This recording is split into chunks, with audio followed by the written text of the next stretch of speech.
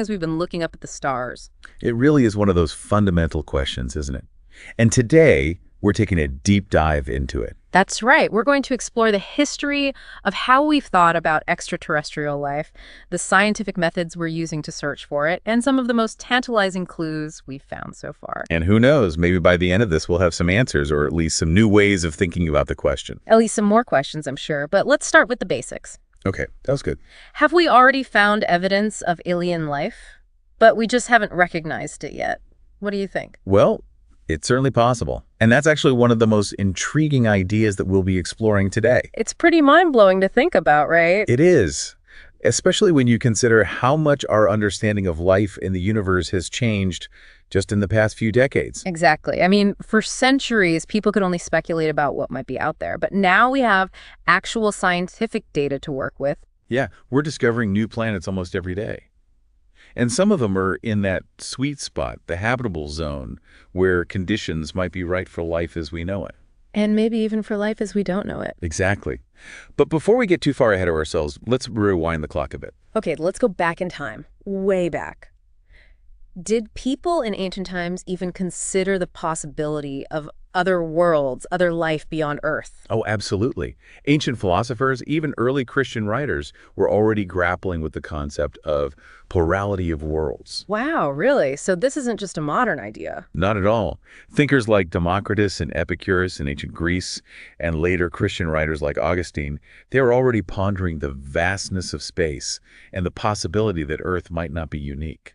I love that. These ancient thinkers just looking up at the sky and wondering what else might be out there. They didn't have telescopes or space probes, but they had their imaginations. And they weren't afraid to push the boundaries of what was considered acceptable to think about. And sometimes those big, bold ideas, even if they seem a little crazy at the time, they can end up leading to incredible discoveries. That's so true. And we see that throughout history as we explore the evolution of how we've thought about extraterrestrial life. Okay, so we've got ancient philosophers pondering the possibility of other worlds. When did things start to get a bit more, well, concrete? Let's fast forward a bit to the 15th century. Now, this is where things get really interesting. Okay, lay it on me. William Vorlong, a theologian, actually proposed that Jesus might have visited other worlds to redeem their inhabitants. Wait, hold on. Jesus visiting aliens. I know, it sounds pretty wild, right? Mm. Especially for the 15th century.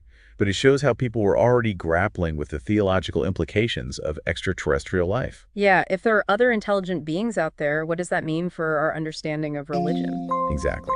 And it's a question that still resonates today. But it wasn't just theologians who were pushing the boundaries of what was considered acceptable to think about. Nicholas of Cusa, writing in 1440, described Earth as a brilliant star, just like all the other celestial objects we see. Okay, so he's starting to see Earth not as the center of everything, but as just one part of a much larger system. Exactly. He theorized that all these extraterrestrial bodies, including the sun, could potentially be inhabited. It's a remarkable vision, considering the limited scientific knowledge of the time. So we've got this idea of a plurality of worlds gaining traction. Was everyone on board with the idea of extraterrestrial life by this point? Not exactly. René Descartes, a prominent philosopher of that era, argued that while we can't definitively disprove the existence of intelligent beings on other planets, it remained a matter of speculation. Okay, so a healthy dose of skepticism, always a good thing in science, right? Absolutely. We need to be cautious about jumping to conclusions, but even Descartes couldn't completely dismiss the possibility. Right. The seed had been planted. And over the centuries, that seed would grow into a full-blown scientific quest for extraterrestrial life. Exactly. And it wouldn't be long before that quest took some major leaps forward. So when did we actually start looking for alien life? The mid-20th century is when things really took off. And it split into two main branches, the search for any kind of past or present life, and the hunt for intelligent life. That second branch, the search for extraterrestrial intelligence, or SETI, that's had a huge impact on our culture. Oh, absolutely. Science fiction has given us some incredible alien encounters on the big screen. Close Encounters, E.T., Arrival, just to name a few. And those stories, they've done more than just entertain us. They've helped shape public perception and spark debates about the potential consequences of contact. That's true. I mean, what would it actually be like to meet an alien civilization? Would it be friendly, hostile, something we can't even comprehend? Those are some big questions. And science fiction has helped us explore those possibilities, even if just in our imaginations. Yeah, but it's not all about hypothetical scenarios. Scientists are actually out there actively searching for signs of alien life, and that's where the famous Drake equation comes in, right? You got it. The Drake equation is an attempt to estimate the number of communicative civilizations within our galaxy. So, how many alien civilizations are out there? Does the Drake equation give us an answer? Well, not exactly. It's based on a series of factors, many of which are highly uncertain. Things like the rate of star formation, the fraction of stars that have planets, the fraction of planets that could support life, and so on. So it's more of a framework for thinking about the problem rather than a definitive answer? Exactly. Even Frank Drake himself, the creator of the equation, acknowledged that these are speculative estimates. They're open to debate and revision as we learn more. But even if it doesn't give us a precise number, the Drake equation has played a crucial role in the search for extraterrestrial life.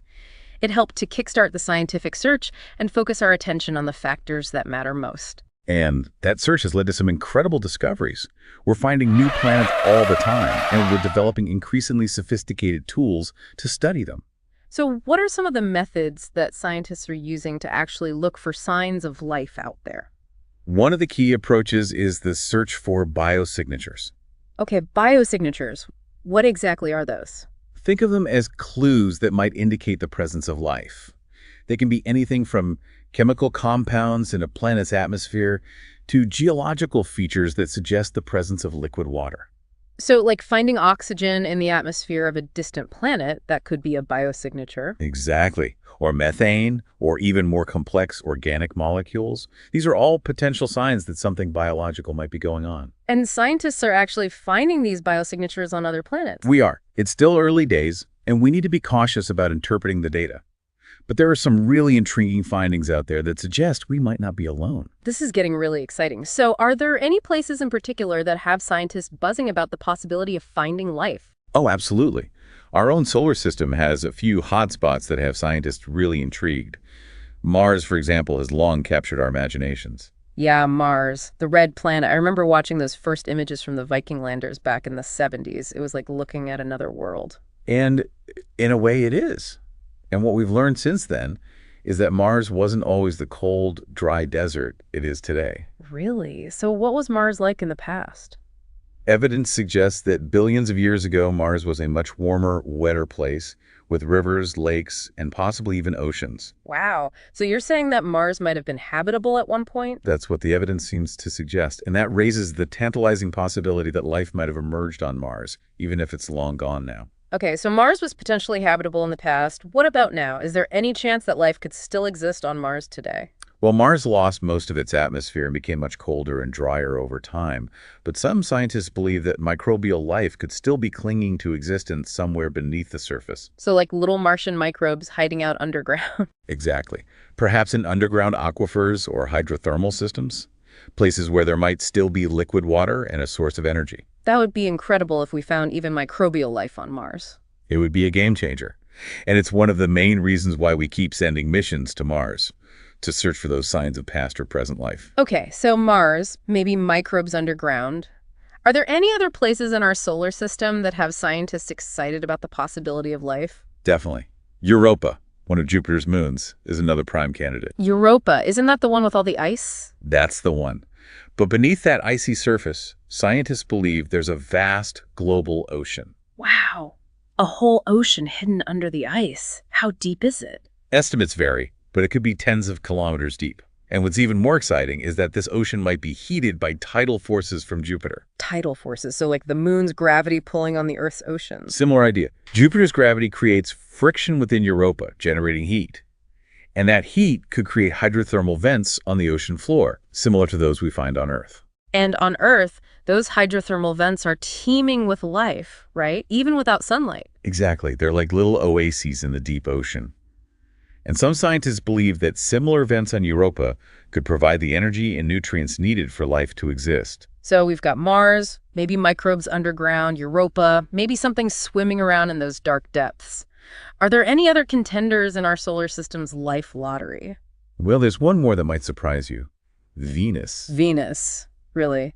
But Venus is like a furnace? The surface temperature is hot enough to melt lead? I know, the surface is definitely not hospitable. But recent studies have suggested a surprising possibility microbial life could exist in the cooler, high-altitude clouds of Venus. Wait, life in the clouds of Venus? That sounds like something straight out of science fiction. What kind of life could possibly survive in those conditions? We're talking about extremophiles, organisms that thrive in environments that would be deadly to most life on Earth. Okay, so like those microbes that live in boiling hot springs or acidic mine drainage? Exactly. And in the case of Venus, we're talking about microbes that could potentially tolerate the acidic conditions and high pressures found in the Venusian atmosphere. So instead of little green men on Mars, we might find microscopic life floating around in the clouds of Venus. It's a possibility. And it highlights how our understanding of what's considered habitable is constantly evolving. Life might find a way to exist in places we never thought possible. This is all so mind-blowing, but it raises a crucial point. How can we be sure we'd even recognize life that's radically different from anything we've encountered on Earth? That's the million-dollar question. Our understanding of life is based entirely on what we've observed on our own planet. Right. DNA, carbon-based life forms, water as the essential solvent. But what if life elsewhere has evolved in entirely different ways? What if alien life uses different building blocks, different energy sources, even different solvents? That's where the concept of life as we don't know it comes in. It's a pretty wild idea, isn't it, to think that life could exist in forms that we can't even begin to imagine. It's a challenge for scientists, but it's also incredibly exciting. It forces us to rethink our assumptions about what life is and where we might find it. And that brings us to some of the most cutting-edge research in astrobiology today. The search for life as we don't know it. And that's exactly what we'll be diving into next. You know, one of our sources makes this really interesting comparison between the search for exoplanets and the search for extraterrestrial life. Oh, yeah. Like, what do they say?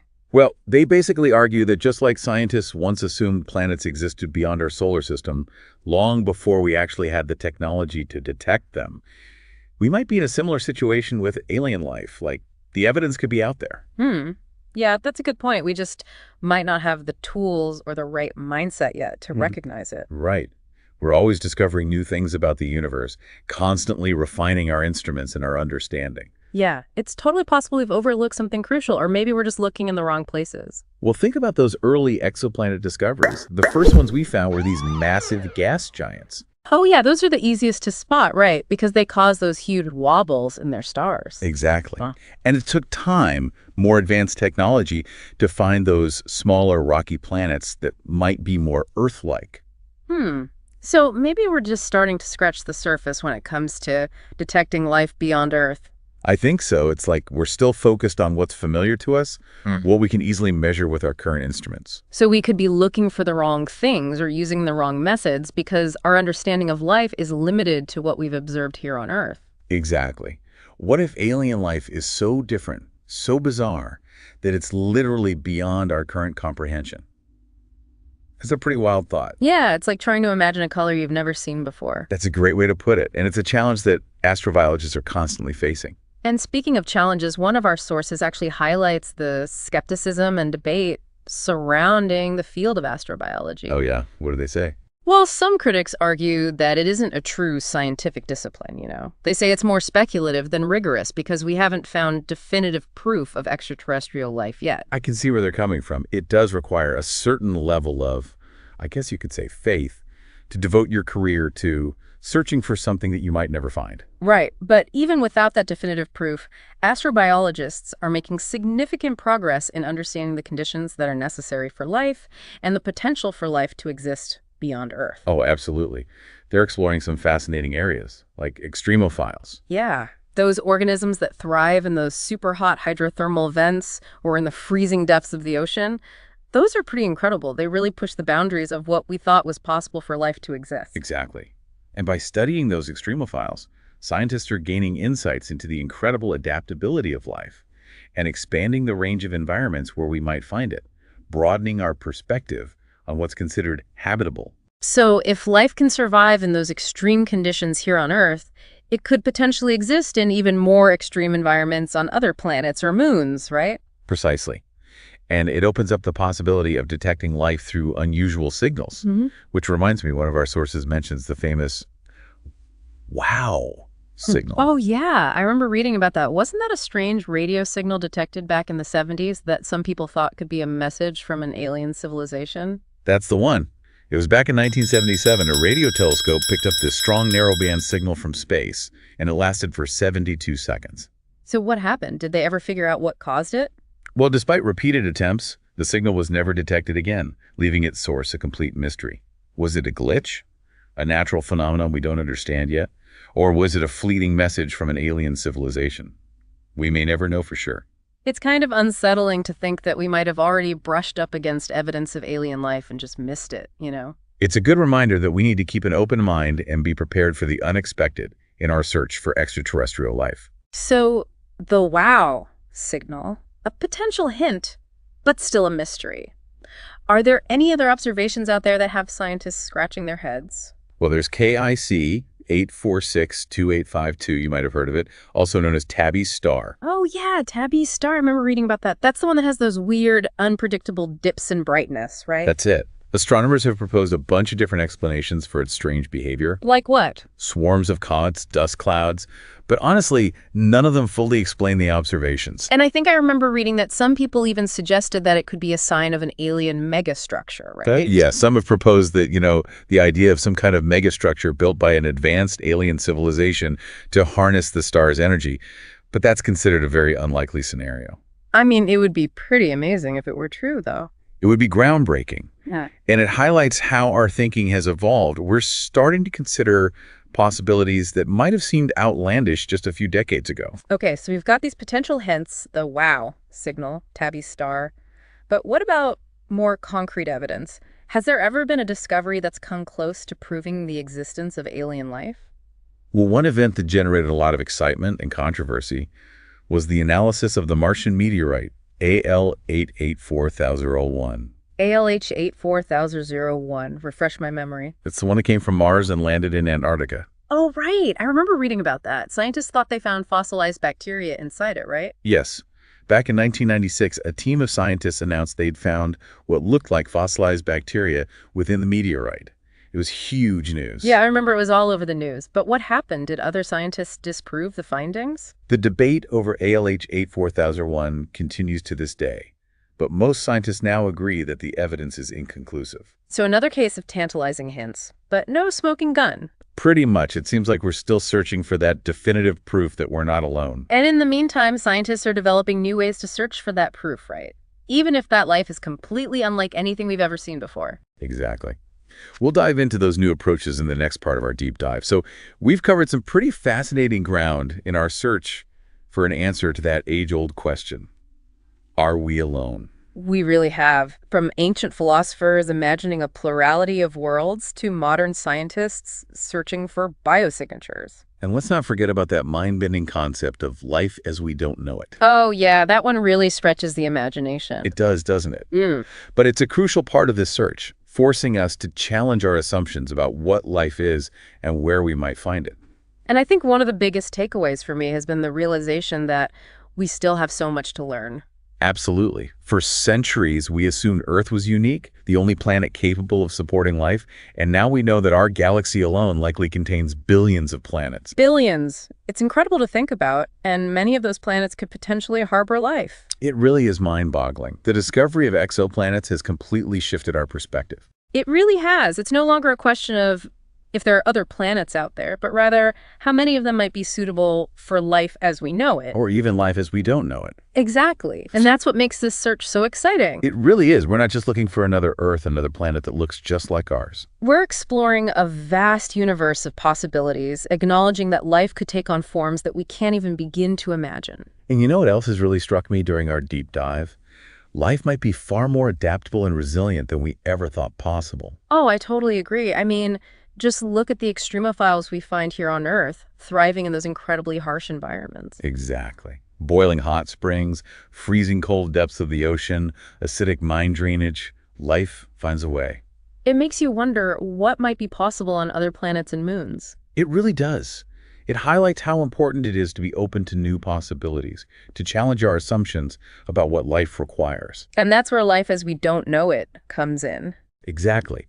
Thinking about life that might be based on completely different biochemistry, using different building blocks, different solvents, different ways of harnessing energy. It's a challenge for scientists because it means we can't just rely on the biosignatures we're familiar with from Earth. We need new ways of detecting life, even if it's completely alien to us. So instead of looking for familiar signs of life, like oxygen or methane, we need to focus on those fundamental properties that define life itself, regardless of its chemistry. That's exactly right. Things like complexity, organization, the ability to maintain a state far from equilibrium. It's like learning to read a language we've never encountered before. We might not understand the individual words, but we can still recognize patterns. That's a fantastic analogy. And that's what groups like ELAB are doing, developing those tools, those frameworks that will allow us to recognize life even if it's radically different from anything we've ever seen. It feels like we're on the cusp of a new era of exploration, one that's not just about finding another Earth, but about expanding our definition of life itself. And embracing the incredible diversity that might exist out there. It's an exciting time to be in this field. It really is. But as we push the boundaries of our understanding, we're forced to confront that fundamental question once again. Have we already found evidence of alien life? It's the question that's been driving this search for generations. A question that has fueled countless debates, inspired scientific missions, and captivated the public imagination. You know, after all the research we've done for this deep dive, I can't help but wonder if the evidence might already be out there. Hidden in plain sight. Yeah, just waiting for us to develop the right tools and the right perspective to recognize it. I mean, think about those tantalizing hints we've discussed, the wow signal, the strange behavior of Tabby's star. Even the controversial analysis of that Martian meteorite, ALH 84001. What if those weren't false alarms, but rather glimpses of something we didn't fully understand at the time? It really makes you think, doesn't it? The answer to this age-old question might not come from some grand singular discovery. Rather from a gradual accumulation of evidence. A shift in perspective, a willingness to embrace the unknown. And you know what? Here's a final thought to leave you with. Imagine for a moment that we do find conclusive evidence of alien life. Okay, I'm imagining it. Not in some distant galaxy, but right here in our own solar system. Wow, okay. In our own solar system. Maybe on Mars or Europa, or even in those enigmatic clouds of Venus. How would such a discovery change us? That's a huge question to think about. It would completely change our perspective on everything. It would force us to confront our place in the cosmos in a way we never have before. It would challenge our beliefs, our understanding of science, our very sense of identity. It would be a defining moment for humanity. It's both exciting and a little bit terrifying to think about. It is. But as we wrap up this deep dive, I'm left with a sense of wonder and a renewed appreciation for the sheer vastness and mystery of the universe. Me too. Who knows what incredible discoveries await us out there? And maybe, just maybe, the answer to the question, are we alone, is closer than we think. Well, I guess the search continues. Thanks for joining me on this deep dive into the search for extraterrestrial life. It's been an incredible journey. It really has. And for all of you listening out there, keep looking up at the stars and keep asking those big questions. Who knows what we might find? Are we alone? Yeah, so my Tesla's just driving me home. It's cool. It's whatever. Drive me home. Thank you. Love you. What's happening, everybody? It's Friday morning. Having a little breakfast. Watching car videos on the home theater screen. Playing a little guitar. And working at the same time. But today, we should be in for a good surprise. 4 wheels, 4 tires, out for delivery. If they make it in time today, we're getting wheels and tires put on, we're getting the fenders rolled, and that's all happening today. Hopefully. Stay tuned. What's up, guys? Friday. Got a little project to do today, and that is this grill. We're going to keep on blacking out the vehicle now. This is the last chrome item on the car. So today we're going to pull this grill off, plasti dip it. Here's the factory Mercedes grill. They make an aftermarket grill for this on eBay. It's 3 instead of 4. And it's all matte black. And I think I'm going to do that. Well, main reason because the tabs are all broken on the top of this. When we lift the hood up, this thing will come out by itself. There's literally nothing holding it. I'm going to go ahead and take this out, and then we'll continue after that. Taking your grill out of an R230 is these bolts. Every bolt is broken on mine. There's literally nothing holding this grill on. It pops right out. Now, coming up in a project soon, right here, will be aftermarket air intakes. I'm going to have someone build those. We're going to get this grill out, we're going to get it cleaned up, and we're going to plasti dip it. Now this video is only for educational purposes because clearly this grill is broken, the tabs are off. So if we're going to do this temporarily, I am going to order that other grill on eBay. So we're going to go ahead and clean this right now. I'm going to use this instant detailer and this little cloth, and I'll be right back. Got the grill all cleaned up.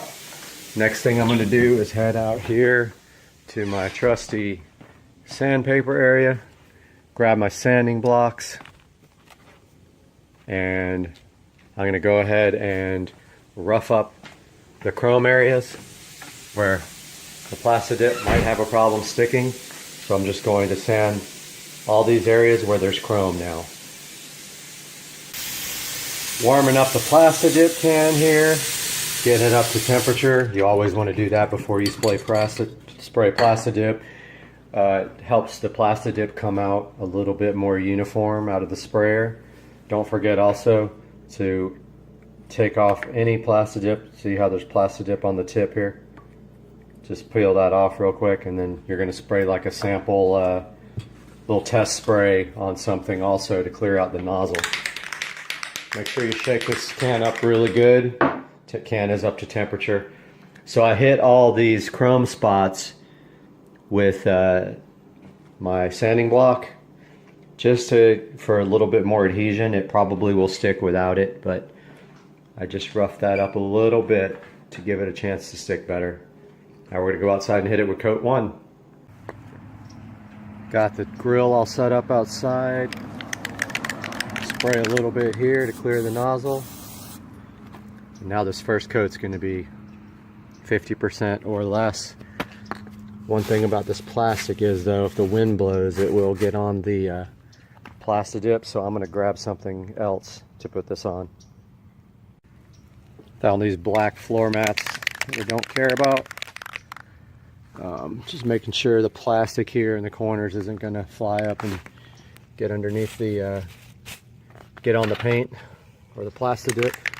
And I'm going to start this light coat.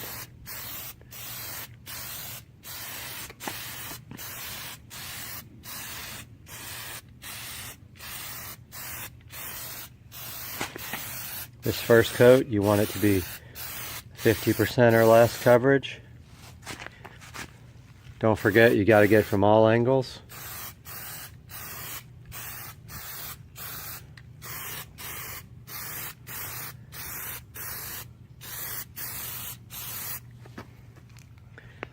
So I'm going to just go around this, hit it with a good coat, even though this top isn't seen.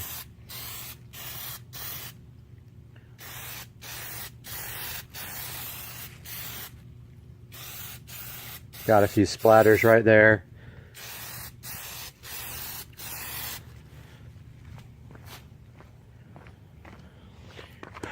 Didn't come out uniform on that part.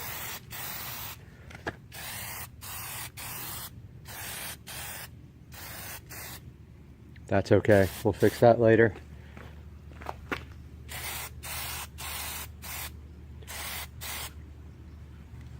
Okay. That's going to be my first coat. That needs 15 minutes to dry. We'll be back.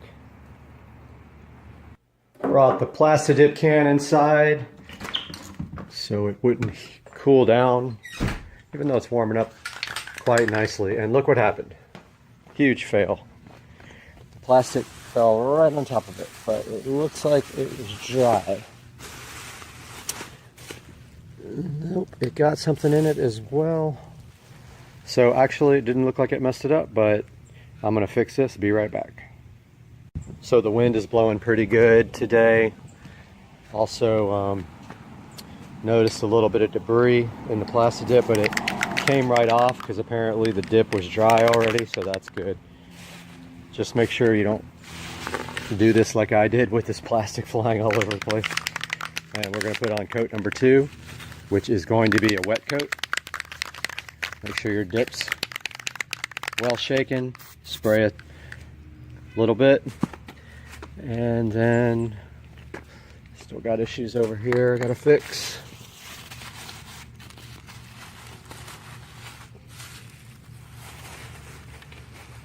Don't care about it getting on the driveway, it comes right up.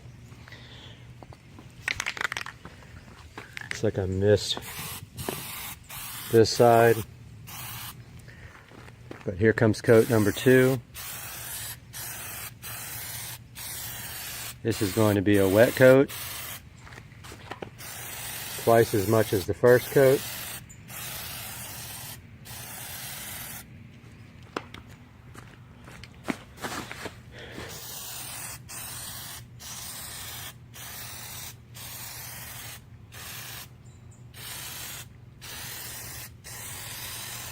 We're going to be cutting it close on this can.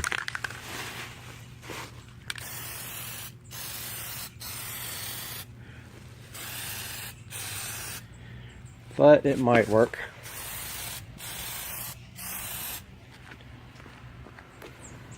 Make sure you go from every angle. All the cracks. We'll be able to see that. In some angles.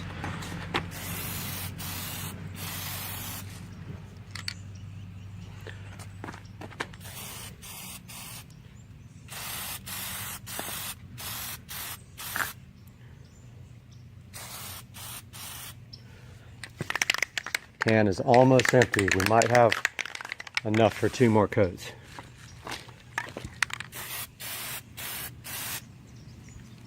A little bit thick on that coat, but I think it'll be okay. The second coat, you can go a little bit thicker than the first coat. Just remember that first coat, you want 50% or less. What I like to call now my Plastidip timer, since I've used it so much, is going off. And I left the can outside, but it's nice and warm out here.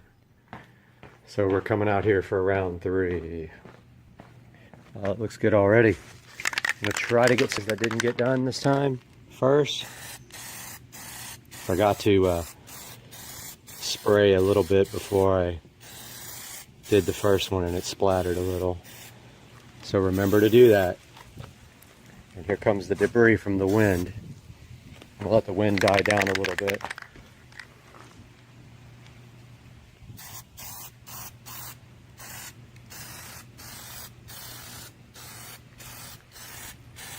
Third coat is going on kind of thick.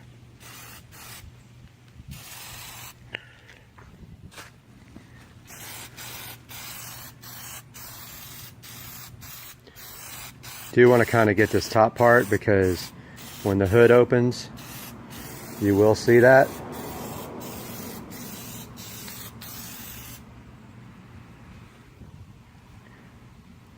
Don't want to go any thicker. It looks like it's starting to drip. Really thick in some places, but I didn't get it underneath there.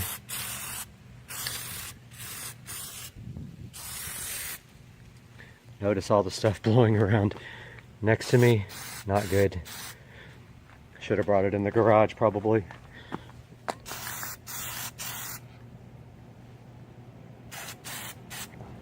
And that's going to be all for this coat. One more coat and we'll be done. Timer just went off, so it is time for the last coat, at which point we're going to let this dry for about 30 minutes. I did take the opportunity while the front grill was off to thoroughly clean this area. This is where the custom cold air intake is going to be going, right in that area there, 2 4-inch filters. So I cleaned and armor-alled that up real good. Time for the last coat. One good wet final coat. Start over here. Oh, I shouldn't have. Yep, it splattered really good there. That was my mistake again. I might have to do another coat on top of that because I forgot to spray one little bit before I started and it splattered right out.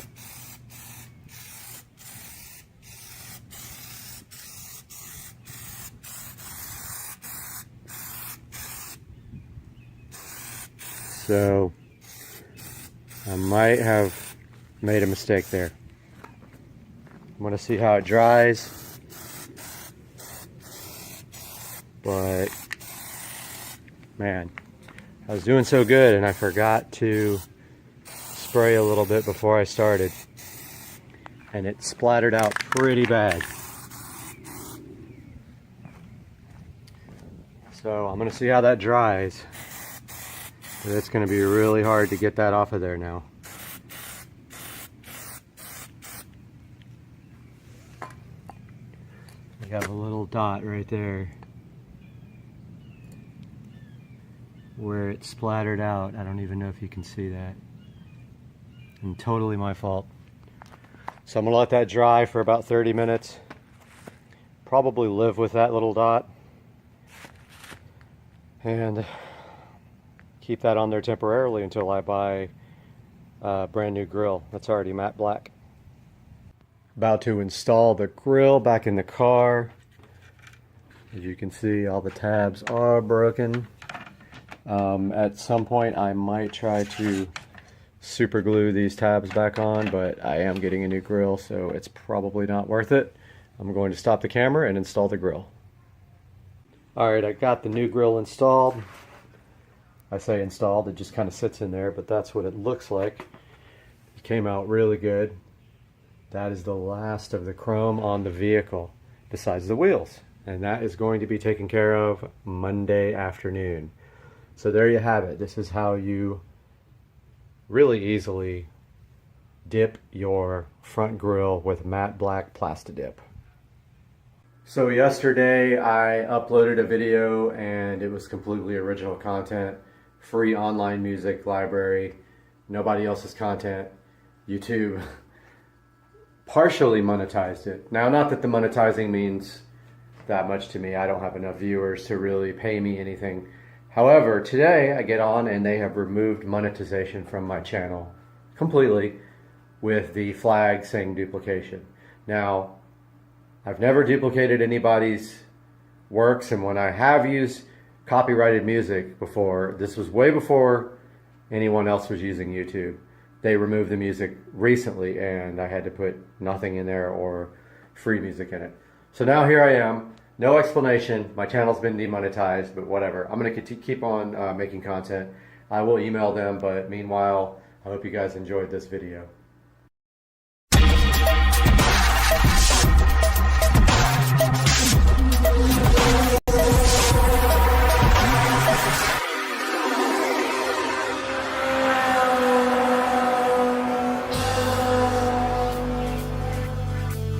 Guys, welcome back to Supercar Street Racing, and we have a huge update for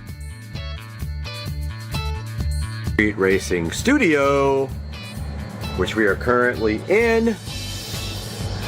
And today was a day of pain, frustration, hard work, and now this is where we are. We are still live streaming. We've been live streaming since this morning, and let me tell you what we got done today. All right, where do we start? What a day, man. 14-hour, 16-hour day, something like that. But check out the studio, guys. So hype train. Today I got this whole wall finished with acoustic tile. That entire wall finished with acoustic tile. Got it cut in all around the AC and the plugs. You can see it turned out so good, so hyped. I got the Gobi 6-inch recessed lighting done. Look at it, guys. It's going to sync to the TV lighting too. Check it out. We got 6 of them. And they are programmed and doing an awesome job. Those are also Govee. This one's turned off, but the actual bulbs are Govee there as well. And we got all the speakers mounted, guys. There's the center channel. There's the side surround, side surround. All we have now to put up are the Harbinger that are going to be flying. Oh, also got the hooks and the chains up for the Harbingers. They're gonna hang off of these. These guys right here are flying. Guys, the studio is coming along so good. And I am sleeping in here tonight, so I got all my stuff out. And the AC is set to 68. And we're live streaming at the same time. But yeah, we got all our lights on. And we're just having a good time. Went out on the golf cart with Joe. Had some liquid refreshments, and now I'm gonna upload this video for the daily update. And I'm crashing right there, get up early and start work tomorrow. Guys, tell me what you think about the Supercar Street Racing Studio. It's coming right along. A lot of hard work has gone into this. All we have left to do is this front wall, and that is going to be an insane amount of work. I have to, first of all, put the walls up, and then I have to do all the electrical and audio and video. We got 1, 2, 3, 4 electrical boxes to put in. All the HDMI, all the network, everything's got to go. The switch has got to go up there. The Harbinger's got to go up. It's another week's worth of work, easy. And then, after all that's done, I still have to tile the ceiling with the acoustic tiles. That is a good, probably 5 hours worth of work, because I have to cut in around all the speakers and the lights. So, some of it will go fast, some of it won't. So, yeah, guys. So hyped for this new studio. Thanks for joining us, guys. We'll talk to you tomorrow on Monday. Welcome back to Supercar Street Racing, and we have a studio update for you today. And I have been working hard in here, but also had some other things going on outside of this. So I took most of the day yesterday to go buy a beater car, which I will put on the channel soon. But what I have done in here is I have continued the acoustic foam tile work, and I have the acoustic foam tiles laid in on the ceiling all the way as close as I could get to here. But Joe and I are going to go tonight and get the foam board so I can finish the front wall. But I got the acoustic foam tile done literally to past halfway through the room, and then I ran out, so I ordered some now. I need about, I think, 80 more to do the rest of this. And what else did we get? That's pretty much it. I've been working on foam tile for days. It's very time consuming to put these in, and I have to cut around these lights as well, so I've been doing that, and cut around the in-ceiling speakers. And I ordered the amplifier. I ordered the receiver for the front, for the whole room. It is a Marantz 7.2 Slimline TX, NR1711, I think. Just NR1711. It'll be here tomorrow, so we'll be able to test out the surround sound here. So that is a little update. The studio is looking awesome. AC is kicking. And the tiles are going in, and all that is really left to do is this front wall, which is going to take me a while. I have a lot of electrical and wiring to do in this front wall. The actual cutting of the foam will be easy. It's the actual putting boxes in and planning all that, because there's 2 boxes up here, there's several boxes here, there's 3 or 4 down here, there's more boxes there and down there. So yeah, it's gonna be a big, probably an all-day thing. But yeah, wanted to get you guys caught up on the Supercar Street Racing Studio. Hey guys, welcome back to the channel. Supercar Street Racing here, and I have a studio update for you. It is insane. I want you guys to see this, the way the studio is looking. Check out the studio, guys. I am super hyped, and I want to give you guys a huge update.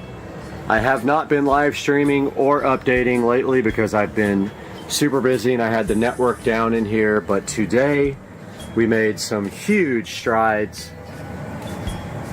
in the Supercar Street Racing studio. Let me get started and tell you what we have done. First things first, but not the biggest, the Harbinger's powered studio monitors are mounted and they are flying from chains right there. Got that done today all by myself. I don't know how, but there is the other one. Alexa, set the office lamps to 100%. There is the other Harbinger flying from the chain and angled down at you for goodness. On top of the Harbinger. I haven't quite figured out how or what I'm going to do with this, but this is my 20 something whatever port. I don't forget how many ports it has. Netgear switch, and you can see the Ethernet connections all labeled and going into the wall, and up there we have a Wi-Fi extender hotspot thingy, and that is connected to Ethernet, and then it has a Supercar Street Racing Wi-Fi signal. So I got to still figure out what I'm going to do up in this corner, how I'm going to organize it, if I'm going to do a little shelf or what I'm going to do. Not that important right now. The biggest thing is I got the Ethernet connected.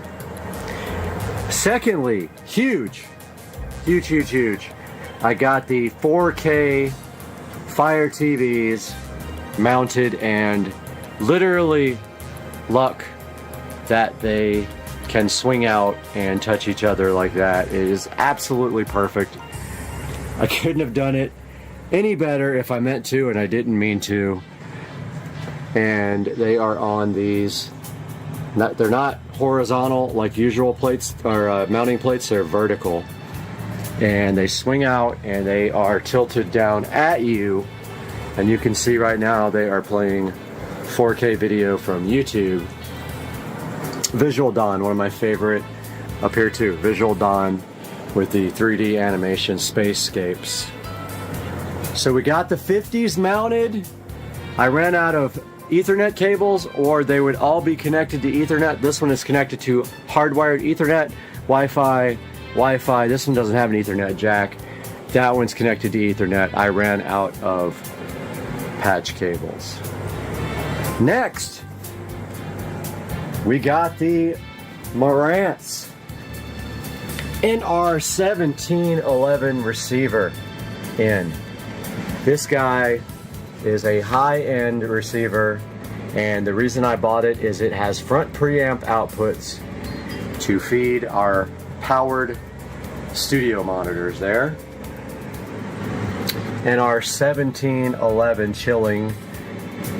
We got our wall plates all done mostly. I've got two more to put in here. One of them is for the front speakers, where it'll be RCA. The other one is a dual Ethernet jack, one for this and one for the PC. So there is the home theater wall plate, and that little thing coming out of the corner is the USB. You don't want to do a USB extension. It's already extended twice and it's already going to be an issue, so I just drilled a little hole in the corner and ran it straight through. We got all the other wall plates done. They're not exactly on the same level, but they'll all be under the desk. We got all the power done. The only thing I have to do over here is connect the subwoofer plate for the sub that is going to go somewhere over here. I'm not quite sure yet because there's not much room right here. And we got all of the wall plates done behind the Fire TVs. This HDMI wall plate here feeds down here. So if you want to connect a laptop or a tablet or anything else to that guy here, you can do it right there. I have not connected the HDMI here to the TV yet, but that will be next. Same thing over here. This HDMI wall plate feeds this guy here. There's also network down there, so if you want to plug a laptop in and work on this 50-inch, you may do that via that port right there, HDMI. There's power there, power there, power there, and power there that I installed today. And I did the power and the wall plate with the USB, HDMI, Ethernet, and coax. We're not using the coax. Those are behind every television. There is one back there as well. It's hard to see. Every place that you can possibly sit. Here's another Ethernet and HDMI. HDMI feeds the 32-inch, and you can connect a laptop or whatever here and have Ethernet. Every place has Ethernet. 1, 2, 3, 4, 5, 6. There's another jack there for just straight Ethernet. If you want to work right here on the couch, you may connect your laptop to Ethernet. If you want to work right here, you can connect your laptop to the 43-inch and you have Ethernet. We've got the Echo Show 15 chilling flush mounted. Completely flush mounted into the wall. First one I've done like that. So this is not a completed tour. When I am done, I will give a completed tour. I wanted to do a little update. Oh, also got the Govee recessed lighting installed. All of it. And it is all controlled by Alexa. Set the studio switch lights to purple. And there we go, they are purple. And I have power there stubbed out and power there stubbed out. It is permanently on power, and that is for lighting for shooting videos. Most likely we'll have a light pointing down here at the desk and one up there pointing down here at the desk, and I just don't know yet quite how I'm going to do it, but that is an update from Supercar Street Racing Studios. Big update. I'm so hyped to start doing videos here. We'll see you guys soon. Welcome back to the channel, and we've got a huge update for you on this wonderful Friday evening in the Supercar Street Racing Studio. That's right, you are looking at the 95% finished Supercar Street Racing amazing 4K production studio, and I cannot wait to give you guys an official tour. But let me tell you what we have done since the last update.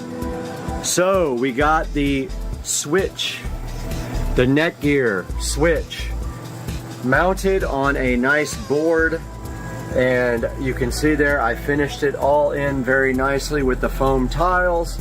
It looks awesome. I have 100% finished, except for the door. We don't know what's happening with the door yet. 100% finished with all of the foam tiles in the whole studio. Some of them are falling off, so I have to glue them back as they fall. I put extra glue. That's okay. That's gonna happen because I didn't use a ton of glue everywhere, but yeah. The other thing that's not done is the studio lighting. So this is lights for maybe studio stuff, like a, you know, lighting for me when I'm doing productions. There's one on both sides, permanently wired on. That is not done yet. Everything else almost is done except for cable management. So I ended up buying this desk. It's very cool. It's actually a door that was made into a desk with IKEA legs. 90 inches long. It's actually perfect for what I'm doing here. It will fit all of the editing equipment plus my work stuff on this end. I'm going to shift everything down to the end and then move it right over into the corner. That's going to open up this whole space over here for whatever I want to do with it. It's going to leave this space open. There's the subwoofer. I did put the subwoofer connector over there in the corner, and that sub is too big for going in that little pocket right there. So I don't know if I'm going to move this couch that way or keep it that way. But either way, this can actually go under the table as long as it doesn't hit my feet. It's fine. We've got the editing rig down there hooked up to the 4K 50-inch TVs. Two displays there, two displays there, and of course when you move the mouse, you can move from one display over to the next display, and then down to this display and over to that display, where then you can open up a nice monitor session here for Supercar Street Racing. So that is all done. There is the Marantz NR1711, which is actually output from the PC is feeding it. So we're listening to Purple Planet, no copyright music, playing through the Marantz in...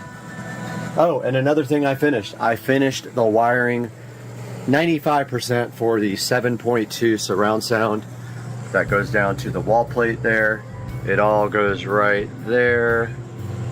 And all I have to do now, right here, right now, tomorrow, because I'm burned out, is on the receiver end, I'm going to put banana plugs. So I'm going to shorten the wires once I get the table closer to the wall. You can see right now it's about 2 feet off the wall. When I get it closer to the wall, I'll shorten the cables, put banana plugs, clean that up, and then I've got tubing to run straight down because there's no wire management on this desk. What else did I get done? I got all the wall plates installed, all the foam tile done, all the speakers are on and running, and they have been set up with Odyssey, so they have been calibrated.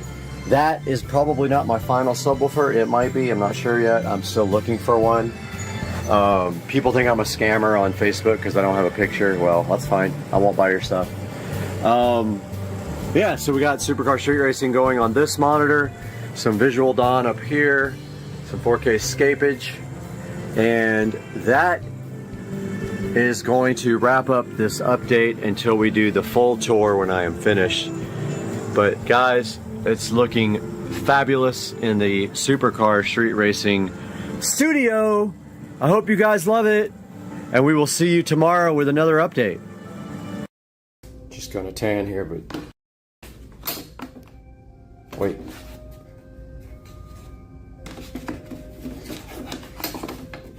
What the? There he is. He's tiny though. I think he's a baby. Little guy.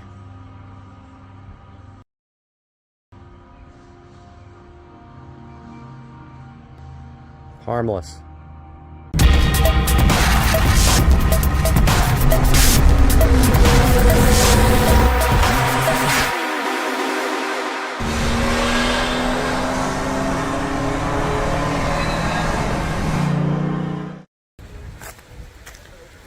Trish went fishing and caught a monster.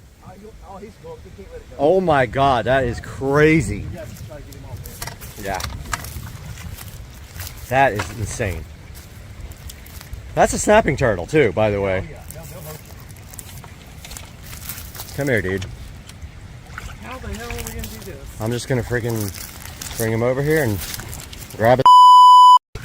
You wanna grab him? I'll grab him by the back. Here, baby, you got this. Yeah, it's caught in his jaw. It is. Yeah. Yeah, we might have to cut it. I don't want to lose your hook though. I don't care about. I don't want. I hate to see him. Yeah, I'm trying to help him out. Yeah. Come on, buddy. Shoot him! Shoot him! Wait, where's our knives?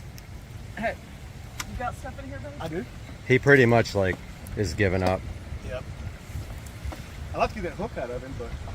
You want scissors? You want? I mean, if he gets a hold of us, he's gonna do some damage. I'm not getting my hand near him. He'll carry you up. Here, let me cut it. Right. Well, can you cut it under the hook? I'll do it. You want to get it close to his back? Yeah, hell yeah. As long as you video it. All right. You video. Okay, it's already on. Okay. Is that another snackle? It's turtle season. No, that's a soft shell. Oh, yeah. We can grab him and take it off. All right. He's a snout nose. Come here, dude. Come here, buddy. We can't. You want to film this?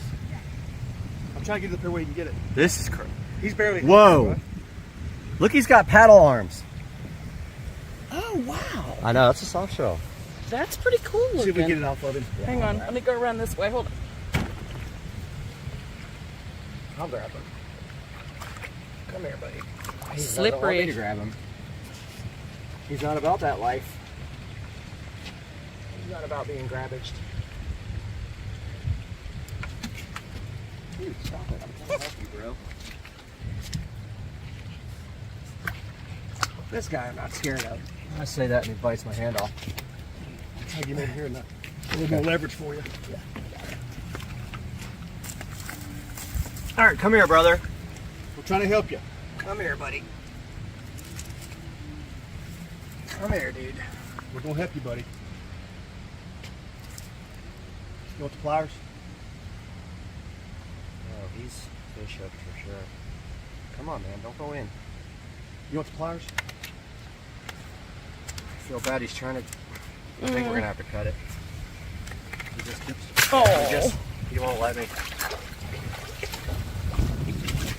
Panic attack. Yep. Come here, dude. Get the pliers out of here. It's alright. I don't want to cut it though. I'd rather be able to get it off of him. Yeah. I think I can. Come on, buddy. Let him get it off of you. Come here, Slippery.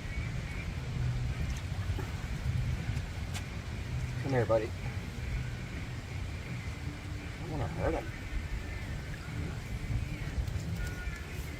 All right, man. Wow, he's such a cool dude. You got him up here a little ways, that way he won't jump right in there. Yeah. All right, buddy. He's so cool, though. Look at him. And he's not happy. Flowers. Yeah, it's a two-person. Oh, he needs Hang on, buddy. leaf removal. Try those. Here, you do it. I'll hold him. Yeah, that's what. I mean, he ain't gonna bite you because he got no teeth. Come here, buddy. Let's get this out of you, bro. He ain't got no teeth. Let's get it out of you, bro. There you go, man. You got him. In my glasses. I can't see a bit. It's definitely underneath, so if you can go under. Hang on, buddy. It's under and to, yep. Oh, it's way back there. Yeah, it's like, see how it's like, check it out. Damn, dude. Yeah, you got him. It's coming out right here. Okay. There you go. Now you got it. Yep, that's it. Come on, man, we got you. Dude, I know it hurts. There you go. Oh, good. All right, you ready to go home? Come on, buddy. Go free. He's like, thank you. 7 billion views. That's it. The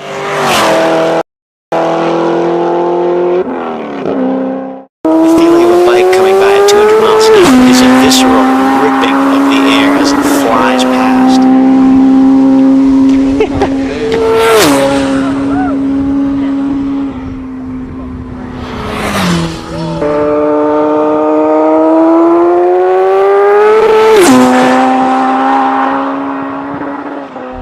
You can see this 200 mile an hour pass, the exhaust coming out the dump pipe on the left side of the bike.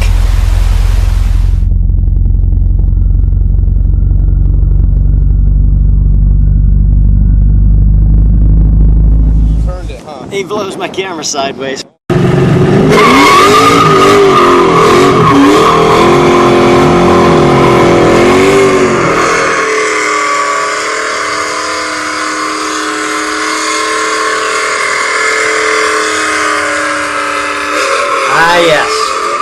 very few things that rival the sensory overload associated with the burnout. You've got the smell, you've got the smoke, you've got the vibrations. It's awesome. People love burnouts unless they happen to be wearing a law enforcement uniform or something like that. Burnouts are necessary for drag strip runs to heat up tires. Generally on the street, you don't really need to do anything like that, especially with roll-on races. So burnouts are just for pure pleasure.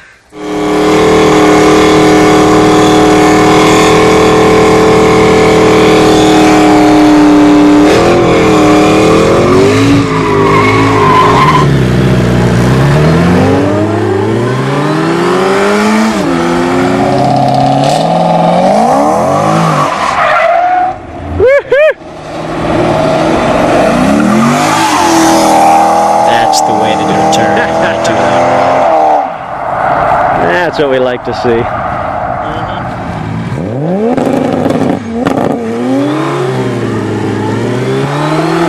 The impressive thing about these burnouts are the fact that they start at about 40 miles an hour. So this black Supra has enough power to break the wheels loose at about 40 miles an hour, both wheels.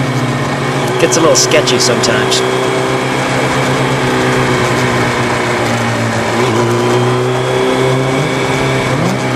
Being careful about the rider in front.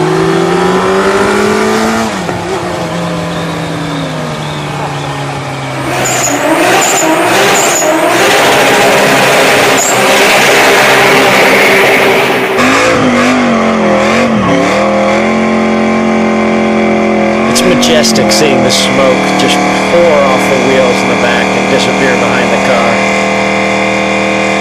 Keep in mind there's a camera bike back there.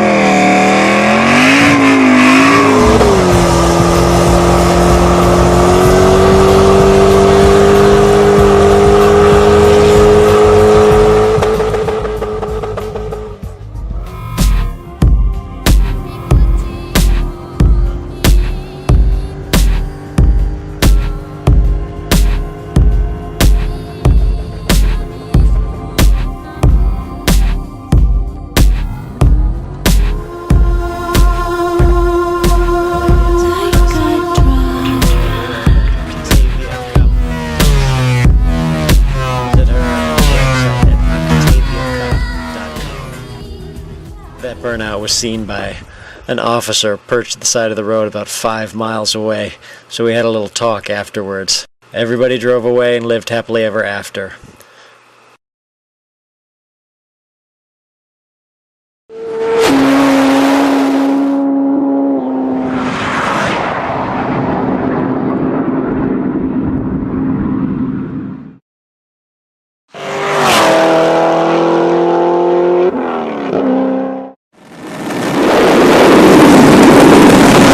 .93.5 Supra hardtop, very rare. There's only a few hundred hardtops made in that year. Running 74mm innovative turbo, 1000cc fuel injectors.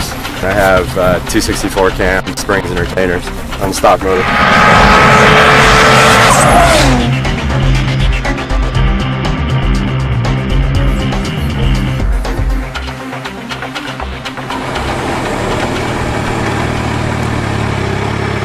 You guys might want to take another 100 yards just so that you're comfortable right where you want to be when you take off.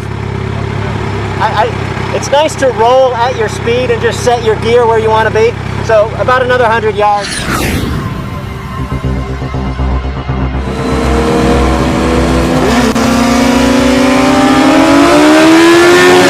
This is a great matchup. The rider on the ZX-10 is a fairly large guy, but still the ZX-10 managed to squirt away briefly before the 900 horsepower Supra takes it down well before the finish line, and then just adds to his lead as the speeds get up higher and higher, and the ZX-10 begins to lose steam aerodynamically.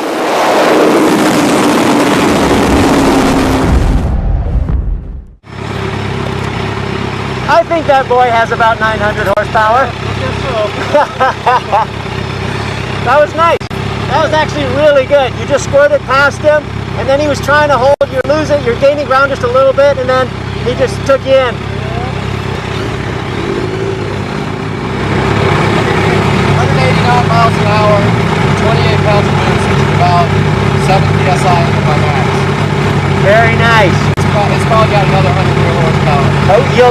for the ZX14. That was really good. It was about what I expected in that he took off just a little bit, you chased him down. Once the speed gets high, he's going to run out.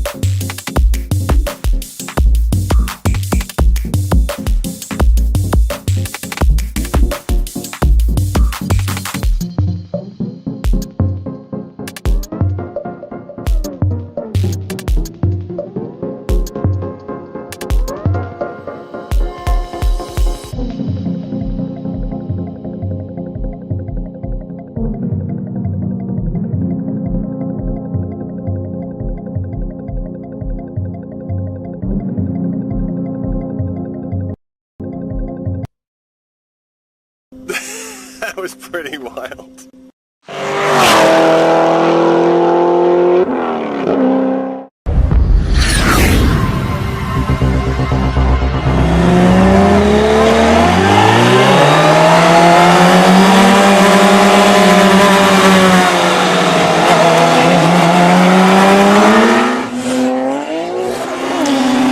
The Supra allows the Lamborghini a little bit of a jump, knowing that it's got enough horsepower to chase it down, which it does quite handily as soon as the boost comes on.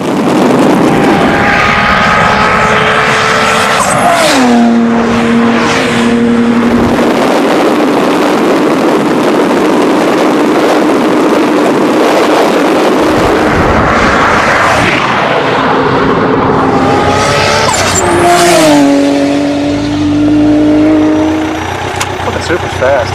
Super's fast? Lambo's not so fast.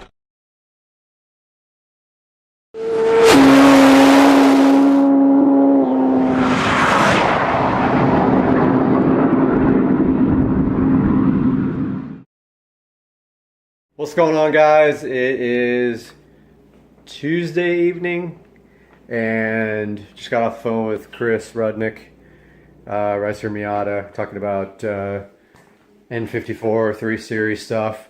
But when I got home, I did have a little gift waiting right here. So this came in today for the SL65. Apparently it works on a lot of different R230 models, so let's give it a little open here. So this is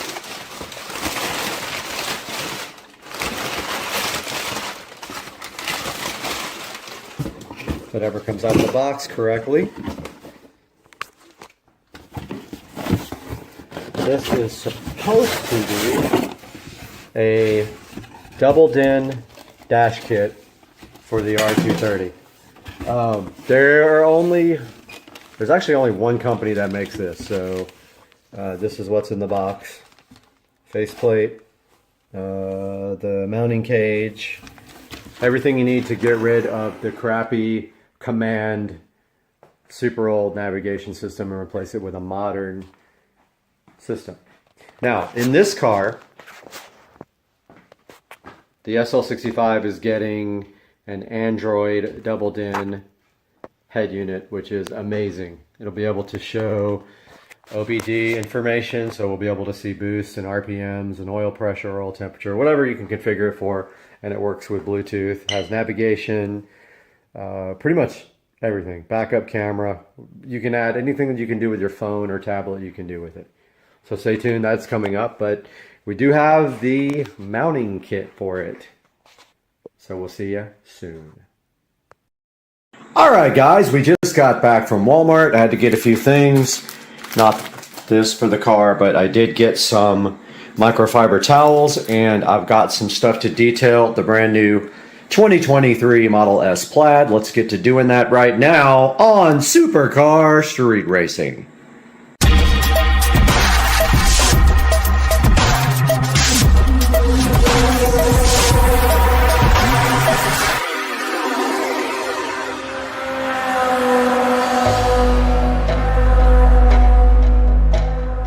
Guys, welcome to the garage, and today we are going to attempt to detail the inside of this car. Literally just wipe it down. How close was I? 2 inches. Good parking job, huh? Almost got that front plate holder. And we have some unique products here to use. First of all, we have this aerospace protectant that you can literally use on anything. It says the instructions right there.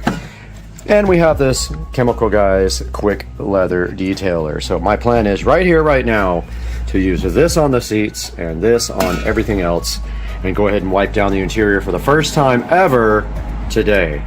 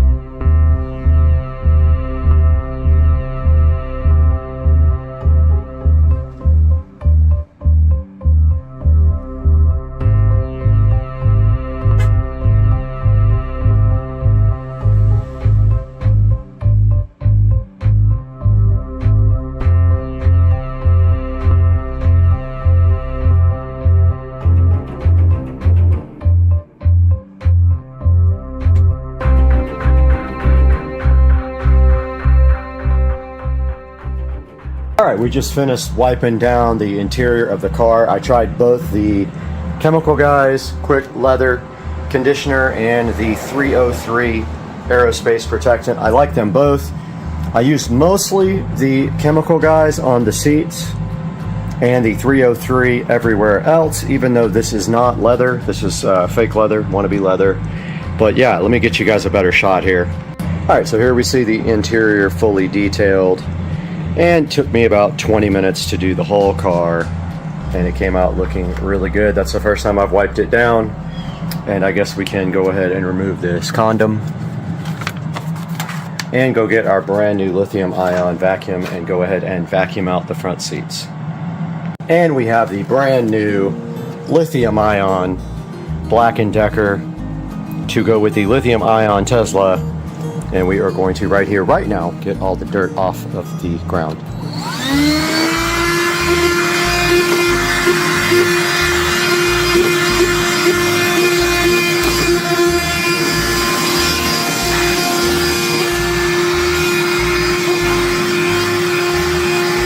Whatever that is, does not want to come up.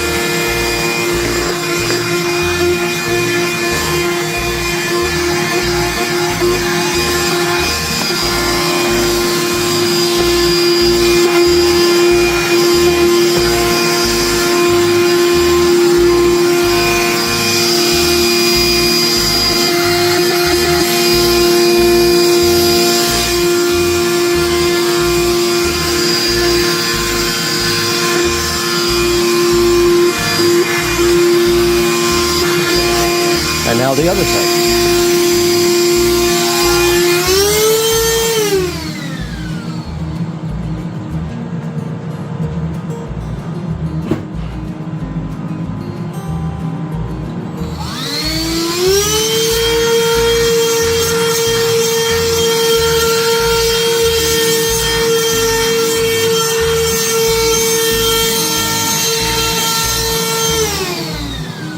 All right, just recording a quick little outro here. We're in the beautiful Supercar Street Racing Studios.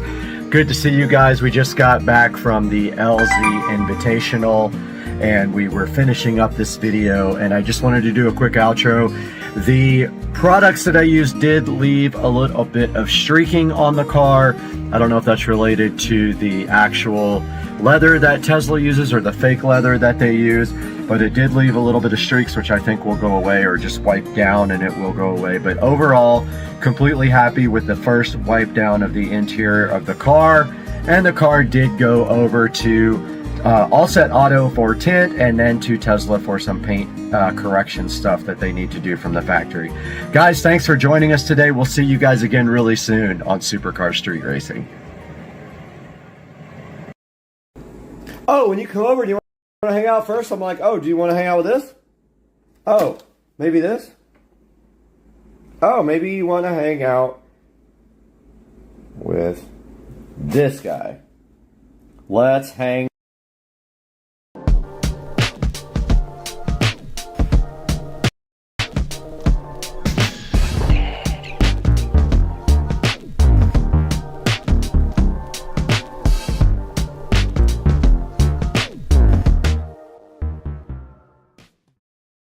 All right, so we're diving into a really fascinating topic today. Yeah. You've sent over a bunch of material about people who've not just faced some pretty major challenges, but who've actually come out even stronger on the other side. Yeah.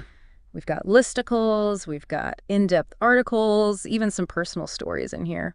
It's a really interesting mix. It is. Yeah. And it seems like you're interested in going beyond just a surface level understanding of, what resilience is. Definitely.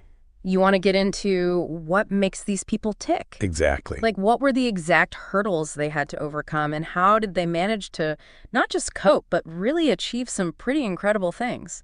Well, to me, what's fascinating is how a lot of these stories really kind of make you question if adversity can actually be a catalyst for growth. Oh, that's interesting. It's not just about bouncing back. It's about using those tough experiences to fuel something even greater. So it's almost like resilience isn't just about getting back to normal. It's about reaching a whole new level because of what you've gone through. Yeah, and I think that's what's so inspiring about these stories. Totally. Yeah. Let's start with some of the physical challenges, because I'm already feeling pumped just thinking about these stories. All right, well, one that always comes to mind is Nick Vujicic. Oh, yeah. Born without limbs. Wow. You'd think just everyday life would be a challenge enough, right? Right. But this guy surfs, swims, plays golf. No way. And on top of all that, he's a world-famous motivational speaker. That is incredible. It really makes you think about what limitations even are. Right. Is it really about what our bodies can or can't do, or is it more about our mindset? Well, Bethany Hamilton's story really kind of highlights that mindset aspect, I think. Okay. Losing an arm to a shark attack at 13 Oh my gosh. would make most people pretty hesitant to even get back in the water. For sure. But she was back on her surfboard within weeks, Really? went pro, Yeah. and now she's an advocate for shark conservation. Wow, there's something so powerful about that, you know? It is. Not letting something so traumatic completely define you. Absolutely. She could have just let that experience hold her back, but instead she turned it into fuel for this whole new chapter in her life. It's amazing. It really is. It makes you wonder if that kind of trauma can actually trigger what psychologists call post-traumatic growth. It's a real phenomenon, and you see it in a lot of these stories. Oh, interesting. Wilma Rudolph, for example, she contracted polio as a child Oh. and had to wear a leg brace. I didn't know that. But she went on to win 3 Olympic gold medals. You're kidding. That's not just bouncing back. That's exceeding expectations that most people wouldn't even dream of setting for themselves. That's true. It makes you think about the role of perseverance in all this. Is it something you're born with, or can it be developed through facing these kinds of challenges? Like, was Wilma just incredibly determined from the get-go, or did overcoming polio actually forge that determination in her? It's a good question. I'd argue that adversity often reveals hidden strengths that we might not even know we have. Okay, yeah. Take Scotty Smiley, for example. He became the first blind active duty officer in the U.S. Army. Wow. After losing his sight in Iraq. That's incredible. It's not just physical adaptation, it's a complete mental and emotional transformation. How do you even begin to process that kind of loss Right. and find the strength to keep going? I mean, It's hard to imagine. did he rely on any specific techniques, or was it more about sheer willpower? Well, he talks a lot about asking the right questions, reframing his situation, Oh, focusing on what he could still control. It's fascinating how the human mind can adapt, yeah. even to the most extreme circumstances. And sometimes even a temporary change can have a pretty profound impact. Oh, you're thinking of Bertie LaRue, right? Exactly. The horse riding accident that left him temporarily blind. And his blindness wasn't permanent, Right. but it completely shifted his perspective. It really did. Yeah. He went from taking his sight for granted Yeah. to truly appreciating the beauty of the world around him. Makes you wonder how much we miss when we're not really paying attention. And if maybe a shock to the system can actually help us see things more clearly. That's an interesting thought. It seems like so many of these physical challenges force people to really confront their limitations, reevaluate their priorities, Yeah, and ultimately discover a whole new sense of purpose. I think you're right. But what about the people who faced challenges that were more social or societal? I mean, those hurdles aren't always as visible, but they can be just as daunting to overcome, right? Absolutely. Yeah, it's almost like facing those societal barriers requires a different kind of resilience altogether. Oh, absolutely. It's not just about adapting physically, it's about navigating systems and challenging those really deeply ingrained expectations. Yeah, and sometimes it's about fighting for your right to even exist in those spaces. That's a good point. Malala Yousafzai's story is a powerful example of that. Oh, definitely. Advocating for girls' education Right. should be a basic human right, Sure. but she was shot by the Taliban. It's unbelievable. Simply for speaking up. Her story is a stark reminder that knowledge can be a threat to those in power. It is. It makes you really question those structures that try to limit access to education, Yeah. especially for girls. And then you have someone like Nelson Mandela, Oh, wow. who spent 27 years in prison I can't even for imagine. fighting against apartheid in South Africa. 27 years. It's hard to fathom the kind of resilience it takes Is. to not only endure that kind of injustice, Right. but to emerge as a leader who promotes forgiveness and reconciliation. That's what I find so remarkable about his story, Yeah. He didn't let that experience make him bitter. He didn't. It feels like he actually transcended the anger and the hatred. It does. And that's what allowed him to lead such a powerful movement for change. It's incredible. It speaks to a level of emotional intelligence that's just off the charts. Yeah, for sure. It makes you wonder if prison broke him or if it forced him to confront his own humanity in a way that ultimately made him stronger. It's a fascinating question, isn't it? Yeah. It is. It's a reminder that even in the darkest of places, there's still that possibility for growth. I agree. And sometimes those incredibly difficult experiences can give birth to something truly extraordinary. You know, we see that in J.K. Rowling's story, too. Oh, absolutely. Going from a struggling single mother on welfare to creating this global phenomenon that is Harry Potter. It's an amazing journey. It is. It really challenged that idea that creativity can only flourish, in comfort and stability. Right. She faced financial hardship, single parenthood, countless rejections from publishers. Wow. Yet she persevered. And it seems like her own struggles infused her writing with this depth and relatability that really resonated with millions of readers. There's this idea that art often emerges from pain. Mm-hmm. And her story definitely seems to support that. It's almost like she channeled her own experiences of overcoming adversity into the characters and the storylines. Yeah. Creating this world where even in the face of darkness, there's always hope. I think that's part of why it's resonated with so many people.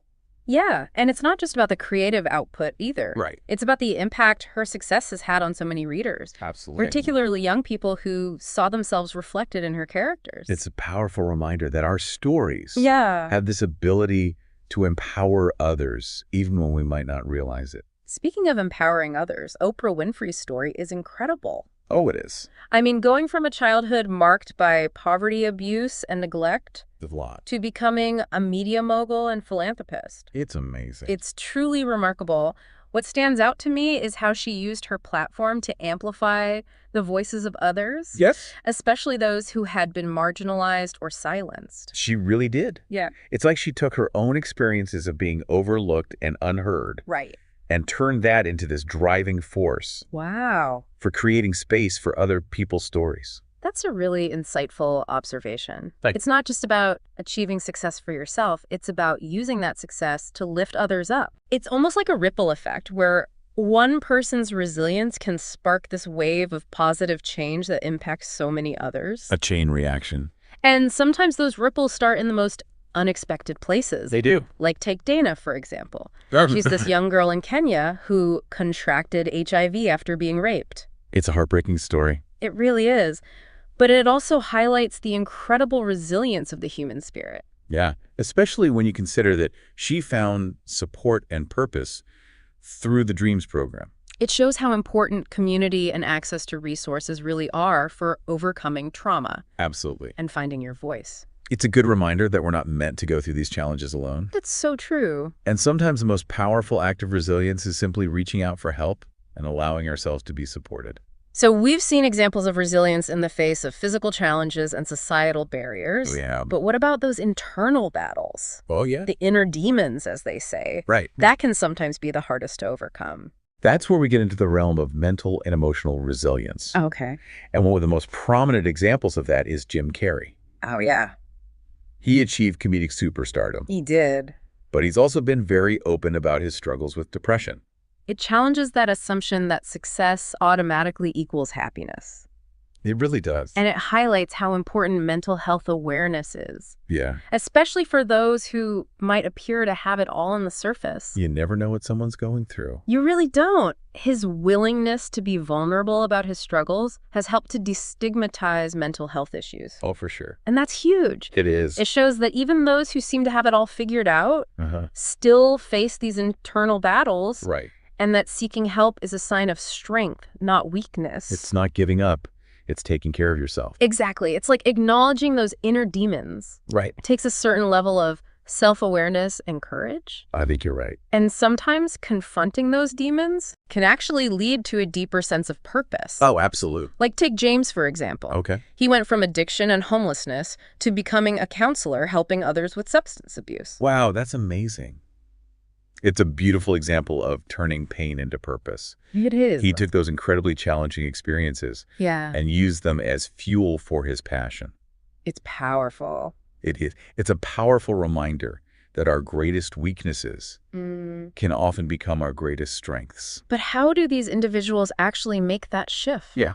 What are those common threads, the mindsets, the strategies that allow them to not just survive, but thrive? That's the million-dollar question, isn't it? It is. And while there's no one-size-fits-all answer, Right. I think we can definitely see some recurring themes here. Yeah, it feels like we've been talking about this idea of post-traumatic growth quite a bit. We have. It's not just about bouncing back to where you were before the challenge. It's about actually using that experience to kind of propel yourself forward in a new way. It's a fascinating concept, isn't it? It is. That something so inherently negative as adversity can actually become this catalyst for such profound personal transformation. Yeah.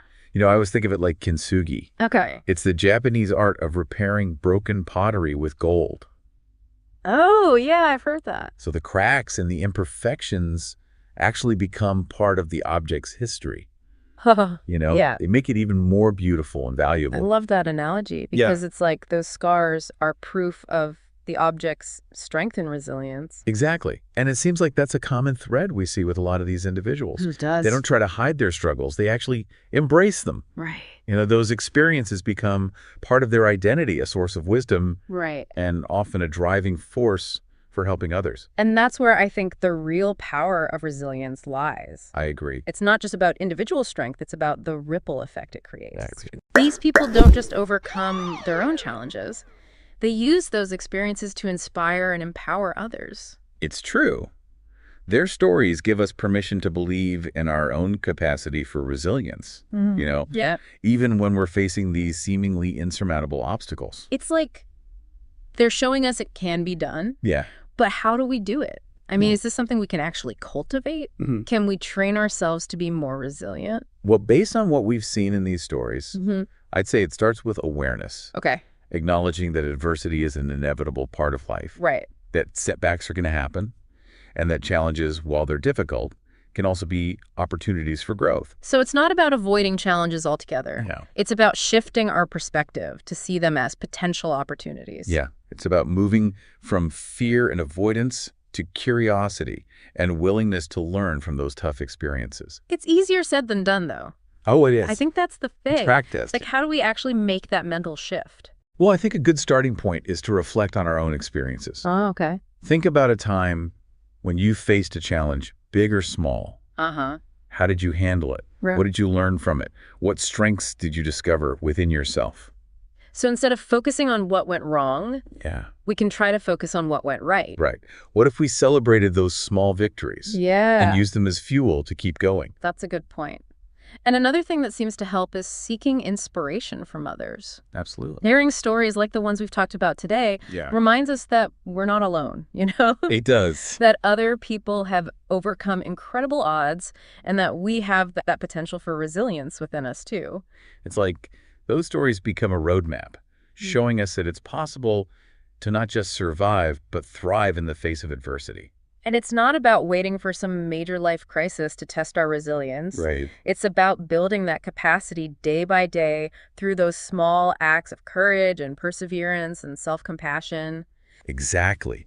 The more we practice, the stronger that resilience muscle becomes. So as we build our own resilience, we become better equipped to handle our own challenges. Of course. But we also become a source of strength for others. That's right. It's like that saying, a rising tide lifts all boats. I like that. You know, when we invest in our own resilience, we're also contributing to a more resilient community, more resilient world. It's been a really eye-opening journey exploring these stories, and I think you've given us a lot to think about. I'm glad to hear that. You know, as we each face our own challenges, big or small, Mm-hmm. let's remember the lessons we've learned from these incredible individuals. I agree. Let's embrace the power of resilience, not just in ourselves, but in our communities. Because ultimately, it's not just about surviving, it's about thriving. Well said. And who knows, maybe someday our own stories of overcoming will inspire others to find their strength and resilience too. I hope so.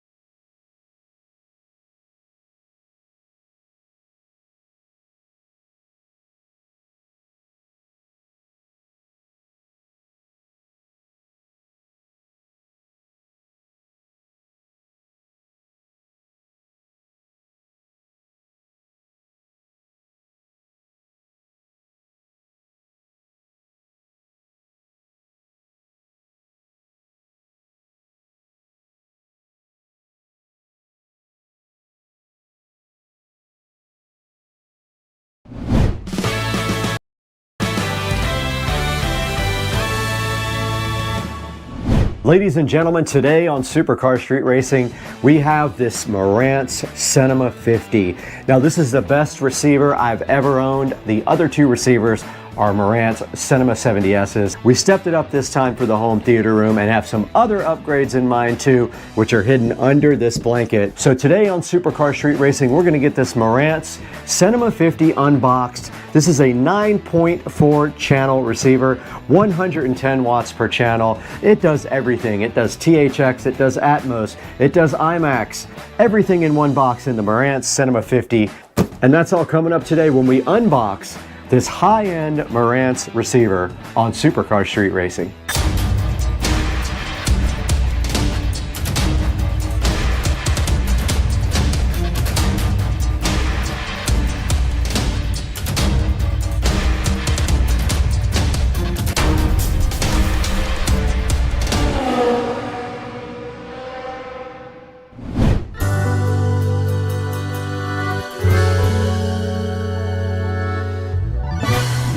We are back on Supercar Street Racing. Welcome back. If you're new, welcome to the channel for the first time. And if you've been here before, we appreciate you coming back to check out the Marantz Cinema 50. Now, this is one of the 3 flagship models for Marantz. There is a Cinema 40 and a Cinema 30 that go below this one. But the Cinema 50 is a 9.4 channel receiver with 110 watts by 9. Plenty of power for what most everyone needs for a home theater. And then of course it also has 4 discrete subwoofer outputs. And from what I understand, you can control those separately in the software. Now this Cinema 50 I picked up on Black Friday for $500 off. It was a total of $2,000. It is not sponsored by Marantz. I was gonna try to get them to sponsor it, but they never answered my emails. This was paid for in full by Supercar Street Racing to bring directly to you guys so we can show you what this thing is all about. Now in the bedroom over there, we do have the Cinema 70S. The S is a slimline version of the Cinema receiver. And also in the living room, we have a Cinema 70S. And I'm super hyped to have this in my home theater.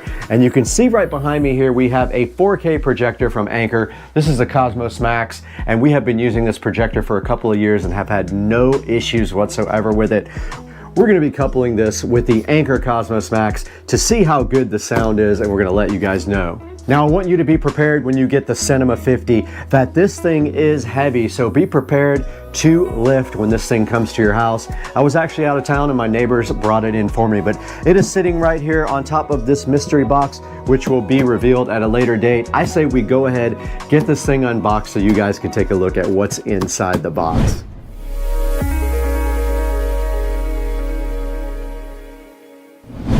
All right, we are down here by my old setup. Now what we have right here is a Pioneer VSX 933. I have had this receiver for a few years now, but I am upgrading. I am gonna get rid of this and go ahead and put this Cinema 50 right here in its place. And what we're gonna be doing with this Pioneer is we're gonna be moving that to the audio closet. We have a whole other project going for that, where we are going to take the back of the audio closet off and have a nice access for all of our audio gear. So that is gonna be removed. The Advent center channel speaker is staying in its place where it always has been. And so is the EX1200 Ultra Bass from Behringer. That is my low frequency enhancer for bass. Okay, we are also replacing the JBL studio monitors, and I can't tell you right now exactly what that is going to be because we're going to do that later on another video. Those will be going also. The subwoofer is staying in place though, and the center channel for now is staying directly in place. Now we might change the center channel. We just need to figure out how much height we have. We are moving everything down lower with a shelf, so everything will be closer to the ground. I'm hoping that we can put a nice center channel in right above this.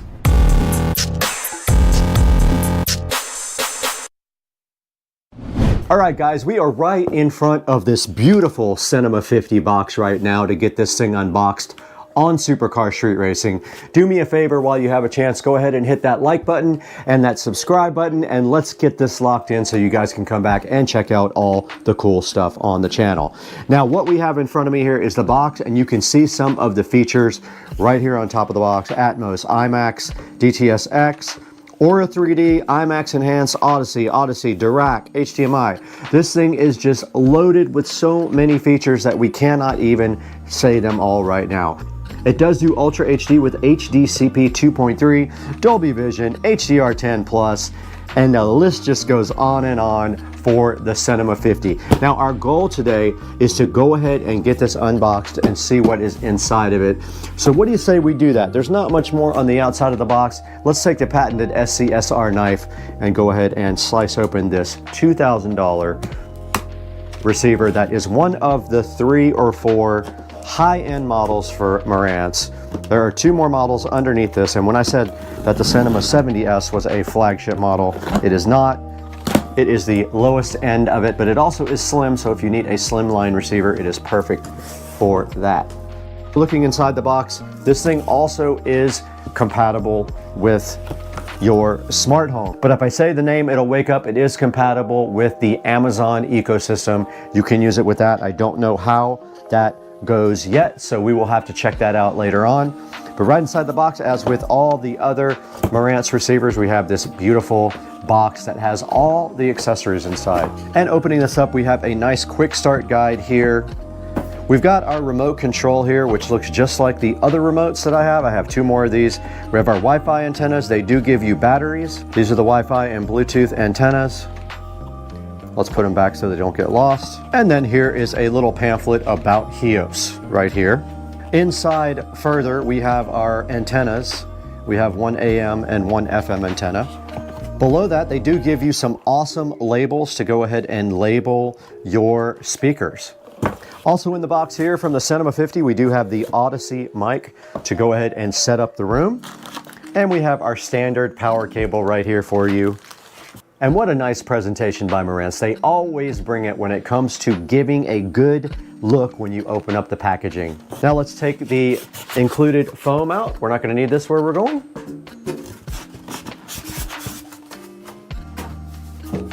And then sitting so fly and so fresh right below that is the Marantz receiver with a nice sticker on top and then covered in styrofoam to protect it.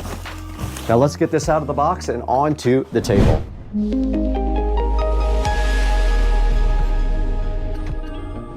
All right, right in front of me is the Marantz Cinema 50, looking amazing.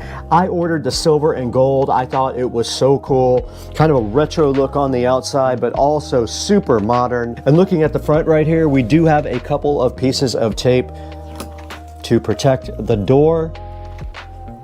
And you can see up front the selector for everything except the volume. This side would be the volume, that side is everything else. And inside the door here on the Marantz Cinema 50, you can see all the controls.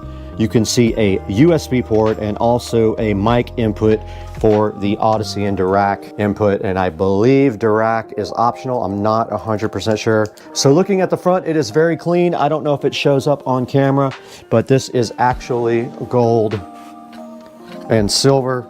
This is supposed to be gold right here. You can kind of see the reflection there.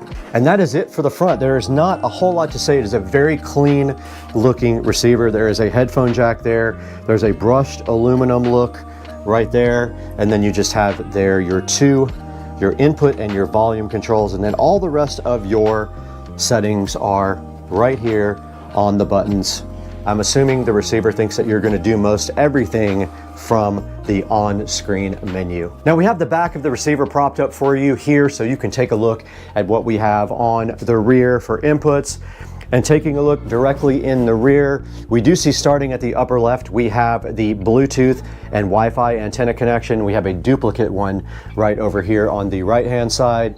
Right below that, we have the FM and AM connectors there. Next to that, we have the audio inputs. So these are all analog audio inputs. You have 1 cable sat, 1 media player, an aux, and a CD, and a phono for analog inputs. Right above that, we have a remote control RCA jack, RS-232 jack, a DC 12 volt DC out jack.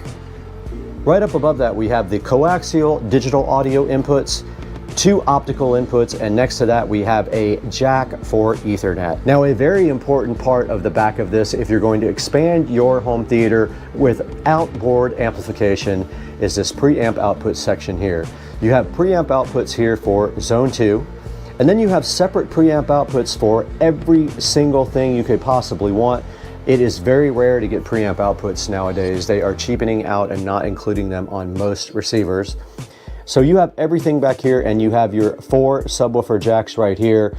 Now it looks to me, I'm not sure without looking at the manual and the software, but I think these are all discrete and available in the menu to fine tune. Now above that, we have our inputs and outputs as far as HDMI. We have a cable sat, we have media player, Blu-ray, we have game, we have aux1, aux2, and then moving to the right is our monitor outputs.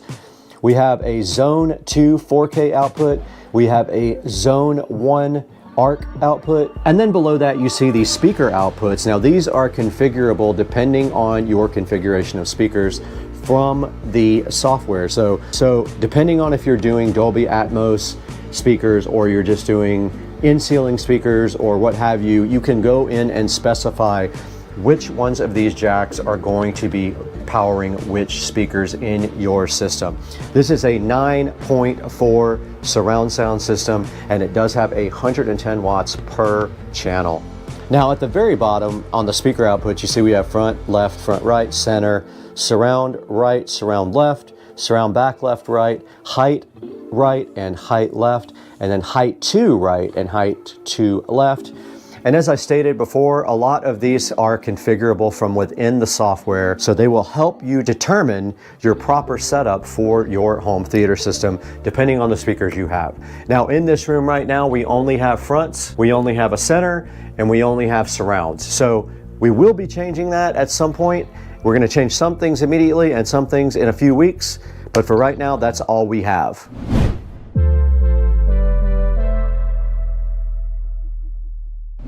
Okay, connecting this receiver to my system will be easy because all we have to do is basically plug in the power. We have banana plugs for our speakers. We have a network cable for network. And so it'll be as easy as pie to just go ahead and swap this receiver over. So what do you say we get this old thing out of here and bring in the SODIMM 50 to do its job, what it was designed for. Let's get going. All right, we're in front of the old setup here. We have our Advent center channel sitting right on top. Now this is very old. The center is very dusty. This center channel has been around for about 15 years. It has done itself a good service. However, this will be being retired when I get a new center channel speaker. Let's go ahead and unplug that. They are banana plugs on the back, easy peasy. Let's go ahead and turn that off so we don't break some stuff. And there is the center channel uninstalled. Now our Behringer Ultra Bass is sitting on top of that. It is also very easy to remove. Let's go ahead and remove the center channel banana plugs from the back. And now they are removed. That is our center channel wire. Let's go ahead and get the Ultra Bass out. And the nice old Pioneer is being retired, as I said before. We have our projector plugged into the ARC output. We have a Fire Stick that is also being retired. We have an Xbox One S that is being removed for now. There it is. Okay, we have unplugged our Xbox One S. It is out. I'm gonna unplug the network connection. We have a Cat 5 cable running in here for network. I might replace these banana plugs. These are terrible, terrible connectors. I remember when I made them. And I'm unplugging the surround speakers, banana plugs. And then I'm unplugging the Behringer Ultra Bass. It is connected via RCA to the subwoofer output. This thing is ready to be disconnected. All right, we're now able to remove the old Pioneer and take it out of service completely. And even though we are changing our entertainment center, we need to wipe down the entertainment center right now.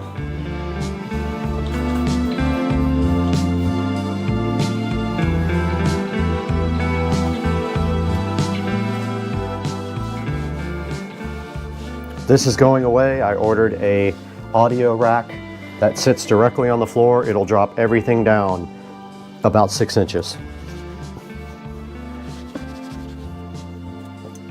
Okay, I'm gonna go ahead and clean behind here as well. Dirty.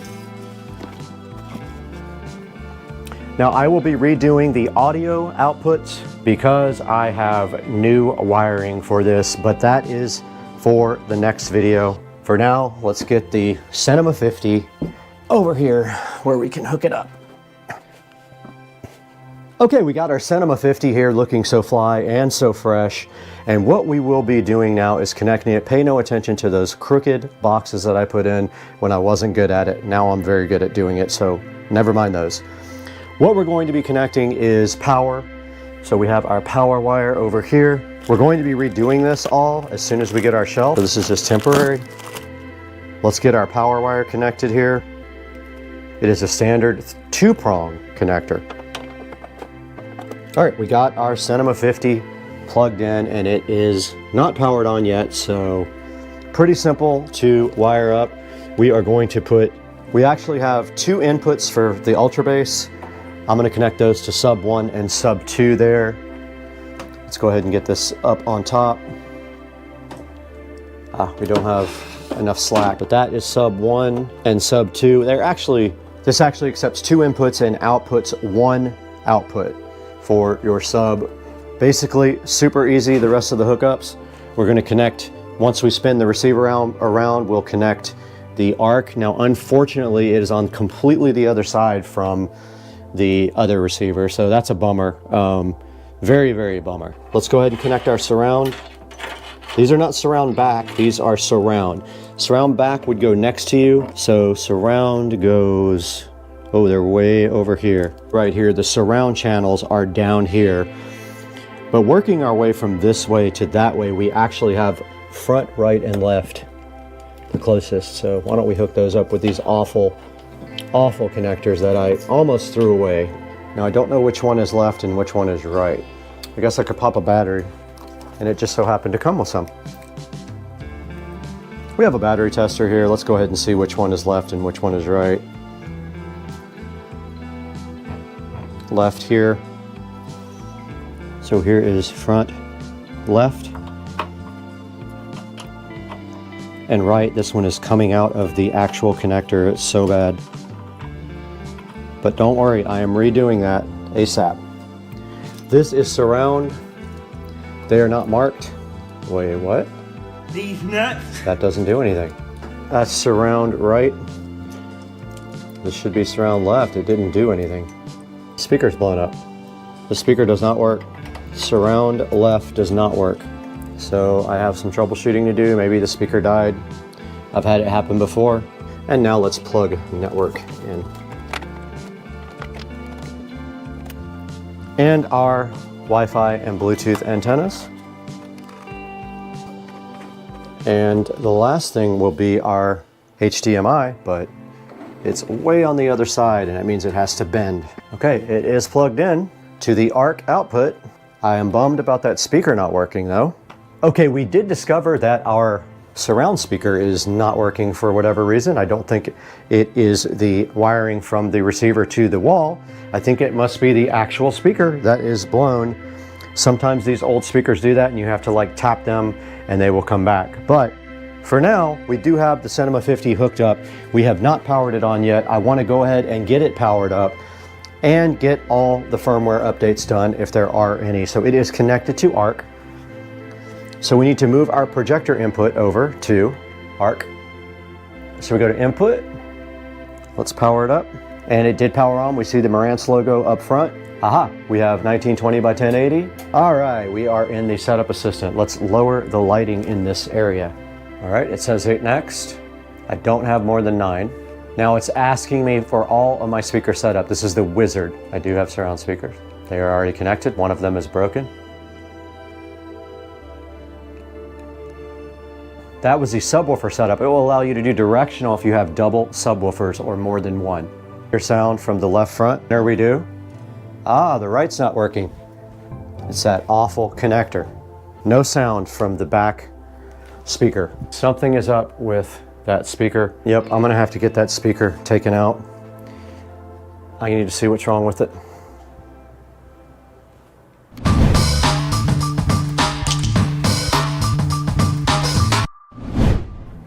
Okay guys, we did get our surround speaker fixed. The problem was when our attic got spray foamed, someone pulled the wire out. I had to recrimp it. Now we hear sound from the surround speaker. Okay, this is wanting us to go through the antenna connections. Those are there already. Network is already in wired. I heard sound. Now we go to home theater to name this. We want to go to auto update. We are Eastern time. This is asking you to download the HEIS app for the full experience. I do have the Marantz remote app already set up. So this is optional. You can buy the Odyssey Multi-EQ Editor app, and you can buy Dirac. We already have the owner's manual. Let's go to Done, and let's see if we have any firmware updates for this guy. Let's go to Setup, General. It's at the very bottom, Firmware. All right, there is a firmware update. Let's go ahead and update it while I start making dinner.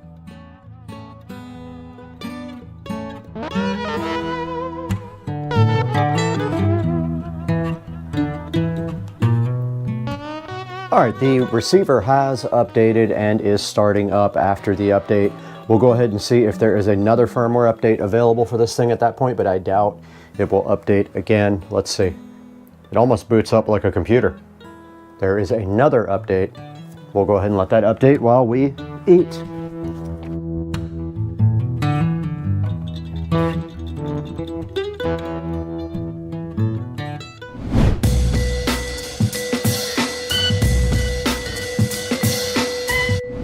All right, guys, we did just finish updating the Cinema 50.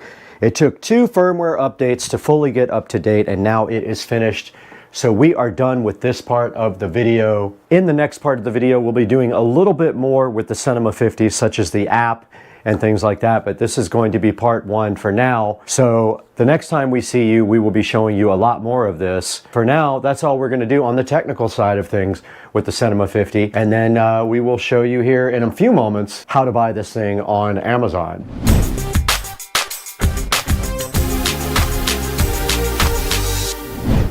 Hey guys, and welcome back to Supercar Street Racing once again. We're out here in the 4K production studio. I'm Brad, and I'm happy to have you here on the channel. If this is your first time, please like and subscribe. Or if you're a repeating watcher, thank you for being here once again, and I think you'll like what we have for you today. We have the Marantz Cinema 50 9.4 channel amplifier sitting in front of you right now. It's 100 watts by 9, as you can see right here on the Amazon listing. It has 4.6 stars, and I did buy silver and gold for the home theater room. It does 8K UHD, it does 3D audio, it does Dolby Atmos, pretty much anything you could want. Has a bunch of preamp outputs, and it supposedly has excellent sound quality. So we're going to test that in the next video. But yeah, go ahead and pick yourself up one. This is a good look at the Cinema 50 here. It's very stylish. And take a look at the back there at all the inputs. You can see all the preamp outputs and stuff. And then also it has configurable outputs for all the rest of the speakers. Like this room has 3, 4, 5, 6, 7 speakers in it. Would be perfect for one of these, but we're just using this for editing. So yeah, go ahead and grab a Cinema 50 if you need one, and make sure that you order it through the link in the description, and it will help me out greatly. And it helps the channel out because we don't make any money on the channel. We just need to get a little bit of dollars here and there. But right now, we got to get straight out of here because we got to go do something. I don't know what we got to do.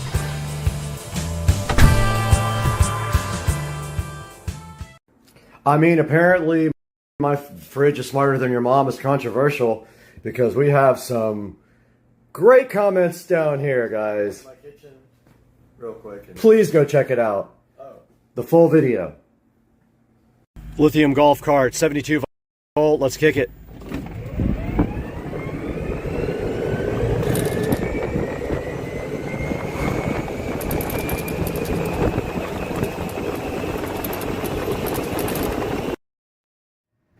Happy Monday morning, guys. And today is a holiday, but unfortunately, you can see here, I am actually at work. Today we're going to talk a little bit about how to get your crud, black, soot, and just terrible exhaust systems looking polished and brand new. So Saturday morning, we took the SL65 over to the exhaust shop, and the technician who was working on the exhaust was going to polish up the exhaust tips for me, and he showed me this very cool thing to use. It's this stuff that usually is used for freeing up bolts and nuts that are stuck, but he was using it for polishing the exhaust. Take a look at this video. This is a combination of that stuff and metal polish to get your exhaust tips looking fresh again.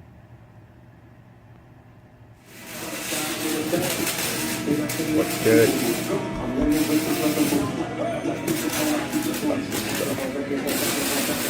Open shut.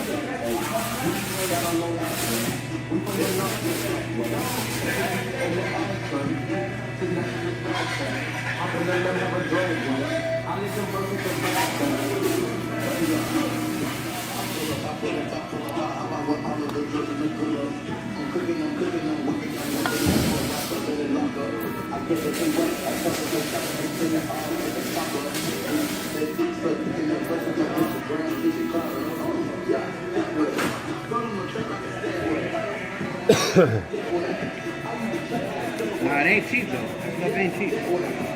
Like $20 a can. Oh yeah? Damn. And they don't have it at any auto parts stores, huh? Nope, you'll never find it. And if you do, let me know. The only place I found it was eBay.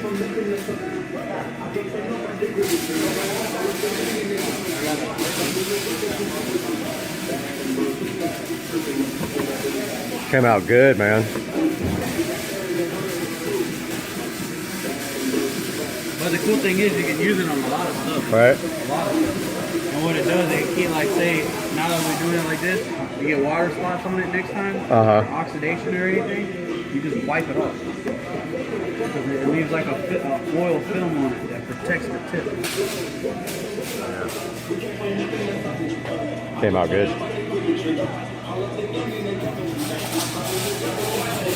Now I might use a little bit of that to help get off the rest of the black.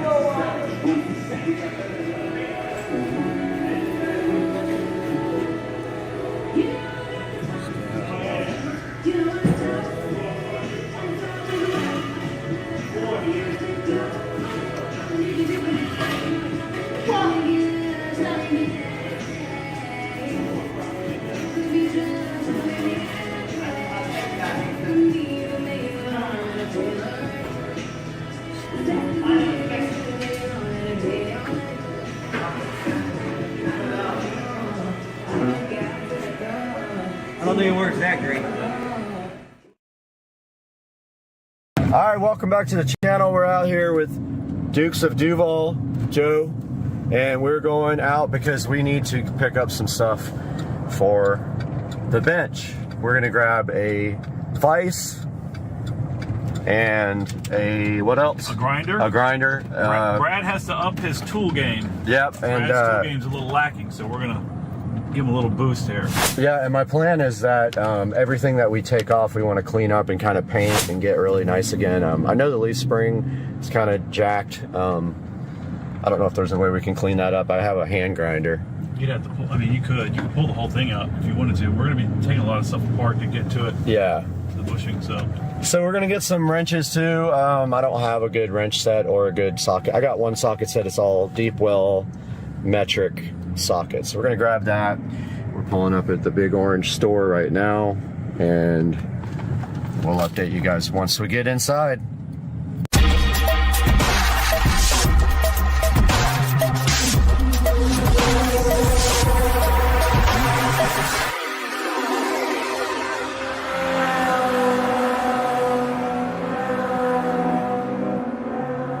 Look at this guy up here.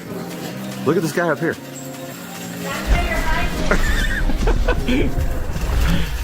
All right, so we are out here. Oh, look, there's the wrenches, ratchet wrench. I thought she said they were here, but I don't see them. But there are ratchet wrenches. Okay.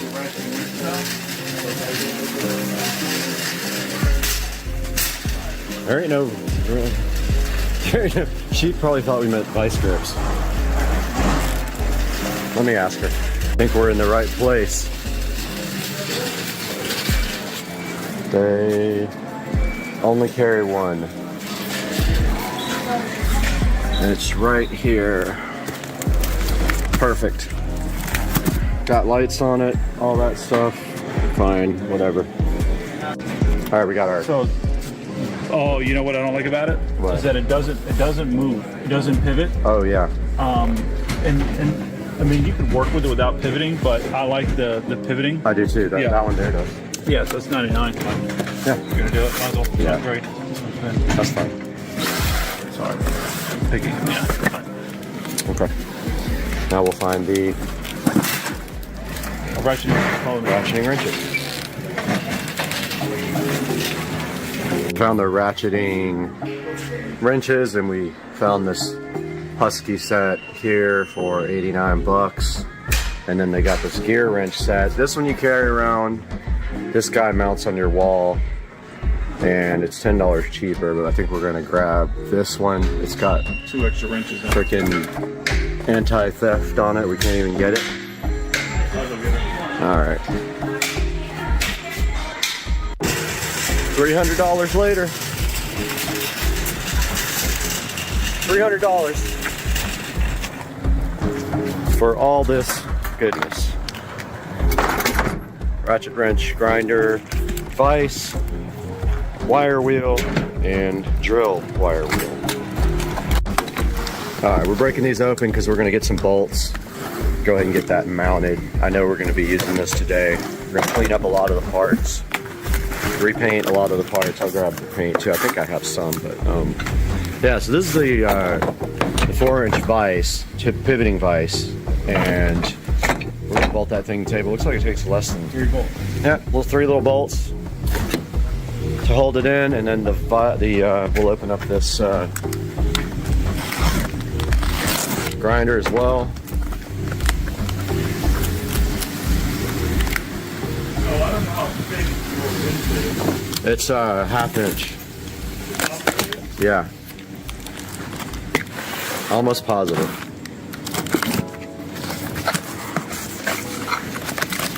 That's Joe's cart too. I don't think we really ever showed. Yeah, we did. We showed it on the race. Epic Street Racing, $1,000 bucks. $1,000 nights. Oh, it's got lights on it. So hyped. What's the battery for? Why does this thing have batteries?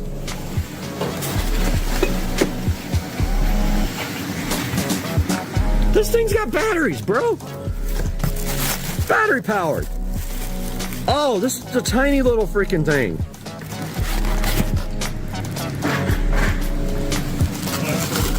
Okay, so this takes smaller bolts, so this is like, check it out. What we can do is, I got lags. Okay. So we can lag it. Okay. And then we'll take, I'll just take all my, figure it out. We're not doing a bunch of tricks. Look at this owl. Big washers. We'll take Channel mascot, owl. And I've got the eagle over at the house to match it. Actually turned out to be a nice day.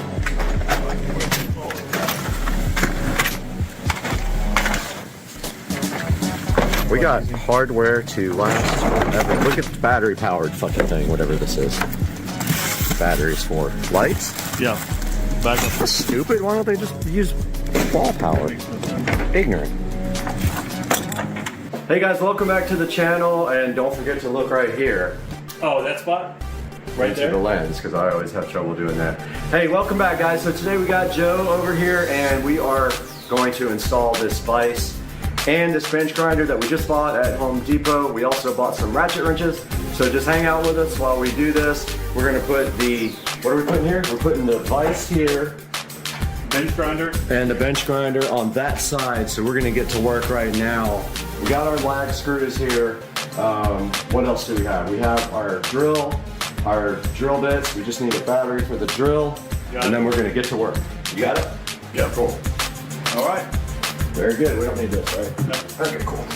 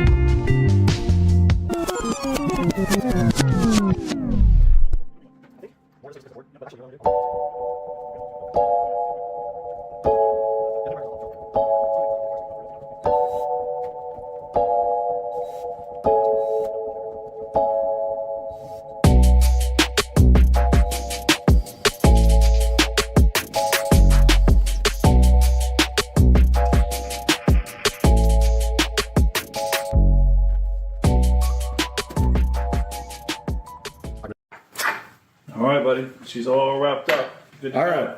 Let's give her a spin. So here's our test run. Looking good.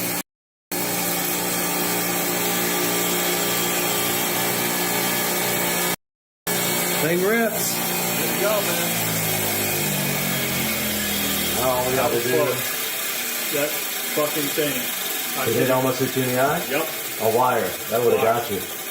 You'd have been in the hospital with a freaking Wire in my eye. All right, guys, we are out here in the garage this morning finishing up.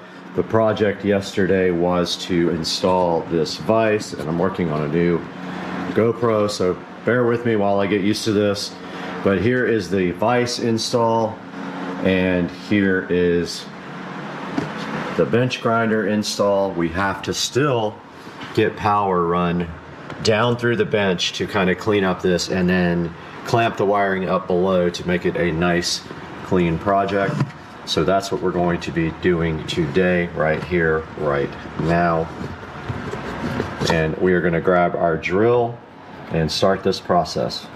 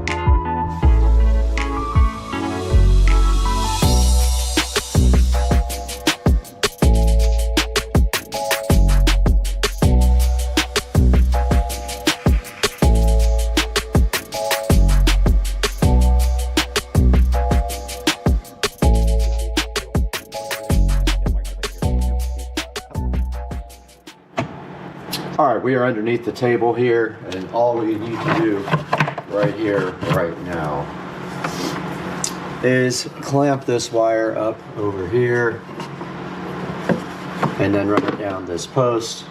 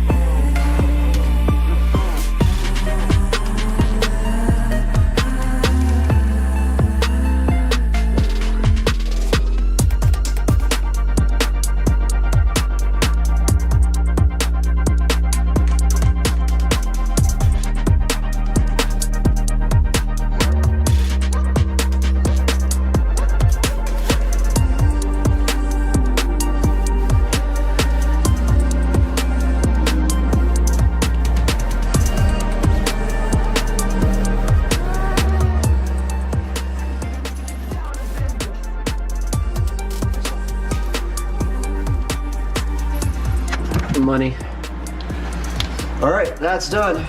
Whole project is done.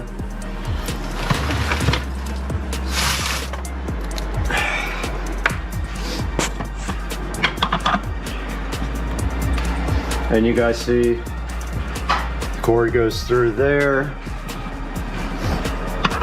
comes down, is nice and tied up, and then that is it, plugs in over to the side here. Now all I have to do is clean up the rest of this little wiring there, and we will be completely done. And guys, I hope you enjoyed watching this vise and this grinder install for our street racing. What's going on, everybody? It's Friday in Florida. Confusing weather. Wants to be cold one day, hot the next day. Nobody knows how to act. So today, who knows? Could freeze, could burn up. Little update on the carbon fiber, and then we're gonna reveal it. So I've been waiting for this carbon fiber from Italy it took exactly 1 month to ship carbon fiber pieces from Italy from a forum member via Correios, which is, I believe, the Italian post office. And finally got this stuff, been tracking it over a 30-day period and been freaking out because thought it was stuck in customs, but it did get here finally. Had an appointment to get it put in because I wanted a professional to do it. So because the door panels had to be taken off, and I also wanted to do the door speakers at the same time. I have had some Infinity Kappas, not the new crappy ones. I have the old school ones from 2008, brand new in the box that I bought about a year ago, and I have not put them in yet. So my plan was to do everything at once, and so I brought everything to Audio Design and Custom Graphics in Jacksonville. Long story short, they had the car for 2 days, charged me like 500 bucks, and had some bad news once I got to see the car. So the next thing you're going to see is the nightmare that I've been going through for about a week and a half now with this carbon fiber that I bought from a forum member who has not responded to my emails since I complained about a few things with the carbon fiber. So headed to the auto parts store, pick up some more Plastidip. I'll update you after that. Headed into Advanced Auto Parts to get some Plastidip, and I'm gonna show you guys kind of what they have here, what kind of selection here in a second. Taking a look at what they got here cleaning wise. Looking for some engine cleaner and shine. I don't even know if they carry that anymore. Still looking. Where's engine clean?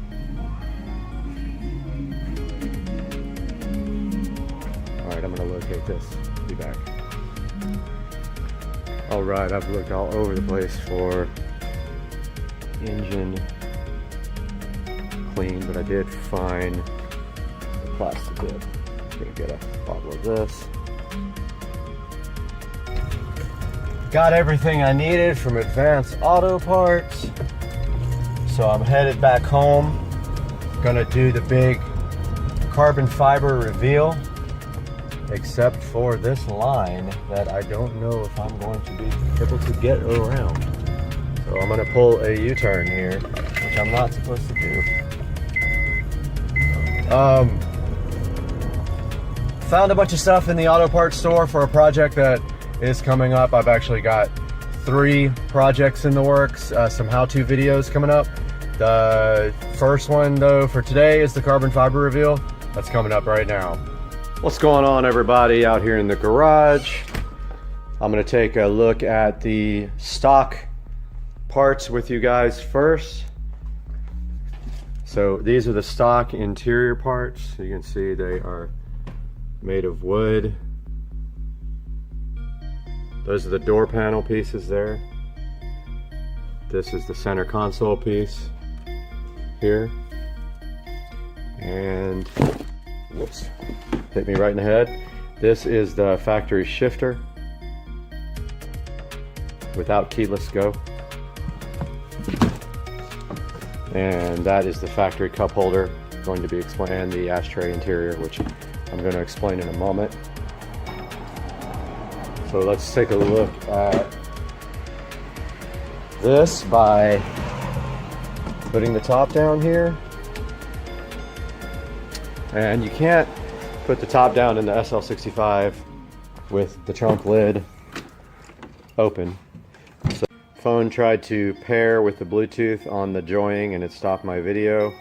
But anyway, trickle charger is plugged in, so I can't shut the trunk. Unplug that, close the trunk, and now we should be able to put this down to get some more light. There goes the roof. If anybody's wondering how that roof works, that's it. German engineering. Go figure. And it says retractable roof closed. All right, let's take a look at the carbon fiber pieces and the nightmares that I have had. First of all, most of the carbon fiber pieces were warped. You can clearly see that right here. It does not fit. It's warped right here. It fits pretty good. You can barely tell, but it bothers me. I'm a stickler. Also, one of the carbon fiber pieces, door panel pieces, was scratched. I think it's that one right there. Yep, there's a scratch right there. That might be able to be buffed out, high speed buffed out. Now here is the biggest issue that I have, very big issue. This center console does not fit at all whatsoever. Here's the problem. Not only was it warped very badly, it's also cracked right here, right across this, which is hard to see, but it is cracked throughout the clear coat right here.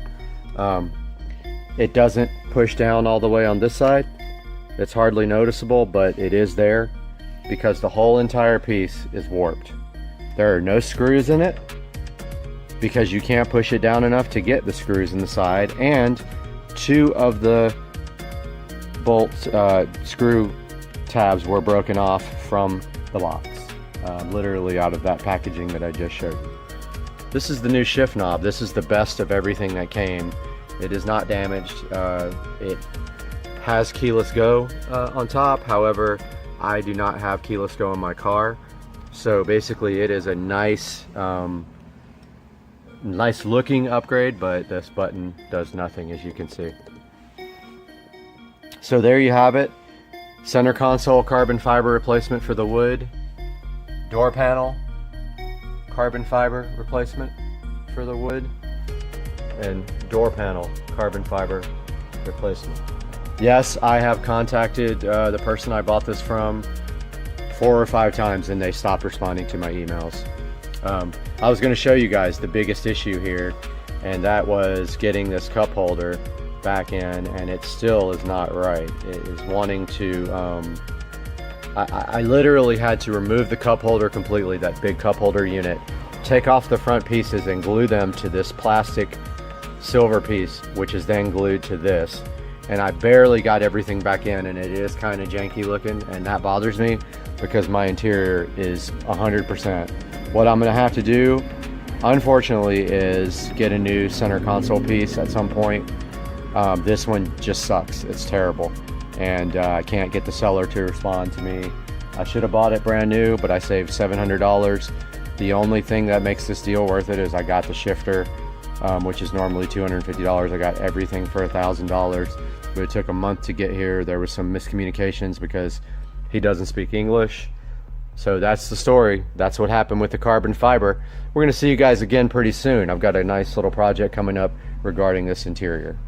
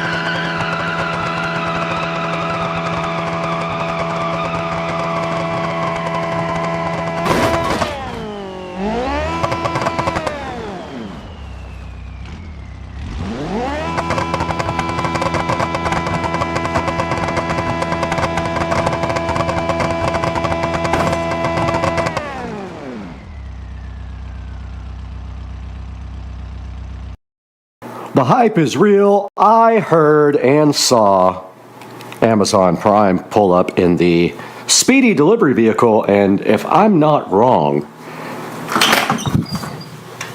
there could be something in the garage out here for me. And then you just have to find where they put it, and it looks like this is it.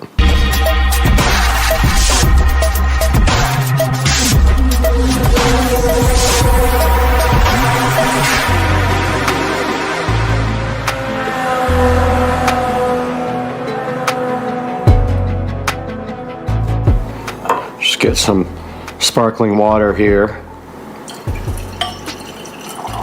for refreshment while I'm working. We are in the closet. That's right. We are in the closet. We're in the Supercar Street Racing closet, and right now we have a box right down here that we're going to be enjoying. I'm hyped, even though this was a day late, which kind of upset me, but you know, can't win them all. There's a few things in here that we need to do before we do a complete closet makeover of the SCSR Studio Compound Closet. And right here and right now we have a box of hangers because I needed some because I ran out. That's not the big deal in here. This is what we really were waiting for. This is the simple trending 3-tier stackable expandable fabric shoe rack in black. And right here and right now we can dispose of this box and get it out of here so we can get a good look at what we're going to be looking at today, and that is this shoe rack. We got the Ninja scissors out today, guys, and we are hyped about getting a shoe rack. As dumb as that sounds, it's actually quite exciting. Now, it's not going to let me do this with one hand, but fortunately, that side is all that we needed to open. So this is how it comes right out of the package.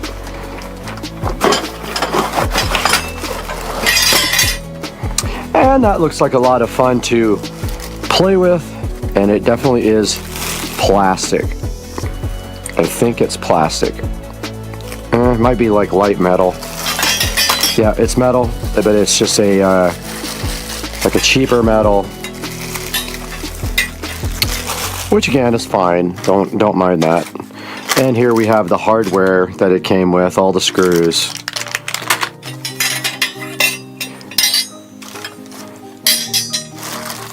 And this is the fabric part. I guess that's where your shoes go. And this looks fun to put together, let me tell you. And then these are the legs And we have some instructions that I cannot read because my eyesight is so ridiculously bad. So what we are going to do is try to figure out how to put this thing together. So we do have screws here, so I'm going to go get my screwdriver, my electric screwdriver ready, and then figure out exactly what we are doing here.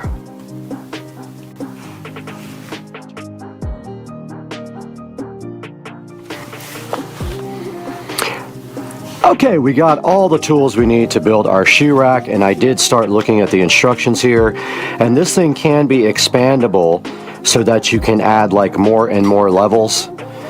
But I believe this is basically it. You take this piece here, this A piece, I call this the H piece, this is the A piece, and they literally just fit together like that. And then I don't know at that point, let's see, so it says that we have to put screw A, okay, A and B go together, and then D and C go together. I don't know which one is C.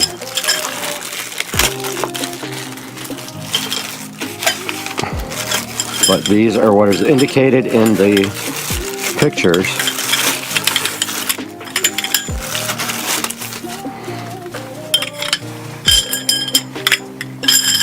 And there is only one way for them to go together.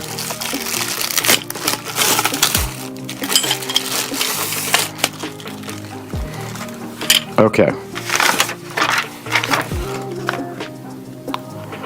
D and C. And then what is an E? E must be this. E is this. E is this guy. What are the screws for? Okay. We did step one. Let's do step one on the other side. Let's put our A and B together.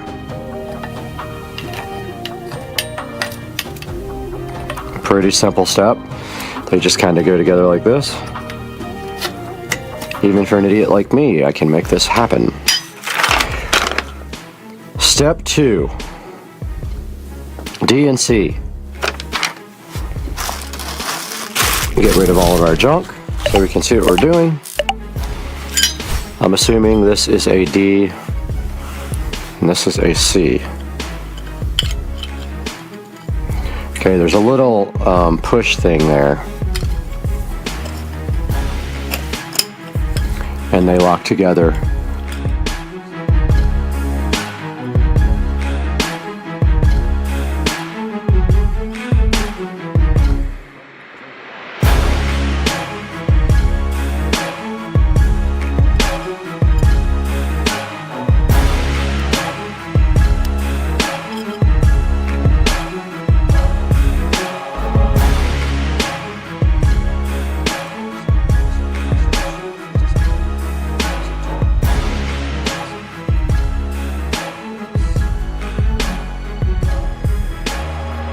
Okay, I got it.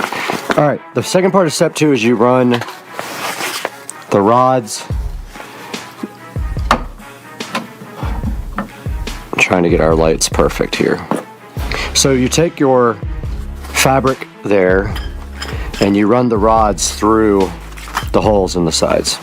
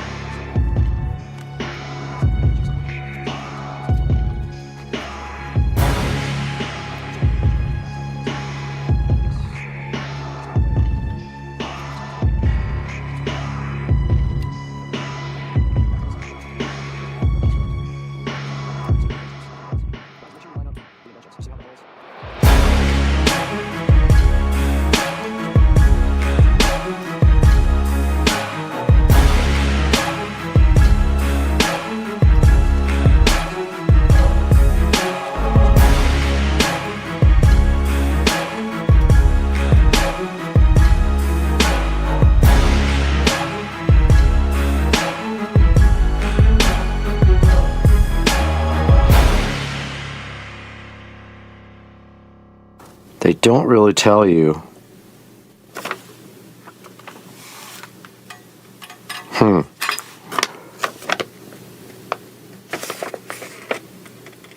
Looks like it's the second hole, the middle hole, and then this hole. So we'll go with that.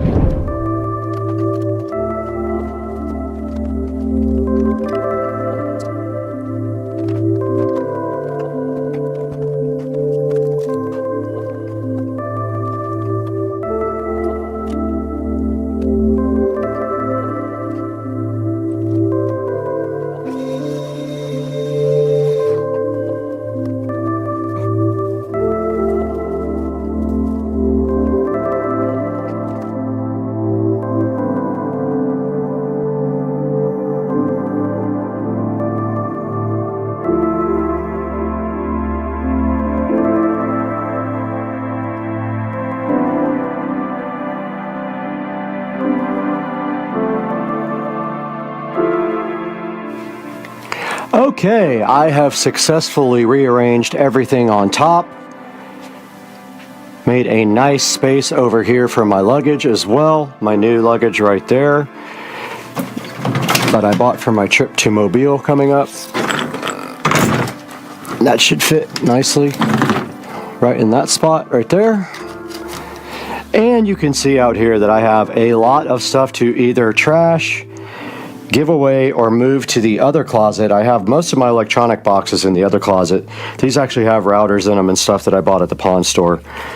But yeah, I have done the first part. Now we can go ahead and get some shoes put on this rack like it was designed for.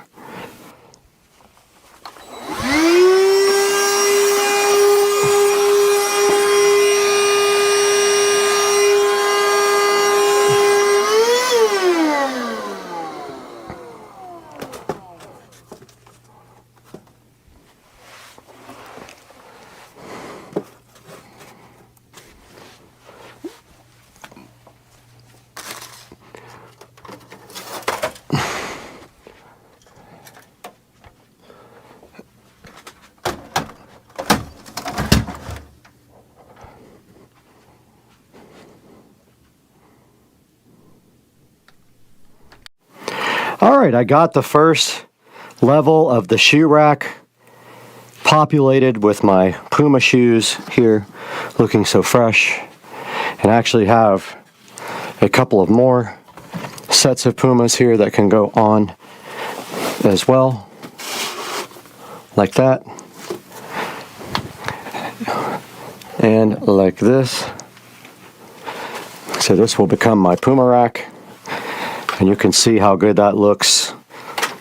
Yeah, the thing was really hard to put together, but overall it does the job. And I ran out of shoe space over here. Now that I have some space, I can get some more ons and continue to put my ons over here and other miscellaneous shoes, and I can use my Puma rack for my Puma shoes, guys. So hyped. So hyped.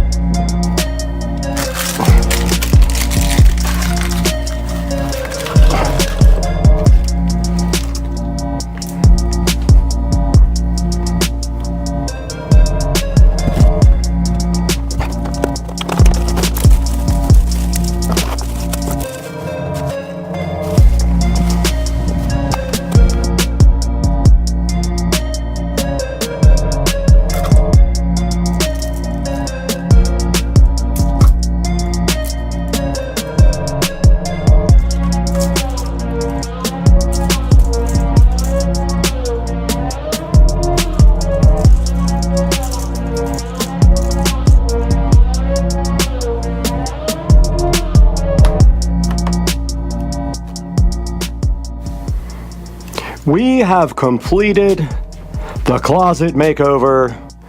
It's a mini makeover, of course, because all we really wanted to do was get rid of some of the junk from the thrift store and build my new shoe rack here and just kind of reorganize everything up top here so that I had more room. I still keep my hats and shoes, some shoes over there, some other shoes right over here, and now we have the Puma shoe rack over here to fill up with Puma shoes as I buy them.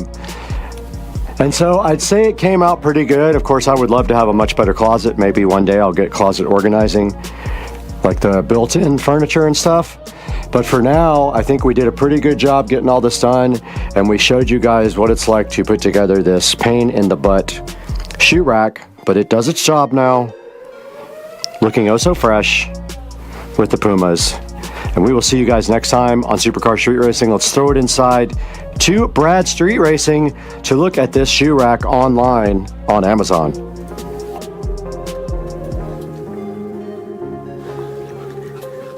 Hey Hey everybody, welcome back to Supercar Street Racing. My name is Brad, and we are here in the beautiful 4K production studio for Supercar Street Racing. And right here in front of me and right here in front of you, you do see this simple trending 3-tier stackable shoe rack. I just kind of wanted to give you guys some of my experiences with putting this thing together. I did have a lot of problems with it. The instructions weren't super clear, but I did eventually figure everything out. But I can say one of the biggest issues with this thing was I don't like how it's not angled at you with the shoes. It does have a 4.5 star review overall, and it is cheap at only $17, and you can add more on top of each other. But like I said, one of the biggest things is it's a little difficult to put together because it's just kind of flimsy or whatever. And then second of all, it doesn't really tell you which side of the sides of the shelf go out and which side go in. I did tighten the screws too much, my fault, and I bent the tubes and had to bend those back out.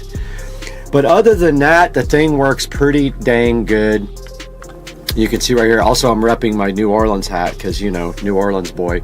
But here's some pictures of it here, some bigger pictures there, as you can see. Does look just exactly like that. And looking at my pictures here, I did put it together the way they intended. There's extra screw holes on the side, so they don't show them here, but you don't really know where to put these shelves. They don't even show them on the picture, but there are more holes there and more holes there at the bottom. And you can see right here and right now you can stack more than one shelf on each other. Adjustable and expandable for sure, and it shows you a few of the things you can put on. I mean, it's a shelf, you can put whatever you want on it.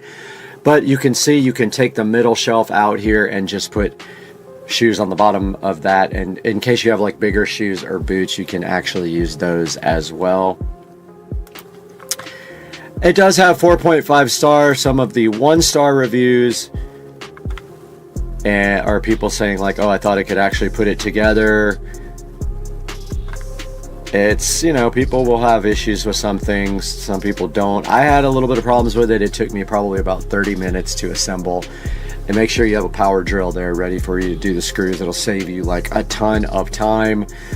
And just go ahead and look at some of the reviews here online before you go ahead and order this and commit to it. These are fabric shelves, by the way, and I don't think it's flimsy.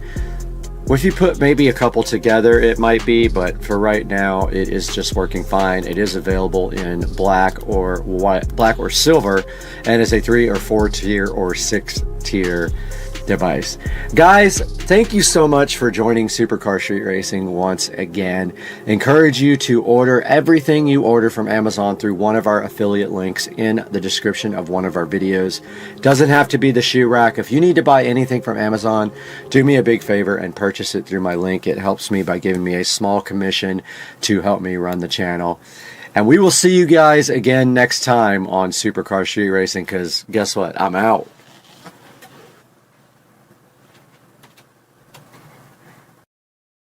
All right, we're back in the SCSR garage today.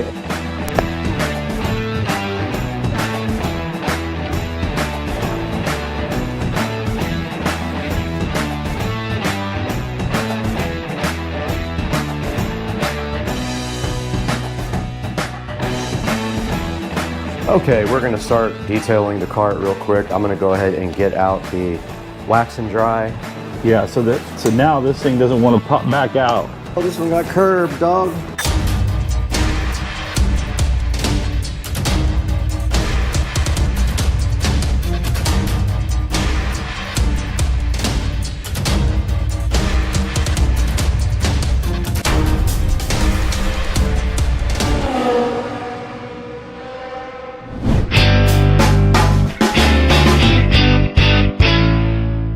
All right, we're back in the SCSR garage today, and Joe and the kids are on the way over, and we are about to detail both of the golf carts. We've got all of our detail materials out here on the table. Our towels are currently washing. They'll be drying here momentarily. And what we're gonna do is detail both of these carts right now on camera.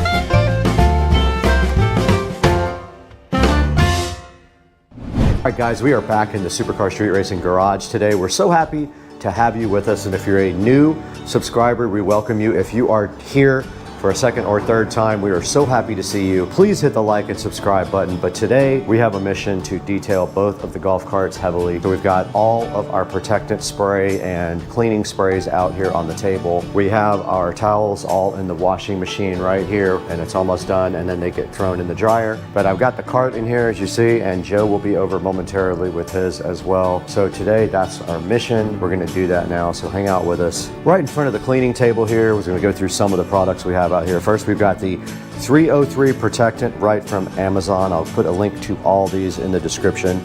That's the 303 leather spray right there. We've got some Turtle Wax and dry. We've got some hybrid from Turtle Wax. This is the tire shine. We got some 303 protectant for everything else. We've got our hybrid wheel cleaner.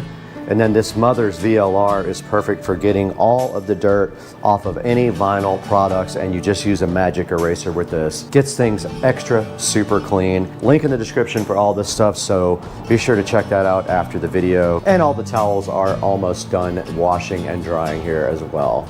Okay, so I showed you guys where I made a huge mistake last week. I accidentally dripped Goo Gone on the cart, and it actually melted my Plasti Dip right there, so you're gonna have to deal with that at some point. I also got to put this railing back on, which I've got some tiny screws I'm going to use for that because they won't stay on with just glue.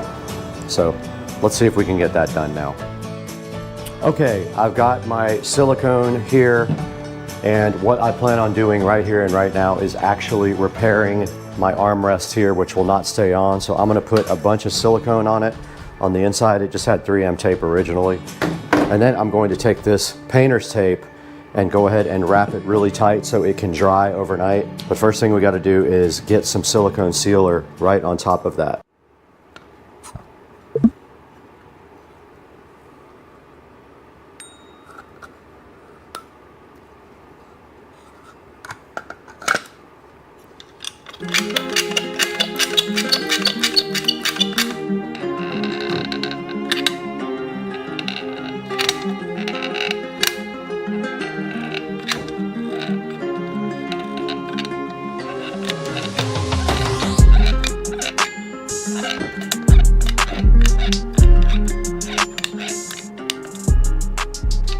All right, this thing's ready to go. Just gonna go ahead and put it there and wrap some tight tape around it. See if we can make it stick.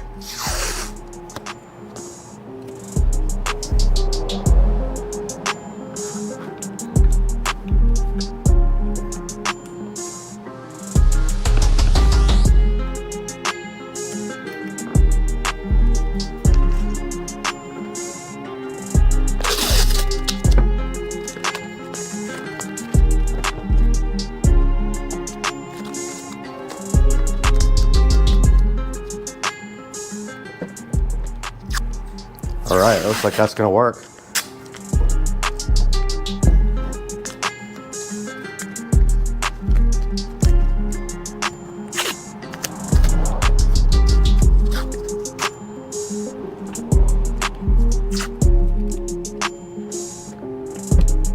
Sweet.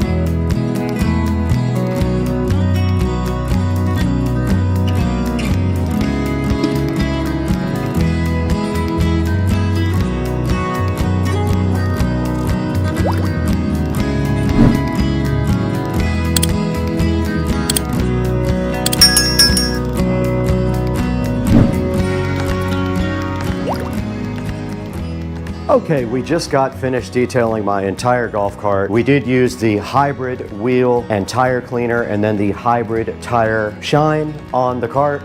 We used the 303 protectant on anything that wasn't seats, and then on the seats, we did use the Chemical Guys leather cleaner, and then we're gonna come back here real quick and condition the seats. But pretty much the golf cart's done. Besides that, I'm not gonna bore you with that last step, but Joe is coming over and we're gonna do his golf cart next. The only thing I didn't really wipe down was the engine bay. It doesn't really get that dirty, but I probably wipe it down a little bit anyway.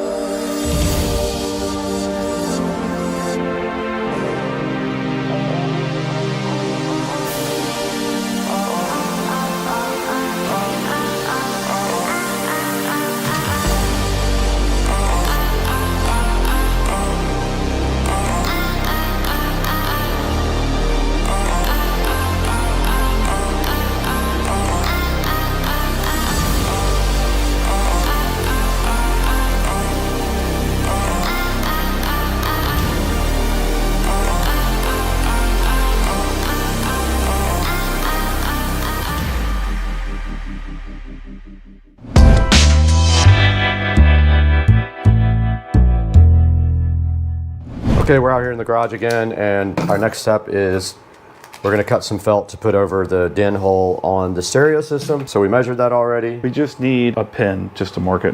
Do you have a pin? Mini bike. Oh, think loud.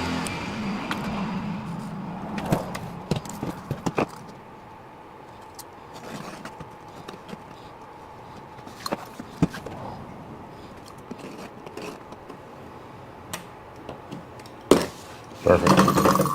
All right, should I round the corners? Let's see how it looks without it. You have scissors? They're patented. Did you bring booze? Yeah. We're out here. All right, well, we just finished putting the felts on the dash. It came out factory, but now we don't have much magnet here. There's not much keeping that thing on there. It really slides off quite easy. So he might need a couple more magnets. I mean, it comes off real easy now. So might need a couple more magnets on there. Can I use this to clean the edge? You want like a household cleaner? Yeah, that's fine. Okay. Yeah. Okay, we're gonna start detailing the cart real quick. I'm gonna go ahead and get out the wax and dry and start detailing the actual body. Joe is working on the back there. Okay, got the wax and dry out. This is Turtle Wax Wax and Dry. I'm gonna do the body with this.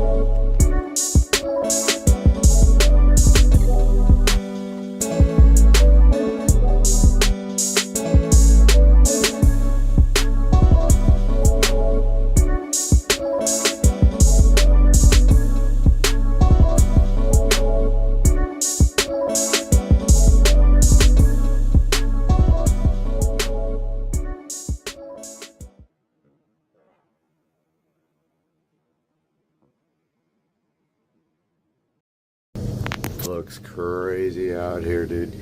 The camera does not do it justice at all. But this is post-hurricane Florida life.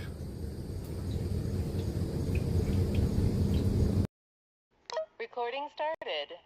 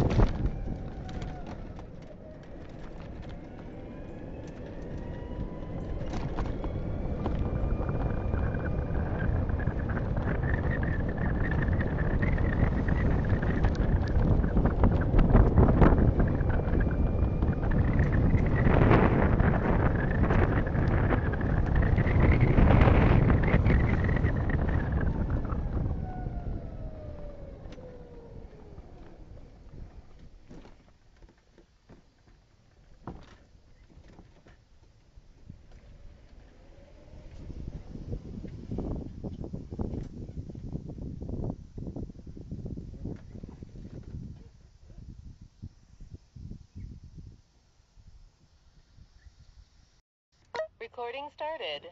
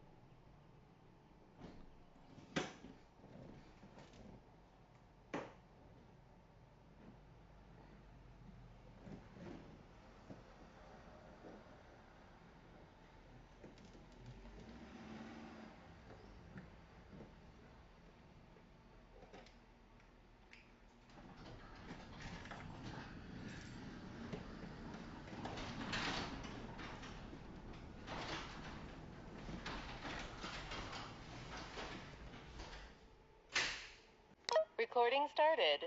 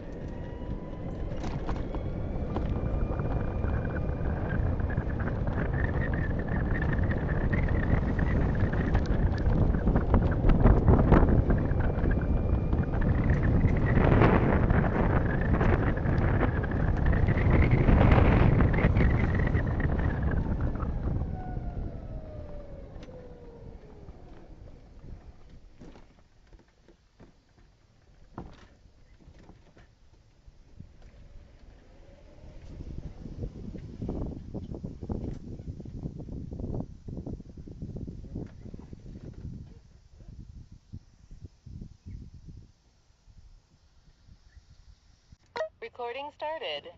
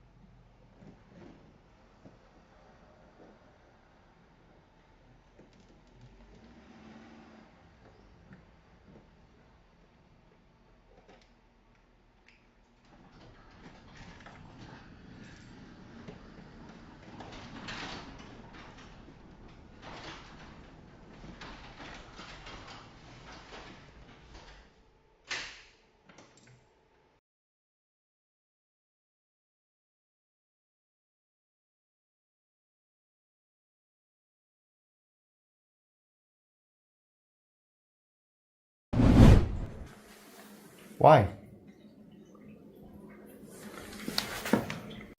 That's corn.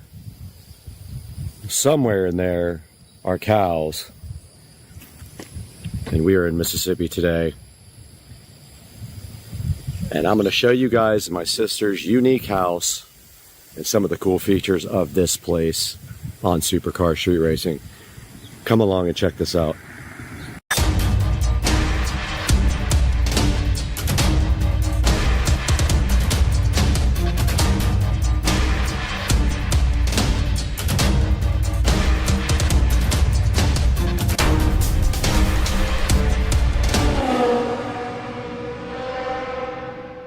Now you can tell already stepping on the porch of my sister's house that she has some unique things out here. Very unique taste in art and furniture, and she collects some really cool things. But I've spent some time on this porch playing guitar with the corn right across the street and the beautiful plants. And you can see here, this is just the beginning of some of the coolest things you'll probably see at a house.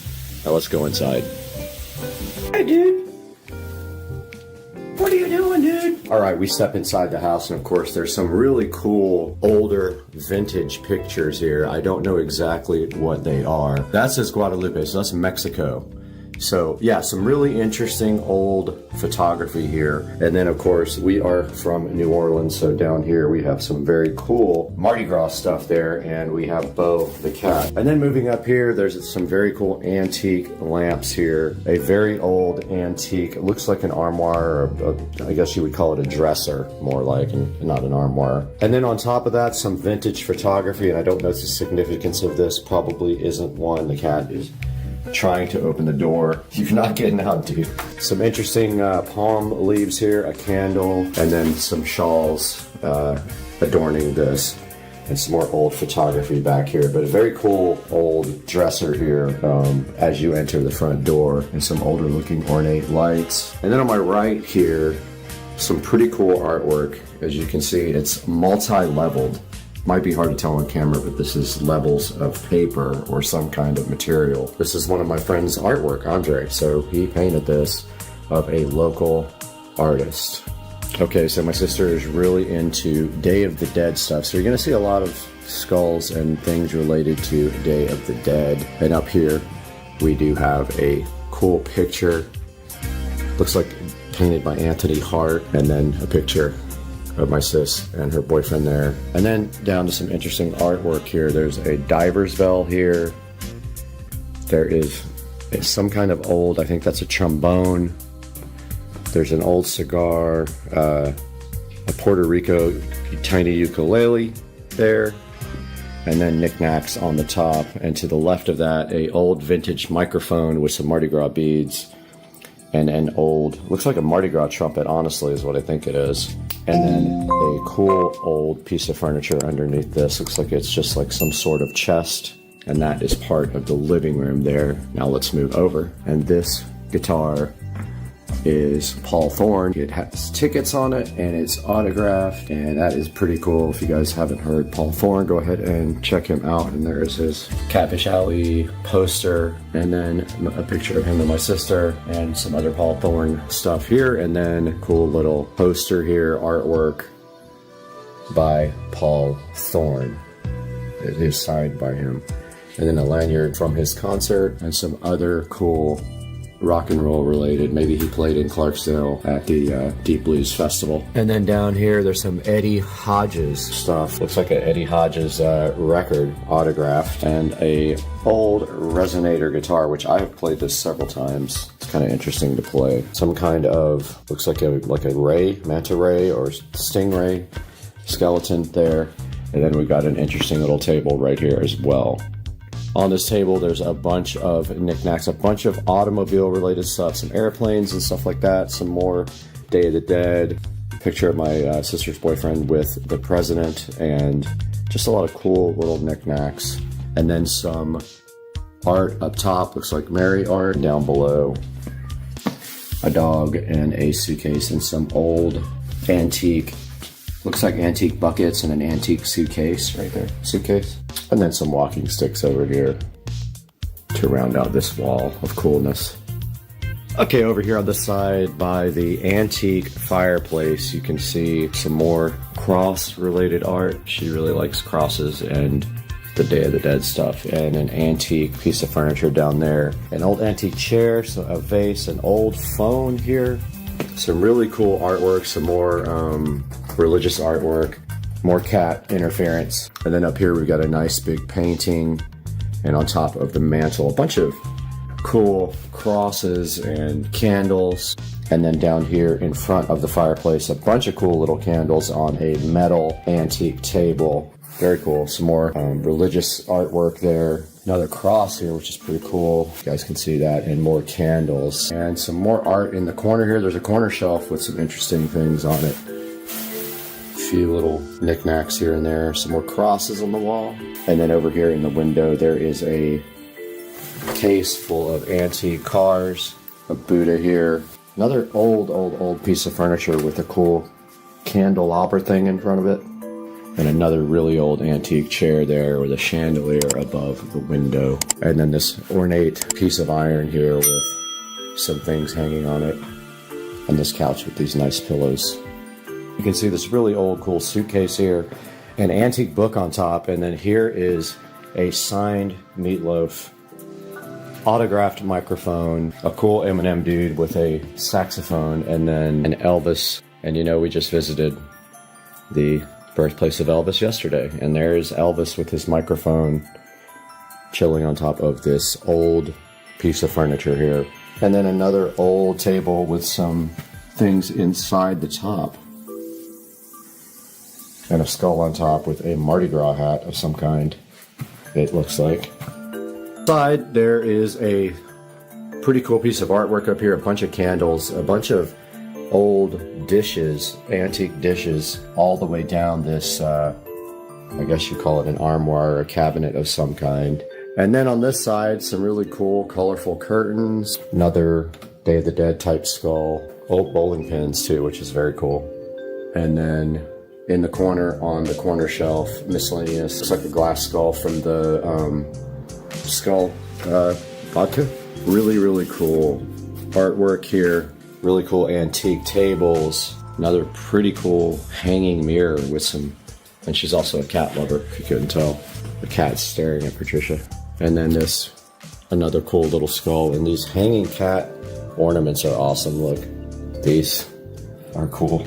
And then rounding out her cool living room, she has some more neat artwork right here. And then, of course, more cats right there. And an awesome shelf. I like this piece of art here. It says odd on it, and it's got the little Barbie doll head. More religious stuff there, and then all the way down the shelf here, some interesting books, and a really old vintage guitar here with some signatures on it. Okay, in the kitchen here, you can see some really cool antique stuff here. A dulcimer, or a dulcimer, some artwork up there. A neat old phone, and then of course a bunch of skulls and random. There's a llama here for your mama, and then grouper legs. We're in the foyer area, and this whole foyer has a lot of cool things in it related to rock and roll and some cool artwork. Bunch of wine bottles, really old wine bottles, and then up there signed guitars. They are Charlie Daniels, ZZ Top, Glenn Campbell, Eddie Hodges, B.B. King, and the Greg Allman signed guitar, all up above the door here, along with some old glass vases, old wagon wheel. Up there's a Christopher Cross signed guitar, and some Elton John artwork down here on the side. But yeah, just a really cool collection of signed guitars. Top of the steps here, some more. But yeah, just a really cool collection of signed guitars and more music related stuff. And that is a Vince Gill signed guitar right there. And let's take it on upstairs where there's some really interesting artwork. A couple of signed guitars right here, along with a cool metal guitar guy and a bookshelf, and then an old music stand. Right here we got this rock and roll guy that used to be a suit of armor. Now he's all dressed up for Mardi Gras, and he's got his rock and roll record. Some old books over there, a really cool old guitar with a bunch of stickers on it, just some more random cross artwork, and then of course this cool doll, which is so fascinating. It's like a doll in a wheelchair. This is what happened to baby Jane. I like it. I think it's awesome. And then here in the chair, nice old metal chair with an old helmet in it and another skull. Really cool old door with a voodoo thing on it, and of course more cats. And I love the horse decoration here. This is 11 Spoonfuls signed guitar here. This one is Reba, James Taylor here, and then next to my mess over here, because we have taken over the upstairs. We love this thing. It's like a frog body with a doll head with a foot in the mouth. It's so cool. Over here, Star Wars memorabilia, drums over here, an alligator head, some cool books and dolls, Curious George stuff, Snoopy stuff. And again, I've taken over this area with my suitcase, but very cool mirrors and a shelf here with different types of kind of Day of the Dead stuff. Interesting artwork here. The top here, that reminds me of The Oldest View. If you don't watch Kane Pixels, you should watch The Oldest View. He is very talented. And then interesting baby head inside of a thing. And then again, we took over a lot of this area, so it is messy because we have a blow-up bed chilling in the back here. I thought this probably makes some interesting lighting. And then below it, there's a candelabra here with some cool old candles with the fleur-de-lis, because we are from New Orleans. And some interesting artwork here, an old telephone, some art. Same over here, some art there. Some more art up here above on the wall with the disco ball making interesting light in the background. Okay, going out into the backyard of my sister's house is kind of where craziest backyard happens. This is one of the most tropical backyards I've ever seen. Take a look around here at my sister's backyard. She has this place all decked out with flowers and plants of all kind. Beautiful flower beds and the pool. Every square inch of the backyard has some kind of cool flower, plant, or art. And we actually are going to be installing some LED curtain lights out here today. Moving to what we came here for, she does have a pool here with plants all the way around it. You can see how beautiful it is. They take care of this with a lot of attention and care, and it's a lot of work to get these things taken care of and watered every day. It's an oasis back here. Check out this array of plants, flowers, trees. It even goes all the way back here. There's a big space back here, and they have the banana plants. Every flower you can think of, and then this beautiful pool here. Artwork, that one is missing its head, but still. And so yeah, I just wanted to give you guys a little insight into one of the coolest places I've been to. One of the most beautiful backyards I've seen, and this is in Mississippi. Check out that, guys. Just amazing. And I hope you guys enjoyed this, enjoyed to look into this beautiful house, beautiful backyard, and we'll see you guys again soon. Thanks for joining us. Like, subscribe, please. All right, today we got Patricia's Jeep, and we are going to be getting that detail today. So we're pulling up into the car wash right now. Love car wash. Gonna get this thing washed up, take it home, and then surprise her at the airport with a detailed car. Let's go. Supercar Street Racing, Sunday edition.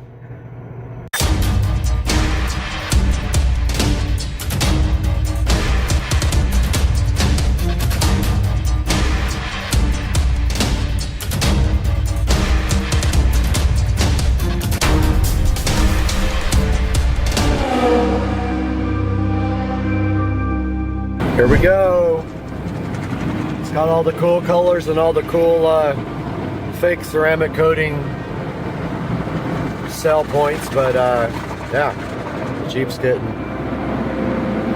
a wash, and then once we get back home, we'll figure out the interior.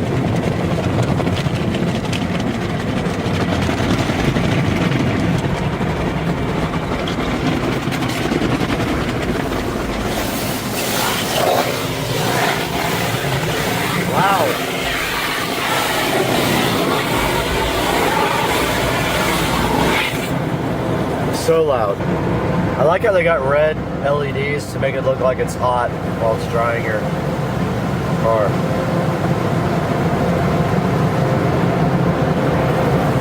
That's awesome.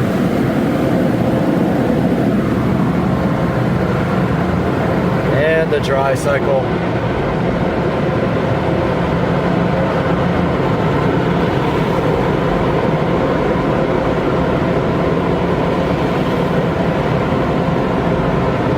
Alright, we're just going to take this thing home to vacuum it and stuff inside the garage rather than sit out in the sun. Get the old Craftsman shop vac out at home and get this thing vacuumed out and detailed.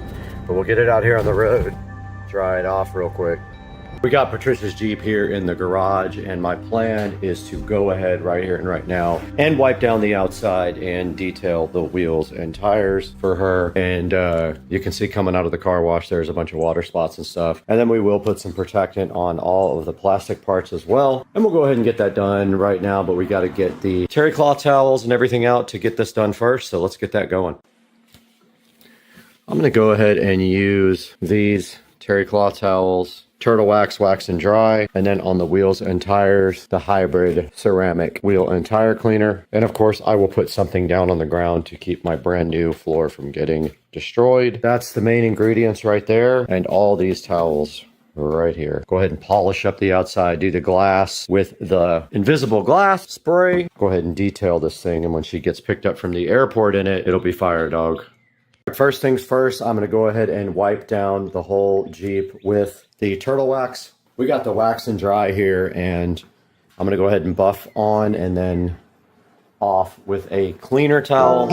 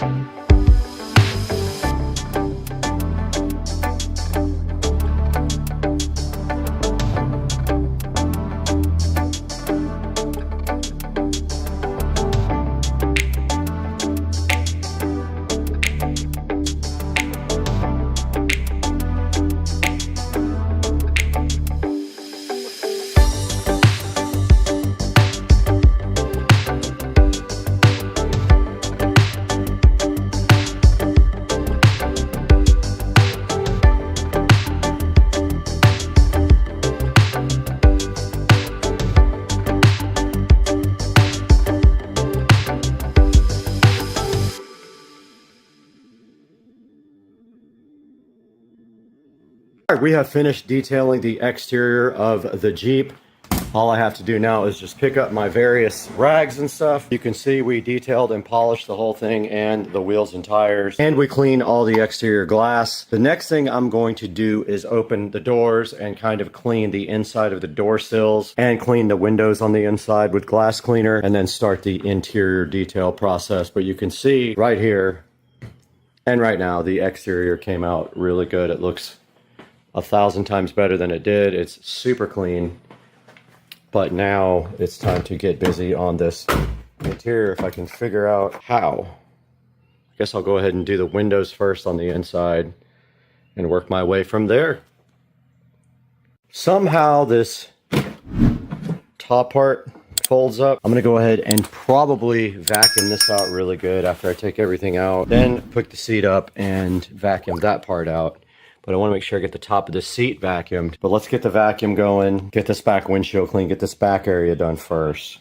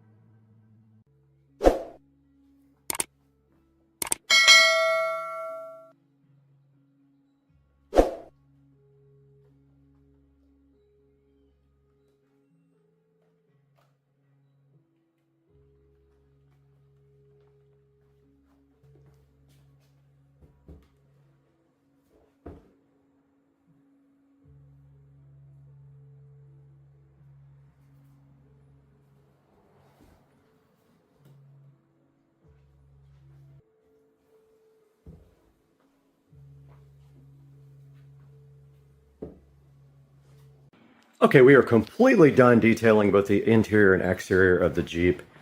Looks amazing. And I forgot one rag right there, but this is probably the best I've seen it look since it was brand new. And on the inside, we simply wiped everything down, vacuumed everything out, cleaned all the glass, and it came out like a brand new Jeep. Hopefully Patricia is super hyped when she gets off the airplane. You guys can see right here and right now, the Jeep looks good, and we did clean up everything. And when Patricia gets off the plane, we'll see how hyped she is for her polished Jeep. So yeah, the Jeep is all comfy here in the garage, and Patricia is probably an hour and a half out. And of course, the minute I plan something, this happens. It is raining with the sun out, which is strange. There must be a rainbow somewhere. But yeah, it's we got a good shower going right now, which that's fine too. Grass can get watered, but at the same time, I don't want to leave until the roads are dry. We did have rain in the forecast today, so this isn't surprising at all, honestly. But yeah, so I'm just waiting out the rain. I'm sure it's going to end here pretty soon because Florida. Yeah, this is one of those flash showers that will end here momentarily. There's blue sky right there, rain clouds right there, and we all know this will be over shortly. We'll wait 30 minutes, roads will dry out. All right, we're going to pick up Patricia from the airport, and of course, the road is wet, the trees are wet. I think the rain is over, not 100% sure, but it's definitely ruining the surprise, but the insides still fly. So let's go. We're just sitting on the side of the road, you know, no big deal. Waiting for Patricia to get back. She's at the luggage thing, I think. And then we're gonna go to dinner. And I want Texas Roadhouse. I heard it was really good. And I'm kind of craving steak, so let's see what happens. All right, we are almost there. This guy right here is killing me, literally. I guess I better slow down because I'm speeding. So she said she's at the very end. So I will update you guys when we get there. Oh, I see her. I see her. She travels with dresses on. Like a nerd. That's definitely her. Looking like Prince reborn.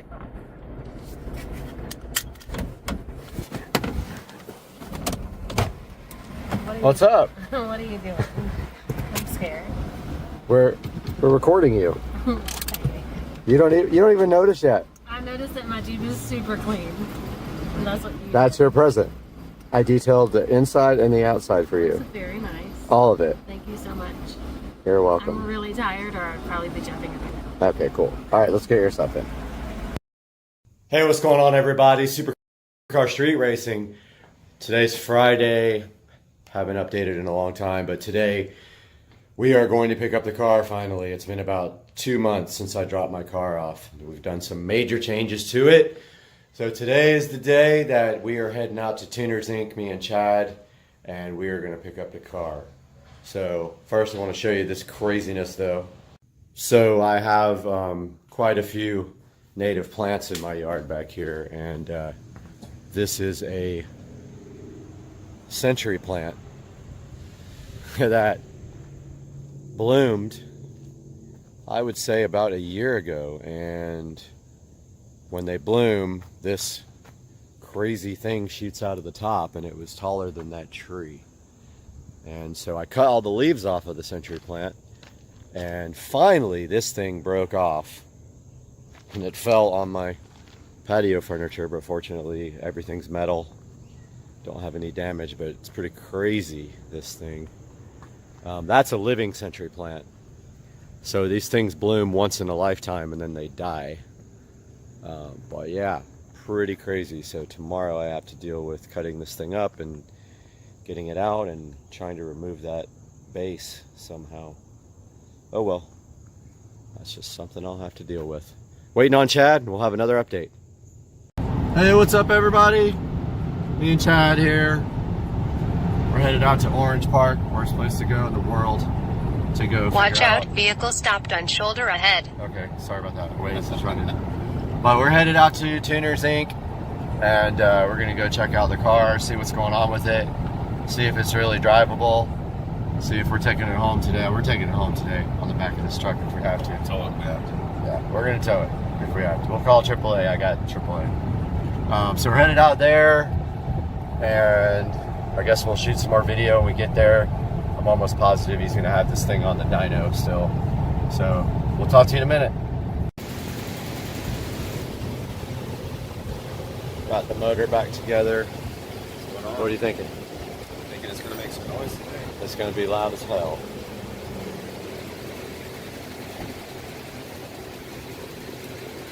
But need a bigger wastegate spring. Tighter.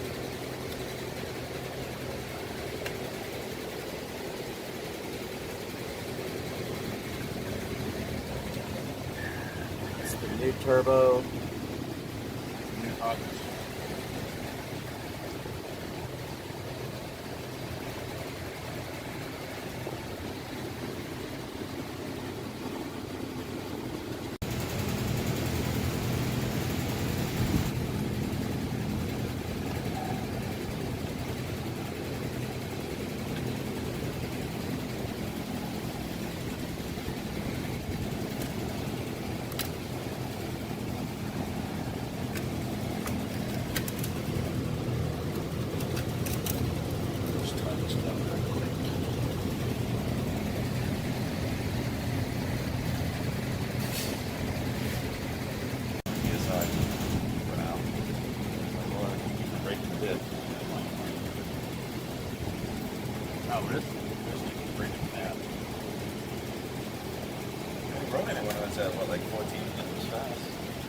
Yeah.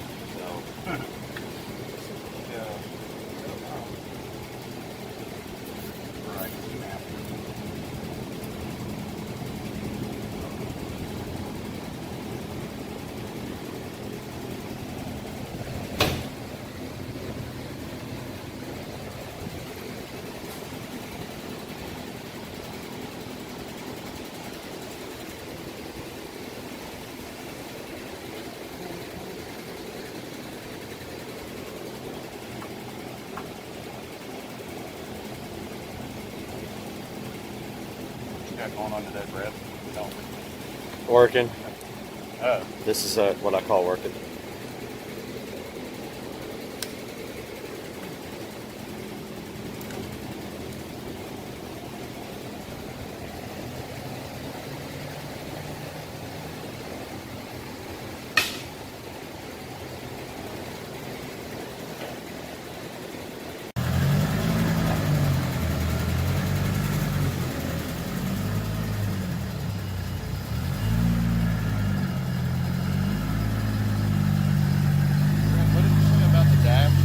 About what? What did you say about the dash? About changing the dash? Oh yeah, the guy's got my new dash ready to go. Oh, okay. And a new center console. So he's removed it and all that, sanded all that sticky shit off, Right. repainted it, polished it, and same with the center console. So we're just waiting to put all that in now. Oh, okay. Cool. Yeah, it'll be good.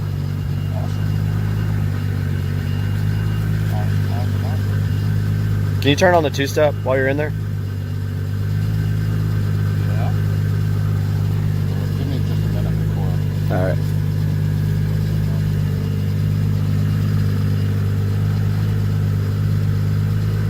What do you want to control it with? This thing has no DSS wire to it. Oh, so we would have to have a switch? Okay, don't worry about it then. I mean, we can do it. Do whatever you want. Nah, don't worry about it.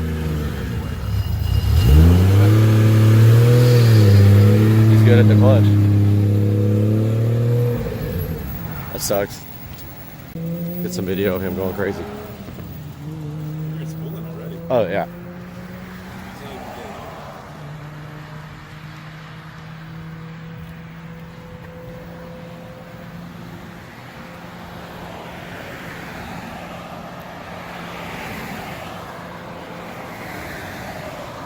Alright, got Chad here to take over. See if I still can drive this thing. Haven't driven this thing in 2 months. I don't know about the clutch.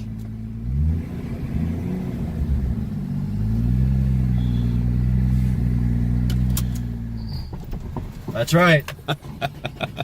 It happens. Clutch is not fun. That's what happens when you don't drive a stick for 2 months. Right?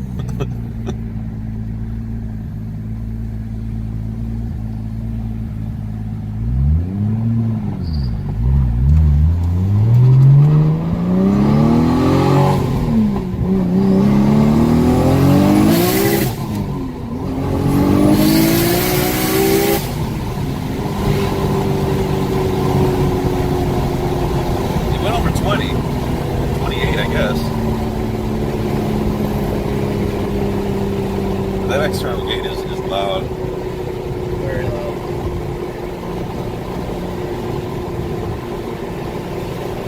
It's almost quick. That is for big, semi-big.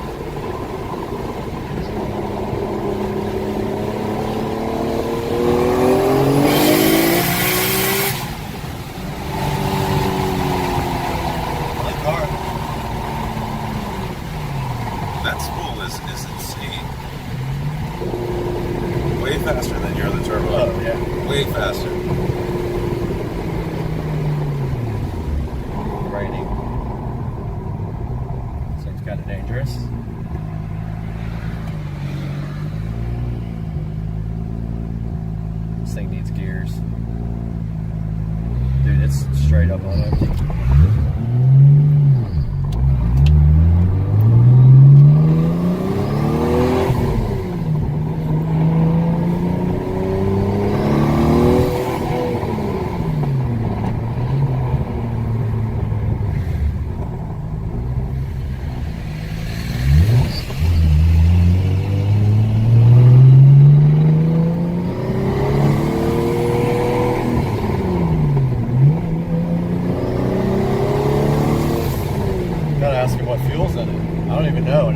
It's E85. Dude, it's on dead empty right now. It's E85. I can smell it. It smells like oil.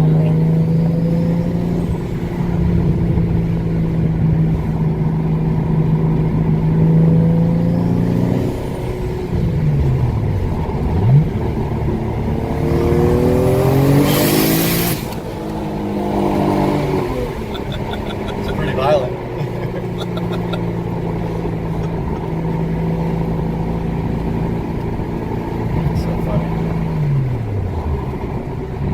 Showing peak? Yeah. Why does it say 26 right now? This thing's not working. It is working. Huh? It is working. Why does it say 18 right now? It's 18 vacuum.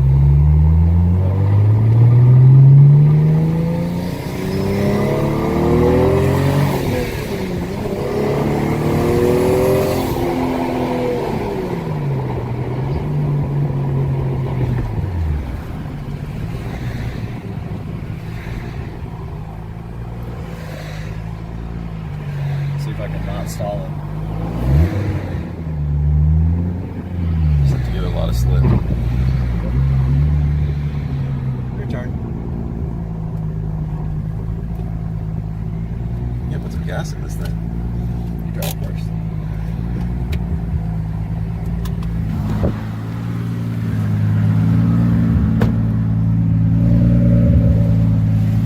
Switch places with Chad, or it starts pouring. Just gotta hope I don't kill this thing. It's so hard to drive, man. I mean, it's not hard to drive. The clutch is very hard to slip.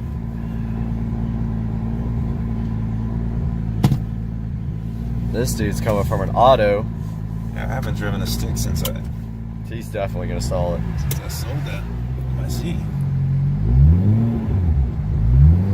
Shit, you did perfect. You drive better than me.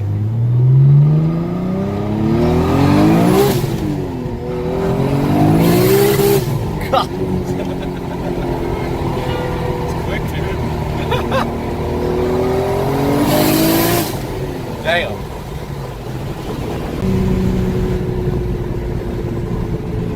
It's literally out of gas, I think. Like, not completely, but We're gonna end up pushing this thing. it's on fumes. I mean, I need to put like a gallon or something into it, or two, before we go to, before I hit that E85 station. I wasn't watching that news gauge. 18, 22 or 23. Actually, this clutch is not as bad as I thought it would be. Can I get it in gear? Fist straight up. You're going too far. That's Okay. it. There we go. Alright, let's pull in before we run out of fucking gas. Right here. About to get some E85 because this car is on empty.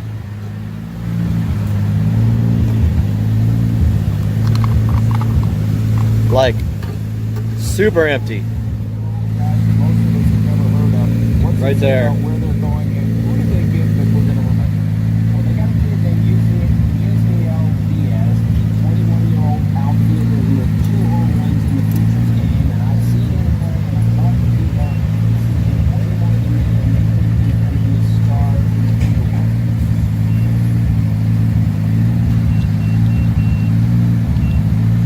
Got it.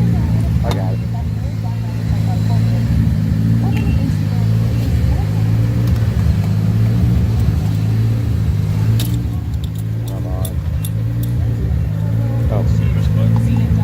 Helps to push the right button.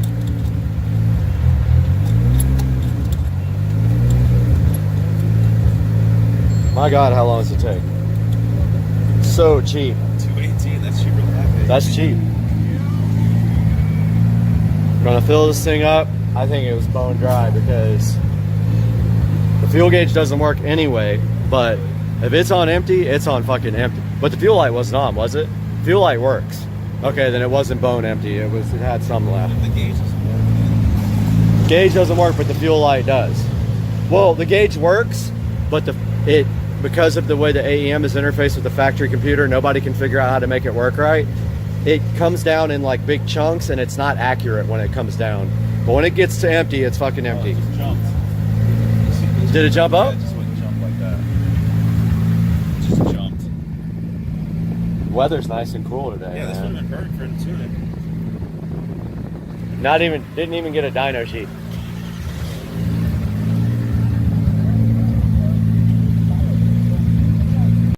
All right, we're out here at the gate station on Blanding.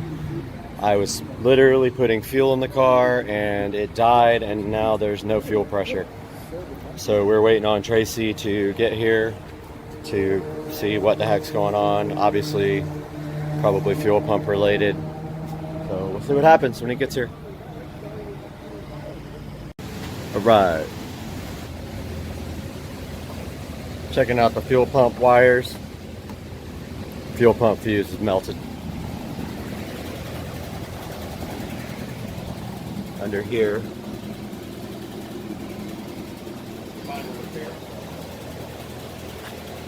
Fire averted. Minor repairs. All good.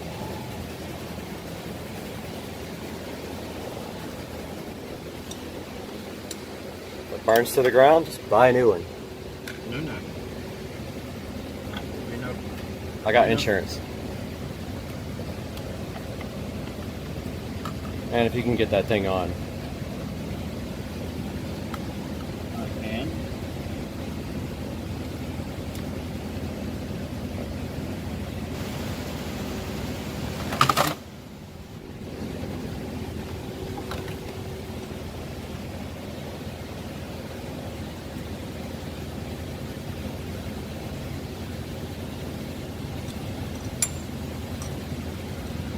Smart. Learn a lot from a dummy. Yeah. I'm self-taught on the internet.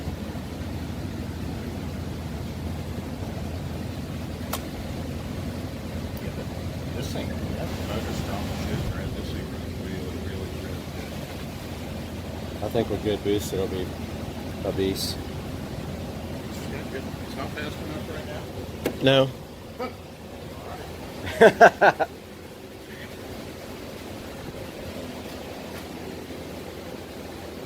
It's got to be faster than the old car. Yeah, it wouldn't bother me to run it up like 30 pounds Let's do it. on What do we have to do to do that? this. Well, just like I was telling you about the wastegate spring. What happens when the spring goes in? What is it going to make boost-wise? What's it tuned for? Oh, it's tuned up to 35 pounds. So it's going to make 35 pounds if we put a spring in it. That will do that? I would keep it in the, like 32-ish. That's what it's tuned for? It's tuned for as high as you want to turn it, but Well, I guess I don't understand how we turn it up. In the software, right? yeah, What's it set for now? Is it a percentage or something, or like? it'll make 30, 31, 32 right now. With a bigger spring? Stiffer spring? Yeah, but we can tell the software whatever. We can tell it to make 40 pounds. It would with the right wastegate. I wouldn't beat on this thing. 30 is good enough.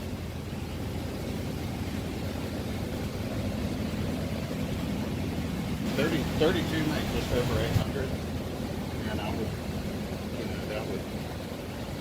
It did make 800? Yeah, oh yeah. You have a sheet for it? A dyno sheet? You have it saved anywhere? I'd like to put it up online.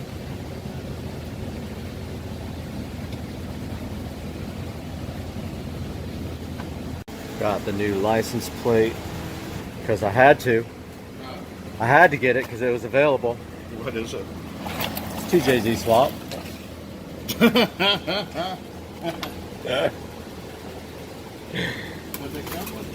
I know. That's what's awesome about it. Makes no sense, so it's awesome. What you need? Screwdriver. Just a screwdriver. I'm gonna swap the plates out. Hang on, let me check. Oh, nah, it's some stupid Allen wrench. It's gotta be some kind of Ricer Allen wrench thing. Is it a Torx or is it a... No, it's an Allen for sure. Yeah, it's like a smaller Allen.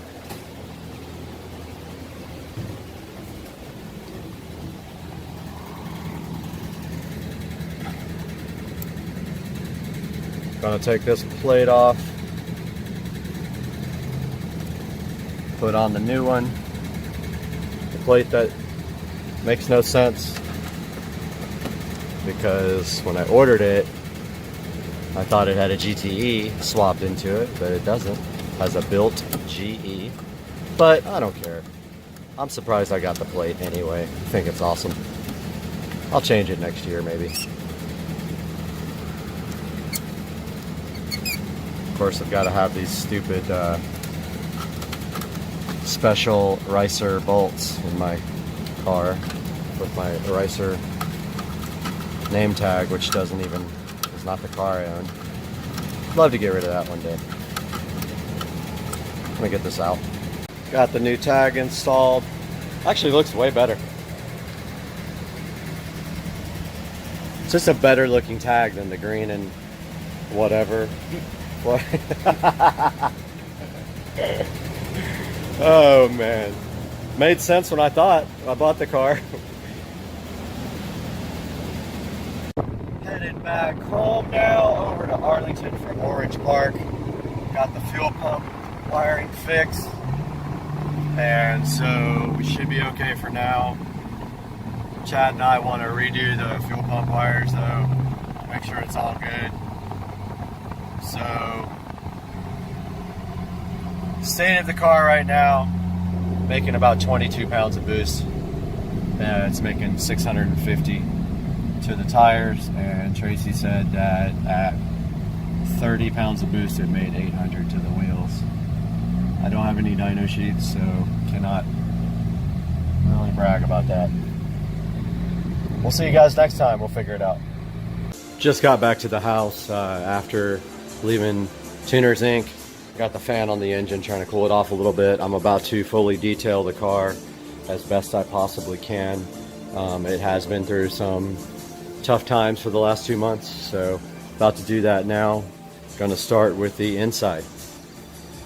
All done with the interior detail. That took me about an hour because it hasn't been done in 2 months. And now I am going to start the engine bay detail process. Alright, sitting out here in the garage.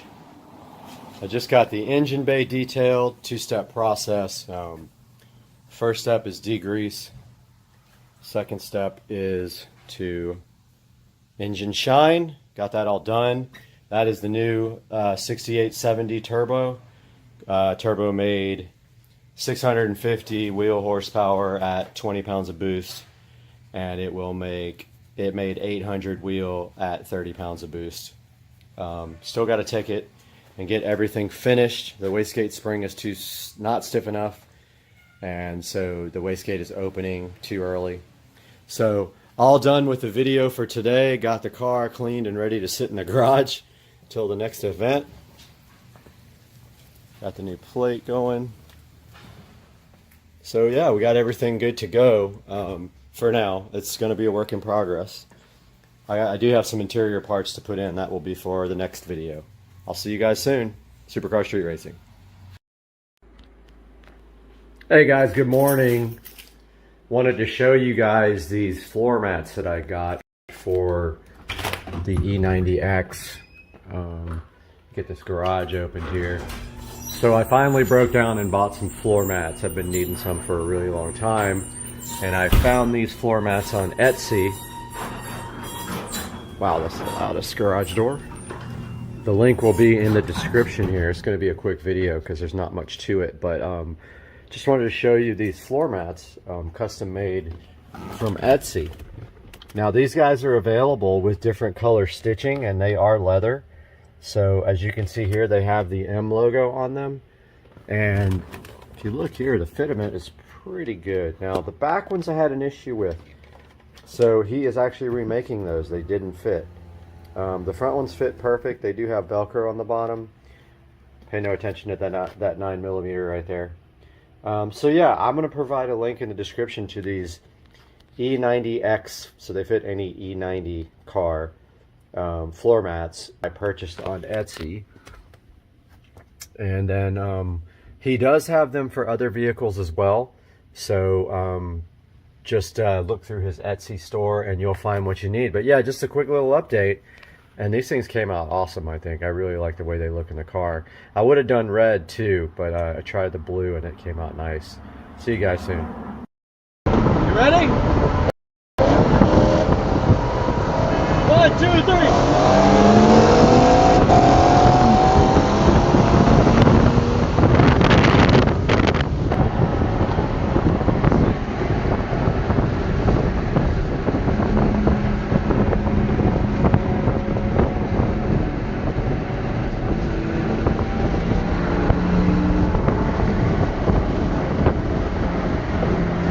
Stay to the left.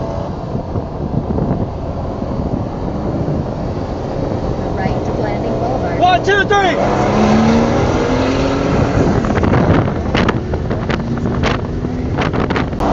One, two, three.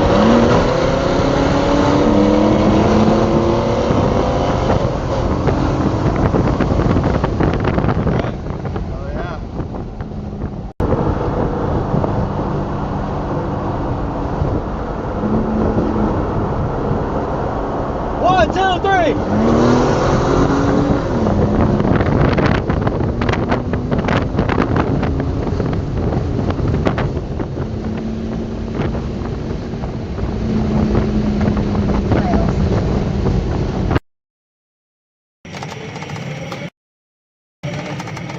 So slow.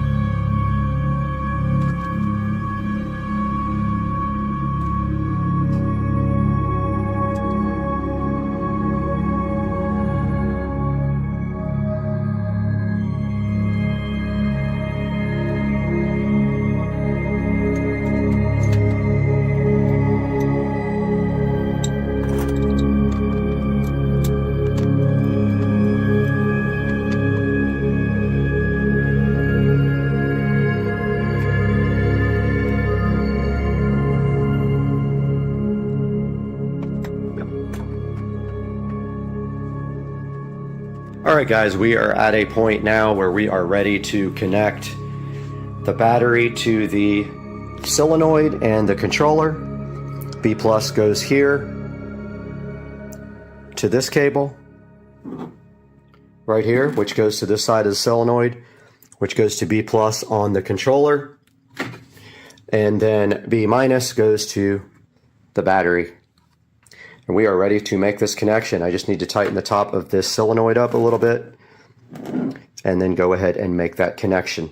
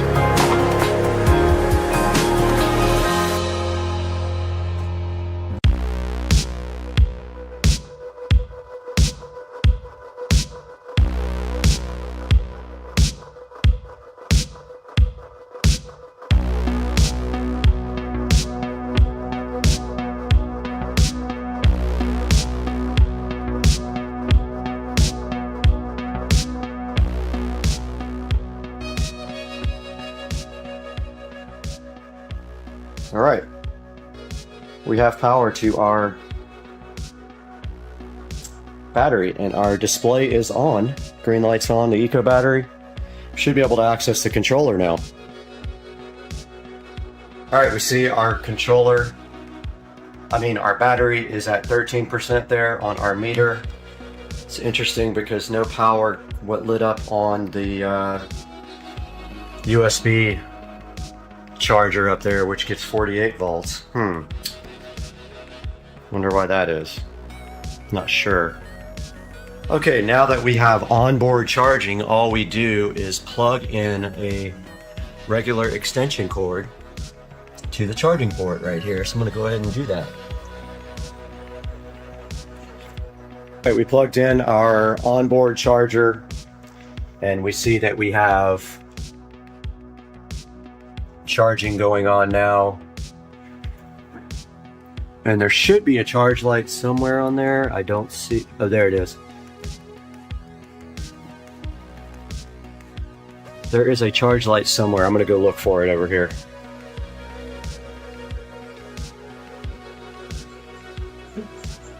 All right, we're back out here We have been troubleshooting the controller. We both have COVID, and so it's okay, we can hang out. But no, we've been troubleshooting. We had a couple wires reversed. We think we got it, and we're ready to start putting the controller back in the cart. And we did test that the motor actually works, and we're ready to go. So we're just buttoning some things up now, and it's going to be insane.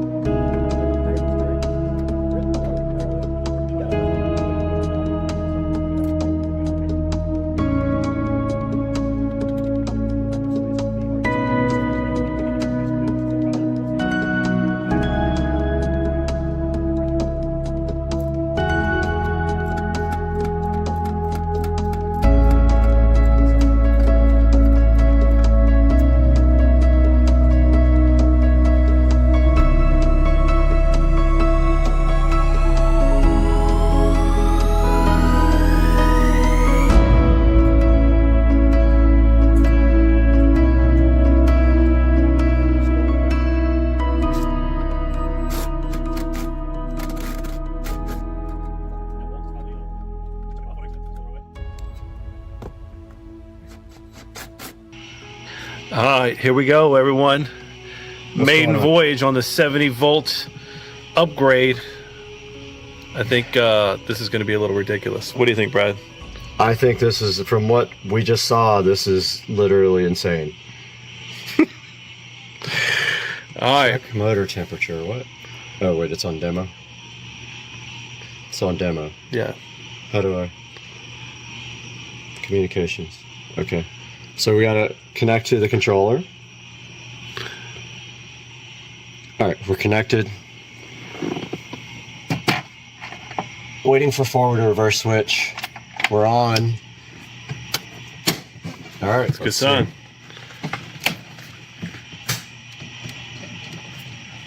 It's moving. All right, that's full throttle.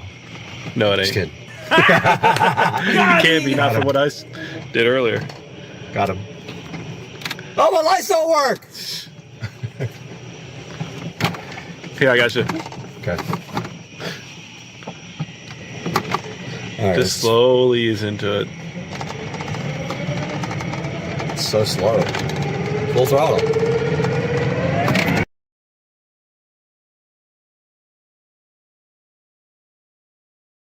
Guys, welcome back to Supercar Street Racing. And today on the channel, for that guy right there, there is something sitting on the table, and we're going to open that up right now and take a look.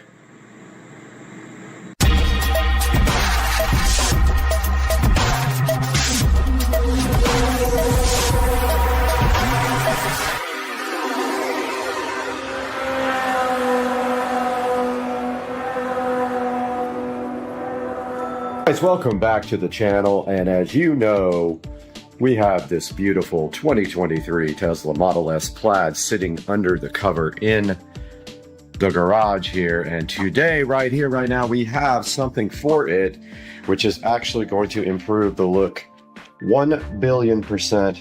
And let's get this open with one hand, and inside we see we have the wheel cap cover kit and some sort of red thing. And this is from a company called Zengu. Now, I really didn't have a clue if these were actually going to match or fit. I took a chance and ordered it since it was Amazon, and I'm guessing that that is a tool to actually remove them if you have to, would be my guess. The center caps are pretty easy. Hopefully they go on and stay on.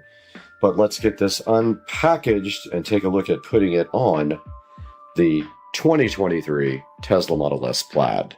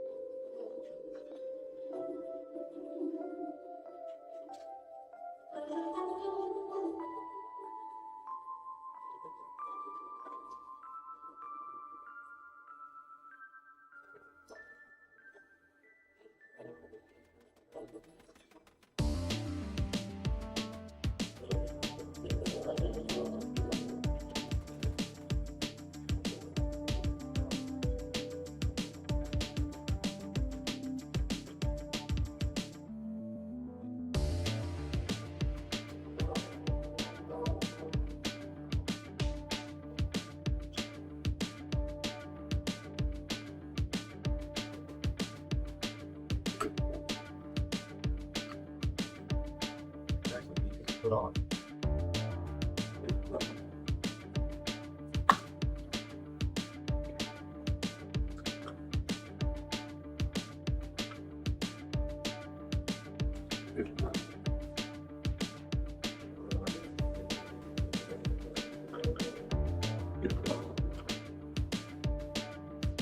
It's hard to put on.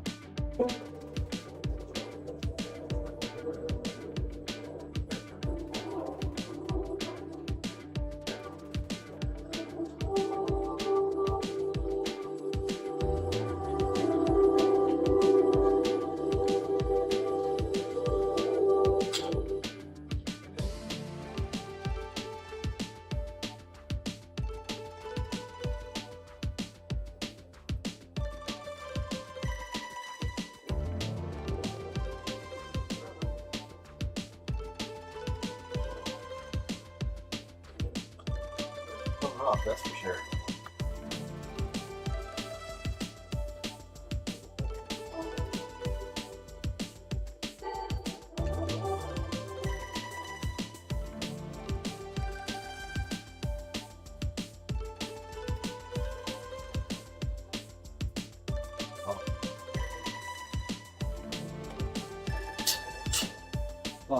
Oh, yeah.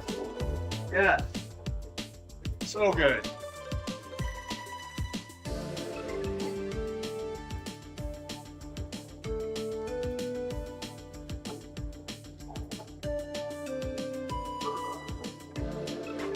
That's gross.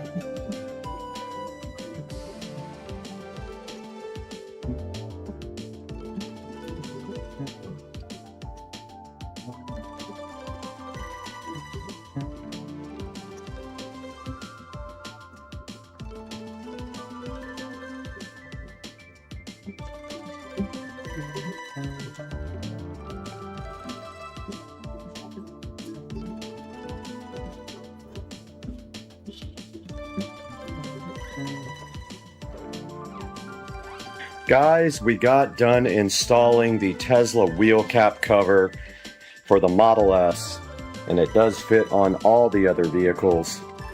And there you can see it finishes off the look of the Tempest wheels, but you cannot use the aero covers now with those on, so I will not be using the aero covers anymore.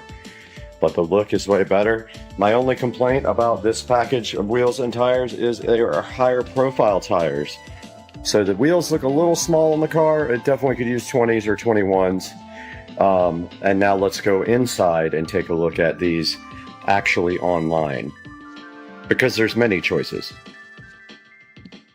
Okay, they did give us a couple of spare caps here, and this is the removal tool that they give you for that. So I am going to go ahead and put this in a bag here, right here. Put these two caps in the bag, and then I will place this unit into the Model S Plaid in the trunk in a compartment where we will have them if we ever go to a wheel and tire shop, so they don't struggle trying to take off the caps. But they do give you two spare caps and a little red removal tool right there, which is pretty cool to get extras. Alright guys, welcome back to Supercar Street Racing. We are live, and you are down there, and we are in the beautiful Supercar Street Racing studio here, and we are going to be showing you now these wheel covers. So let's go, and it's actually called a wheel cap kit for the Model S Plaid. So if we go to Amazon, we go Model S wheel cap kit here, and we will see that there is a number of available options here that you guys can pick from on this wheel cap kit. Now the one that I bought matches the gunmetal almost perfectly. It might be just slightly off, but it actually looks really good on the wheel. Now when you see here, this guy right here, they're all pretty much the same, except for the fact that some of them come with black center caps and some come with gray center caps. I did order the ones with the gray center caps, and let's get that called up right now on the screen. So this is the Zongyu, crazy cool name, right? The names on here are hilarious. This is the Zongyu dark gray, and you guys are right there.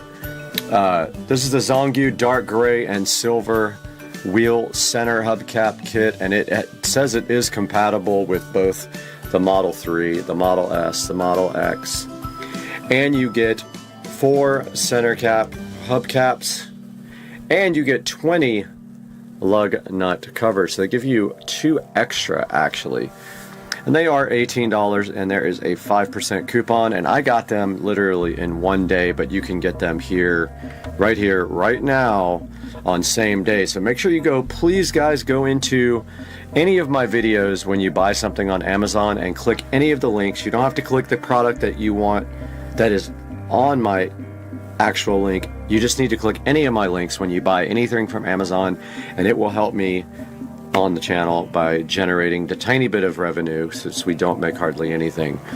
So this will be linked in the description, and then once you get there, you can choose from the gray. This one has red with the red Tesla logo. That's black.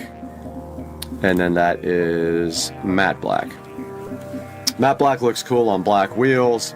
My wheels are the 19-inch Tempest, and they are gunmetal. And then the center cap, or the lug caps here, are all black plastic, which looks absolutely great. If you want to go ahead and get black lug nuts, you can do that. You can order black lug nuts for the car if you want to do that, but these look better than the stock lug nuts because the stock ones are keyed and they just don't look that great, and they're silver. There are other options available for this same deal. If we scroll down here, there is a crazy amount of options. This is one option that does not have the lug cover, or the lug nut covers. It just has the center caps. There are 20 or 30 different options here. This one comes with a little box. They all come with this little handy removal tool. Some of them have like chrome Tesla emblems in the middle. You saw my video that these are great. Says they give you customer support as well, so maybe if you need help with this, they will assist you. And that is basically it. There's so many different options that I would go with ones with good reviews, and you will be safe. And you're especially safe if you use the ones I bought, because they are great. They went right on with no problem. I did start using some needle nose pliers for it, but actually could have done it without. I just used the needle nose to kind of push the lug nuts in once I had them on the kind of lined up and ready to go.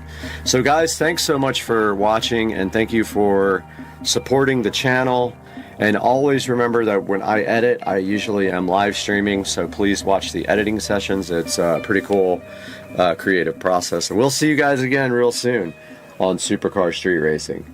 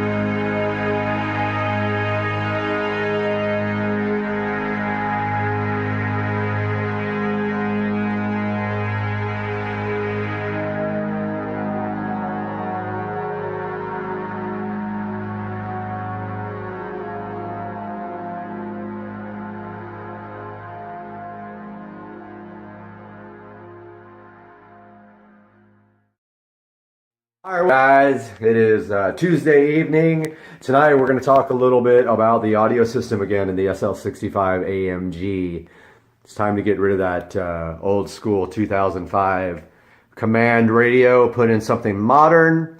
So what we are going to be doing is we are going to be putting the Android joining head unit in, and we're going to do a 5-channel amplifier. And we are going to do new component speakers and a subwoofer somehow. I'll get into the difficulties of the SL65 when we go out into the car in a minute.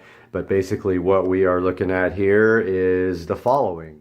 So the first thing we have right here is the joining head unit, which I reviewed earlier. It is a 5.1 Lollipop Android head unit. That's pretty amazing. Go back and check out my review on the joining head unit. What we have here is some Infinity Kappa 60.7 CS component speakers. They are a 6.5-inch woofer and a tweeter system with 2 crossovers. So my plan is right now, the SL65 has a subwoofer in the floor footwell. It's a Bose subwoofer in a isobaric enclosure, and it's a weird oval-shaped woofer inside of a plastic enclosure. It has 5, I think, and 3/4 or 5 1/4 plus, no, sorry, 6.5 and a 5 1/4 in the door. It has no tweeter. It has 2 4-inch speakers in the back for rear fill and 1 center channel speaker in the dash. I'll show you guys all that in a moment when we head on out to the car.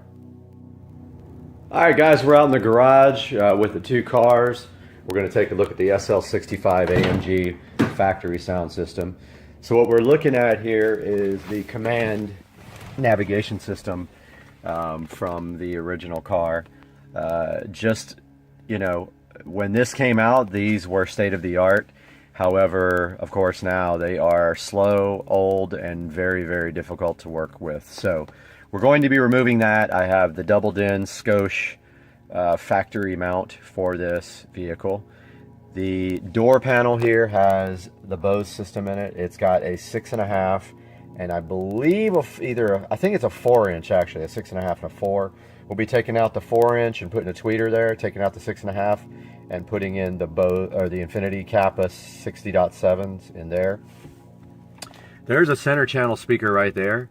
What we are going to be doing with that speaker is we're going to be summing left positive and right positive and running that center channel speaker for kind of a middle front mono fill.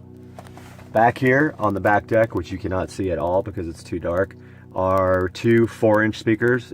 With the factory system, this is a surround sound system. Those are used for rear fill. We are going to be removing those and maybe replacing them, maybe not. If we don't replace them, we're going to run stereo rear, so we will be rewiring them into stereo. Now back here, I don't know how well you can see that, there's a luggage compartment back here. Let me get this turned off and back on with some light. So now that we got a little bit of lighting, this is the luggage compartment back here, and you can clearly see the speakers now, right there and right there. So what we're going to be doing right here is something I saw online. Someone removed that whole section there down to where it meets the storage containers, and they put a new box there that's a little bit deeper. It still allows these storage compartments to open, and they had a, I believe, I want to say a 12-inch woofer right there. I'll have to go back and double check, but I believe it's a 12. We might go with 2 10s, might make a little bit more sense. A 10 on that side, a 10 on this side, and get rid of those buckles for securing luggage. So that's the plan for the rear of the vehicle. So this is the back of the vehicle. There is a false floor right here. The battery is located right under that. You can see the charging system hooked up now, the trickle charger. So what we're going to be doing back here is putting the amplifier back here. And so we can either just raise that floor up and put it in there, and hopefully there's no issues with heating. Or we can build a false floor with a plexiglass top and some vents and go that way, directly connected to the battery here, and then run the cabling through to the vehicle right there. So we should have a good 5-channel amplifier located right there. We will be running the 5th channel to the subwoofer. We will be running the rear channel to the speakers in the back that are currently mono fill. We will be wiring those up in stereo. We'll be running front, left, and right to the doors, and then we will be running front positive and front left positive and front right positive to the center channel speaker for front fill. Alright, so that's the plan for the audio system in the SL65 AMG. I have to still buy the amplifier and figure out buying the subs and take it over to the audio shop so they can take a look and see what they're going to do with the subwoofer. I really prefer two small woofers for more accurate tight bass rather than a larger woofer with more boom. So I think I'm going to go with either 2 8s or 2 10-inch JL audios. That should be plenty of low frequency. I'm more into deep low bass than I am the hard hitting kick bass. So I'll update you guys as I get more, but for now, please subscribe to my channel. Please like this video, and we'll see you next time. Now we are fully lit tonight.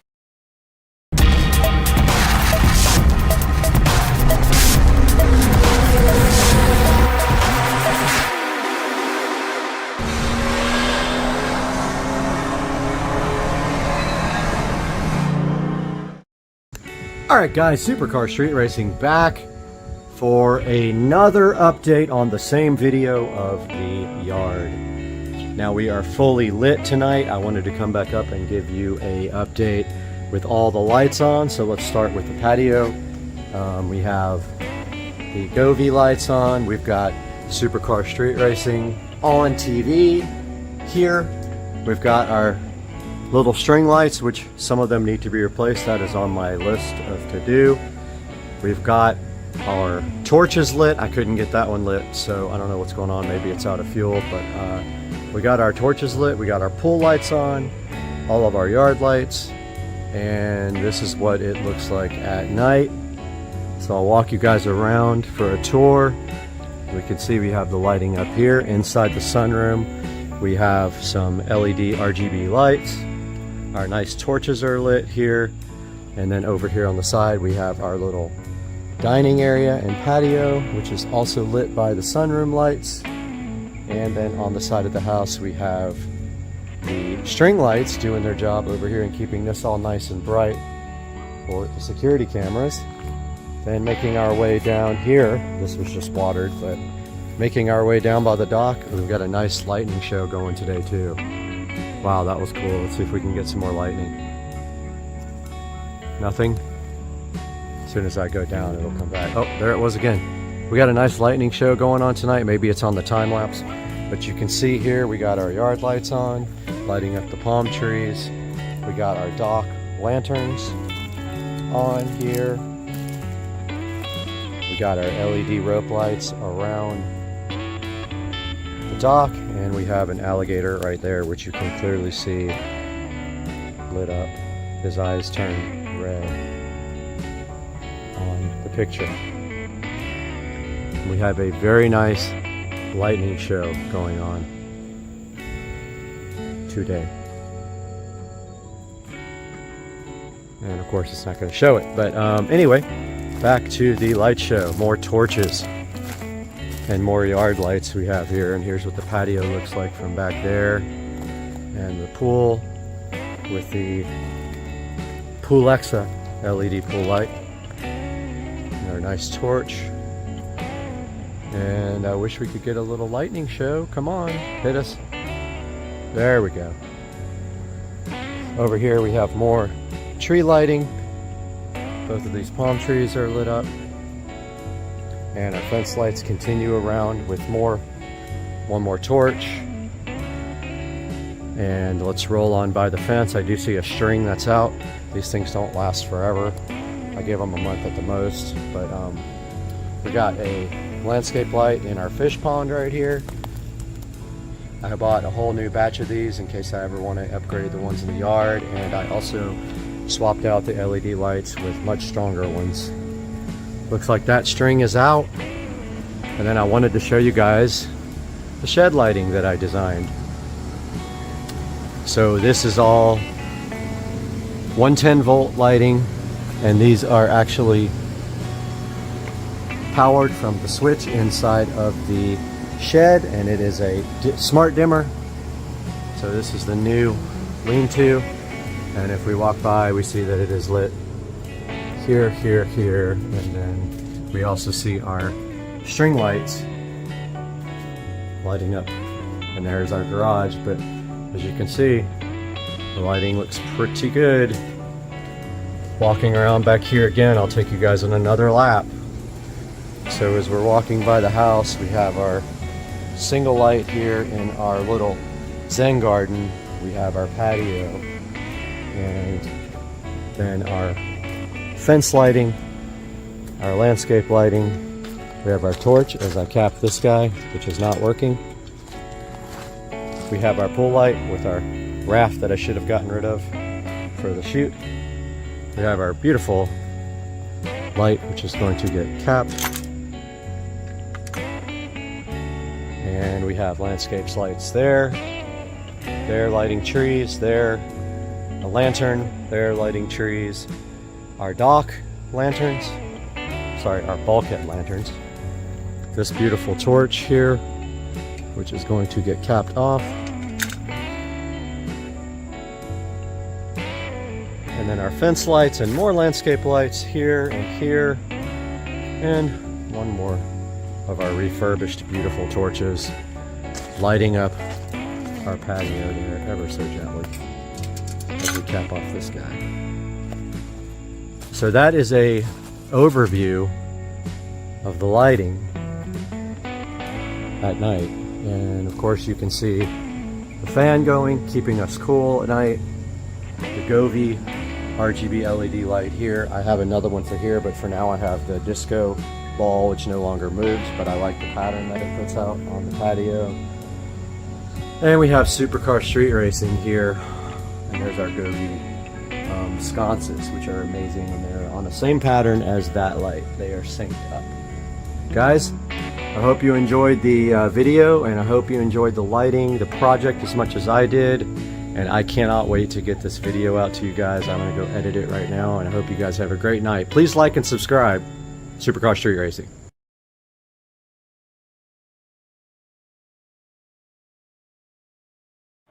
Okay, so I have never seen anything like this in my life. So this is my home theater system. I'm watching a Neil Young video. It stops. I hear someone through the center channel speaker.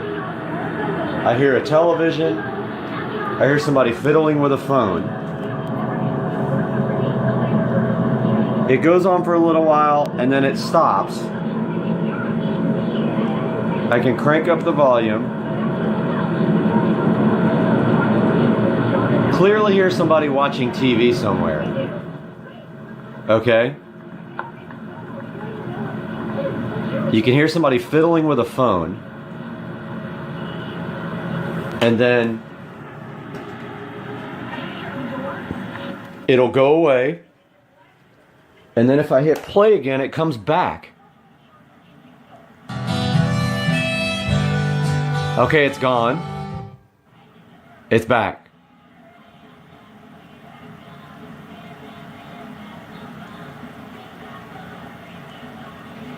It's still there.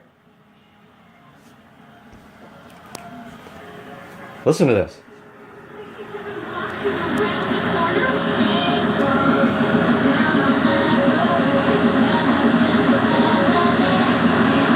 It sounds like a kid's television show.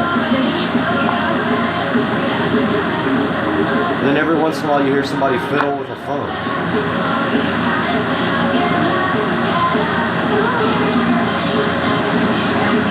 This is so weird.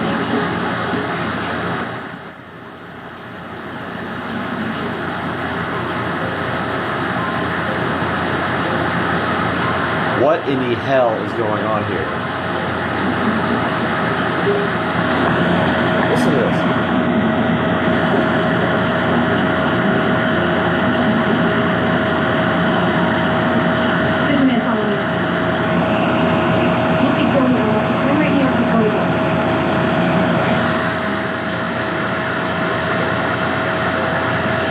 I have no idea what this is.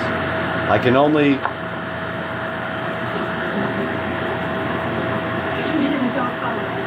I don't know. The receiver's not on direct input. It's not Bluetooth. This receiver doesn't even do Bluetooth. Wow, this is very strange. Okay, so this just went away. Listen, there's nothing there. Now, watch this. I'm going to turn the volume down so it doesn't blast me. I'm going to play this video. Don't look now. Chuck Norris is right behind you. I heard superheroes read Chuck Norris comics. I heard it. So I'm playing the video. I'm going to pause it.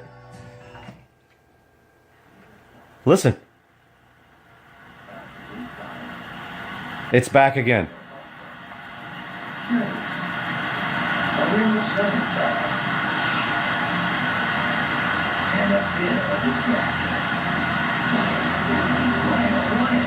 This is by far the weirdest thing I've ever seen in my life.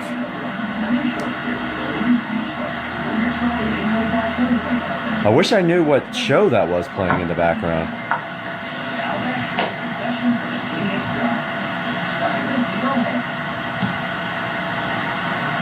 Someone please tell me what that is in the comments. How this is happening.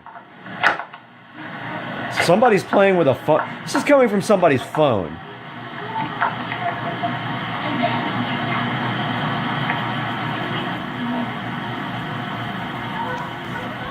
Weird. Okay, let's repeat this weird experiment again. Okay, so nothing on the screen. Volume turned up wide open. Nothing. Hear that? Totally silent. Alright, so I'm going to play the video now. I'm turning it down so we don't blast ourselves.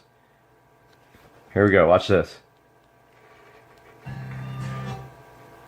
It pauses by itself.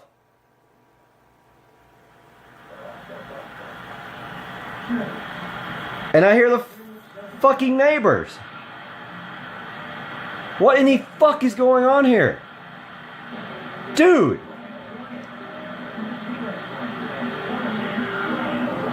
My house is haunted.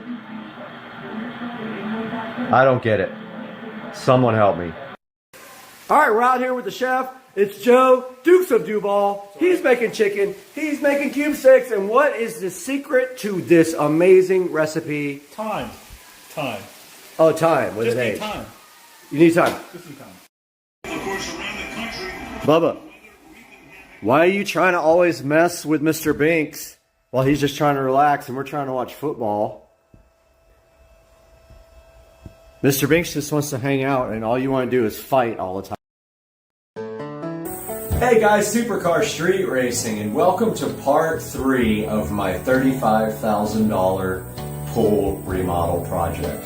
Now, part of the pool remodel project, of course, is going to be replacing the LED color changing bulb that is in the pool.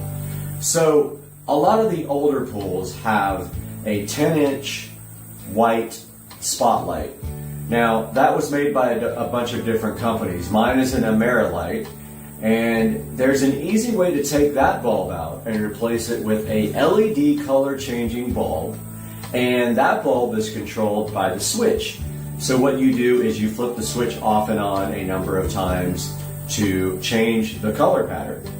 Well, that was the old school way of doing it, and my bulb was left on when I went out on a trip for about a week, and I got back and some of the LEDs were burned out. So what are the cons of doing it this way? Well, of course, the bulb housing is a metal housing with a rubber gasket around it, and that can leak if you don't install it correctly. So every time you change the bulb in that type of pool light with a metal housing that sits in your niche, you have to buy a new gasket, or it's recommended that you buy a new gasket. And you put that new gasket into the metal housing. I'll show a picture on the screen right now of that. And then you put the housing cover back on, and then you screw that into the pool niche, and that is how you replace a light. Now, it's the same procedure if you're just replacing your light with a white spotlight as you are a bulb that has LED color changing inside of it. So I had that in my pool, and it is in there now, but like I said, I think the blue LEDs are completely burned out in that now. Now let's talk about what you have to do in order to replace the entire housing, or in this case, put a new Alexa LED color pool light into your existing niche.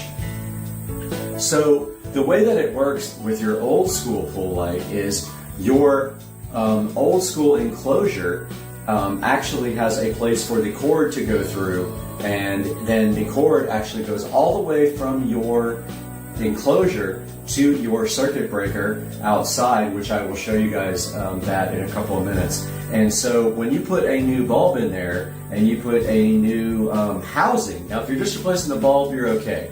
If you're replacing the whole housing, let's say your housing is worn out like mine was, you have to pull a new cord all the way from the pool light down underground through the conduit and up to the electrical box there. Now you're going to ask me, how do you do that? Well, it's pretty simple. So what you do is you take out the existing housing. It should have some extra cord inside the housing in the niche. They recommend that you leave about 4 feet of extra in there when you put a new bulb in. And you cut that wire, you tie the new wire onto that with electrical tape. You tie it really tight, and then you come to the electrical outlet junction box and you grab the old wire and you pull the new wire through and reconnect your new wire. Now, what we have here is a little bit of a different change for my LED color pool light. Now, this is new technology. This is a Alexa LED color pool light for in-ground pool. Let's get out the tablet. So we're going to get some video of this here with the tablet. Now, this is exactly how it came out of the box. It kind of came out messed up, and so I want to make sure that I wire it up and that it does work in case I have to return it. But you see here how the box was broken. So what we're seeing now is we are going to do an unboxing of this live with the tablet here as the camera source of the live unboxing. So I already took the plastic thing off. I took it out of the cardboard box, obviously. Now let's get this thing opened up and see what's inside. All right, so this is the Alexa LED pool light for in-ground pools. All right, so the first thing we have here is our instructions, and it looks like the same instructions that I pulled offline. So a good look at that. Here's your instruction manual.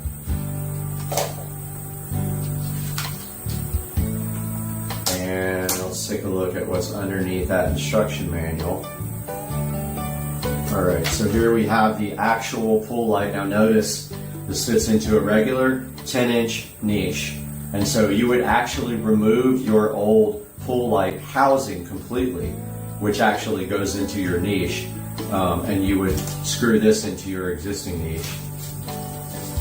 And so it's this simple. It's just a thin little disc here. Very hard to unbox with one hand, but I'm going to make it happen. Alright, so there is the new pool light, the new technology here where there's not some big long bulb that has to go in place of your old white spotlight bulb. And if you look behind it here, it is completely sealed.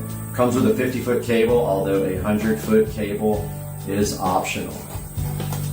So you can see right there the screw hole where you just screw it onto the existing niche, and there is the cable underneath it. There's your 50 feet of cable, and if you see the end here, there's the end of the cable. Red, blue, green, and black. Now, so a little bit of something else you need to know about this is that the pool light here that it is replacing inside the existing housing, this pool light is 12 volts. The existing pool light is 120 volts. You can't just take this and wire it to the existing wire.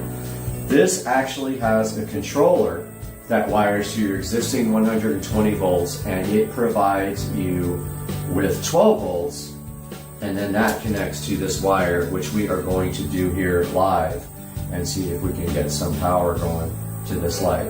Now here's the actual controller. and I'm going to need to grab some scissors to get that done. So I'm going to go grab some scissors real quick and we will be right back.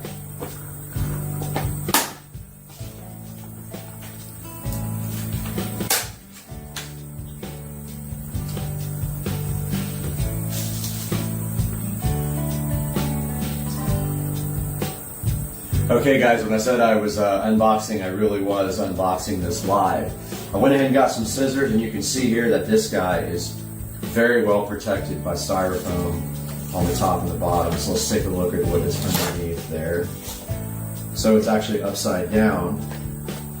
And here is the controller, if we can get it right side up without breaking the actual pull light now. Alright, so here's a good look at the controller. And this is what actually controls the light, and it is Bluetooth. There's a link to the actual manufacturer website. Toolless is the brand. Pretty sure they copied Alexa, but that's okay. So that's a look at the controller. There is a open part right there, but it is able to be hung on these two screws, which is probably what I will do. It actually has 4 screws to hang on. So once again, one of these wires goes to your 120 volts, the other one goes to your 12 volts that goes to the pool light. And just remember, 120 volts outside, you will have to do a conduit. That should be in conduit outside. So it looks like we got a power light right there. We got a gradient light. We got a steady light. We got a dimmer, a speed, and then we got some colors and some programs here, and I guess an app, Bluetooth control. It must have an app on the phone that we need to download, so we'll take a look at that momentarily. But for now, let's see if we can get this guy wired up and working.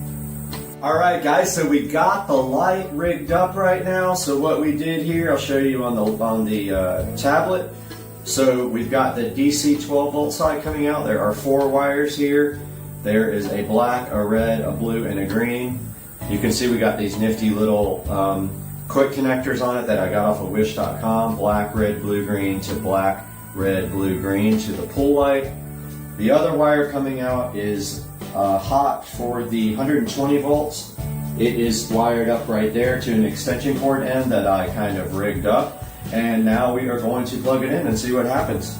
So yeah, let's go ahead and get this extension cord plugged in and we'll be right back. Alright guys, so we got the light rigged up right now. So what we did here, I'll show you on the tablet. So we've got the DC 12 volt side coming out. There are 4 wires here. There is a black, a red, a blue, and a green. You can see we got these nifty little quick connectors on it that I got off of wish.com. Black, red, blue, green to black, red, blue, green to the pull light. The other wire coming out is hot for the 120 volts. It is wired up right there to an extension cord end that I kind of rigged up. And now we are going to plug it in and see what happens. So yeah, let's go ahead and get this extension cord plugged in and we'll be right back. Alright guys, now for the moment of truth, and you're going to see it as I do. We got our extension cord plugged in over there, and we've got our light wired up. So what will happen when we hit the power switch? Let's find out. Alright, so the light did come on guys, and it looks like it is on white. So you can see there white isn't actually white. It's going to be as close to white as you can get. So let's push this red button. Alright, so there's red. And let's try green.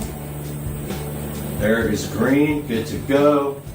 And yellow is a kind of mixture of 2 different colors, but you can see they all work. Cyan, pretty cool color. Let's try blue. It's a nice dark blue. The light is bright. In a minute we're going to turn off the big light and see what that looks like. And there is purple with a nice shade of purple. Now let's try gradient and see what happens. I have not used this before. Alright, so it looks like it's just flashing between them. So okay, here is push the gradient light on the controller, and that fades between them, and then there is a speed. Let's slow it down. All right. Cool, there is the speed. Let's go ahead and get this light over here off so you can see this better. So there's gradient, guys. So those are the programs that are available. Now the next thing we're going to check out is the Bluetooth app control and see if we can get that working. But so far so good, no problem. Notice again, 12 volts here from the controller to the light here is 12 volts. From the controller to the wall is 110 volts AC. All right, let's try to get the app working now. All right, guys, so we are now looking for the app. It's called iPoolLight. There's the app right there. Let's go ahead and get that installed.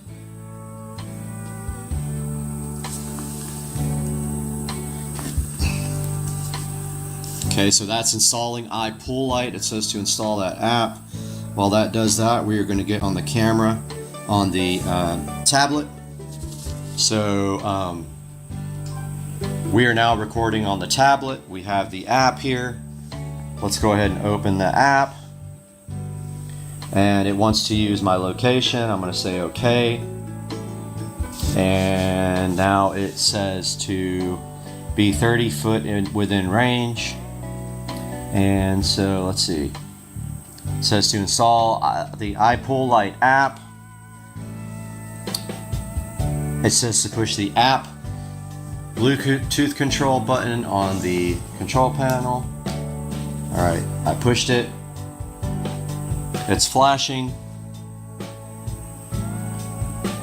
Start the app. The app will automatically search and match the controller. I don't even have Bluetooth on my phone on. It is on, okay.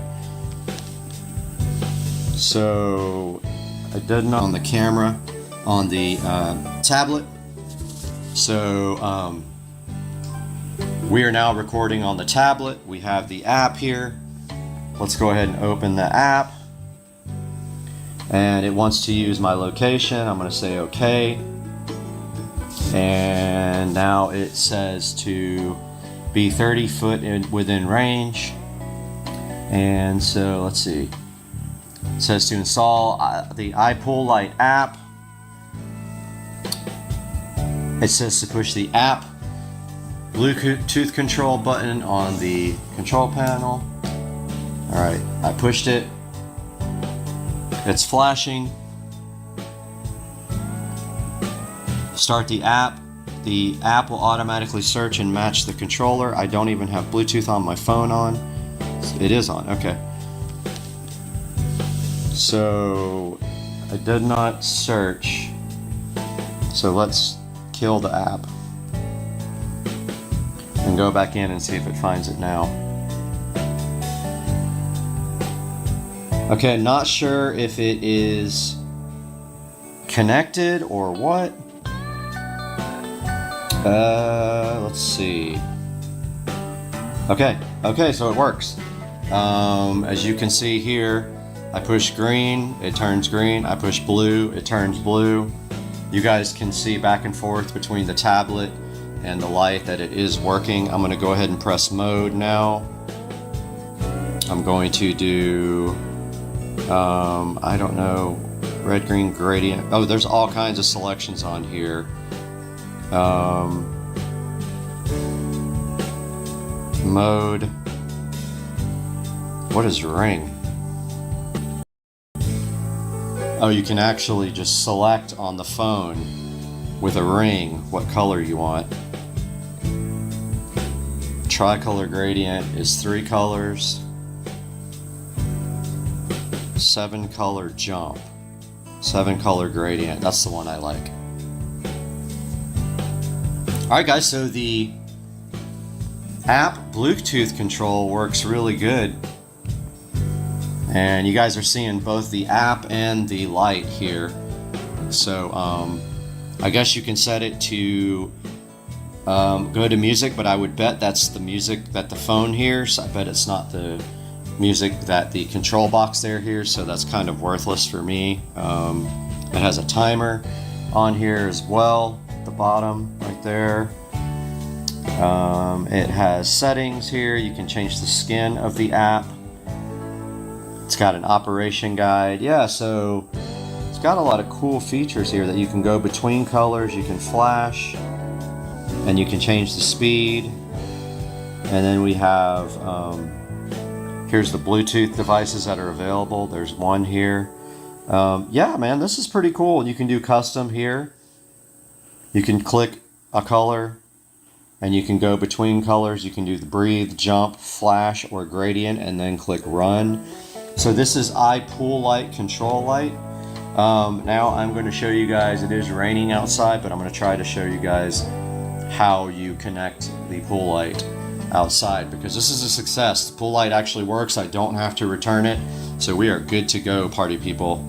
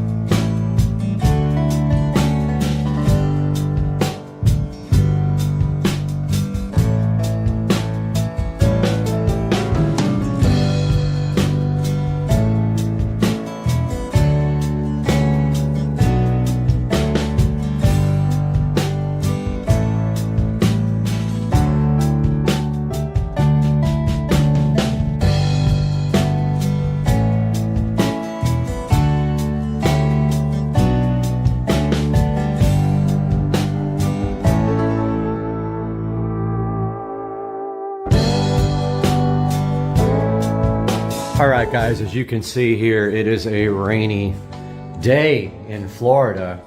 We're supposed to have rain all day today. We're going to show you guys out here as much as I can without actually getting wet, but see the pool over there. The pool light is over there in the corner. Right now we have a switch right here that is currently controlling the pool light. That will no longer be the case. Just notice when I turn the light on here, it should come on. It's on, however, blue is really burned out pretty bad, so that's why you can't see what's happening there, but there's red. So there's the pool light. Now, there's only a hot wire in here, there's no neutral, so I had to buy a special smart switch to be able to control the pool light. Now, over here, on this side of the house, we have, next to the wall here, and you can barely see it right now. Let me go ahead and go out there. We have right here a wall box. Now that box right there, that octagon shaped box right here, is actually where the pool light comes up in from. Pool light wire comes up from the pool light, and that will have to be pulled back through from the pool light over there all the way to, getting the camera wet, but all the way to back over here on the side of the house by the wiring. And then my plan is to put the control box right here on the wall as close as I possibly can and run possibly some conduit from around the corner right there, because I don't want the control box outside. Now the other option is running the control box inside the house, but I really don't want it. It's kind of ugly. I don't want it on the wall inside of the house right there. So chances are I am going to put it right there on the wall. The only bummer is the gutter is in the way. I'd have to probably come up over the gutter and then down as close to tuck it in, as close to the gutter as I can, and then come to the left and right there to the box. So that is my current plan for the control box here. We will have some more video when we progress some more on the pool, but I hope you guys enjoyed this from this rainy Florida supercar street racing. Talk to you guys later, man.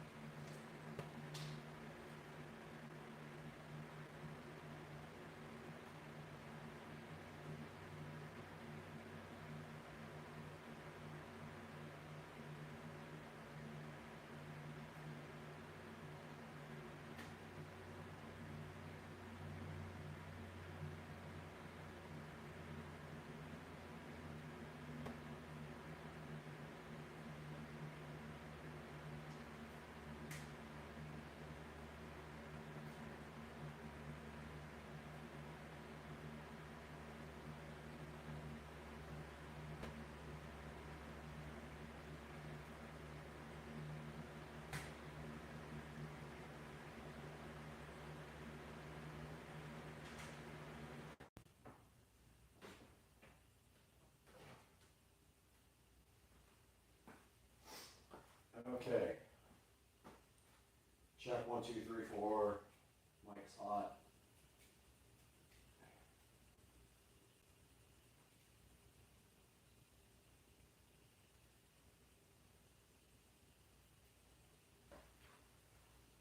Plenty of headroom. Okay. So leather conditioner, leather cleaner. Should well apply 1 to 3 lines of product on a premium microfiber. Spread evenly, massaging the surface allow to penetrate. Wipe dry if desired. Reapply as needed to keep leather looking. We recommend using chemical dyes leather first. Okay.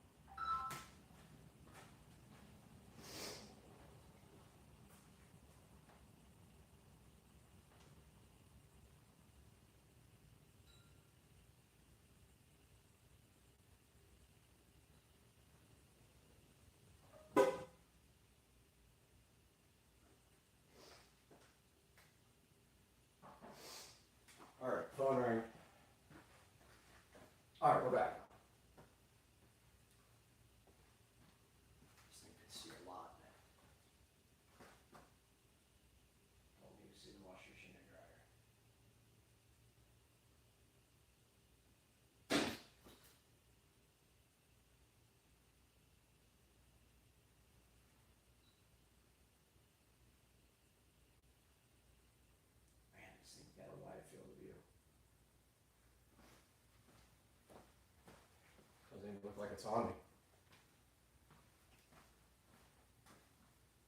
Oh yeah, it's way on me.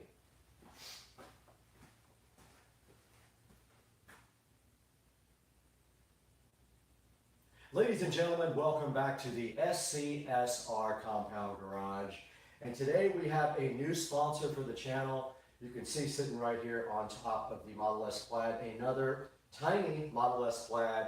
And then right next to it, our new sponsor, Chemical Guys. And Chemical Guys was so kind enough to send us this leather conditioner and this leather cleaner. And Chemical Guys was so kind, they sent us this leather conditioner and this leather cleaner to show you guys. We're going to show you how to use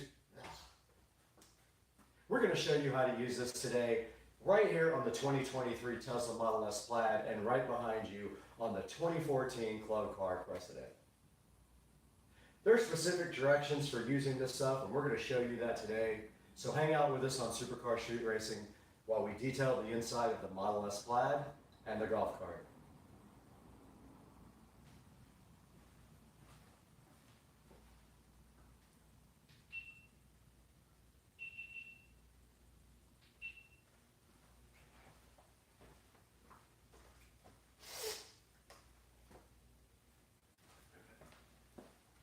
Need a preview so bad.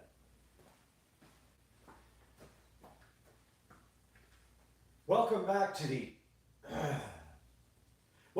Supercar Street Racing, guys. You can see we're out here in the garage with our Chemical Guys leather conditioner and leather cleaner. They were super nice and they sent us this to show you guys. They're trying to get the word out about their great products. So today we're going to give you guys a look at these two products right here in the SCSR garage.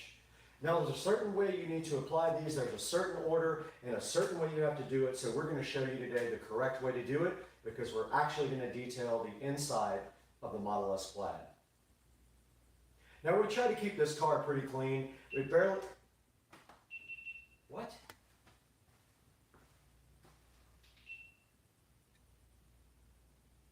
deal with that.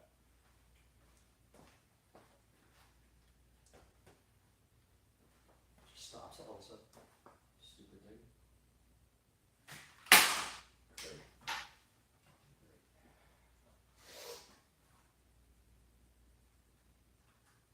Wonderful.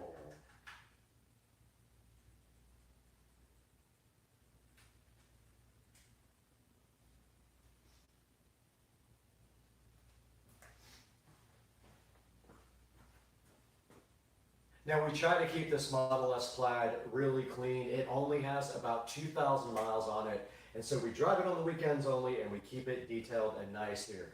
But today we're going to take it one step further. We're going to use the Chemical Guys leather conditioner on the seats. It does not need to be clean, but it does need to be leather conditioned every few weeks. So we're going to go ahead and show you that right now.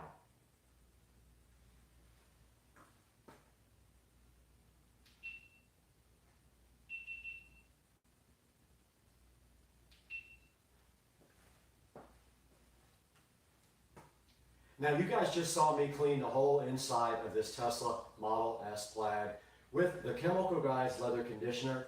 But we got to take this one step further because we need to show you guys how to use the leather cleaner. So what we're going to do with the leather cleaner today is we're going to turn our attention to our Club Car Precedent over here. We're going to clean all the seats and then condition them with the leather conditioner. So one step at a time, let's get busy now with the leather cleaner on the Club Car Precedent.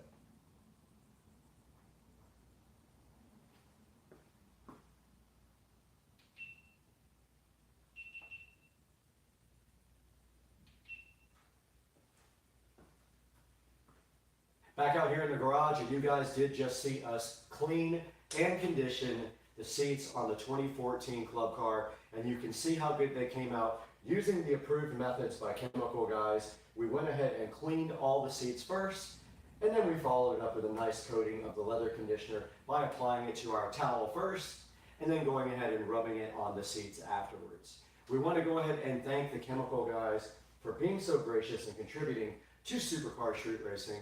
Guys, do us a big favor. We'll put links down in the description for this. Make sure that you order everything from the approved links from Supercar Street Racing. You can order anything you want from Amazon through our links, and it helps us out greatly. In this case, we might put an affiliate link for the actual supplier that gave us this. Go ahead and order it from them. It'll do them a big favor as well. And we're going to have to get out of here pretty soon, but we're going to take it into the studio first and look at this stuff online with Brad.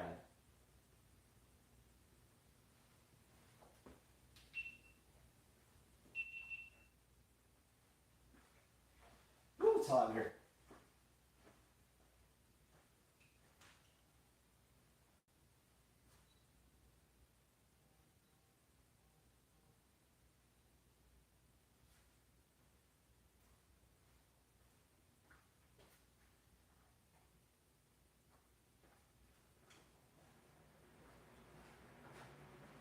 Go ahead and get pics while that's set up.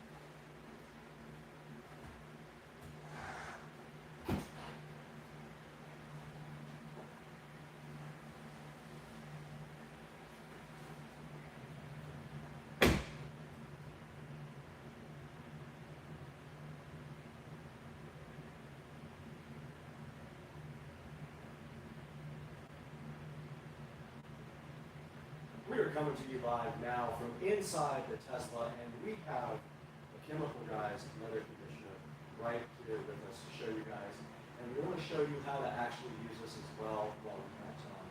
So the instructions do say take the leather conditioner and grab a nice soft towel, and then just take and put a couple of stripes, 2 or 3 stripes, directly onto the towel like this.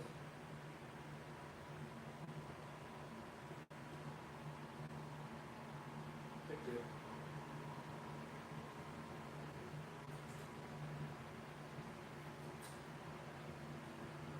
Take 2.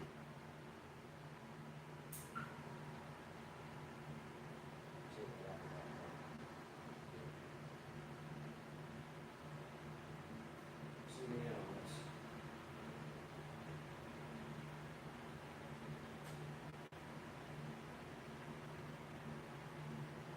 Okay. Now we do have a couple of stripes right on the towel here to go ahead and start working with. And all you have to do is work it into the towel. And all you have to do is work it into the seats. And then when you're done, if you'd like to, you can actually buff it off and dry it. Or you can make, and when you're done, you can actually buff it off and dry it. And then you can do a second application if you really feel like it.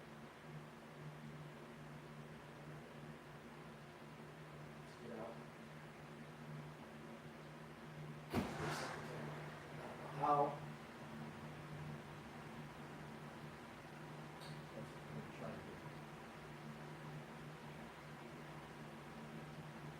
AC physical.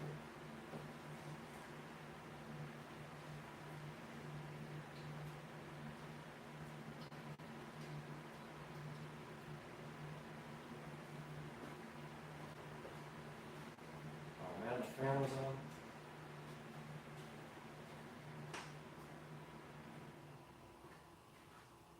That sucks.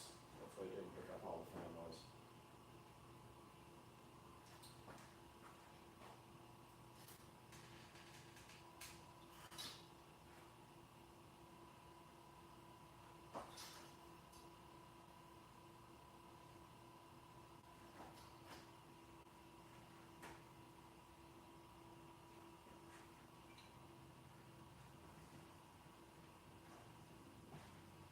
I guess in case that was a bad tape,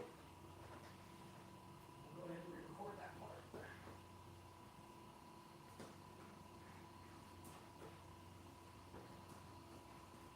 All right, we're going to record that part again, just an overview of how you put it on the towel. So yeah, you just take your towel and you put about 2 or 3 stripes of the stuff right on the towel, and then you work it into the surface. We're going to go ahead and start with this Model S door panel right here. It's a lot. There's a lot on this. So I'm gonna go ahead and knock this down a little bit because I've been putting quite a bit on it. So I'm just gonna knock it into both sides here so it's not so thick. And then I'm gonna go ahead and proceed to put it directly on the door panel right there. See it going on with a nice finish there.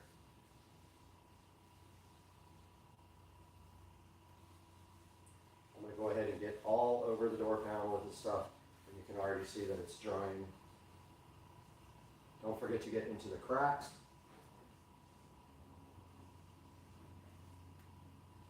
Everywhere that you would normally touch to keep it clean.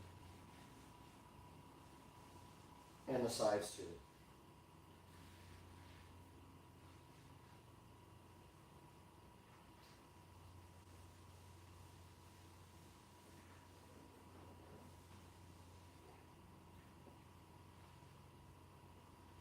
Now, if you'd like to, you can go ahead and wipe that off as well. You can buff that right off.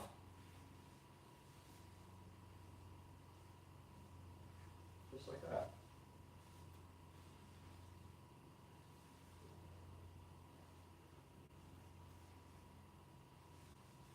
And that door panel is completely done.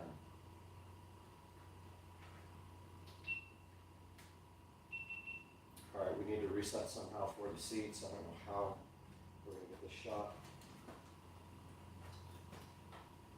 Just from right here.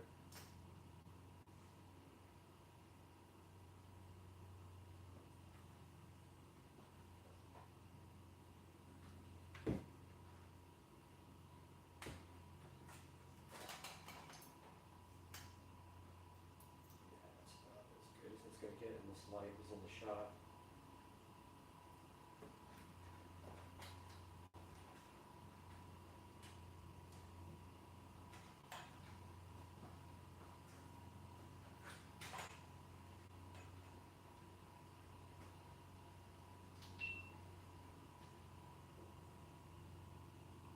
Check 1, 2, 3, 4, 5. Check the shot here.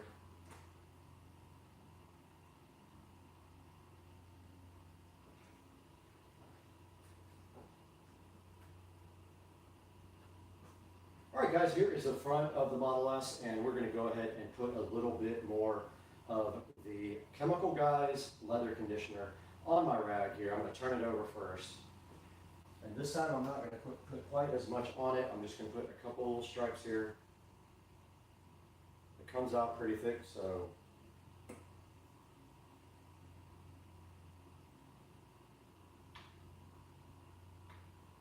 should be good enough. And now let's go ahead and apply it to our seats, but let's put the seat forward a little bit so you guys can see it better. And we'll go ahead and start, get it worked into the towel a little bit. And go ahead and start conditioning the seats on the plaid.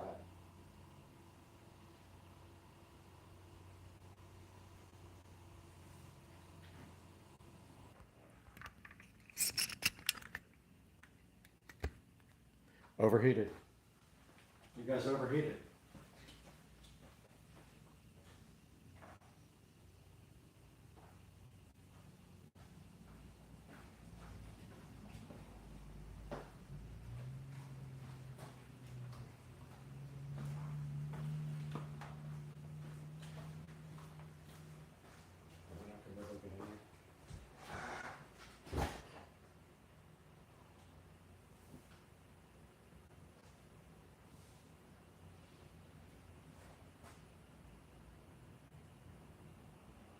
All right, we're on the other side of the Model S, and we're going to go ahead and put some leather cleaner.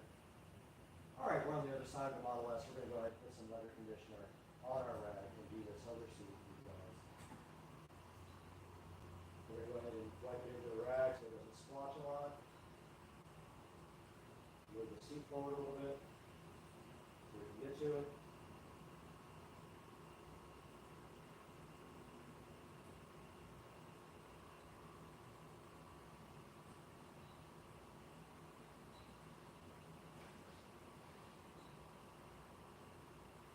And go ahead and apply the leather conditioner.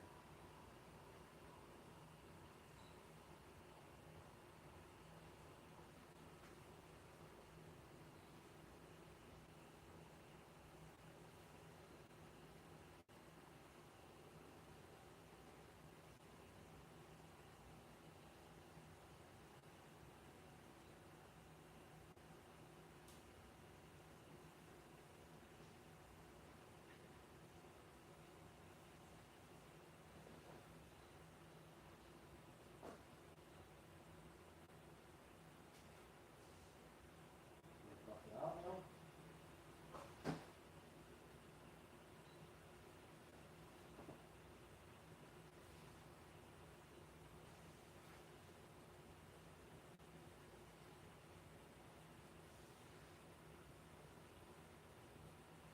And we'll go ahead and do the bottom.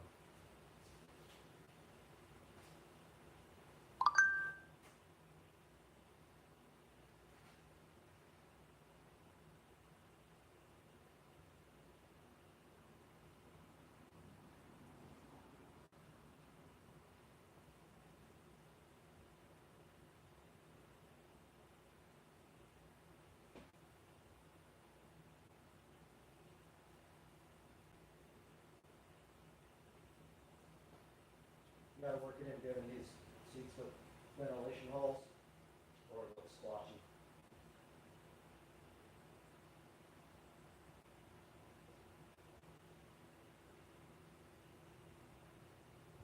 And I'm gonna buff that out.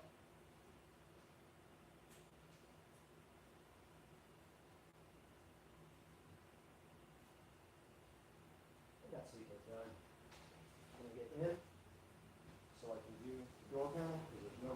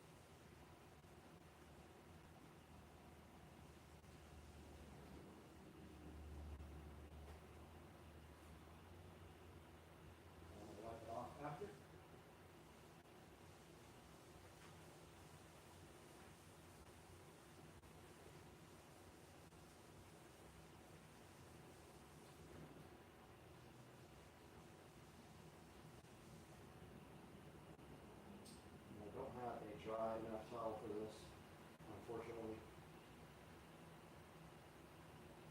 Moving on to the center console.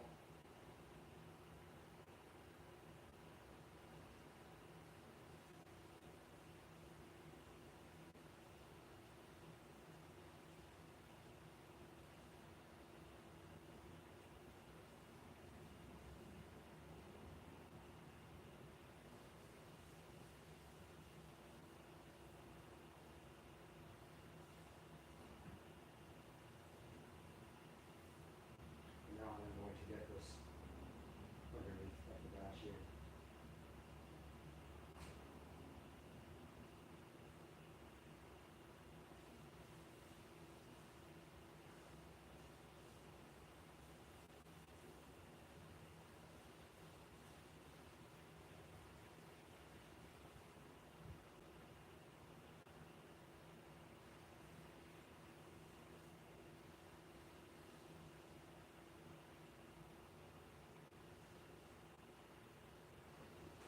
And now the door panel.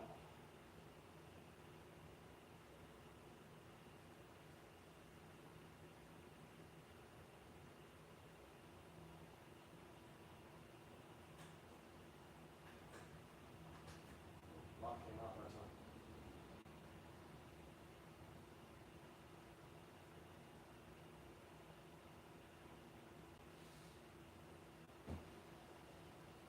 If you roll the window down, it'll keep you from getting it all over the window. But pretty obvious, but a lot of people don't do that.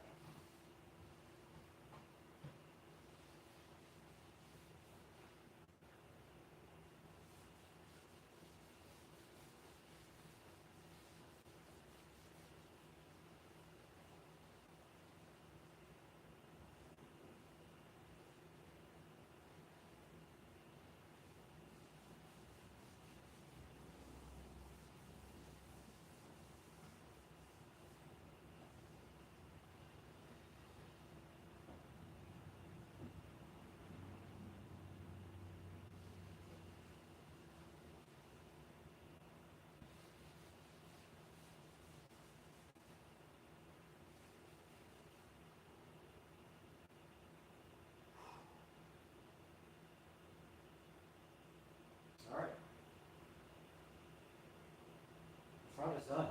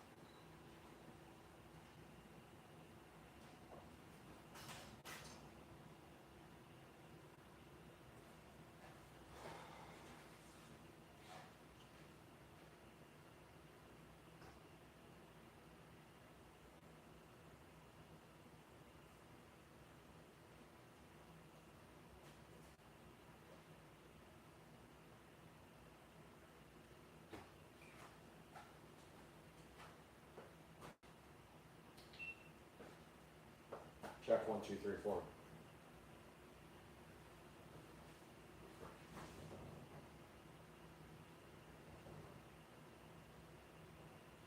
Moving on to the back with the Chemical Guys leather conditioner. We're going to go ahead and do the back doors. Try not to put too much on the right. It came out a lot already. So I'm going to just take that and kind of buff it into the rag a little bit so it's not so thick. It came out a lot that time. Like a whole lot. And this window won't roll down any more than that, so otherwise I would.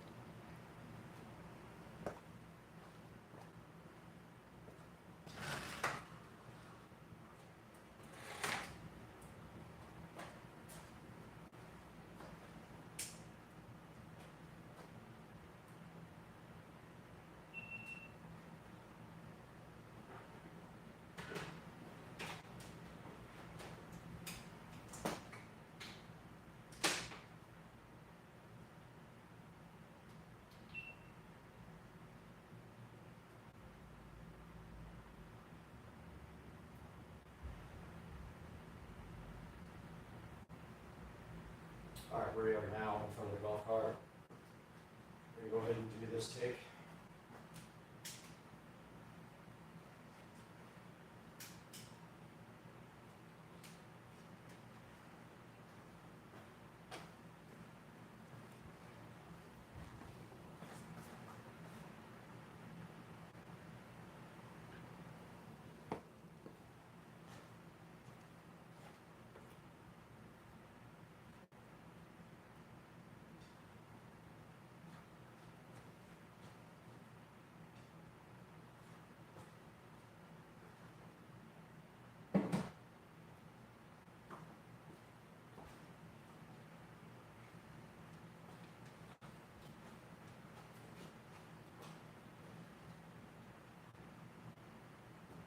All right, we're back in front of the golf cart right now, and you guys can see we have the Chemical Brothers. Let's say Chemical Brothers. All right, we're back in front of the golf cart. You guys can see we have the Chemical Guys leather conditioner and the Chemical Guys leather cleaner, seeing so fresh here. This time though, we're gonna go ahead and clean the seats with the Chemical Guys leather conditioner, and per the instructions, you shake well, you spray the leather cleaner on a microfiber cloth, and then you wipe the leather cleaner into the surface to remove the dirt. Let's go ahead and get our microfiber cloth out, fold it up, go ahead and spray some of the leather cleaner on it, and we'll go ahead and clean this leather.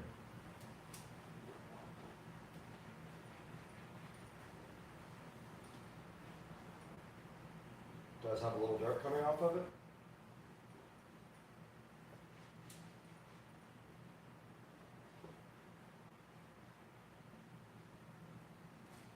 And that's all there was to that. And we'll flip to the other side because there was some dirt on that seat.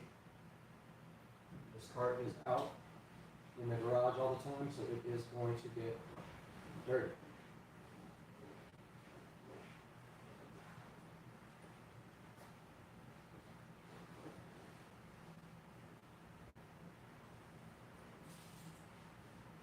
All right.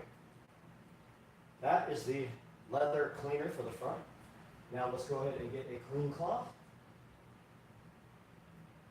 That one is dirty. We'll put a few stripes of leather cleaner on it, or we'll put a few stripes of leather conditioner on the cloth.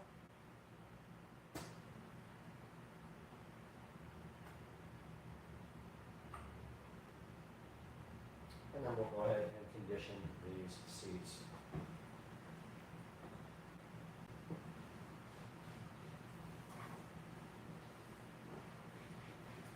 And you can see it's soaking into the leather already. Flip the towel over. Put a few more in it.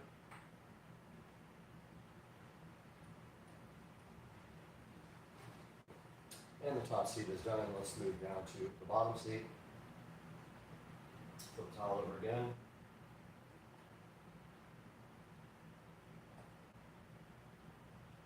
Not put way too much on that. That would be enough for the front and the back. We'll put some of this on this other towel for the back. Let's go ahead and do the bottom seat.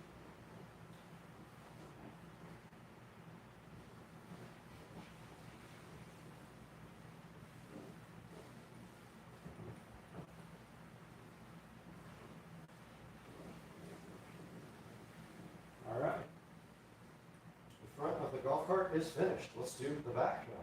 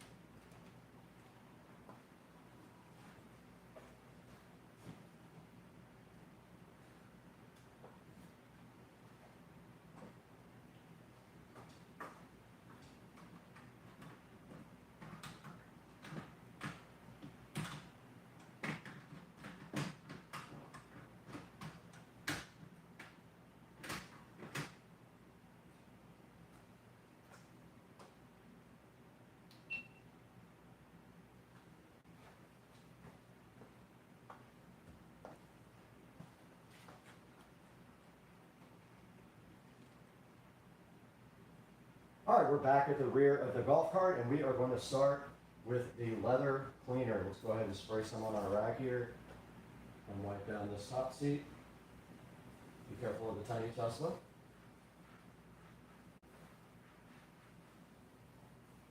And that is clean, that just needs to dry. I'm going to flip my rag over and do the same to the bottom.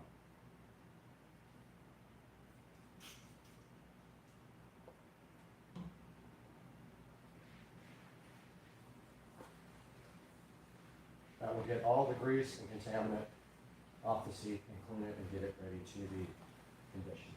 Top's already drying, bottom is done, and this rag is also done.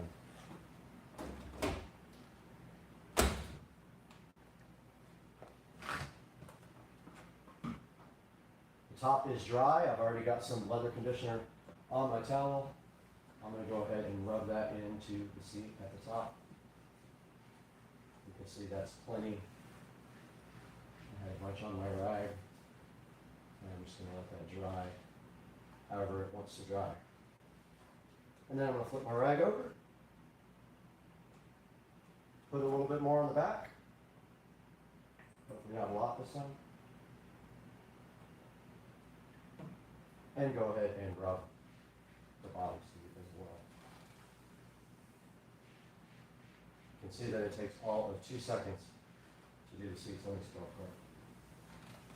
And now the bottom seat is done, and if you want to, you can grab a dry rag and wipe off the excess.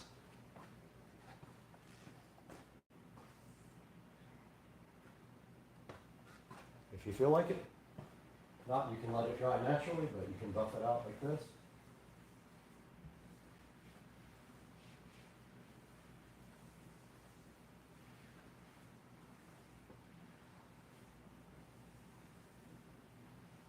And that is that.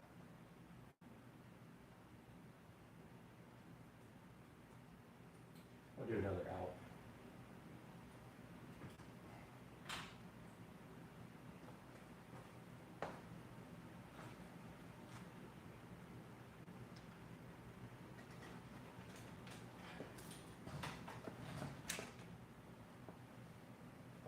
Do another outro.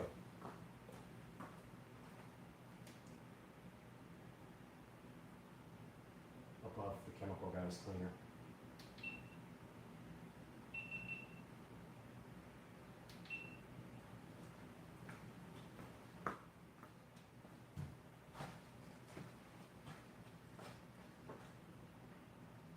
All right, guys, you just saw us go ahead and condition the. Take two. All right, guys, you just saw us go ahead and condition the seats on the Model S Plaid. And then we came over to the 2014 Club Car Precedent. We cleaned the seats with the Chemical Brothers. I want to say Chemical Brothers all the time. We cleaned the seats with the Chemical Guys leather cleaner, and then we proceeded to go ahead and condition them with the leather conditioner. If you want to pick up this product, it's going to be down in the description. Go ahead and check it out there. If you want to check out this product, it's going to be down in the description. Go ahead and check it out there. But for now, let's throw it over to the Supercar Street Racing 4K studio and see what Brad has to say about this product. Why was I looking at the light the whole time? I'm going to do that over. I was looking at the light, at the camera. I'm stupid. All right, guys, you just saw we went ahead and conditioned the seats in the 2023 Tesla Model S Plaid. And then we came over to our 2014 Club Car Precedent, went ahead and then we came over to our 2014 Club Car Precedent. We went ahead and cleaned the seats with the leather cleaner and then proceeded to condition them with this leather conditioner. Go ahead and check out the Chemical Guys. Go ahead and check out the Chemical Guys products down in the description and pick yourself up some. Now let's throw it over to the 4K production studio with Brad and see how you can get this stuff online. Perfect. Motor. It's hot.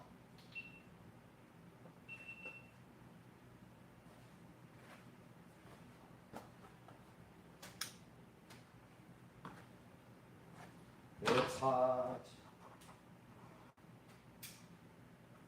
And everything keeps overheating.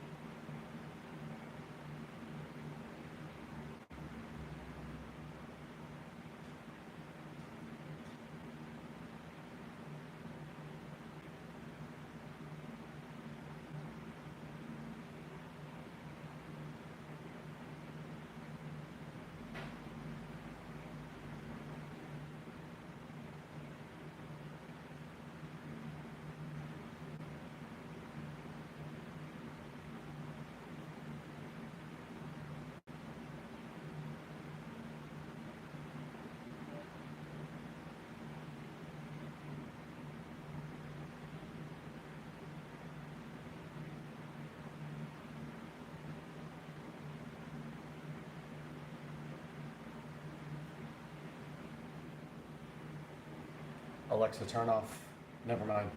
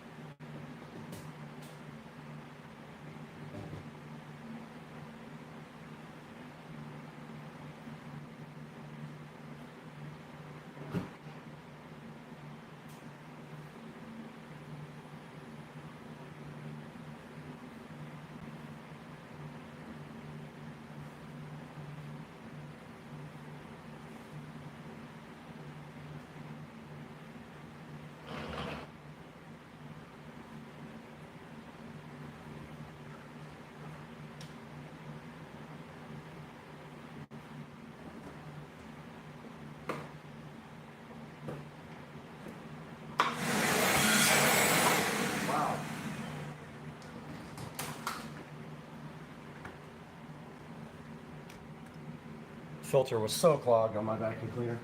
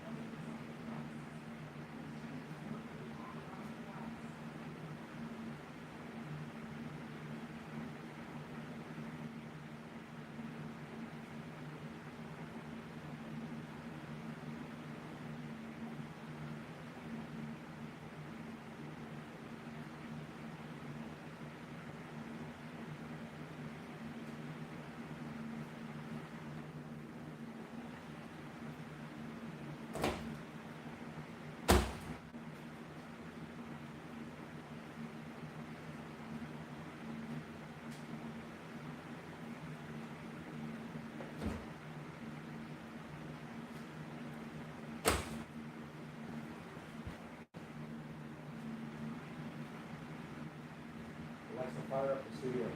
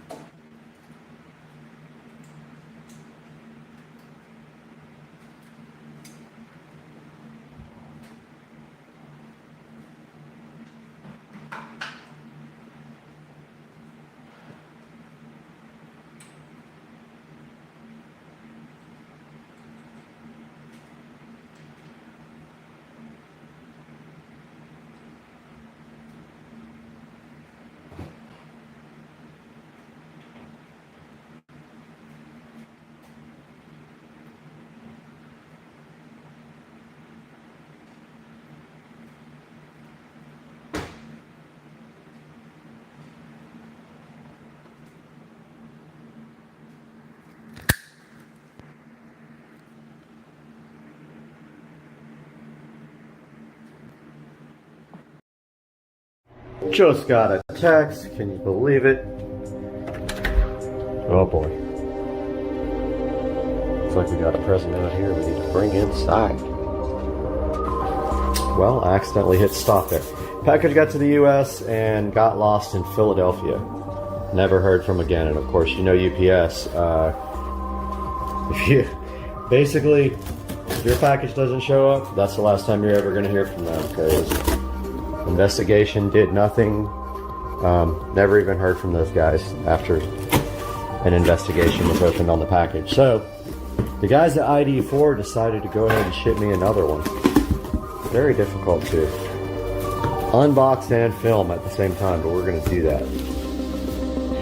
So here we go. We have the ID4 digital gauge cluster here. We're going to be right back. All right, so full of peanuts. That's good, right? I'm gonna dump some of these peanuts out and then start the video again. All right, I really meant for this unboxing to go smoother, literally.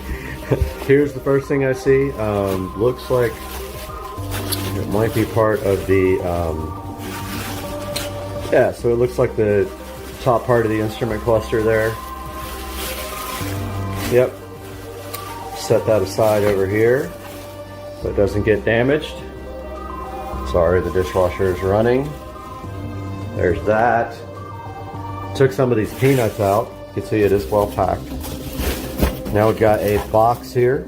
Let's take a look at this and see what this is about.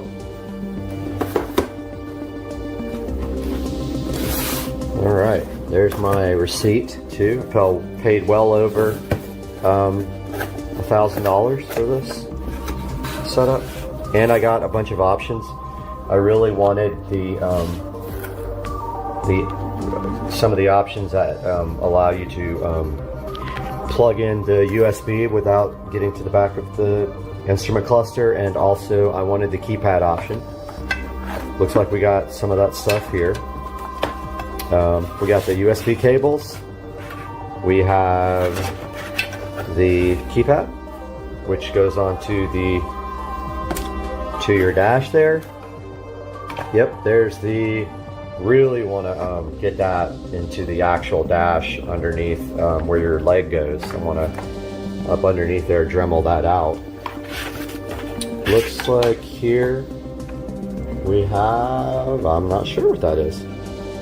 We have a template to cut the vent, I believe, right there. I think that's what that is. We have the backup camera, the RCA adapter for the backup camera, which I already have that. We have the right angle adapter for the USB here. And not sure what that is, but I'm gonna figure it out. Oh, that's for the keypad. And then I think this goes to over your vent once you Dremel out the vent plate, I believe that goes on top of that. All right, let's see what's next in here. All kinds of goodies on it. Underneath a bunch of green peanuts here. All right, so this seems to be the main unit. Let's get this box out of the way. And the peanuts.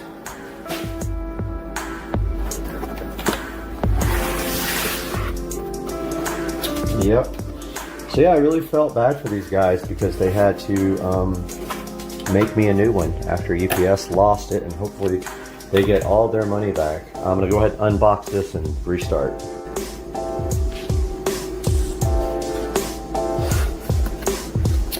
Trying to get this open without stopping the video. I had to stop it once, but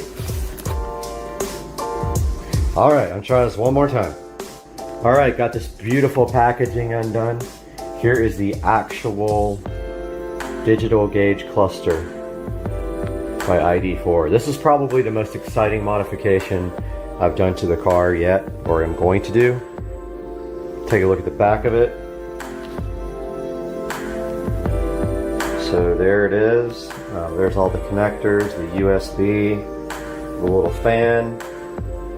Yeah, so this thing does not fit without trimming the plate from the back. I'm assuming there's instructions somewhere or a video for me to watch, but here is the plate. I believe that the plate template that you put doesn't even say which way is the top, but I think you tape this onto the vent behind your stock gauge cluster, and then you use your Dremel and you trim out the back so it kind of fits in there. Now I do also have,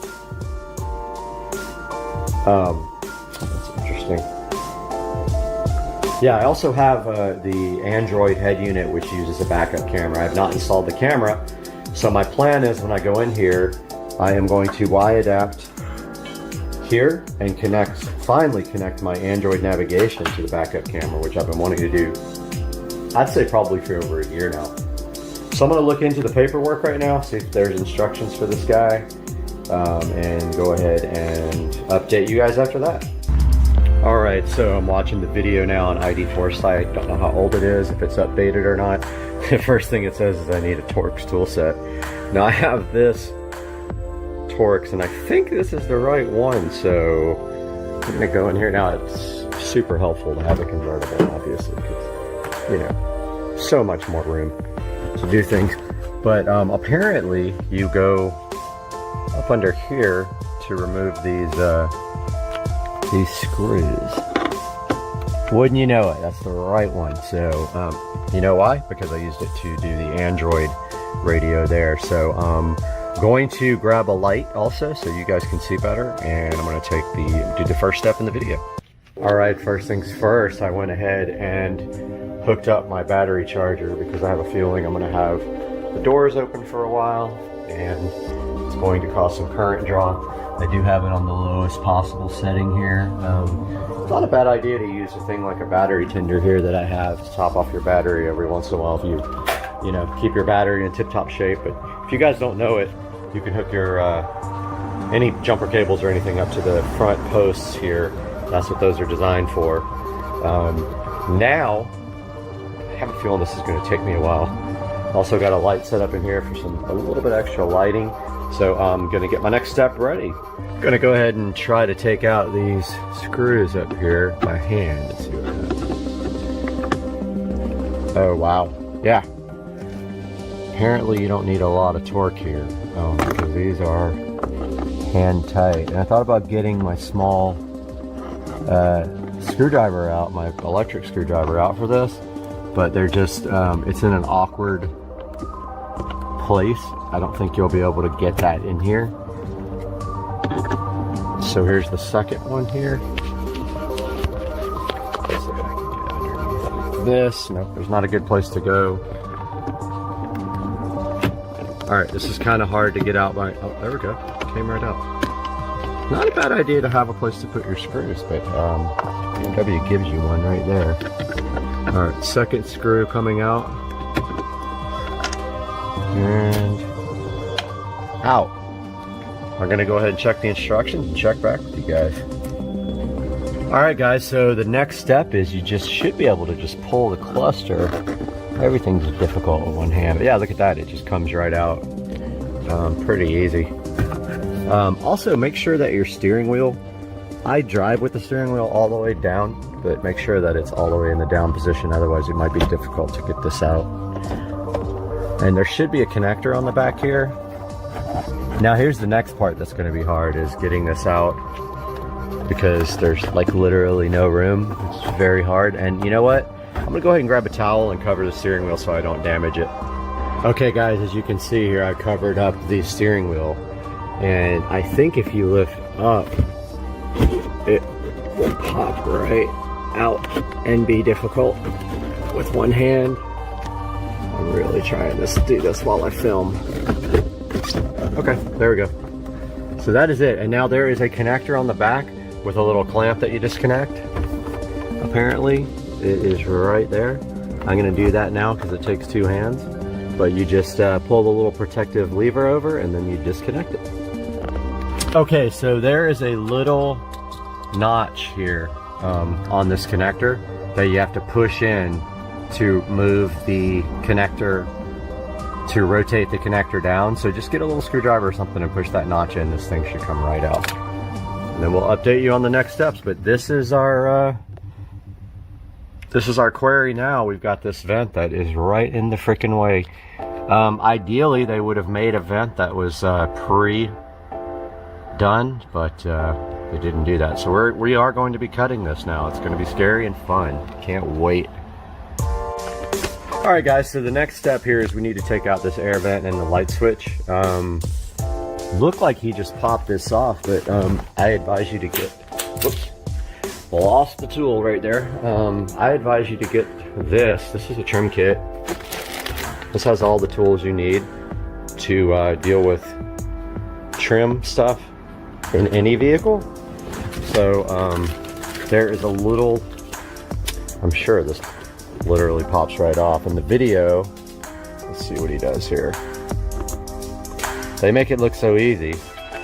He's like, yeah. When the cluster is removed, take out the air vent and the light switch. In a very heavy German accent, take out the air vent and the light switch. But I can relate because I'm half German, so. Got this tool here. Now you see, this thing is specifically designed not to hurt your trim because it's got plastic on the back. Watch me break it right in front of the whole entire world of 5 people that'll watch the video. Okay, so that popped right out. You don't want to break the tab, so just be careful or you'll be on one of those videos where it's like dying inside. So I'm going to be doing this again because I'm going to be painting this trim in the coming week, but I wanted to go ahead and do this first. But yeah, so wow, check that out. Now we also got to take out the headlight switch, but now that you're in it, I'm assuming it pops right out. I am assuming. Okay. Boy, I love how much focus. I love how much space there is. Look at this. Amazing. All right, let's see what we do next here on the video.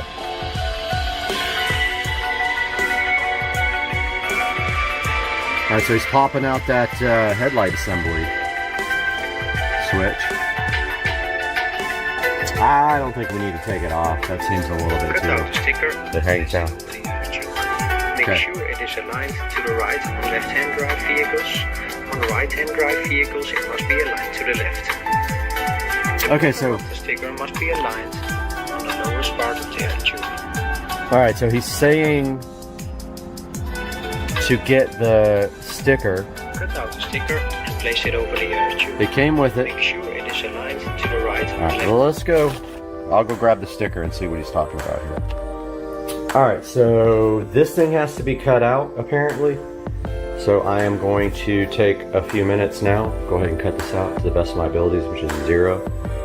I'm going to drink some non-alcoholic water that tastes exactly like water, and I will be right back with a nice cut template. Just watch the video. Hopefully I did this correctly. I've got the video up right here. I mean, that apparently is how you cut this out, right? And then, so you do it. Make sure it is aligned to the right and left-hand drive vehicles. So, On right-hand drive vehicles, it must be aligned to the left. he's on a left-hand drive vehicle, so he's aligning it like this, and it kind of bends over, goes to the bottom of the air vent, As shown in the picture. and then you cut everything except this. Tube is still in the vehicle. Place the metal shield to cover the hole in the air tube. Metal shield and cover This is was. a good time to install the vehicle interface cable. I lost the metal shield and cover. Oh, right here. Duh. Here's the metal shield and cover that goes over what you cut out. All right, let's go try the next step here with. Oh, here's Mr. Bink. I know. Kitty, are you hungry? Oh, you're such a good kitty. Are you gonna stay with me forever? Okay guys, so I got this into the air vent area. It's gonna be an adventure. So I literally use shipping tape, and you can see where the lines are folded right here. So take your template, fold it over there. I taped it multiple places. I am going to get my Dremel. I'm gonna watch the video and make sure that I cut, you know, I think this is supposed to be like, yeah, okay, so I've got it taped wrong. So basically you Dremel the air vent there across where it curves, and you come straight down here. Mine is taped too low right there, so you can see where I messed up, but you get the idea. You're cutting the vent all the way from here over to here, and then straight down here to the bottom, and then you're going to match the picture here. Let me pull it up for you. So check this out. This is what's on the instructions. Place the metal shield to cover. So there's the instructions. Piece as shown in the picture. All right, see how they cut. While the air tube is Sorry, I still in dropped the it. vehicle. So that's all you're doing right now is you're dremeling, or whatever your favorite dash destruction method is. I know. Mr. Banks. He's still chilled. Mr. Banks. Such a good cat. Alright, I'm gonna load up the Dremel gun now. I have to turn the light off for that, unfortunately, but I am going to work on that right now. This is scary. Kitty! Alright, so I got the Dremel. This is what I'm going to use for it. So I've got this Dremel. I think I lost like the real attachment, but I'm going to use this cutting disc right here and really destroy that dash. So I'm going to go ahead and put this. What? I know, dude. So I'm going to go ahead and put this disc on the Dremel. Get back with you guys. Got my Dremel tool all set up here, even though it refuses to focus. Good grief. Come on, man. So yeah, gonna go ahead and mount this to the Dremel. And I'm gonna Dremel out that air vent and destroy my car. Got my Dremel tool on here. So this is just a regular cutting bit. Variable speed Dremel here.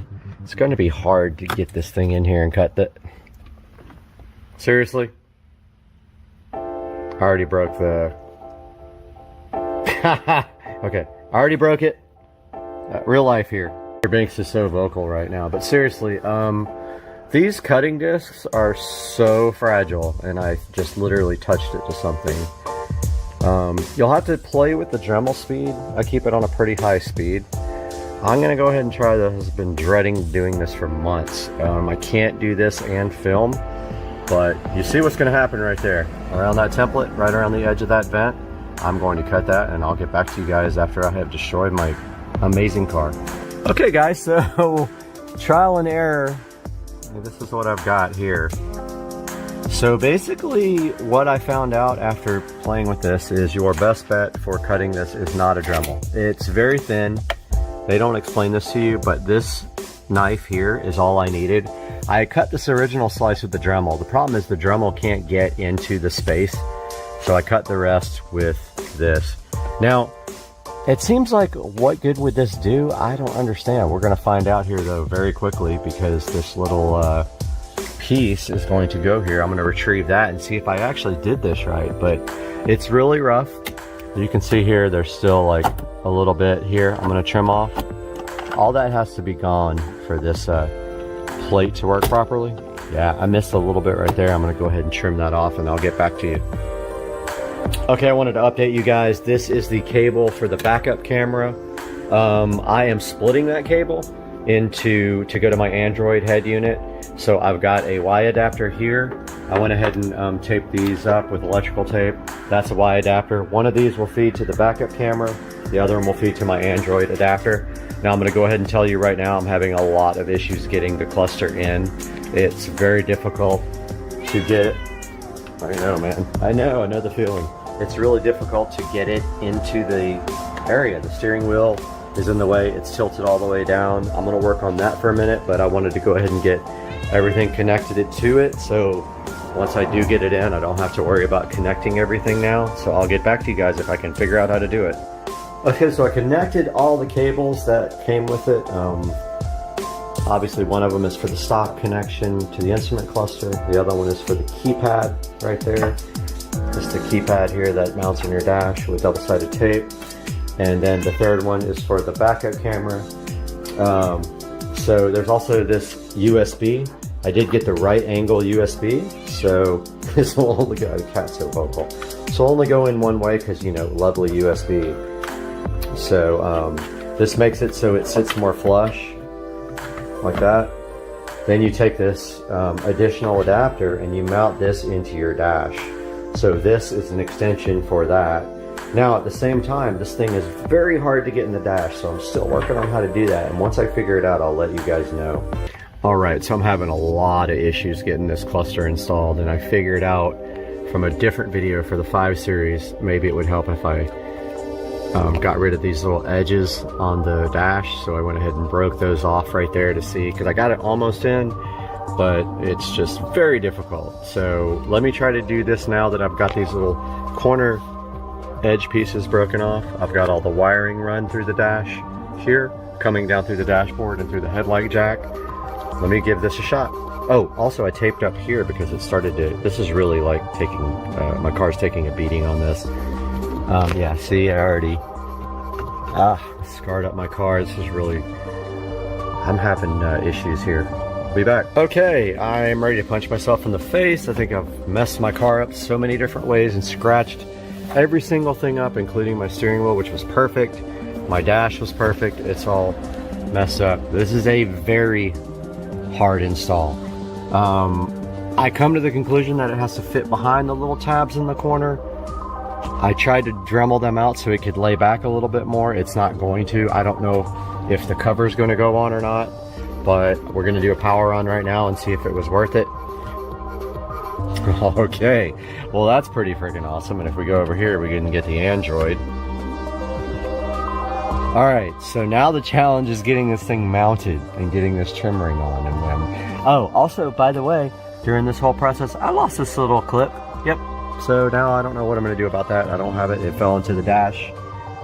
It's freaking gone. I'm going to work on this. Goodbye. Alright, so it is the next day. Wow. What a night.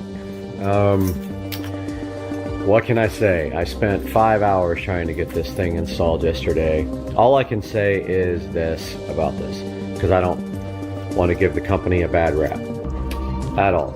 So the first package I got from them got lost. Not their fault. Second package came. I followed the instructions. I cut the air vent. Still, I could not get this thing installed. Now, I made the biggest mistake in the world. I didn't protect my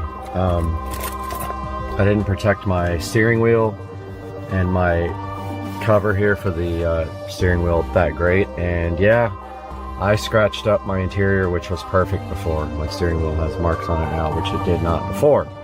So that was my impatience after being frustrated with this thing. Also, it is not lined up correctly. It needs to go down about 1/4 of an inch, so I'm going to be removing it again and cutting away some more of the vent. And I want to go get some of that flexible aluminum tape instead of the little cover that they supply to fill the vent. So for now, I stuffed a towel in the vent to keep the air going, but I want to show you guys what this thing looks like. And again, I actually scratched up the screen right here just a tiny bit, which I think might come out with plastic polish. I scratched up my steering wheel. I scratched up my top of the steering wheel cover. I scratched up my dash out of frustration, and then in the last just ditch effort to ruin my entire car, I scratched my tint right here. So wonderful, now I have scratched up front tint. So overall experience with this has been a nightmare. This is all I'll say.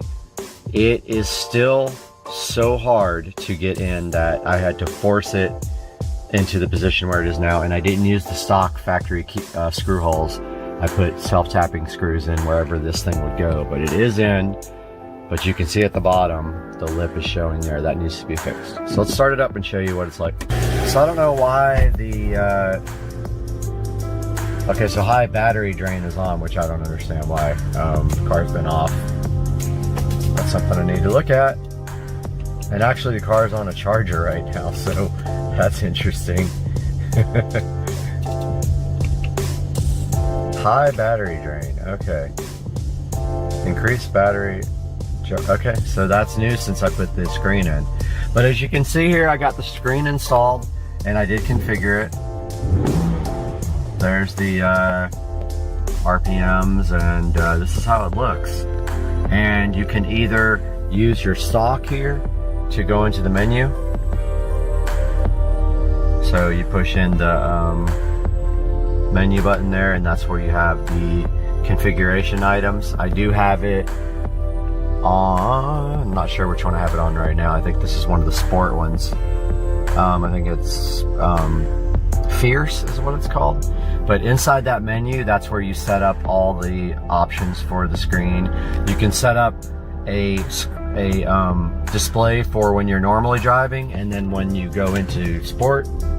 So you notice how when I go into sport, I have it changed to a different theme, which is called orange. I don't know, sport orange or something like that. I can't remember what it's called. But notice, like, I've configured it the way I wanted it. I set up horsepower and torque right here as the extra gauge that I wanted. I got the M Sport logo. Pretty cool. Now it doesn't show boost. I heard they're working on that, but I don't know if that's ever going to be available. But I wanted to just show you guys because I had such an experience with this thing that was a nightmare, and still not right. I did not install my camera yet. I've got the cables all back here. The keypad for it, I did not install either because I was so frustrated at the end of my night. I literally just wanted to throw it out the window, and that's why I threw something at my front windshield. But honestly, my front windshield needs to be replaced anyway, so that's probably going to happen soon. But wanted to show you guys this, and if you go in here and you go into appearance and you go into themes,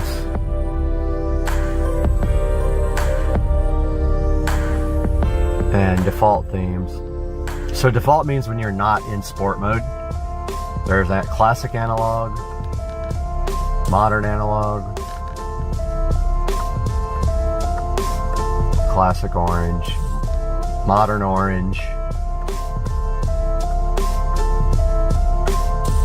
bright blaze. Okay, that's what I have set for when I go into sport mode. And fierce blaze is what I have set up all the time. And so there's plenty of other options for this thing. You can set up an extra gauge like oil temperature, oil pressure, whatever you feel like you want. But it's cool so far. It's definitely an expensive purchase, and this is all I can suggest to you. I would personally probably get a professional installer to do this. And honestly, I would ditch the plate that comes with it to cover the air vent, and I would just use the aluminum tape. Like, it's, you know, it's like flexible metal tape, because you can also push on that a little bit if you have to get this thing in. And I'm not kidding you, I had to force this thing in where it is right now, and still this bottom lip is showing, which is bothering me. So I'm going to take it all out. I'm going to Dremel out the vent pretty much completely out of where it shows up behind the cluster, and then I'm going to put the cluster back in, hopefully. So I'll update you guys when I do that, but I wanted you guys to see how the display looks, and I want to get this video edited and up. If you have any questions, post them in my comments section. Have a good day, Supercar Street Racing!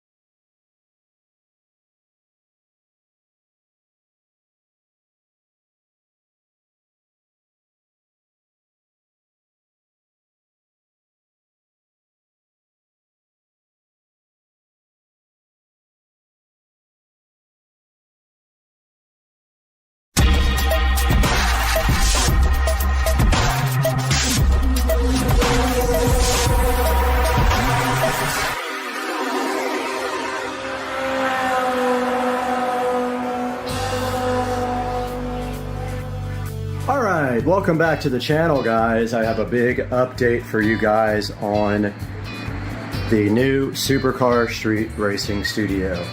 We are streaming live up there in the corner, right down there on the laptop right now, so please join the live stream if you're at all interested in what is going on. So here is the update. I have this much of the foam insulation done, and I just seam sealed the seams and caulked in the top. I was having trouble doing the corners with the seam tape, so I just went ahead and caulked it in because I'm better at that. And this is ready now for foam tiles. I was gonna paint it black. The paint doesn't stick at all to this plastic, but my worry was that if there's spaces in the foam that you would actually see it. So I might throw a quick roll of paint on here, but I'm not 100% sure. Like if the foam tiles contract at all and there's spaces between them, you would see white. So I might go ahead and touch up all this and go ahead and throw a coat of paint on all these before I start foam tiling. The goal with foam tiling now is to see if this is even going to work as a surface and how it looks. So my plan is to do that corner and this whole entire wall here and see how good I am at cutting around on outlets and things like that, because I have to actually cut the foam and then lay the faceplate. Maybe on top of the foam, I don't know yet. I got to see exactly how it looks with the tiles on. But yeah, the tiles are down here, and so they will start up there in the corner in one direction, and then they will start, sorry you weren't even watching, they will start up here in the corner and run all the way across with one pattern, and then on the second run we will come down with this pattern, and it should make it look good.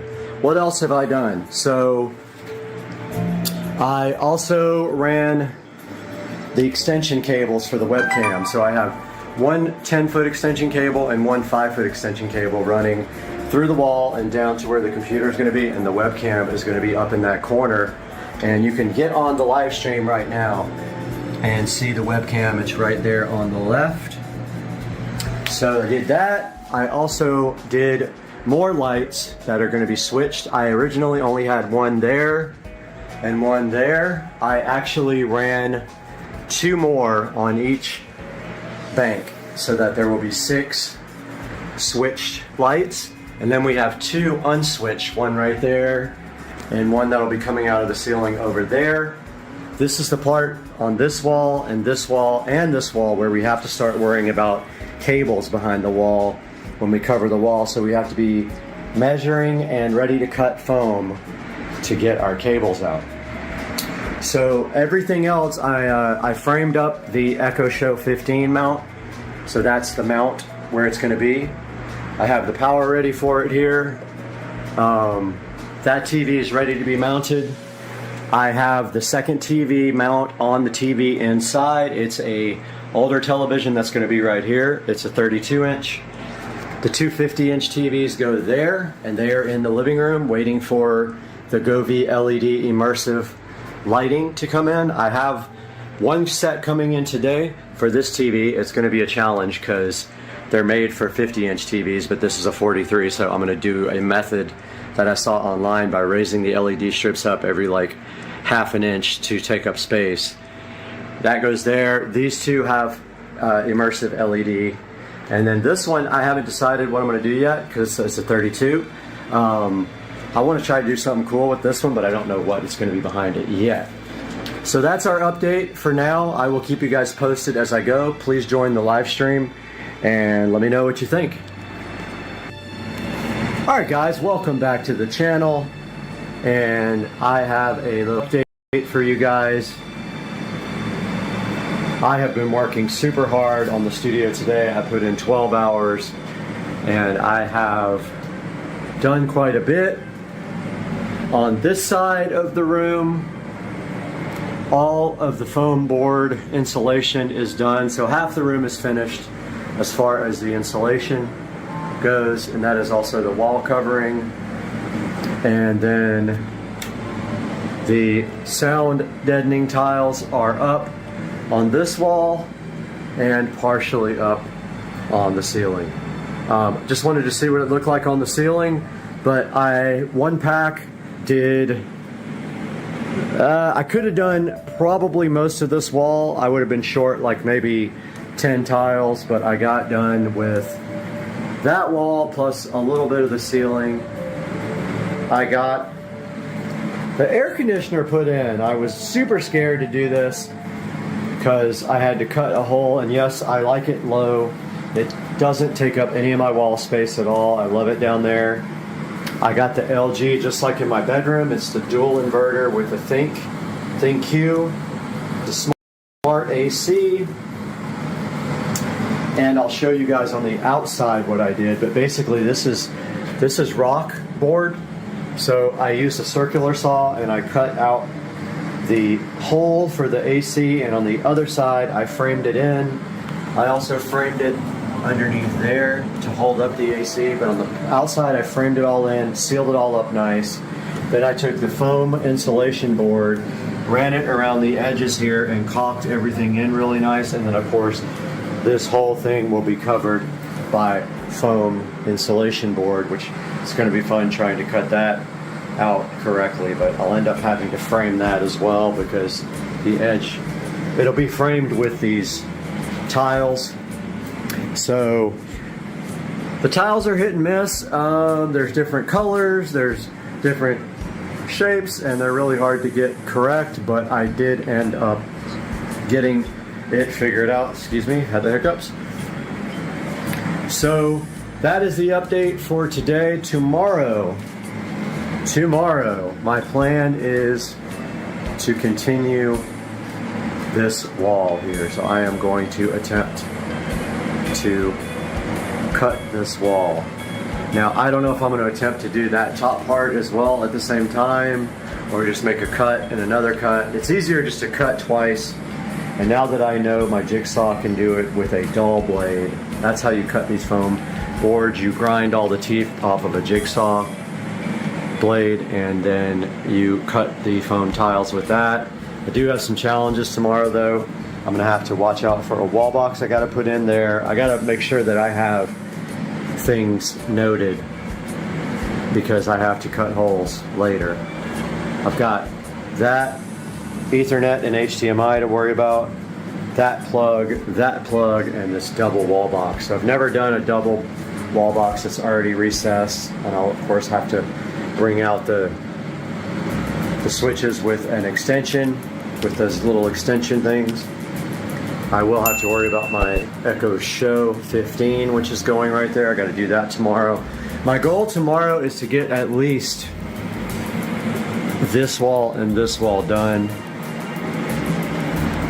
I can't do the ceiling until this wall is done because the ceiling is booted up against it right there. So yeah, that is my plan for tomorrow, and I will show you guys outside now what I did. So outside of the studio here, you can see it's all lit up nice, and I did the lighting when I built it. But I framed in the AC and it's sitting on favors. Just like that, it's fine. Frame that in, I'm waiting for all that to dry so then I can do the bottom board. But for right now, everything is nice and watertight just in case it rains. It's not watertight underneath, but it's not supposed to rain tonight. So tomorrow morning I will come out and put the bottom board on. I literally was waiting for these guys to dry before I did the bottom board. And the reason is I couldn't figure out how to prop everything up because I'm not screwing anything to the walls. I'm using caulk to put everything in. There's the rest of my foam insulation. So yeah, this AC unit, even with half of the insulation in the office, the AC unit today was able to get the room down to 60 degrees. It's a 10,000 BTU. I ordered a 9,500. They sent me a 10,000, so that's awesome. I got extra for free. This is an example of me cutting in the foam tiles around the outlets. I did it also behind the television. I cut in everything back there. I had the Govee immersive LEDs for this TV. They're not going to work out because you can clearly see them when you walk in the door right here. So unfortunately, that TV is not going to have immersive lighting. These two will. That one I haven't decided yet. That's only a 32-inch. So we got time to worry about that. But yeah, big, huge update. It is bedtime. I have to get to bed. I have been in here for 12 hours. I'm beat. I'm going to jump in the shower after I upload this video, and I'm going to get to bed. Guys, thank you for watching. Please like and subscribe. Hope you like the studio. Can't wait to do live stuff from in here. Super hyped. We'll talk to you guys tomorrow for another long day. Hey guys, welcome back to the channel. And we have a little update here on the SCSR studio. Here literally all day today, so going on 12 hours now that I've been out here in the studio, and let me show you what I got done. So the insulation for any wall that's not touching the house is done. So that means anything that touches the outside is completely done. There's the ceiling, there's the wall, and look what I got done today. I got the outlets for the wall LEDs flush mounted and extended. They're good. I got the HDMI and the network cable for this TV pulled up, and it's good to go. I got the Echo Show 15 flush mounted into the wall. Look at that goodness right there. And I got the power for the lights all flushed in there. I got this wall done, and the TV for this wall is going right here. There's a stud right where the screws are. So that's where the TV mount is going to go. I got the network and HDMI that's going to connect to that TV pulled down there. I got everything seam taped off. Ceiling is done. I just have to seam tape this one right there, which I forgot, which I will do that tomorrow morning. And then I will start painting all this stuff black. I got the air conditioner fully enclosed, and the power cable is inside the wall, which will be a nightmare if it ever has to be replaced, but I've had my other one for 5 years, so fingers crossed we have no issues. So the next big challenge is this wall, which is a lot. There's a lot of connections here and power, and also we have to float, hang, fly, whatever it's called, fly these big huge Harbinger speakers in the corner so that they are angled down towards me. So tomorrow I'll probably work on that, getting the hooks driven into the wall and then bent this way. I have chains to hang them on. And that is it. A big day. We got a lot of stuff done. The tiles started falling down. I had to glue them back up. And this is what we're left with now. But yeah, the room is looking awesome. Don't forget to watch my live streams. Everything is on the live stream. So please tune into that every day. I am live streaming. And this wall will be up, but I ran out of foam.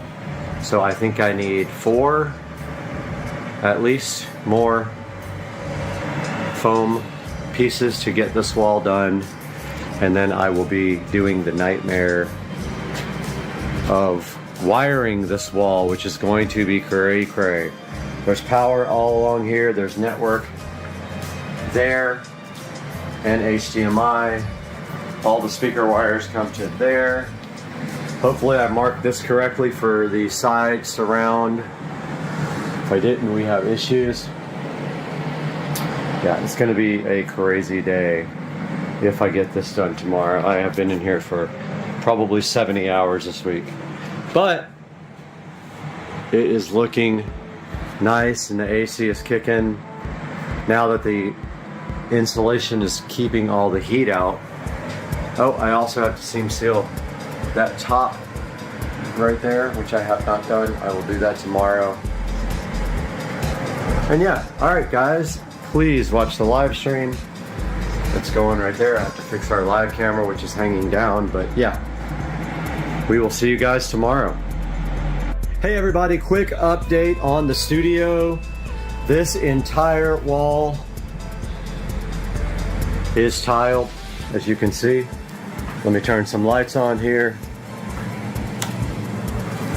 This entire wall is tiled. I still have tiles falling off, so I am re-gluing them as they fall off. And I can see some right here that aren't exactly straight, but that's okay. You'll never get this stuff perfect. But this whole wall is done. There's me. Check it out, guys. All done. That's done. Completely done. I got the speaker wires pulled through for the surround sound. And then I got the second television mounted right there. Looks great. And so now I just have to do above that door, continue to this side, and then I got to do the ceiling and that back wall. So I have probably a day's worth of work ahead of me. Actually, this half of the wall, the most difficult part was cutting around all these fixtures and stuff. Yeah, so everything's painted now. I just got to do this front wall, which is where the 250-inch screens are going, and I need to get all the acoustic tile up. And that's going to do it for today. I'll update you guys again tomorrow. Guys, welcome back to the channel for a Supercar Street Racing studio build update.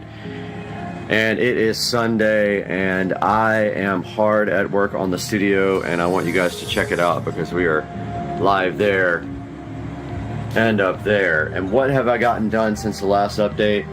So I have been working hard on the foam tiles. I made a mistake up there and started tiling, and of course when I ripped the tiles off, the paint came off with it. No big deal. Since yesterday though, I finished this entire wall. Probably have to replace this because it got some glue on it and you can really see it, but in the dark you don't see much. I finished this entire wall, and I finished this entire wall this morning except for the edge, because I'm going to foam that. I've got to put the foam insulation up on this front wall. This is the big wall with so many cuts. It's going to be a while to get that done. I just finished this wall except for that little corner, and I ran out of spray glue. So I used 3 cans of spray glue on all this. So basically 3 walls, 3 cans. So it takes about a can per wall.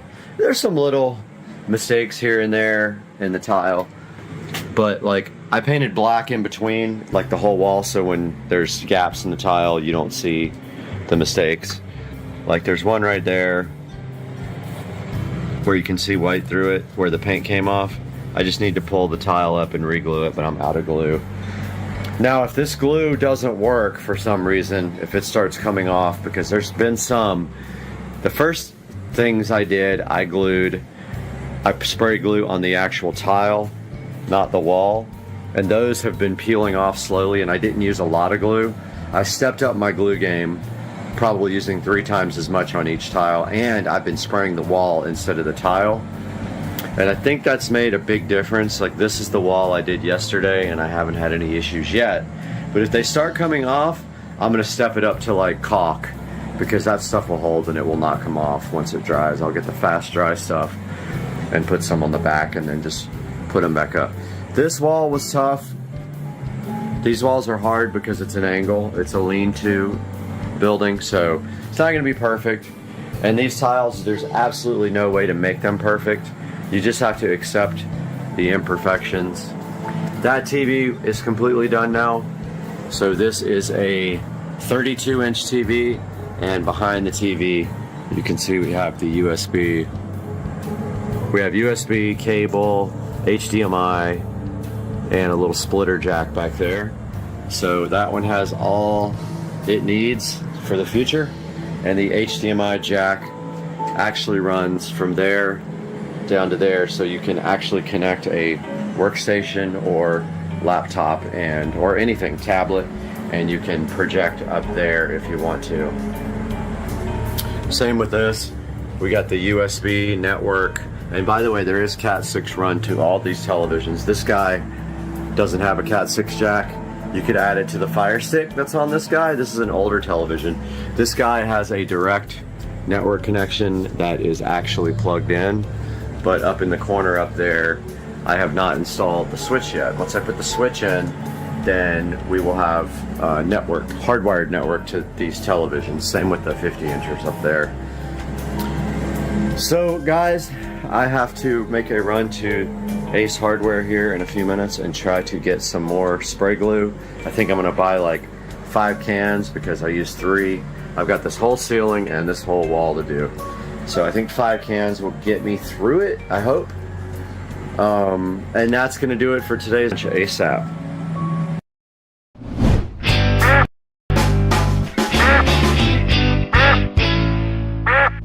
What's up everybody, welcome to Supercar Street Racing. We're back out here in Studio A, and today we've got the Cam Duck security camera right here in front of me. This thing is very cool. I cannot wait to get it unboxed with you guys and check it out and test it. It's the Cam Duck security camera. It looks like a USB charger.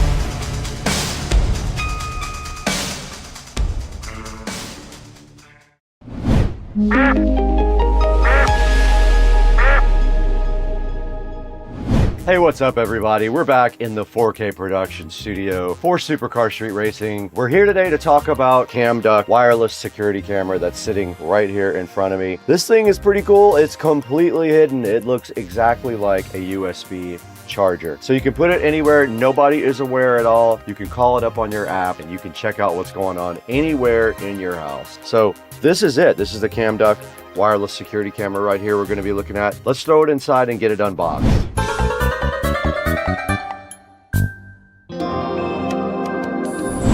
Okay, we're inside Studio B now, and we have the CamDuck. Now, I have worked with CamDuck in the past, so they did reach out and see if we wanted to go ahead and take a look at their new security camera. There's not much on the box. It's pretty generic, but it does have the cool little CamDuck logo, and I think they are kind of thinking that that might be the little camera right there on the duck, and then there is a barcode on the side here. This is a 4K wireless camera, and when you open it up, you are greeted with this cool little CamDuck manual right here. Little user manual tells you how to get the app and download it and install it, and shows you how to install a SD card and get this thing up and running. Here's the actual CamDuck. It does just look like a USB charger. Check it out, guys. This is cool. Can't wait to put this. I'm going to use this in the garage.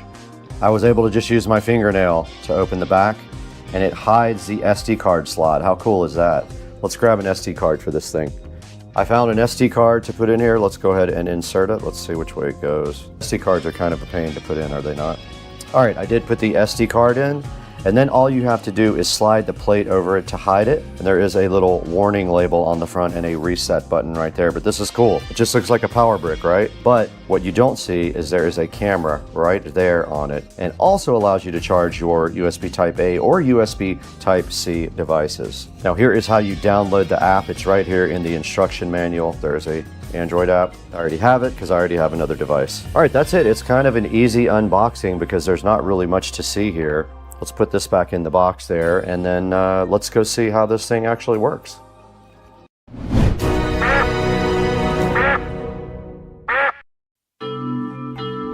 All right, we have the phone in tow now, and we are going to go outside to the SCSR garage, which is newly air conditioned, by the way, and try to get this CamDuck and install directly on the app. Let's head out to the SCSR garage, which is air conditioned now, which is amazing. Putting out some serious AC right now, and we're gonna be putting the CamDuck right here in the garage. Only thing I have right here right now is this Eero device, and we already have the app installed because we have another CamDuck. That is it. It looks like a USB charger. Okay, I am trying again to connect to Wi-Fi. I finally got the camera to be recognized again by resetting it. I had to stick a little needle into the front reset hole. Looks like it might have worked. I see the camera now. Yep, there I am. I did select 4K on it. I am up on the screen right now. You guys actually can see me right there. This is a whole view of the kitchen. Now my thing is, can we take this outside now and connect it to the garage and get it to connect to Wi-Fi? Let's see, let's pull the plug and take it directly outside. Pretty wide angle, I like that. I could pull the golf cart up a little bit, but let's see what we get in the app. Okay, we are back out in the garage and the device is booting up. I believe it takes about 1 minute for it to boot up, and we're just waiting to see if it is going to be able to connect to Wi-Fi or not. Okay, I do see something in the app. Let's hit play. All right, it does work. Look at that. You can see on the app me sitting in the garage. Let's see if it is in 4K. It is in 4K supposedly. This is kind of perfect for garage security. I love this. The CamDuck did come through in that case, and it is working perfectly. So that's how you actually set it up. It was kind of a pain, but I figured it out eventually.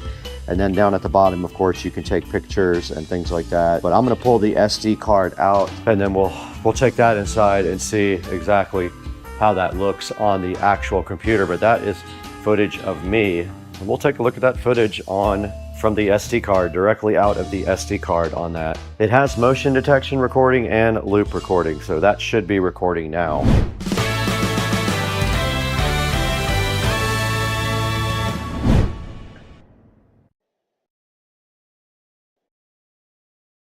You said that I thought you had red flags. I don't remember talking about that.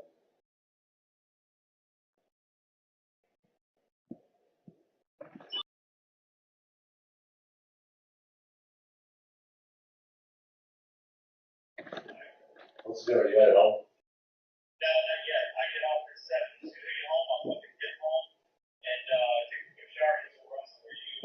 Yeah, I'm gonna head up to close and get a drink, and I'll just be up there. And then, yeah, just so you mess up. Yeah. All right, I'll see you later.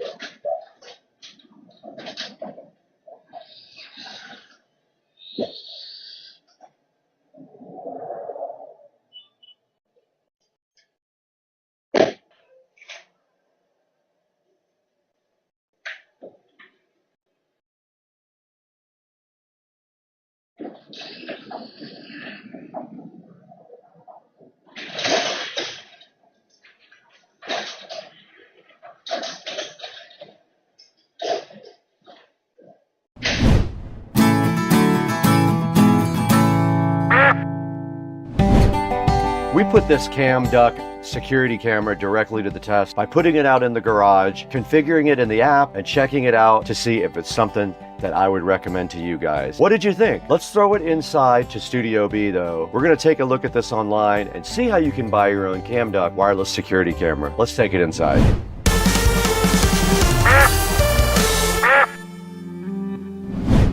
Hey guys, welcome back to Supercar Street Racing Studio B. We are out here every day doing hard work for you guys and showing you the latest cool product. And this is a company that had reached out to us before and they said, do you guys want to work together again? And I was like, of course I do. I want to show you guys this very awesome security camera. Now this is called the Cam Duck. That is the brand, even though it says Fox Scout right there. It is a Cam Duck security camera that looks exactly like a USB charger. Now I do have that thing sitting right next to me. Now here's the back of it. You take that off the plug part of it and there is an SD card slot sitting right there. And to put it back on, you just slide it back over like that. And that's all you have to do to load the SD card on it.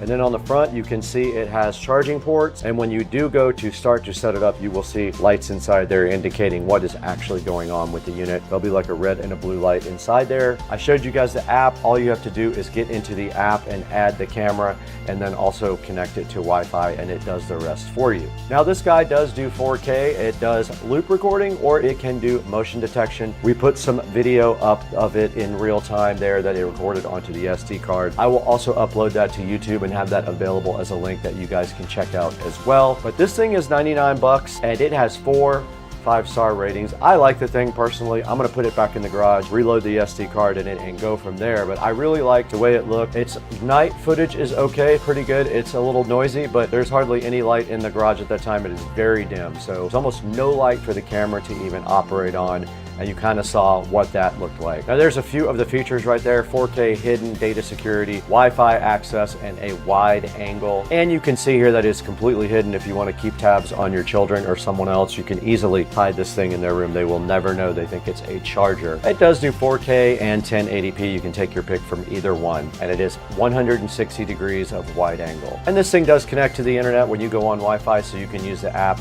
to connect to it and view from anywhere. And if there is no internet available, you can connect directly to the phone and look at the footage locally. There's the motion detection and loop recording. You can choose that in the app. If you do loop recording, the app simply starts over when your SD card does get completely full. And motion detection, of course, just records when there is an event. And like I said before, it does have 5-star reviews, 4 of them right now. I have worked with Cam Duck before. Now I have 2 of their devices in the house, so that is super exciting. Go ahead and get your Cam Duck. I will put a link in the description. Please always click through the affiliate links that I provide because it really is helpful to Supercar Street Racing. That is the only way we make any money for the channel, and the channel does lose money.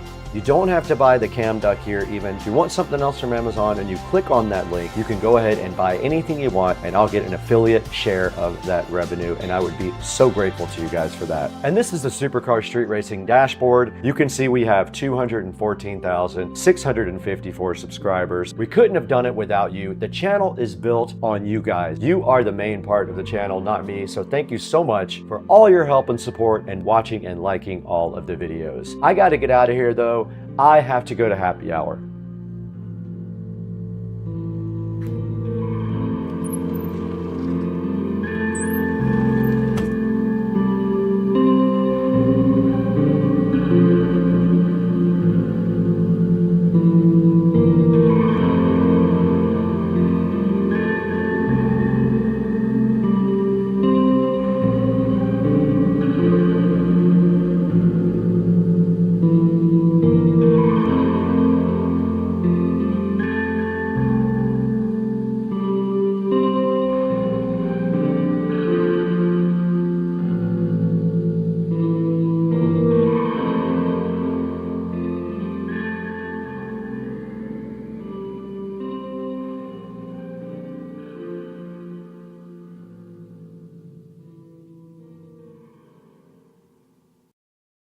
Hey guys, super street racing early in the morning. It's cold, freezing, and here is the club car.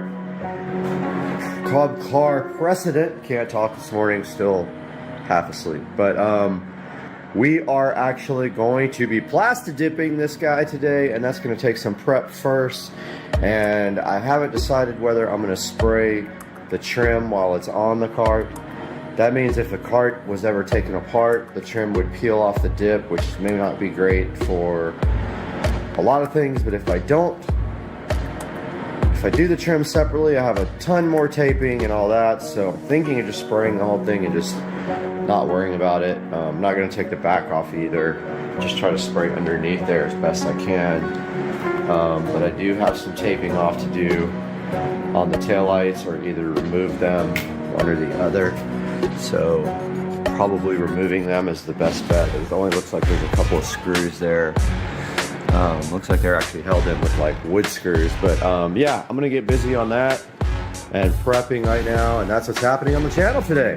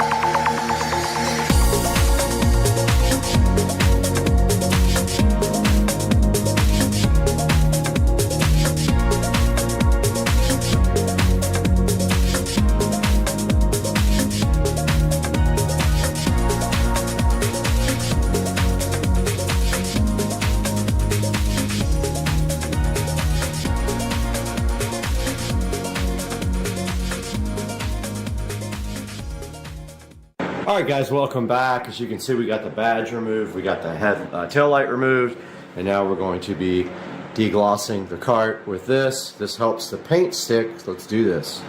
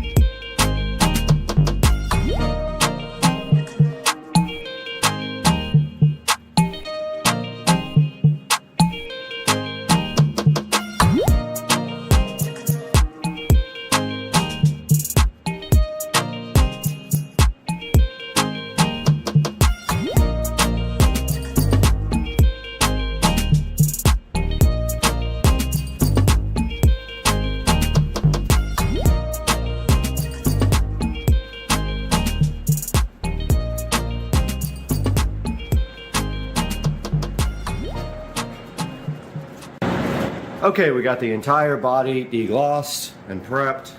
Now we got to tape off some key areas because this stuff will go everywhere.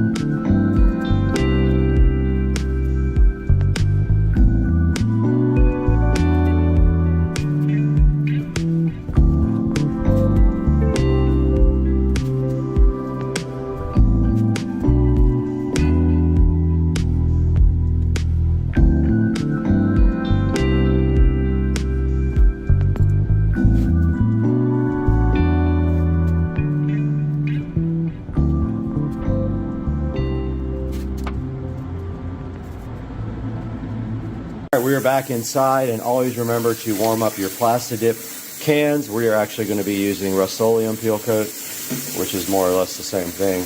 I'm doing some hot water here, and while I give these about 5 minutes to warm up in the water, I will take a break. All right, guys, we are out here, and we have our Rust-Oleum peel coat ready to go here. We're going to start putting on the first coat, and yes, we have warmed up our cans because it is probably, if I had to guess in the garage, it's probably in the 60s, maybe upper 50s at the coldest, but I've had the heat on in here for about 3 hours, and I've got a fan blowing on the garage from the inside the house, and the heat is on in the house. So I brought the temperature up quite a bit in here to try to get this golf cart warmer. This stuff doesn't like cold or humidity, so this is perfect because there's no humidity. Remember, when you start spraying, always spray off to the side to clear the nozzle, and every time you spray, turn the can upside down and spray once every time you take a break, or the nozzle will get clogged and you'll get like a splurt will come out and it'll mess up your job. So remember, first coat is always light.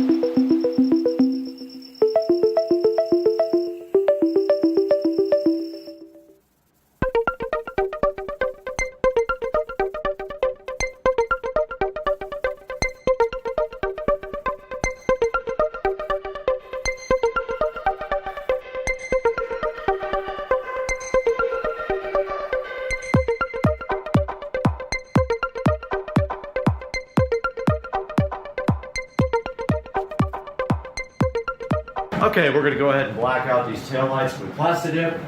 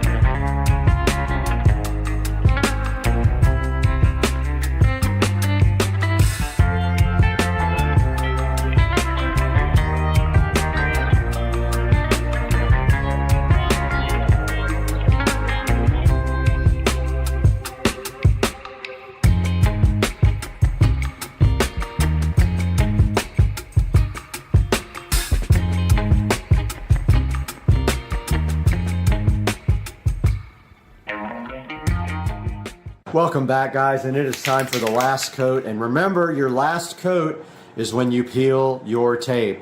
The Plastidip has to be wet when you peel your tape, or it will peel up your actual dip. So you peel immediately after you put your last coat. We do have a few issues here where the Plastidip didn't stick, and I see a hair in it, which is driving me crazy, but I can't get it out of there now without peeling up the dip. So here I go. I'm going to put the last coat on and peel the tape at the same time.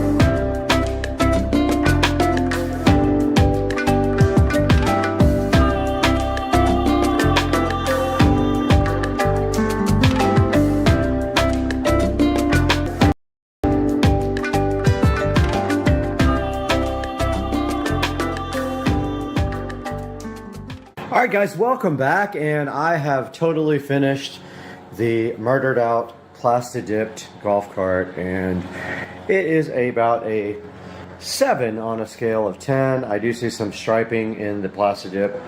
You can see there, not sure why that happened.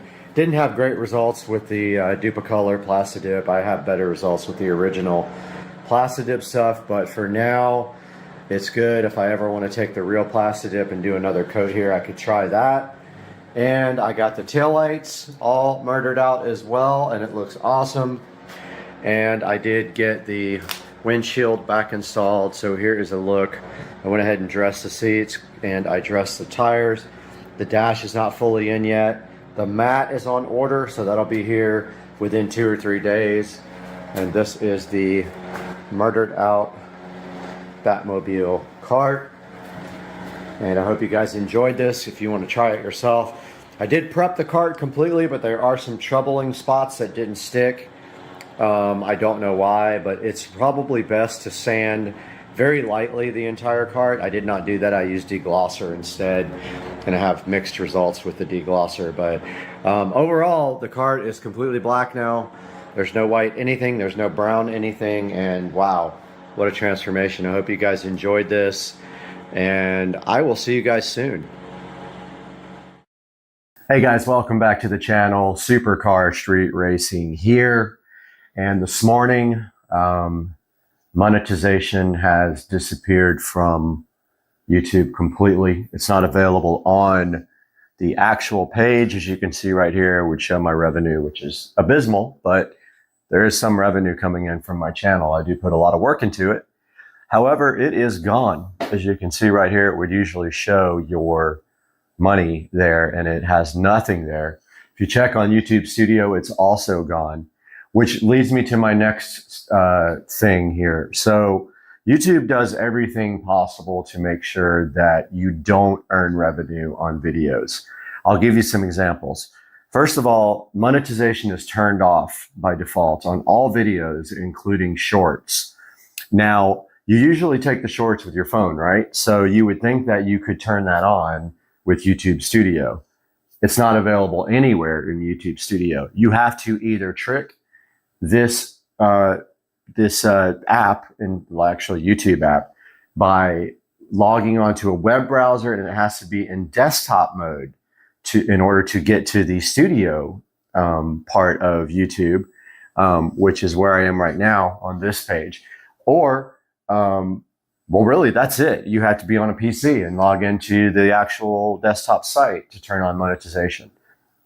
So let's say that you're on a trip and you're gone for 6 months and you don't have access to a PC. Well, you either have to delete YouTube Studio completely, because when you install YouTube Studio, it associates the studio link in the web browser with YouTube Studio app. So you can't get to the desktop part of YouTube either to go in and turn on monetization. It's super annoying. You have to, every single video, you have to go set a rating. So you have to tell it if the video contains certain things that YouTube has an issue with. So they make it very difficult for you to make money. It also doesn't pay very much. In order to really earn on YouTube, you have to be making, you need hundreds of thousands of video hits. 1,000 here and there will not get you any money. You might get $1 or $2 a month. Now you can also earn money on AdSense and things like that. And also Amazon, I earn money from people clicking through my links. So yeah, so I will show you here that monetization is gone. You don't see any money here. If you go to my content, there's no monetization tab available there. If you go into the monetization link, it just says the actual whole setting that says set up in progress. So something is broken today on YouTube. Not surprised, but as of now, we can't do any monetization on our YouTube videos. Guys, all you can do, also, if you go in to try to chat with a rep, it always says all specialists are busy. Please try again later. So I will put some screenshots up during this video of the monetization stuff missing, and then hopefully they get this fixed soon. I know a lot of people are probably emailing and calling them. It's probably a bug in their code. It's not your channel, most likely. If you don't have monetization options, hopefully it'll be back soon. Guys, thanks so much for watching, and I wish it wasn't so difficult to try and just pay for basic things with YouTube. I wish I could just make enough money to pay for a new camera or things like that, but unfortunately, does not generate that much revenue. Guys, have a great day. As always, thank you for your support, and I look forward to the next video soon. Guys, so I was chilling on this treadmill, saw something in my backyard unusual, and I come out here and there's a dead bird right here. Really strange, but yeah, I don't know what kind of bird it is and what happened to it, but it's been gone for a minute, I think. So sorry I wasn't even on the thing, but I mean, I'm gonna throw this thing to the alligators. It's 100% gone, so I'm gonna get my gloves on here and get rid of this thing, see what happens with the alligators.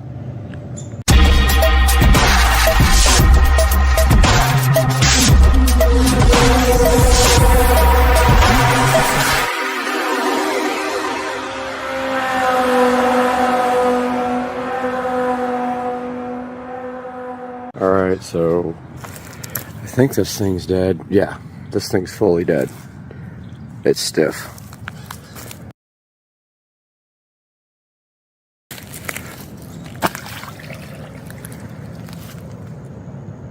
Let's see if he gets it.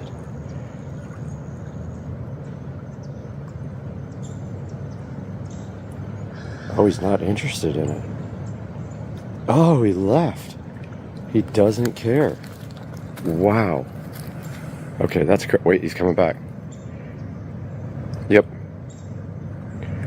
He's gonna take it. Yep. Yep. Absolutely. Oh my goodness, that's amazing. I feel really bad for the bird, but goodbye, bird. He went under with that thing because his buddies were coming. He had one there, and he is gone with the wind, and I see bubbles. He is 100% bailed. He's got it right there, look. He's got it. See if I can zoom on this 8K. I mean, I'm not getting anywhere near him. He's in defensive mode right now because they're all trying to get his food. He's taking it because something else came over and wanted a piece. And I can see it traveling underwater. He's going to come up in a second. But I'm surprised the big one, or the bigger one here, didn't want some action. Real predatorial. He took it under again.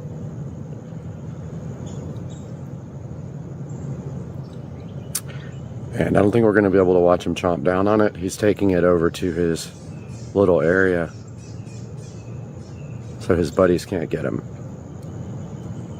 Yep, he's got it way over there now. I don't know how good this video is going to look zoomed in, but that's as far as I can get. He's taking it to his little house. There's some other birds over here kind of eyeing the situation closely, but also his buddy's heading that way. I'm getting eaten by mosquitoes.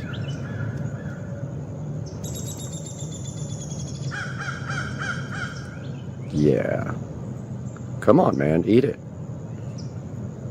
Or your friends are gonna come eat it. He's just chilling with it now.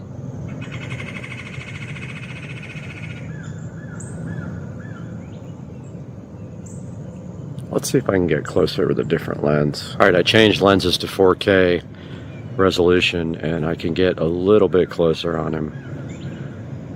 But he's literally not doing anything with it. He's just sitting there. And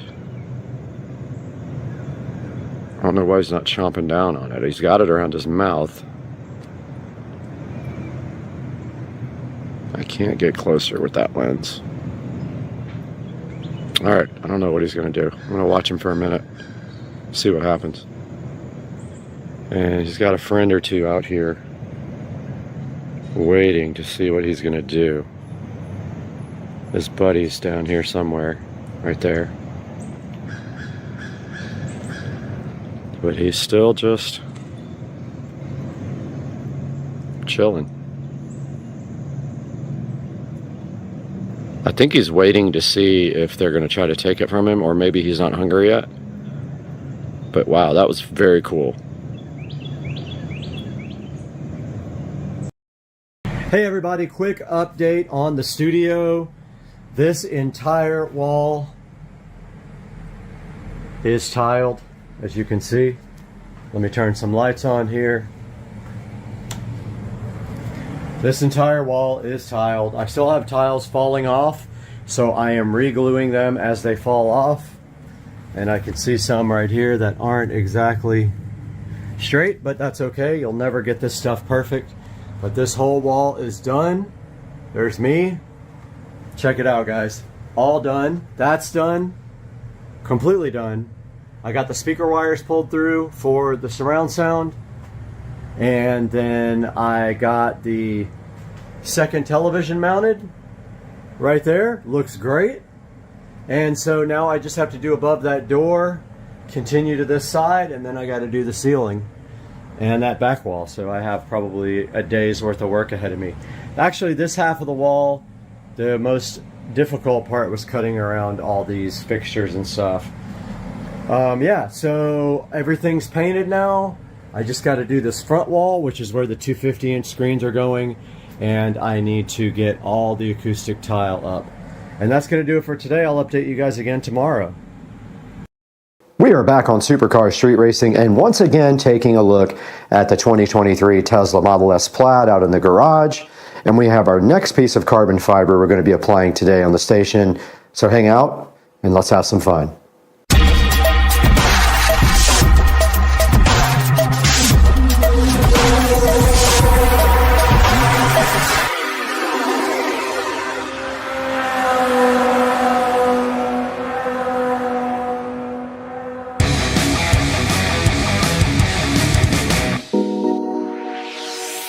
We have this nice piece of matte carbon fiber from RPM Tesla that we are going to be applying today to the Tesla. And this piece right here fits right over the stock around the charging pads. And the carbon fiber weave and everything also matches the interior of the car. So in other words, where the weave is down and makes its diagonal turn, it will be the same as matching up to the center console. Now, all you have to do to apply this carbon fiber piece is peel off the double-sided tape here. Once you have that peeled off, you stick it right over the factory piece, and this is real molded dry matte carbon fiber to match the Model S Plaid already awesome carbon fiber interior. So let's go outside right now into the car and take a look at what's already out there. Out here in the incredibly dark Tesla Model S Plaid, which has a lot of tint on the windows, and I have put a light in here so we can see where this goes. Now simply goes right here where they didn't put carbon fiber. They just have this fake leather fabric there, and it should carry the carbon fiber up around the charging port. So let's see how well this fits. And it does fit perfect. And that's what it looks like when you add the carbon fiber, and it follows the weave. If you look right there, it follows the weave on the existing carbon and matches it perfectly. Oh, I didn't have it on all the way. Yep, so I didn't push it on all the way. So that sticky tape's gonna have to be applied now. Now we just simply come to the back of this guy here and peel off all of the sticky tape on the back. I'm gonna go do that at the table inside, and it's a lot brighter in there. Okay, we have the carbon fiber piece right here, and all we have to do is come peel off all of the red tape. Once the tape is off, it is ready to be applied, and we go in there and we just push it on.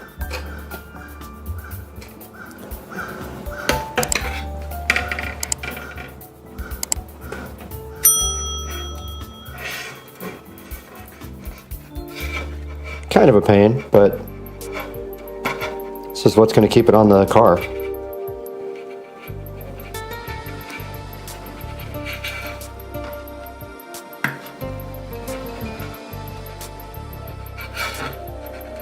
Hard to get to.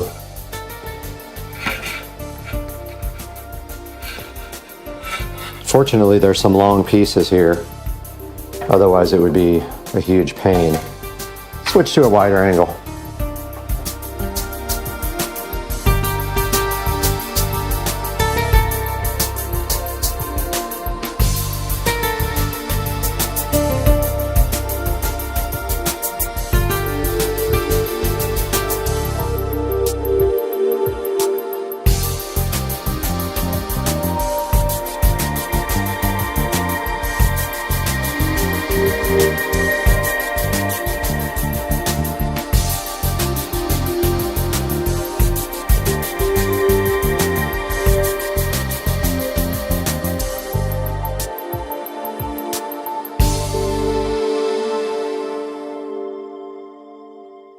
Like pulling teeth, but pulling tape. We need to make sure we don't have any type of grease or any of that conditioner or anything in there, so I'm just going to wipe it down real quick, if I can ever get the Windex to work. Just going to wipe it down real quick with some Windex. Okay, we got our rag here. Just going to quickly get anything off of this that might cause it not to stick. Really fast wipe down procedure. And I'm going to come back with the other side, the dry side, and just do that. It's that simple. Now let's grab the piece and stick it on. All right, we're ready to apply this piece.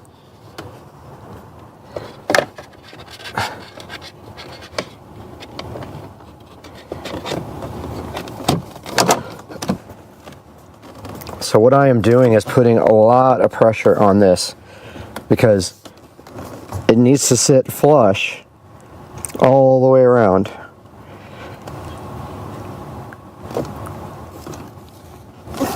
Needs like 30 seconds of pressure applied.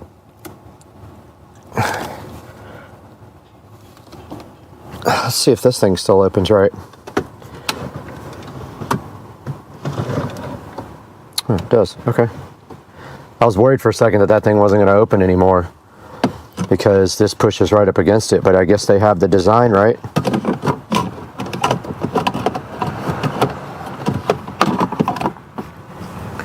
Yeah, it just seems to work fine.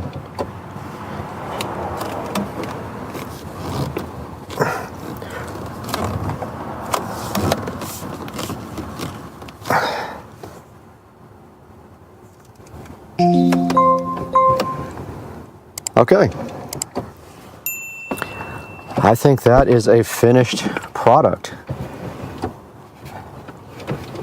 And the center console still works like it's supposed to. So let me give you guys a better look at this. I know the lighting is poor in here, and I'm fumbling around with this, but yeah. All right, be careful when you're doing this and working on your car. I put a little fine little tiny scratch in this carbon right here, and I can't get it off. Maybe I can get it off later with something polished or something like that. But these lights fell over and did put a tiny little, barely noticeable scratch right there in the carbon. But as you can see here, this is all finished and it fits perfectly. I don't have any fitment issues whatsoever here. It matches the carbon fiber weave, so the pattern continues down with the Tesla pattern, and it looks exactly like the factory carbon fiber center console. So overall, I'm happy with this. Let's go inside to the studios and look at this online with Brad.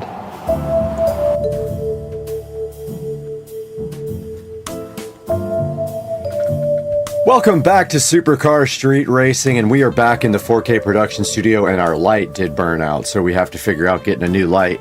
I might be a little bit dark, sorry about that, but today we have this RPM Tesla molded carbon fiber charging pad frame overlay to show you guys. And they do have quite a few different carbon fiber products over at RPM Tesla. This one is really cool. It actually is a really good addition to the Model S Plaid center console area. There's also some more products like this, but I want to show you this real quick. Now this is the matte dry look carbon fiber, and that's kind of what matches the inside of the Model S Plaid. And as you saw in the video there, it does follow the weave and everything of the Model S Plaid carbon fiber. And here is a good look at it here, and here's some other pictures of it. And right here, there is a picture of how it fits right on, but that one is matching the gloss carbon fiber, not the matte. There is the matte look right there, which is pretty cool. They did a really good job on this. It does press right on with 3M tape and had no issues getting it to stick or anything like that, and no issues with fitment whatsoever. It was perfect. Here's another look at it, and the red stuff on the back is the 3M tape. And there's another look and a final look at it. And if you do come here and you go to Model S, and you go to real carbon fiber parts right here, it will take you to all of their parts. And checking out some of their other parts right here, you can see here their turn signal overlays, which I do have those. They have the Viento front lip spoiler. It's made out of real carbon fiber. I don't have that one. I have a different one. Mine is an overlay, and it doesn't stick out as much as that one does. They have this diffuser, which is kind of cool. It does come in matte dry, and I've been thinking about getting this, but I haven't pulled the trigger on it yet because you have to do some pretty intricate installation tricks. And you see right here they got some carbon fiber canards eyelids for the front. Not sure how that would look. That might be cool. They've got a plaid type upgrade kit for the regular Model S and Model X, which is cool if you don't have that. This is center console sliding drawer. I already have that in carbon because I have a plaid. Here is the door handle overlays. I have those. Here is the front inlay, which I do have the little V inlay on mine as well. Here is a steering wheel bezel overlay, which is kind of cool. That might be interesting. It's $139 and it does come in dry. That might be a neat upgrade for my car. I'm going to look into getting that one. I really like that one. There's the charging pad, and this is another thing I really want to get from them. These are the carbon fiber seat backs, which look awesome. They look a lot more sporty than the factory seats do. They would look like this in dry in my car. Here's a center console upgrade kit. 7 pieces. Kind of interesting. And here is a yoke made out of carbon fiber for your car as well. A whole yoke. And some armrest overlays. And then a round carbon fiber steering wheel. So you can see they have a lot of different carbon fiber, especially for the non-carbon fiber cars. Like the Plaid comes with a lot of carbon, so they don't have a lot to offer for that. They have a few cool things though, like the seat backs. But if you don't have a Plaid, they have a lot of other things that you can put on your car. I'll put a link in the description to this and to the RPM Tesla website, and I'm so happy you guys are joining me today with this. And please, please like and subscribe to the videos. And we got to get out of here. We got to go find some more carbon fiber. Let's go.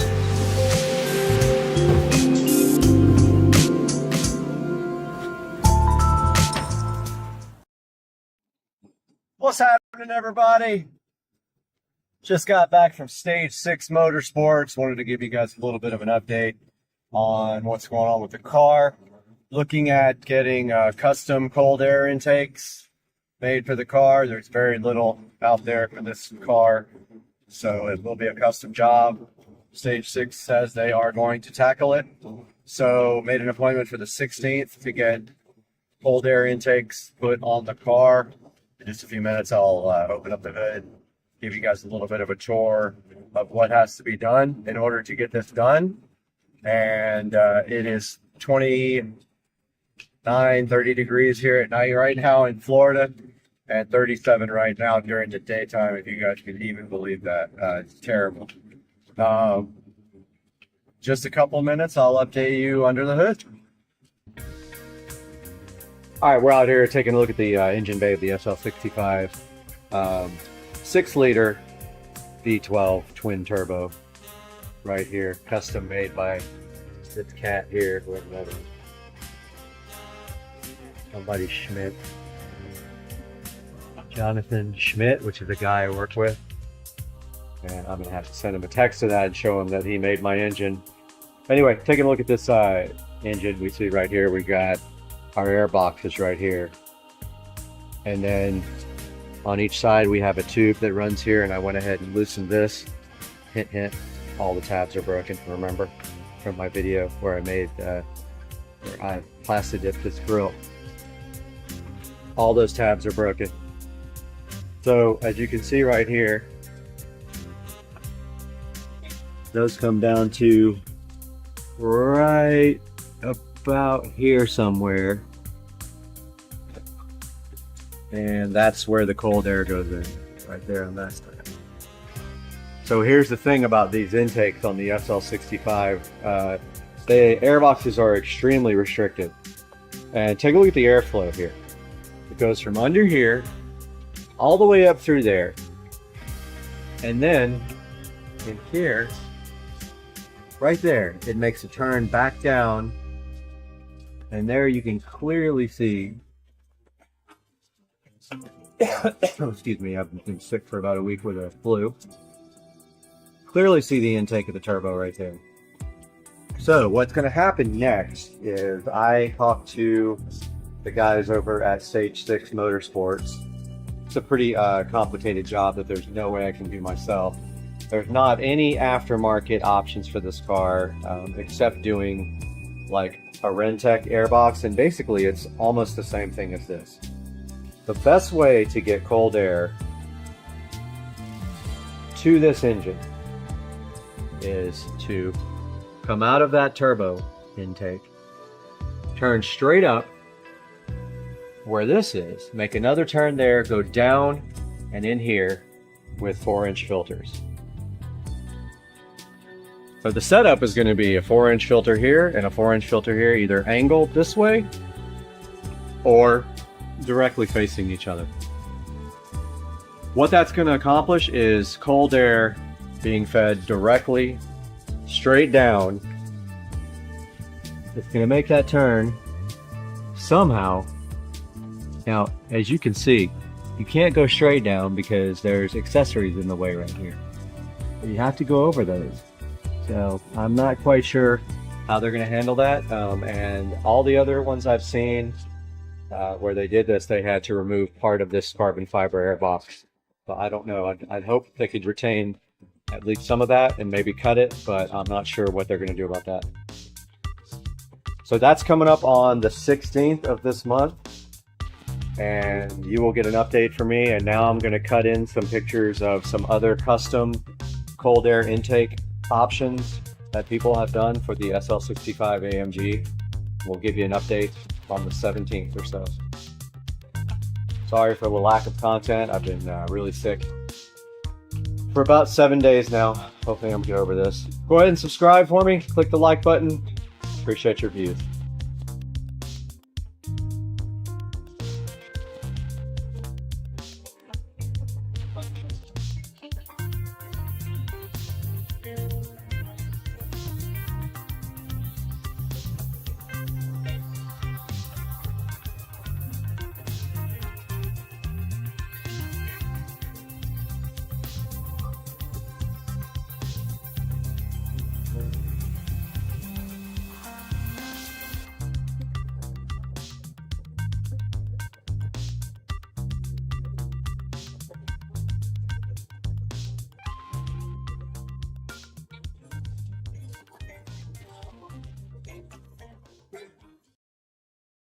Hey everybody, we're getting ready to put in these really cool lights that my brother sent me. Okay, we're getting ready to start this project. We're starting on the corner where our power supply is. Now we're getting ready to get this awesome piece of equipment out.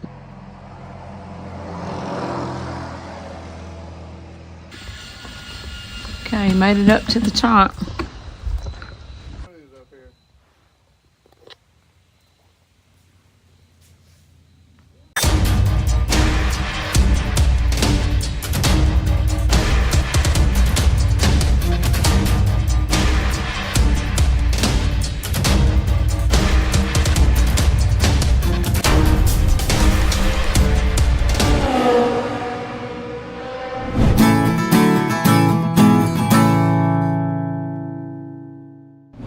Hey everybody, we're getting ready to put in these really cool lights that my brother sent me. I've got my friend Joe here helping me, Beckett and Company. If anybody's interested or needs any lights put up, he's a great guy to call. Or anything else you need, home restoration or anything. This is how it came. Looks like a big mess, but we're gonna figure it out. And first thing we're gonna do is lay everything out on the ground and make sure of how far we can go with them. I've already got my power source laid out. What I'm doing is, so here we go.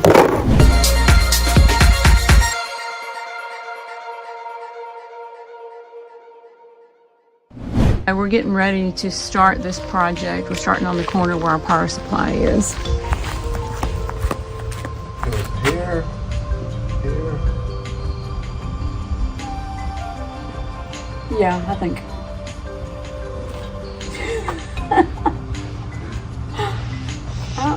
Yeah, I'm thinking right there and then just go up from there. Okay. Or should, oh wait, no. Well, that's not gonna really show up on the house, is it? Oh yeah, I know.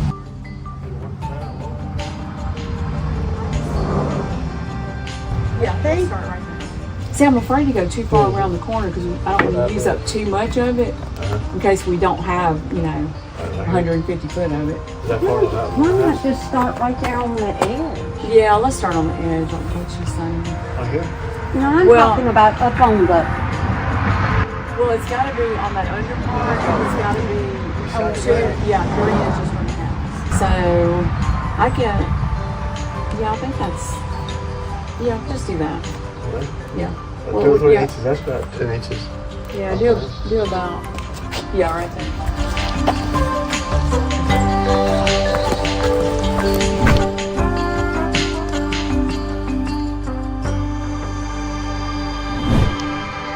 Okay, so we're getting started on our first light, putting it right in the corner by our power supply, and then we'll go from there. We're going to use screws on it. We did stick it up, it stayed, and we're going to reinforce it with a screw. So it's actually pretty easy. You don't have to buy any extra clamps or anything.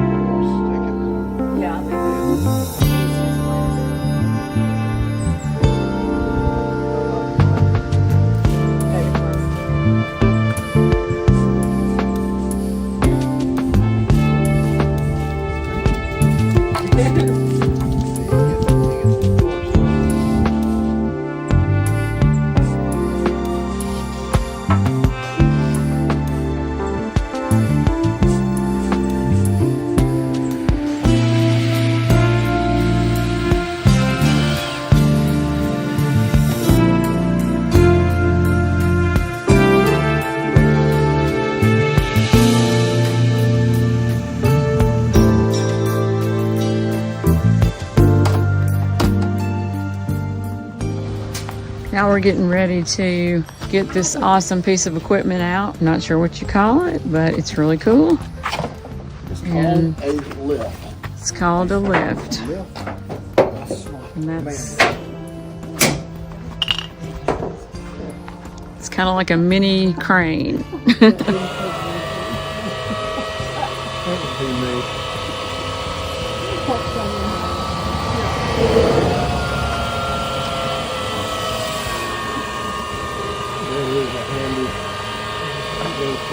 That is the coolest thing I've ever seen.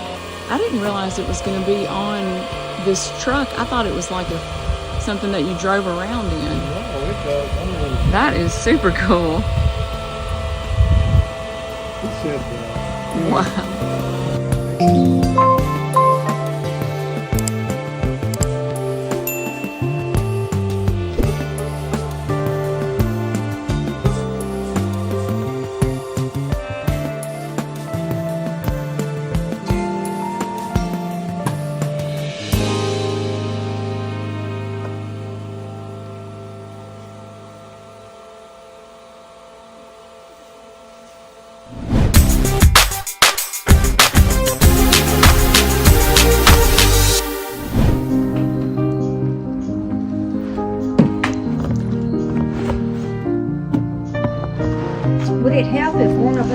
the ladder and push that up for you?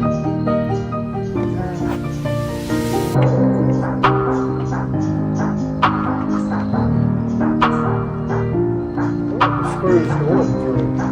It's got a little tab. Oh, okay, it's got that. Yeah, pretty cool.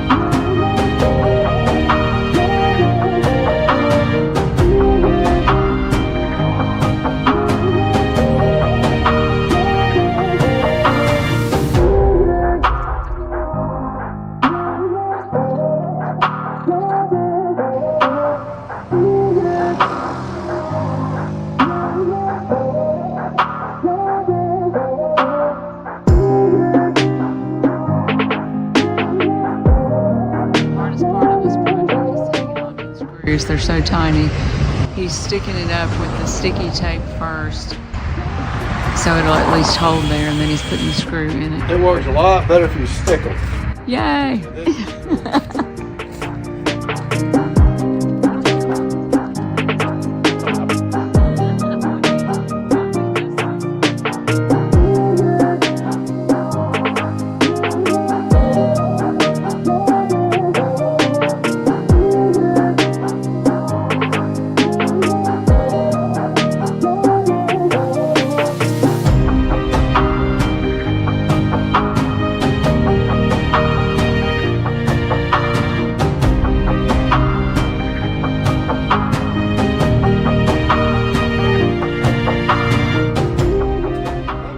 This is the best part of it all.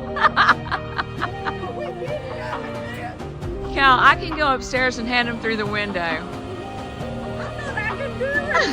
I can hand them through the window upstairs. You're only getting one more try. Throw it in the plant holder. In the window box. Oh no. Throw it in the window box. Oh no, now it busted open. Got him! Got him! It busted open. Okay, made it up to the top. Do you need your jacket?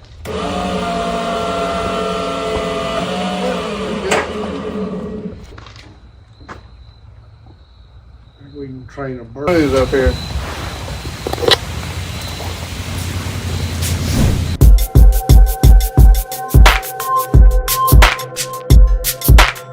It's dark out, but we're making progress.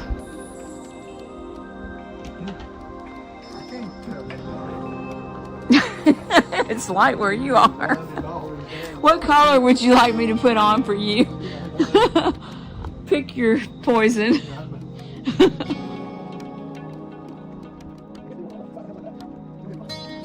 I think we're gonna have to, don't you, to get them up there, or what do you have another idea?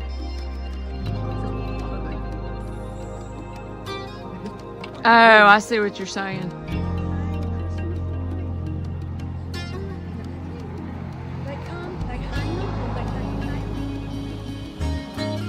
All right, it's nighttime and we're still working, but God, it looks so good. It is beautiful. Beautiful, beautiful.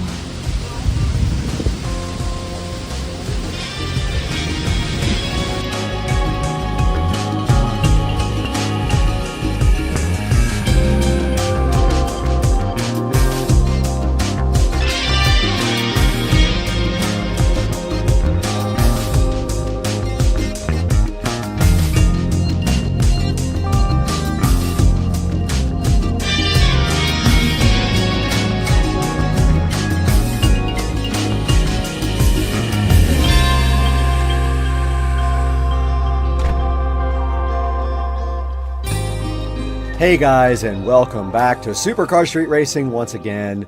My name is Brad, and you just saw Sister Car Street Racing, who is Denise, installing her new SMI Titan lights, I'm trying to get that pronunciation right, on her house over in Mississippi. Now, SMI Titan was so generous to go ahead and send a set of their 150-foot permanent outdoor lights to Sister Car Street Racing so she could go ahead and install them on her house. But there was only one caveat: she had to make a video for me, and I think she did an awesome job on her first try. And I enjoyed the way that they showed us how they had the lift at their house to put the lights up on the gables, which is something that can be difficult without something like that. You would normally be like on top of the house, hanging over underneath and looking underneath, or you would have an extension ladder to do it as well. Now, these SMI Titan lights are $249 right now, but they have a $75 coupon on them. So go ahead and click through our affiliate links to buy your SMI Titan lights for your house. Now, there are a lot of competitors for this market segment, so a lot of companies are coming out with some of the same products, but go ahead and give SMI Titan a look if you're looking for a lower cost alternative to someone like Govee. Now, I do have the Govee outdoor permanent lights on my house. They were not sponsored. I was not given those lights. I actually had to purchase them. But SMI Titan went ahead and gave Sister Car Street Racing these lights, and she is installing the rest of them right now. They are on the last gable, but I wanted to go ahead and get this video out to you guys. So when she's done, we're going to do a follow-up video on the full install. She'll go ahead and walk around and show you guys what she did. And guys, please support the channel by buying all your Amazon products through any of our links in the description. You can click any of our links and buy anything you want. It gives us a few dollars to keep the channel going so we can bring you better and more content. And please like and subscribe. It means so much to us when you do that. It helps the channel so greatly. You have no idea. And we're so glad you're here. If it's your first time, welcome. If it's your second time, thank you for returning. Now we have to get out of here. Joe Dukes is coming over with a bunch of alcohol.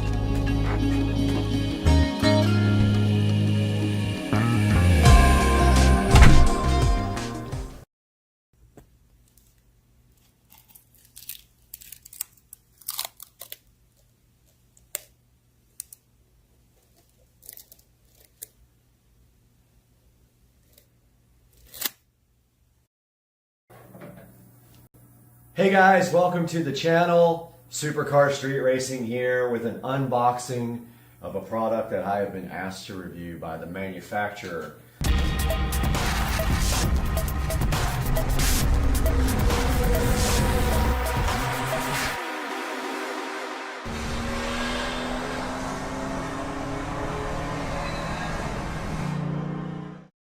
So this is the first time I've ever been asked to review something and been sent a product for free. So I just want to get that out of the way. This product was sent to me at no charge. I'm under no obligation to review it in a positive way though. And what we're looking at today is a tripod. So here is the packaging here. I'm going to go ahead and get this opened up and take a look. See what we got. And then I'll give you all the information about the seller in the description here. Alright, so inside the box here we have stand tripod 1/4 screw soft is what it says. Let's get the tablet out, get a little video of this guy here, still in the box. There's a good look at the label here. Stand tripod 1/4 screw soft X0035E2511, whatever that is. And so now let's go ahead and take this out of the box completely. All right, so it's packaged nicely. There it is. And we've got a cell phone tripod, video stand, height adjustable, 360-degree ball head, gooseneck, phone floor holder for live video is what it says on that. And then let's take a look at this inside of the packaging and see what we have here and see how well it does. We'll have to switch to the tablet at that point because the phone will be on, hopefully on the new tripod. Alright, so first thing I can say is wow. It feels very heavy, so that's a good thing. It feels Very capable. Go ahead. Packaged very nicely, by the way. Got a little white box here with something in it. Let's see what's in there. So it looks like inside the box we have like a swivel mount, I think it is.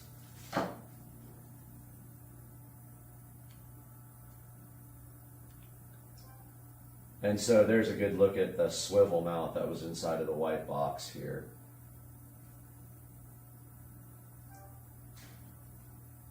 And then let's go ahead and open the actual packaging. Like I said, it feels very, very high quality. And again, I am not getting paid to say this, and I was sent this product for totally free. But this looks like a professional tripod. It doesn't look like a cheap tripod that you get off of Amazon sometimes, where it's so cheap it can't even hold the phone up. All right, so then there's a instruction manual here.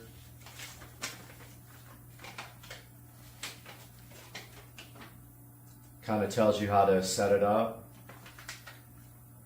And supposedly there is a clamp for the phone that goes with this. So I haven't seen that part yet. Aha, it's in here. And then here we have like a gooseneck. Looks like.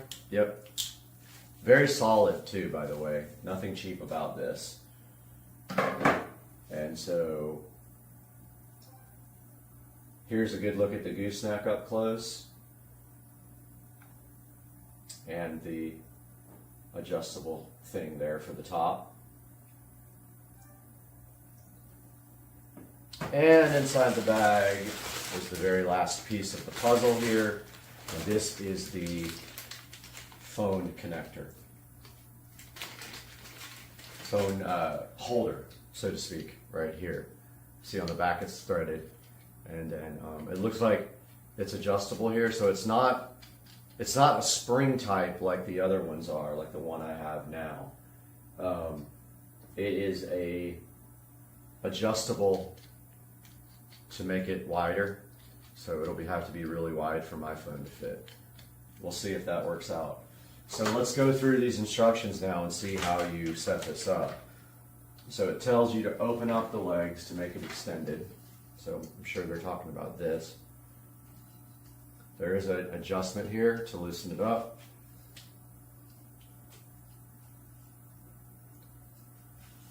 Still pretty tight, but that's good. So that's fully opened up now.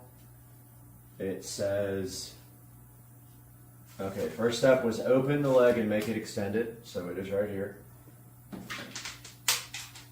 Oops, something fell. Step 2. Install the tube on the tripod and use the knob to lock it.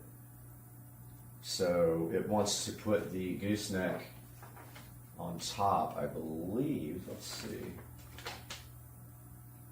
Tripod head and then tube. So it does want us to put this on there. I think. Well, okay, so there's an adjustment you have to turn. And of course, I dropped it. Okay, guys, I found the screw underneath the desk, of course, and so now we have to take this tripod head here, and the screw is kind of like a, it prevents it from coming out, it looks like.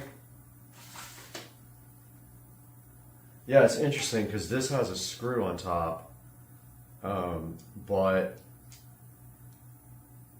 you don't really use that part. You just put the tripod head there and tighten this. It also shows it like extended like this. I guess it doesn't matter, but it shows in the picture that it's extended. It has like 3 or 4 ways to extend here. You guys can see that. So then we have it here like this. And we tighten up the set screw like that.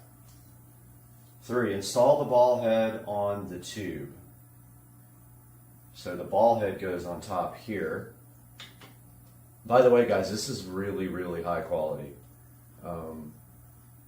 I wouldn't just say that for, you know, to get a free product, but man, this thing's pretty solid. This is probably going to be my new tripod. Hopefully you're still in the shop there. Let's see. Yep, okay, cool. Just wanted to make 100% sure, so get the tablet out.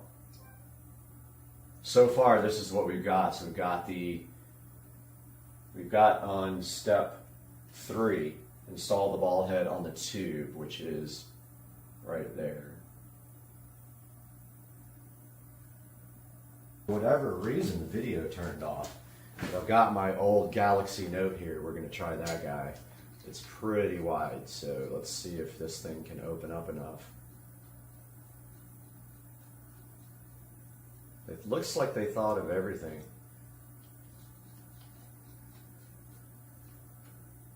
Nice. Okay, yeah. So here's the way it looks with the phone installed on it, and I hope you guys can see that. It's a little bit too high. Let me drop this a little bit so you guys can see what it looks like with the phone installed. And so if you notice this guy right here, here's the gooseneck, so you can literally bend and do this whatever angle you want. And let's see, that little screw came untightened, but see, this is cool because it's really sturdy. It's well made. I really like all the adjustability of this thing. I like the fact that you can change the camera to either direction on the actual mounting plate here. You can either mount it from the bottom or you can mount it from the sides. I do like the screw down thing. It's a little less convenient than having a spring clamp, but it still works great. It keeps the phone in, and this is an old Galaxy Note 2, so very old. I like the adjustability of the length of the tripod, and I like the fact that the thing feels well made, and I am definitely saying right now that I'm going to go ahead and recommend this product. So I'm going to get a link for this guy, and that's going to be in the description. And I highly encourage you guys to pick this up if you're looking for a tripod. He did not send me the listing, but I'm going to find it. So I'll figure that out. I'll have that all in the description below. I'm so glad you guys got to look at this. I think what we're going to do now is put the actual phone on it and walk around a little bit with it and just kind of see how it feels as a, you know, as an actual, like if I'm going to carry it, because I do carry mine around a lot, and the other tripod that I have, I already did a review on, is much lighter. So what I'm going to do now is raise the legs, if I can remember how. So you just go upward with them. So those are all raised like that, and then there's a tightening screw here. Now this guy's ready to just be, you know, you can walk around with it like this. It's a little bulky to do that, but it works fine. So I'm going to switch to this now. Okay, guys, so this is from the new tripod, and I don't know what to call it right now. Phone floor tripod is what I am going to call this guy until I get the official listing. There's the box it came in. Let's see if the seller is actually listed on the box. Let's see. Nope, it doesn't say the seller, but I will contact them if I can't find the listing, and I'll make sure that it's in the description. But yeah, this thing's super solid, no problem at all, like carrying it around like this. And actually, you could ditch the gooseneck too if you want to, and you can just put the phone mount directly on the top of the tripod, and you don't need, if you don't need that extension, I'm saying. But I'm carrying this around right now with no issues. I'm using one hand, and I can show you guys outside with this. There's the lovely pool that's turning green because it's getting redone. I can show you guys outside with the alligator is sitting right there. Right there.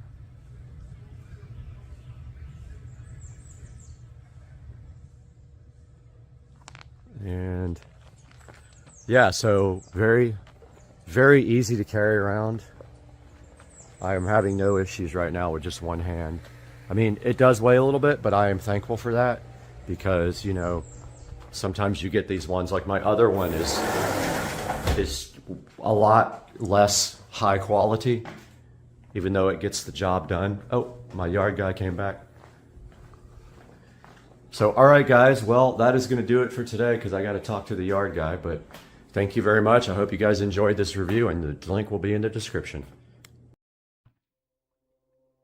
Hey guys, welcome to another video. I'm trying the screen recording software using the Vimeo to try to do this. So I want to show you guys how I create thumbnails for the videos. So I just finished creating one here for Echo Show monitoring. So first of all, you've got to have some kind of creativity in your brain to be able to figure out what a nice logo would be that we could attract viewers with. So I'm going to actually create a thumbnail for this. So I'm going to go new file in Photoshop. It actually popped up on the other screen. I'm going to go 1280,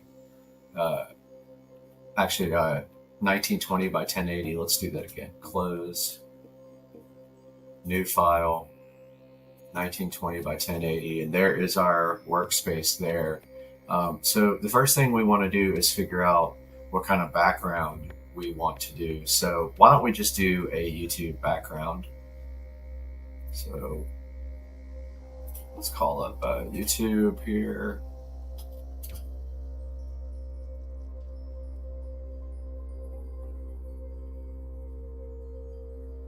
And let's go to my channel. There's my channel. Let's get a screenshot. So I use Snagit to do screenshots. So I'm just going to grab a screenshot here. Go to my channel and copy that into the Snagit editor. So it's now copied into the editor. I'm going to copy all of that into the buffer. Go back to Photoshop here. Also got another video rendering in the other screen. We're in Photoshop now, so I'm going to paste that. But notice how it's not the right size for the thumbnail. I'm going to edit, transform, and scale that. Just scale it up a little bit and center it here. If I would have captured the whole screen, it would have been exactly the right size. But you got to remember that these screens also overscan, so you're going to miss out on the edges if you take everything all the way to the edge here. So you always want to either use safe title so you know, or just shrink everything down a slight bit. Let's see if I can get my camera back up here. Let's see. Trying to figure out how to do that now. Let's see. All right, well, I messed all that up, so it stopped the recording, but I'm going to start again from there. I guess I can't show the camera at the same time as the Photoshop. So I have my Supercar Street Racing page here. Now, one thing you got to remember is that your fonts are going to need to show up on top of this, and this is really busy. So I am actually going to first of all, merge this down. So this is just not a layer. So I'm going to layer, merge down. So now this is just one layer you can see right here. Now I'm going to image, let's see, adjustments, brightness, contrast. I'm going to wash this out with the brightness contrast tool. So I'm going to bring the brightness down. The contrast. Actually, that's not what I want to do at all. Let's see. Forgot how I used to do this. Maybe I can do it with levels.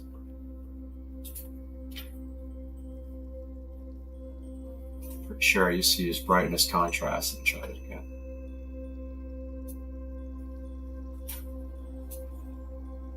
That doesn't work that well with this. Doesn't work great with a web page. It works better with a an actual picture. So I'm going to undo merge down, and then I'm just going to go back into this layer style here, which popped up on the other screen, and I'm going to do it this way. So I'm going to do a color overlay, and then I'm going to bring the opacity down.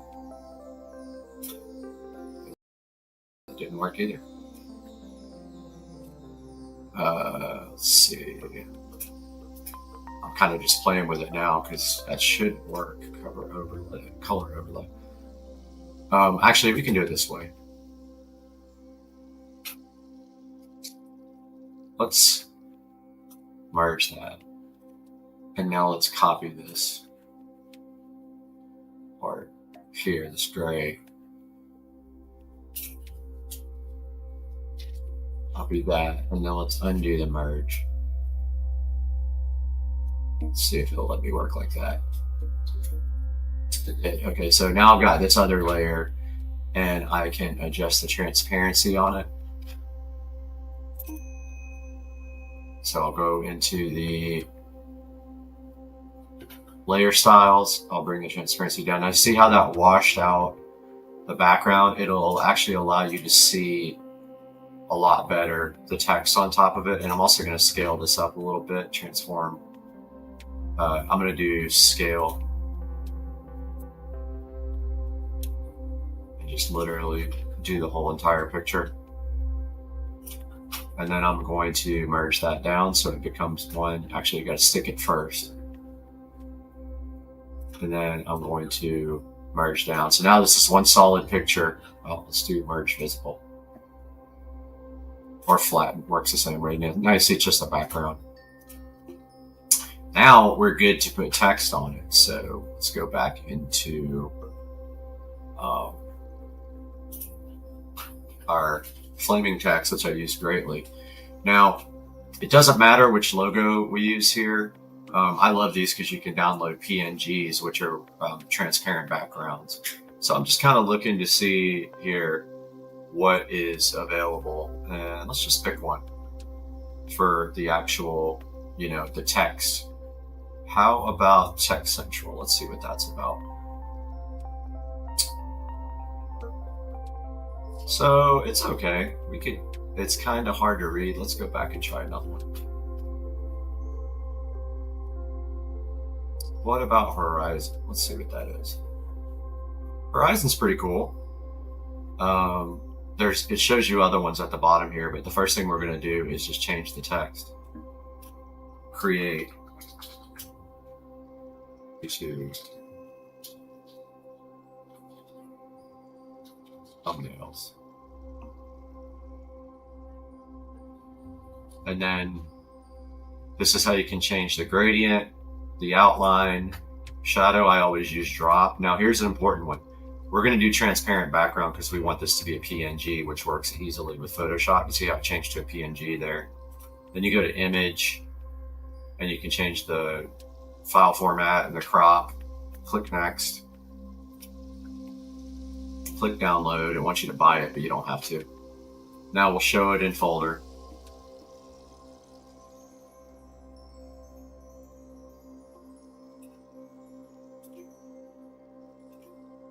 Okay, so it is right there in the folder. I'm going to slide this over for a minute and bring Photoshop back up.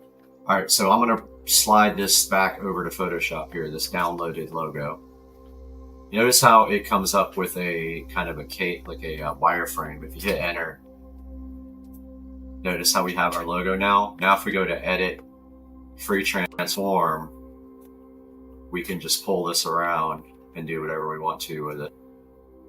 And you see how it's easier to read now. And remember, don't go edge to edge because of safe titles. They'll be out of the viewing area of the thumbnail.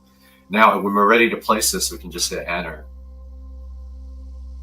And then we probably want some more text up here.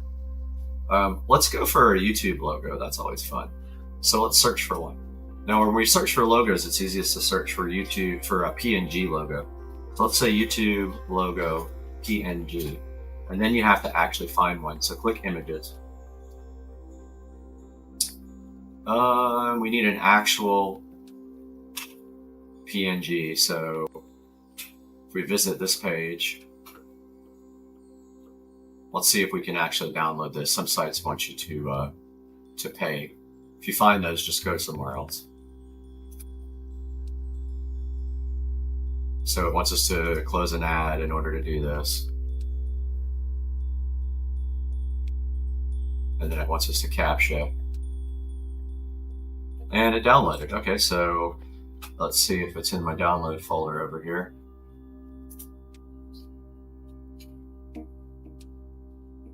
It is. So I'm going to pull Photoshop back up here. I'm going to drag over our newly downloaded YouTube logo. Now, if it's a PNG, you can resize it and you don't lose quality. See how we can now drag it around? And notice how it doesn't have drop shadow or anything. If we double click the layer over here,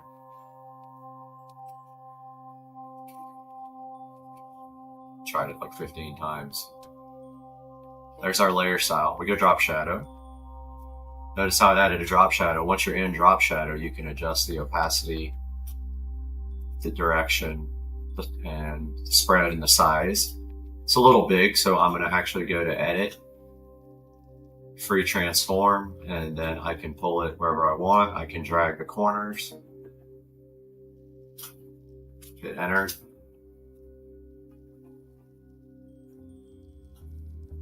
I'm going to put it about right there, and I'm going to do one more font. Let's go back to our flaming text here.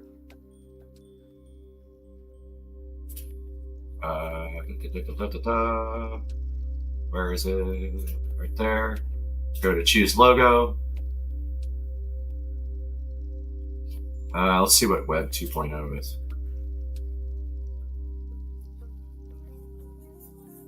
Nothing I see there I like. Let's go back to the flaming text site at the beginning. Go to the bottom.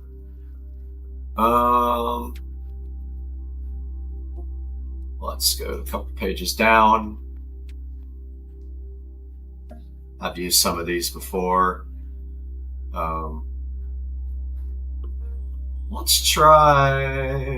Let's go one more page. Oh, it's a Google copy. Let's use that one. How about this? So again, we just changed the text. Go to shadow, make sure drop shadow's on, background transparent. Next. And download. Now it is on the folder in the other screen. So I'm just waiting for that to finish. I'm rendering at the same time, so that's causing some slowdown. Okay, so I have that logo, so I'm going to go back to our Photoshop, drag that in, put it about right there. I'm going to rotate it, hit enter, and there you go. There is our thumbnail for this video. We're going to go ahead and save it. Actually, you can save the project first. So I'm going to go to my E drive where I haven't started the project yet. I'm going to go to raw video, create a folder, create YouTube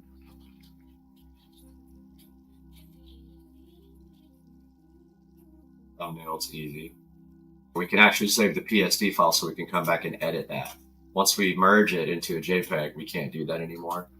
YouTube thumbs. So to save the project, now I'm going to save it as a JPEG so that we can upload it to YouTube. So I'm going to merge it. Actually, what it's doing there, it's still saving, I guess. I'm going to flatten the image so now there's no more layers. Now I'm going to save as. I'm going to save that into the same folder, but this time I'm going to drop this down and go to JPEG, hit save. It pulls up a box that says what quality. We're going to do maximum quality, and there. So that's it, my friends. That is how you do thumbnails for YouTube. I hope you enjoyed. I'll have some more tutorials about Premiere and things like that coming out, but it's been Supercar Street Racing. Hope you liked this video.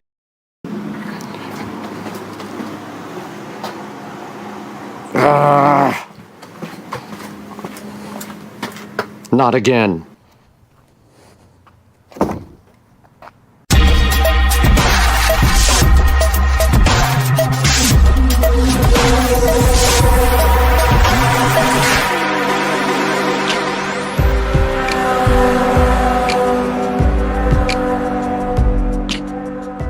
Guys, welcome back to Supercar Street Racing once again. And we are here with this high yard doormat that we're going to be opening and taking a look at today. Now, as you could see outside earlier, that doormat that we had before on the outside not only got really dirty from all the construction with the door, but also it was so lightweight and thin that every time my yard people came around, they blew the thing into oblivion. So today, we've got a better alternative with this high yard doormat. Sitting in the SCSR compound with this beautiful high yard floor mat, and we do have the SCSR scissors that I still have PTSD from, because as you know, in the last video they sliced my finger wide open and it was not fun. So what we're going to do right now is open this carefully and hopefully not destroy our fingers in the process like we did last time. So no touching the actual blade.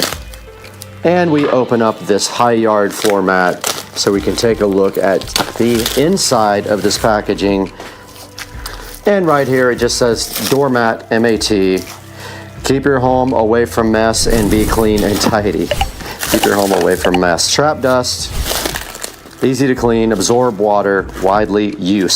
So another hilarious, badly translated thing there inside the package. And getting this thing completely opened up. It is pretty heavy. This weighs about, I would say about 10 pounds. And then the rest of this is going to involve taking this outside and getting it all laid out in front of the SCSR studio. So let's take it out there right now. All right, guys, we are out here in front of the Supercar Street Racing Studios, and we have the brand new floor mat right here. Let's go ahead and get that installed and see if that prevents our yard people from blowing my floor mat away every single time they come. Now this will take a few days to kind of settle and flatten, but it's much heavier than the old one. You can see here it just kind of unrolls. I have the same one inside the studio door.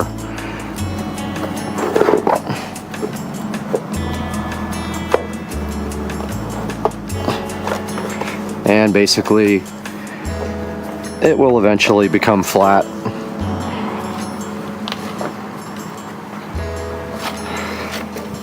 And let's get this thing straight and lined up in front of the door. Just like that. Goes nicely all the way up against it and hides the ugly bottom of the door. And there we have the floor mat installed outside of the Supercar Street Racing Studios. It is just not the right. There we go. Now it's kind of perfect.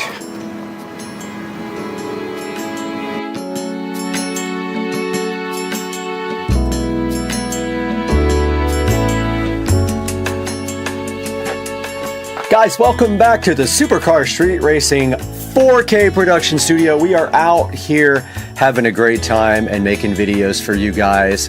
And one of my pet peeves is that I had this tiny little cheap dollar floor mat, and I don't even remember where I got it. I think from IKEA a long time ago or something. And every time my yard people come, they take their leaf blower and they blow it right away. And yes, they should put it back, but they don't. And I've told them a million times. So today, right here on the screen, you can see right here in front of us, we are taking a look at the high yard durable front floor mat. It's supposed to be absorbent and it can like take all the mud off of your shoes. It's dirt resistant, non-slip rubber, and this size that I ordered was 36 by 24 here, as you can see right here on the screen. Now it also does come in a 30 by 17 configuration if that is better for you. It comes in beige, which you can see right here. Now we'll take a look at the bigger view there. It's black there, but in beige, the bigger view looks like that. And it does also come in gray, which looks like that. And so if you order the 36 by 24 in black like I did, you will have the one that we just saw sitting right there out on the ground. And then here's some other little pictures for you guys to check out. Now it says it's the perfect size, 24 by 36, 0.3 inches thick. Captures dirt and moisture. It has a non-slip rubber backing. And it says it's fade and stain resistant. Let's hope so, because it is outside. It says it's low profile and versatile, meaning the door can open right over it and not get caught on it, we're hoping. And then it says it is also easy to clean up.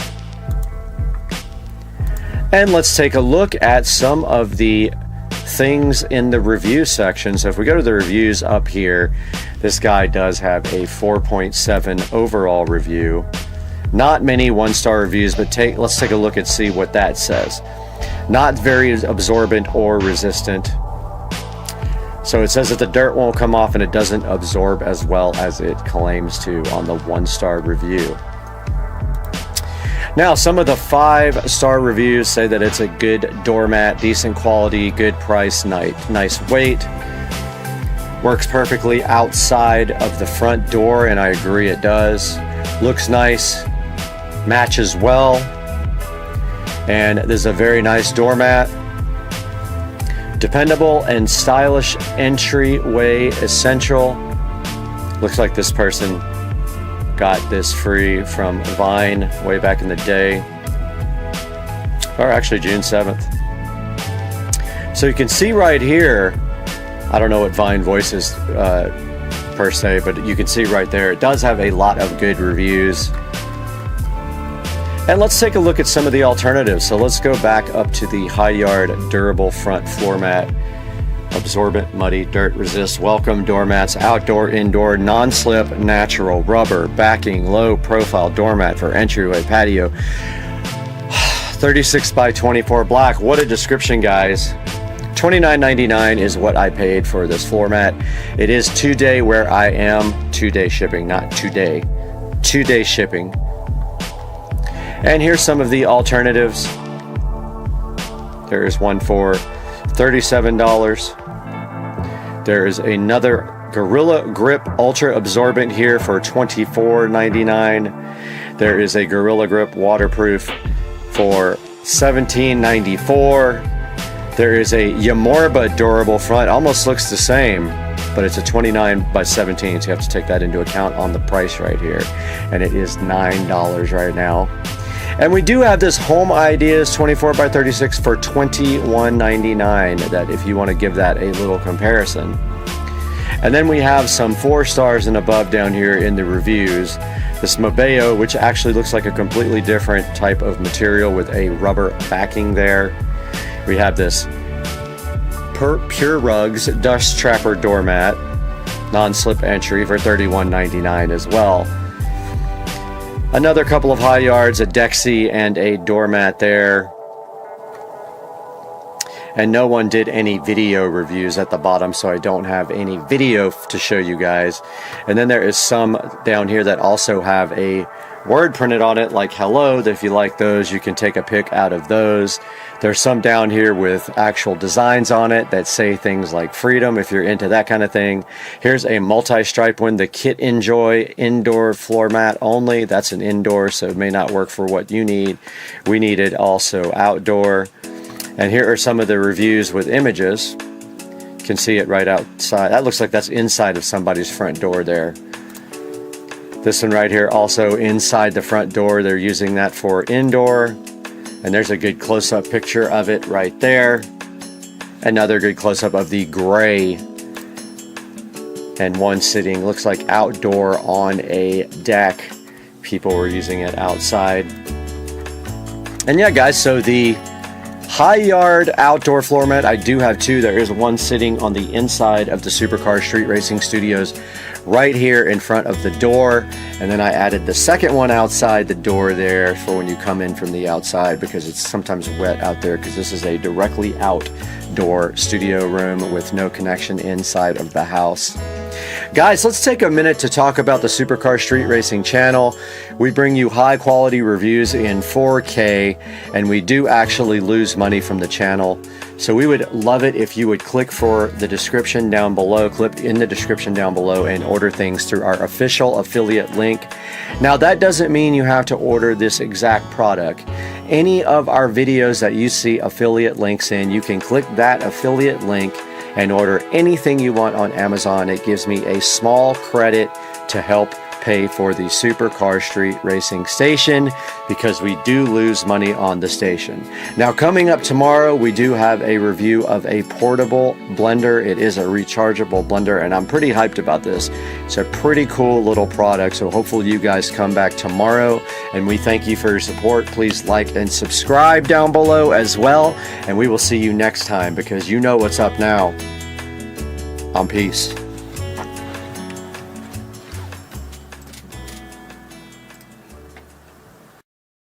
Welcome back to Supercar Street Racing, and today we've got something special. We're coming from the Supercar Street Racing garage out here to bring you more carbon fiber products for the 2023 Tesla Model S, and you can use this on both a Plaid or a regular Model S, and we've got it. It's special and it's right here, and I'm super hyped to share it with you guys today on the channel.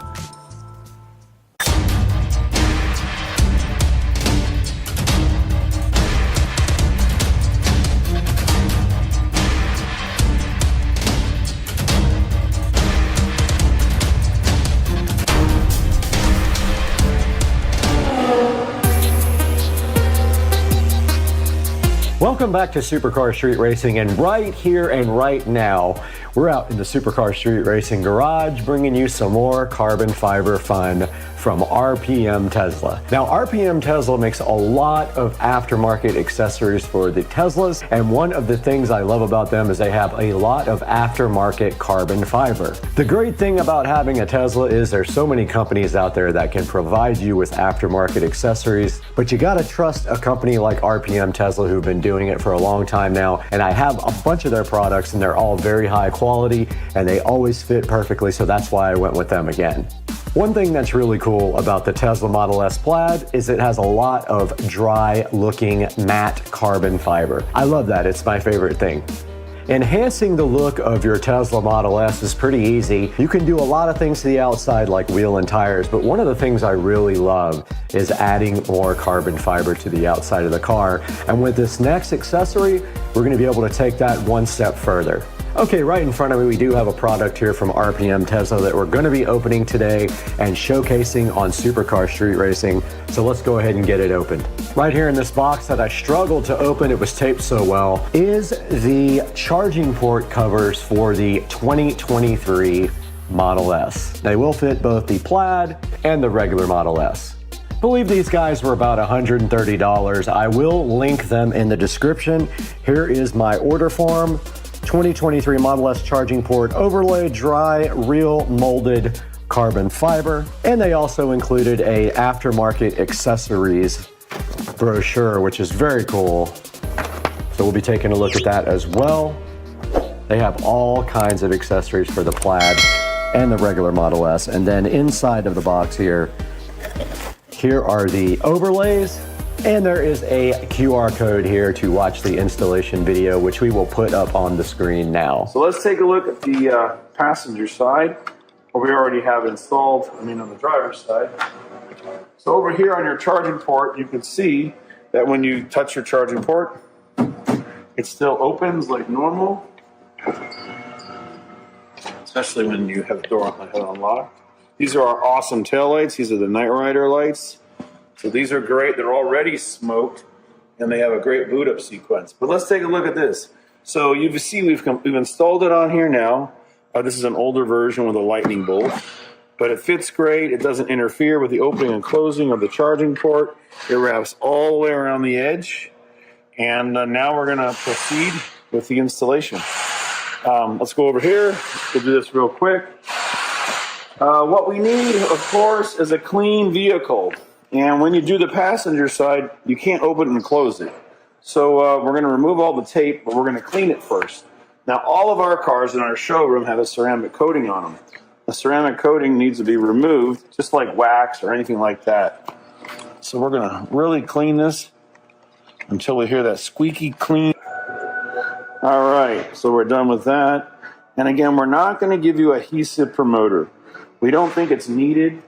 We also think that adhesive promoter is great on paint, on plastic. It can damage it in the long run. So just make sure you got it really clean, no oil, no grease on here. Feel it with your finger. It should be rough. It shouldn't be smooth. And if you clean it with alcohol and removed everything, it'll look just like that and feel like that. So here's how we install it. I'm going to switch. And again, we're going to hold that same angle. So we got our before photo. Now, you just put it right on like this. Put it right on the top. Look how you can remove it if you don't like where you put it. But hook the back of it over the edge like this and go all the way up to the top. There. And we're on strong. And we're on here. And it's fitting perfect. So you're just going to peel and stick. And if for some reason you need to move it, I'm going to switch with you again. If you have to move it, you can still raise it up and move it. Okay, again, it's made out of 2x2 twill carbon fiber. It matches the spoilers perfect. It's wrapping around the car. Notice the direction and the flow. So airflow is going around the car. Same thing on this side. The direction is going around the car, just like our spoilers and all of our other products, like our new diffuser coming out soon for the Model Y. And again, this fits the 3 and the Y. So let's keep applying pressure. And if you hear ticking sounds like that, it means it's not sitting flat.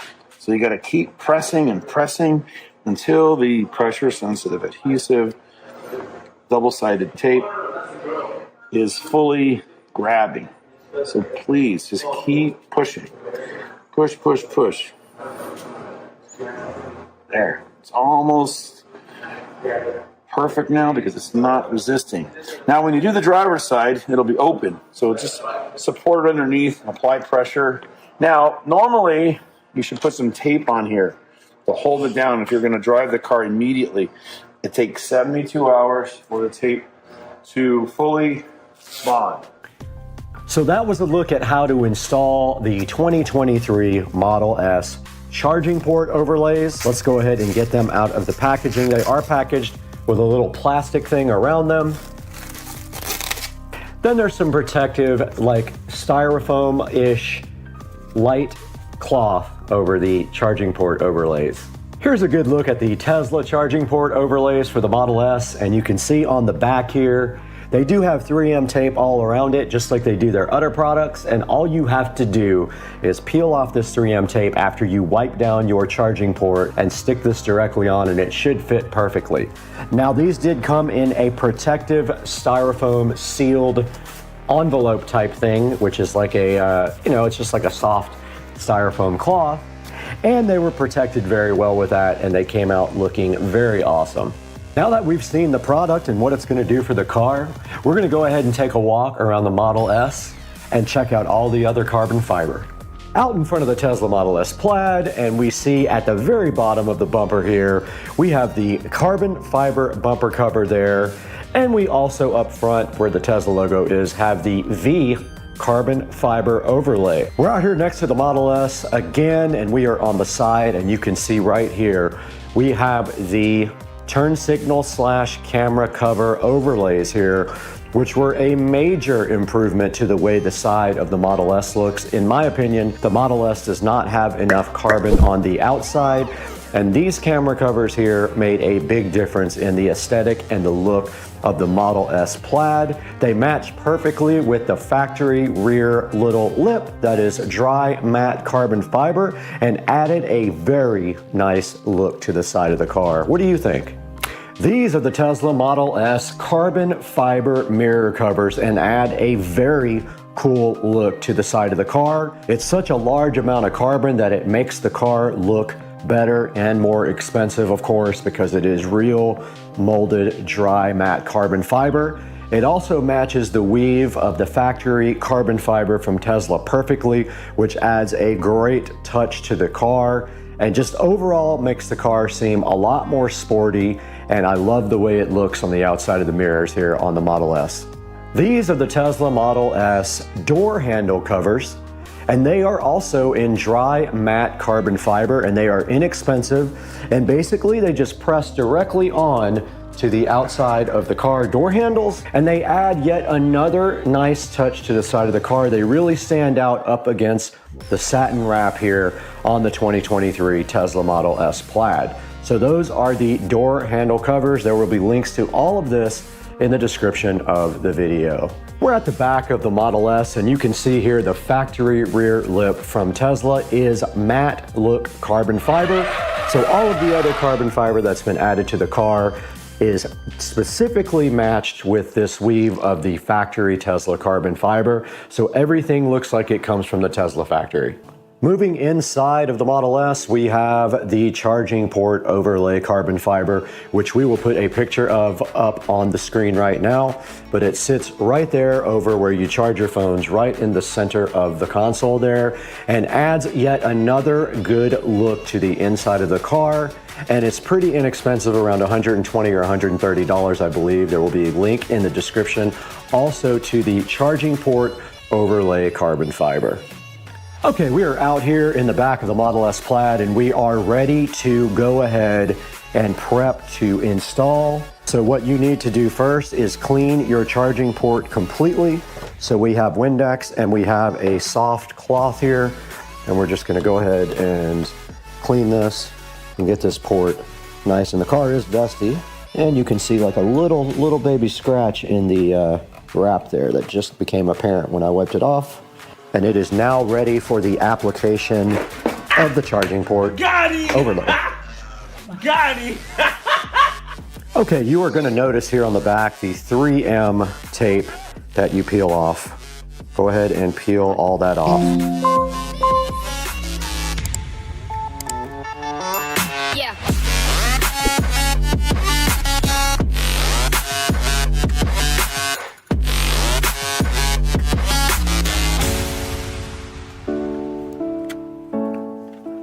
Okay, we're now ready to install our charging port overlay, and you simply move this right over the top, and there will feel like a hook action. So it'll feel like it hooks on it when it's in the right spot, which that feels pretty close, and then you just simply push down on it, and it did open up for me. I forgot to lock it. Just remember, once it's on there all the way, it's gonna be very difficult to take off. But it is in there now, and we will close the charging port door so you can see it. And that's gonna do it for this side. There is a little bit of 3M tape that got caught underneath this that I have to get out. And I'm gonna go ahead and go do the other side. There is no room to shoot over there. We just successfully updated the Model S with the charging port overlay, and it came out very nice. So we are done with this project for the carbon fiber. We're gonna throw it to the studio now, and Brad's gonna show you inside the 4K production studio how you can get these for your Tesla.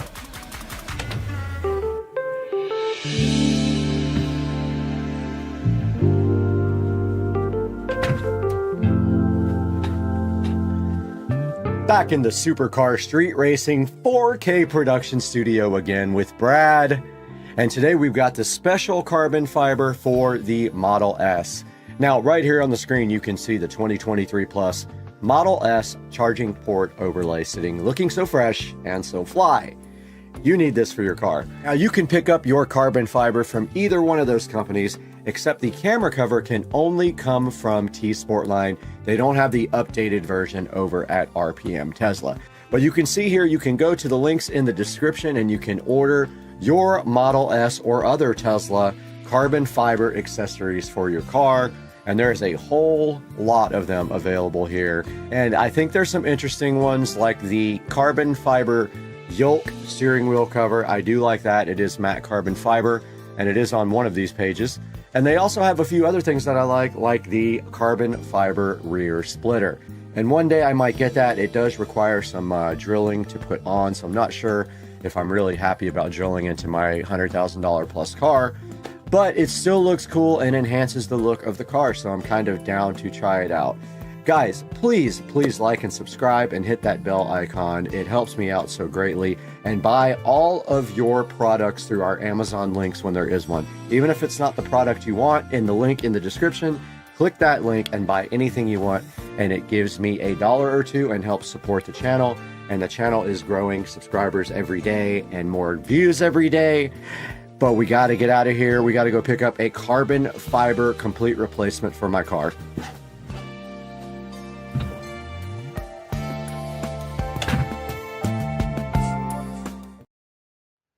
All right, guys, so I figured out that my nice, expensive headset here doesn't work with OBX at all. The mic will not record. It refuses to work with that application for whatever reason, but we're going to take a look at my friend's hacked computer today. Let me go ahead and get logged in. So she was hacked yesterday. Someone first started sending emails out on her behalf asking people for gift cards. Then started getting messages from her on Facebook asking for gift cards. So I immediately texted her and told her she was hacked. So I haven't been on her computer yet. Let's take a look. So we're connecting now.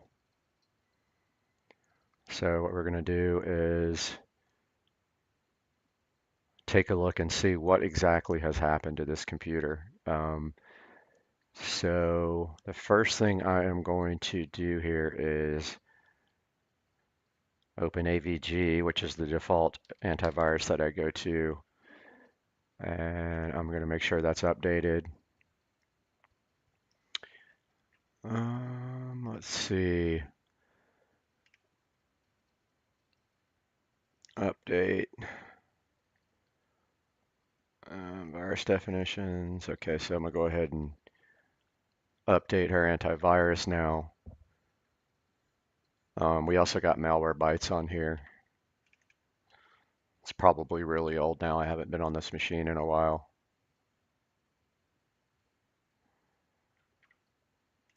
This might be very old, actually. Let's go ahead and install this new version.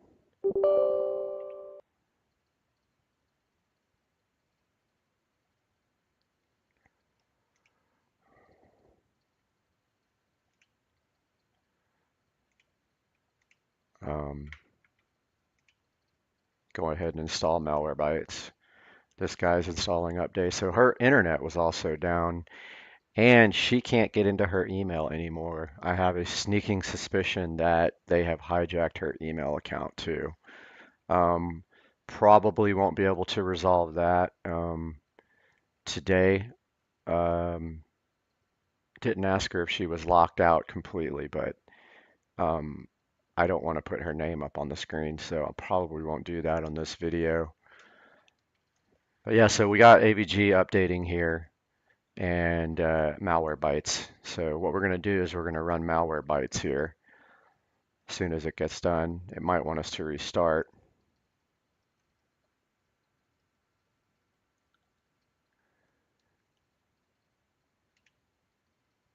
Yeah, AVG wants to restart.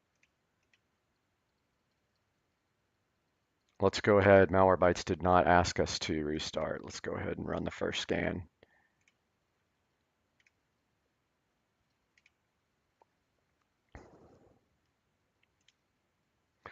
Let's do fake at email.com.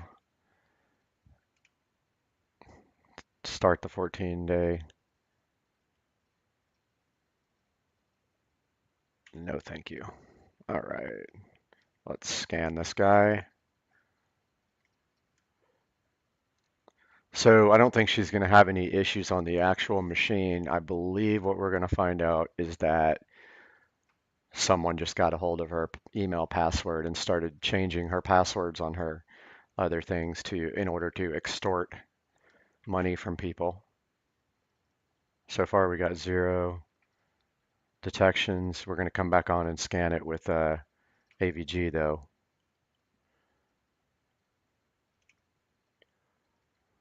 So I actually built this computer. Actually didn't build it. We ordered one. We custom ordered one for her it's been about 3 years, I guess, since we did this computer. So no browser threats found. Got both these scanners going at the same time. Can't remember. I think this is an i5 with 16 gigs. I think I asked her to get the maximum amount of memory.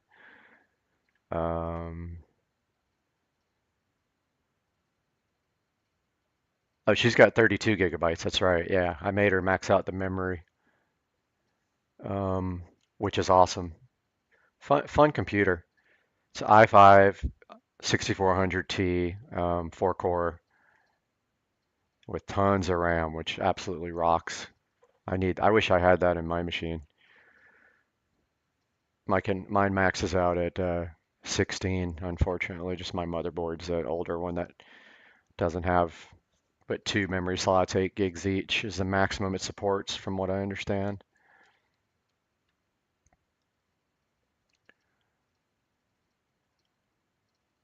So far, so good. Nothing there. After this, we'll look for updates.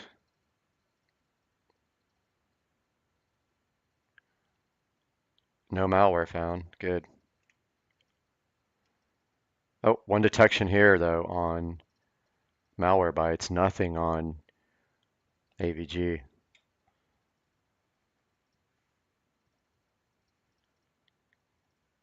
Got one here.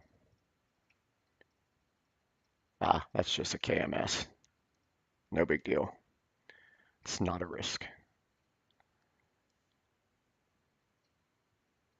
Got one notification. I think that's because it needs to restart. Yeah.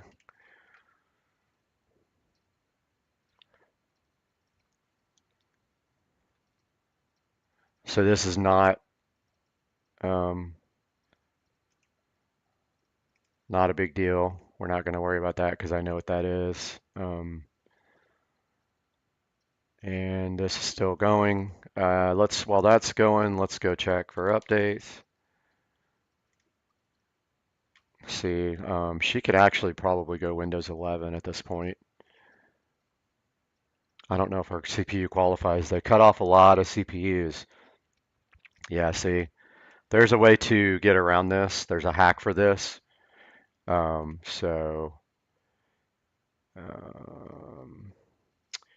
Let's see.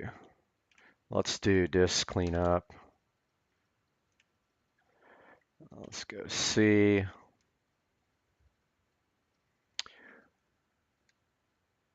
Oh yeah, she's got a gigabyte in the recycle bin, 2 gigabytes of thumbnails. And we don't care about 4 megabytes, and that doesn't have anything in it for now. Recycle bin's emptying.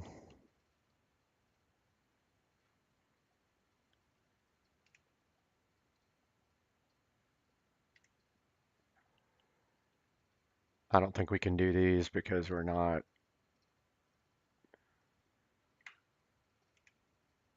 Let's see. Malware bytes. Let's get that out of there. And let's go ahead and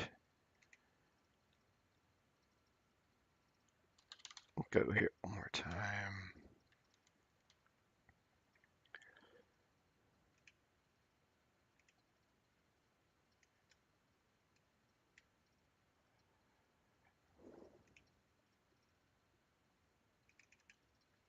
Why won't it let us do anything here? This thing's being irritating.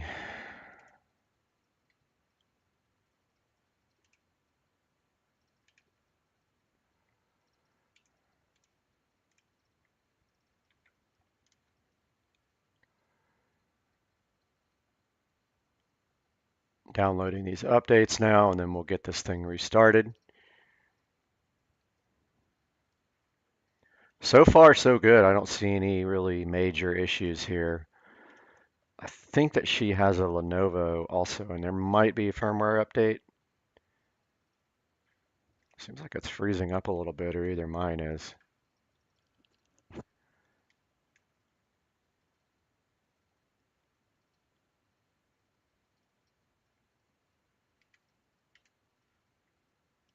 Let's go ahead and restart this guy and we'll be right back. All right, guys, we are back. She is back up and running here. So I am probably going to try to put Windows 11 on this machine today. Going to show you guys that in a separate video, how to trick your Windows 10 PC into installing Windows 11. And so we are back up here with Carolyn's PC. Let's go back into check for updates now.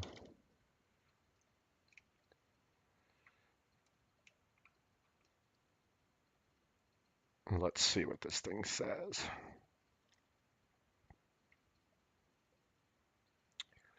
All right, so it does want to restart again.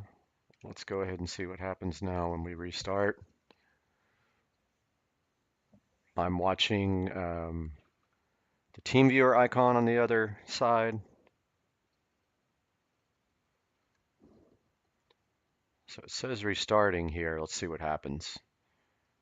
So just so you guys know, so this is very common. So what these guys do, these bad actors, they get your, once they got control of your email address, they go in and they find your other accounts and they start changing your passwords, which is a good idea if you have, if you can set up two-factor. So two-factor is basically two different methods of proving your identity to log in. So one factor is like something you know, like a password, and then another factor is like in biometrics, something you are, fingerprint or eye scanner, things like that. So two-factor a lot of times will send. Really, it's two-factor on your phone's not really the safest method because if someone gets your device, unless you have biometrics on your phone enabled, then they can then get to your accounts. Her computer's back up. Let's go ahead and get connected here.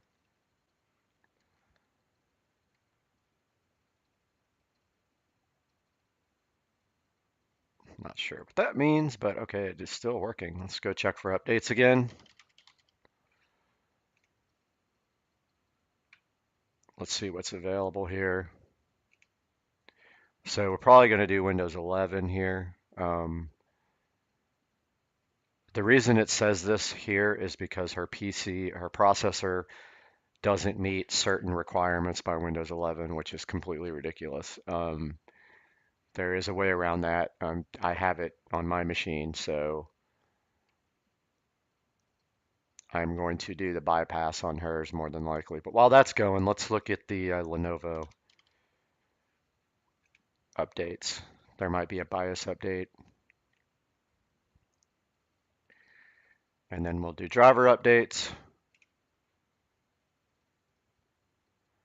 So if you guys don't use it, Driver Booster is amazing, absolutely amazing program that throw it on a, as long as you have internet access, this thing will automatically download all the latest drivers. So it's probably going to say that there's an update available for this guy.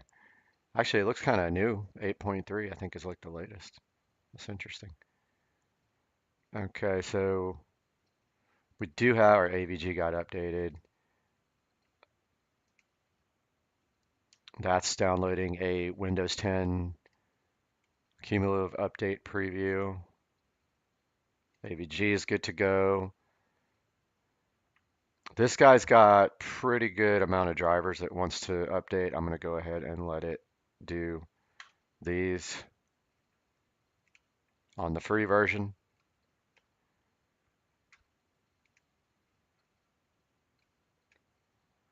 So you can see here, Driver Booster 8.3 free is downloading her Intel HD graphics, her Intel audio, her Realtek audio, her network adapter, and her few other things.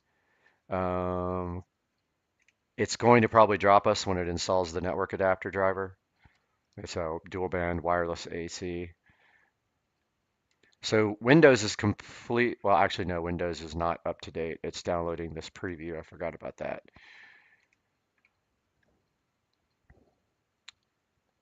So this is going ahead and installing.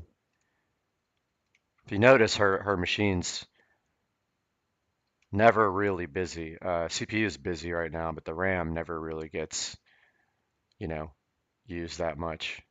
She does have a solid state drive and a backup spindle drive to put all of her data in. So here we go, updating the drivers. The Lenovo didn't ever open, did it? Huh.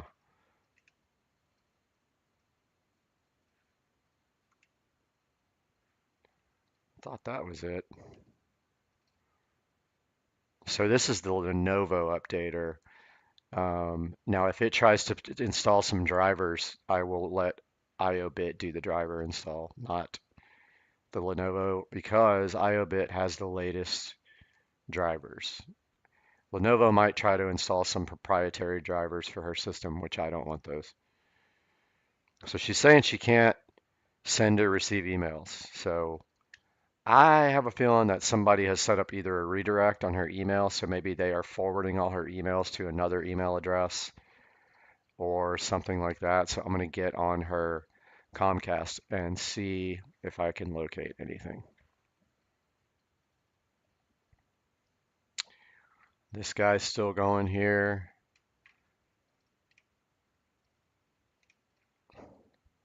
Okay, so it wants to do the LAN driver.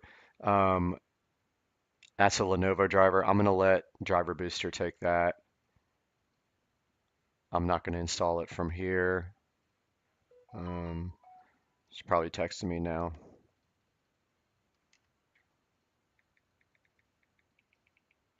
She's saying her landline's down as well. So she got the double one too. She got hacked and her Comcast went out yesterday for the whole entire day, and it wasn't related. Comcast was having an outage yesterday. This is a BIOS update, and I'm going to let that happen. So I'm going to go ahead and get this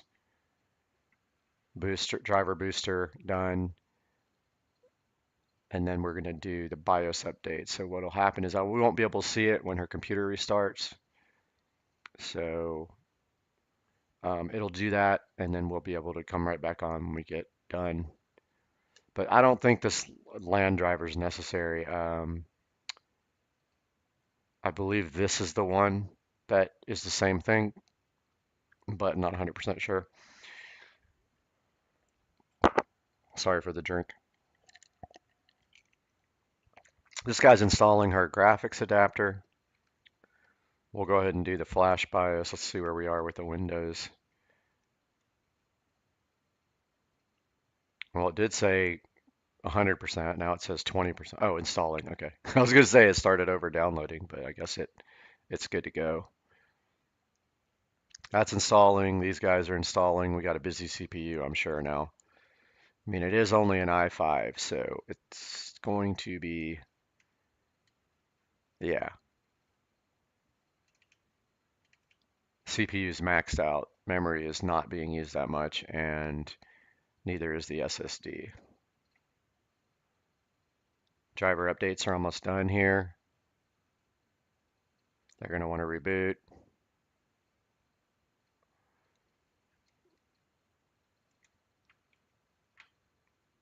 Oh, it doesn't want to reboot for the drivers. Okay. So that guy's done. This guy's still going. We're going to do the BIOS update.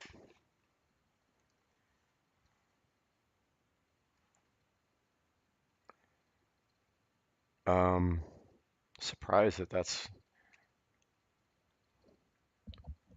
I'm surprised that that doesn't have any more, but wonder how old this BIOS is. This computer is fairly old. It's a ThinkCentre M700. So IBM bought Lenovo years and years and years ago, and they have these nice little tiny M700. This is a ThinkCenter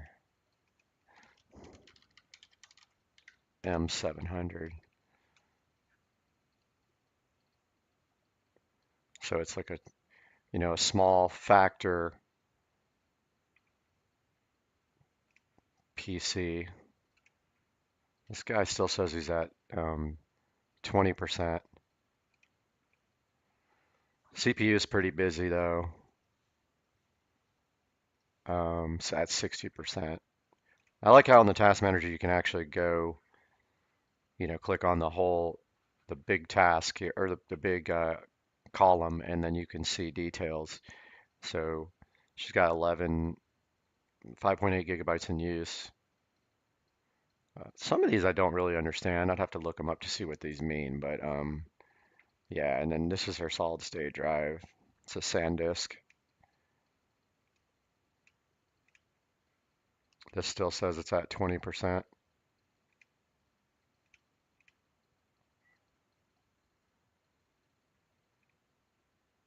But yet it's chugging along.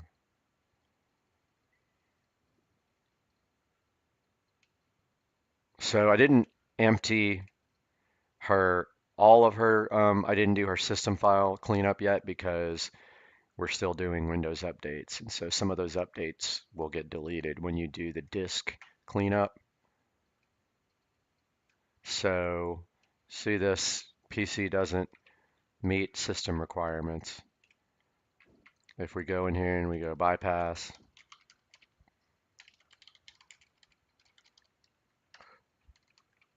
and we do this,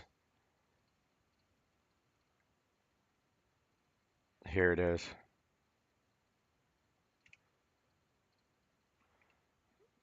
An article on how to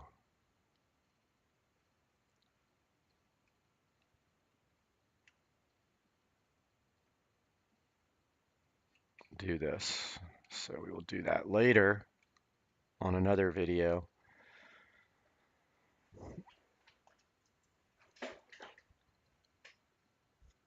And so this thing's still chugging along at 20%, so I'm going to come back to you guys whenever it is ready to do the next step. Yeah, so they're really putting her through the ringer right now. Basically, she couldn't sign in again, and she can sign into her Xfinity to get her email, so I am having her sign in again so I can go see if her email is being forwarded to someone. So I'm waiting for her to sign in right now.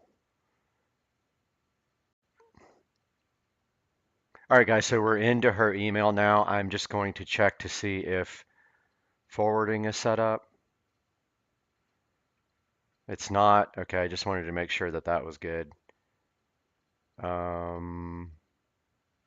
It's actually just, she can send to her other email.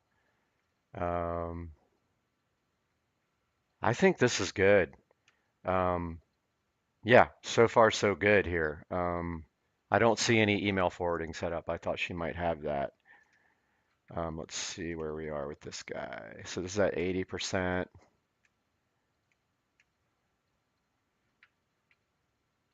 So I'm just going to tell her I made sure emails weren't getting forwarded to anyone else.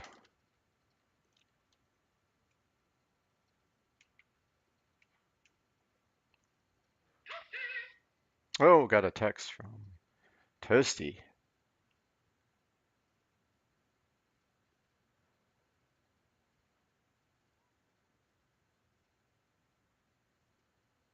All right, so that's good now, and it wants to restart. Let's go ahead and do that, but let's do the BIOS update as well. This failed last time I tried to do it, and I don't know why. I think it failed multiple times over, and I couldn't get it to install.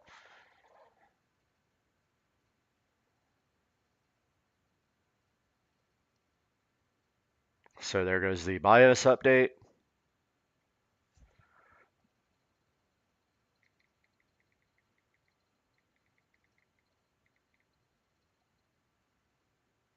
So it's flashing her BIOS now, and now it's restarting the computer.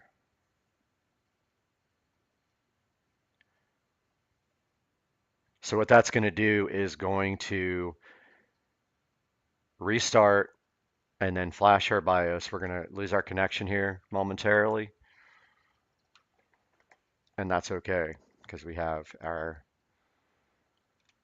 this shot glass. It doesn't have crown in it. It's got vodka in it, but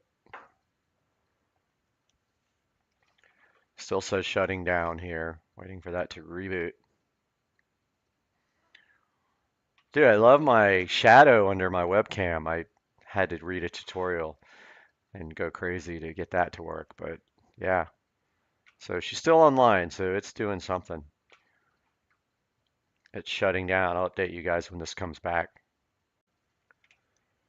All right, guys, so her computer is back up, so I'm assuming that she doesn't have any more updates. So let's go back to the Lenovo thing and see if the if the BIOS update was successful.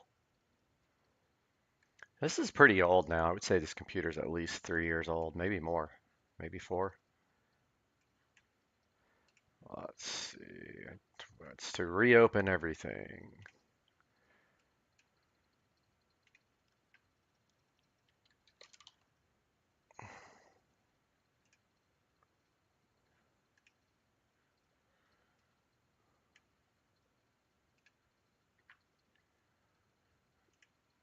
All right, that's checking. Lenovo is checking for updates, guys. So,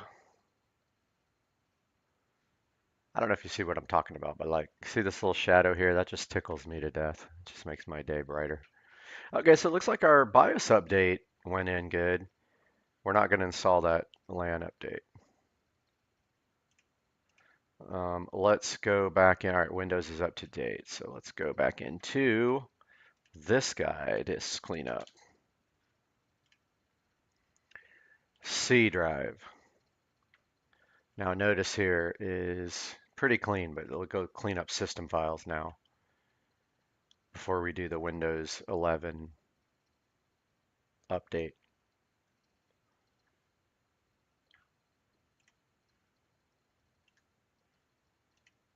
So I did clean up system files. So it's going to delete any leftover Windows update things and any other files that are just literally just taking up space on the machine. So she's got 2 gigabytes of system error memory dumps. Don't need these upgrade log files. We don't need any of this. Error reports, shadow cache. That's good enough. Let's delete that. So we're cleaning up this drive right now, the C drive. So she's got, let's see, this PC. And this is I believe that's the SSD. This is the spindle. And then Lenovo has a 12 gigabyte recovery drive on there as well. I am now,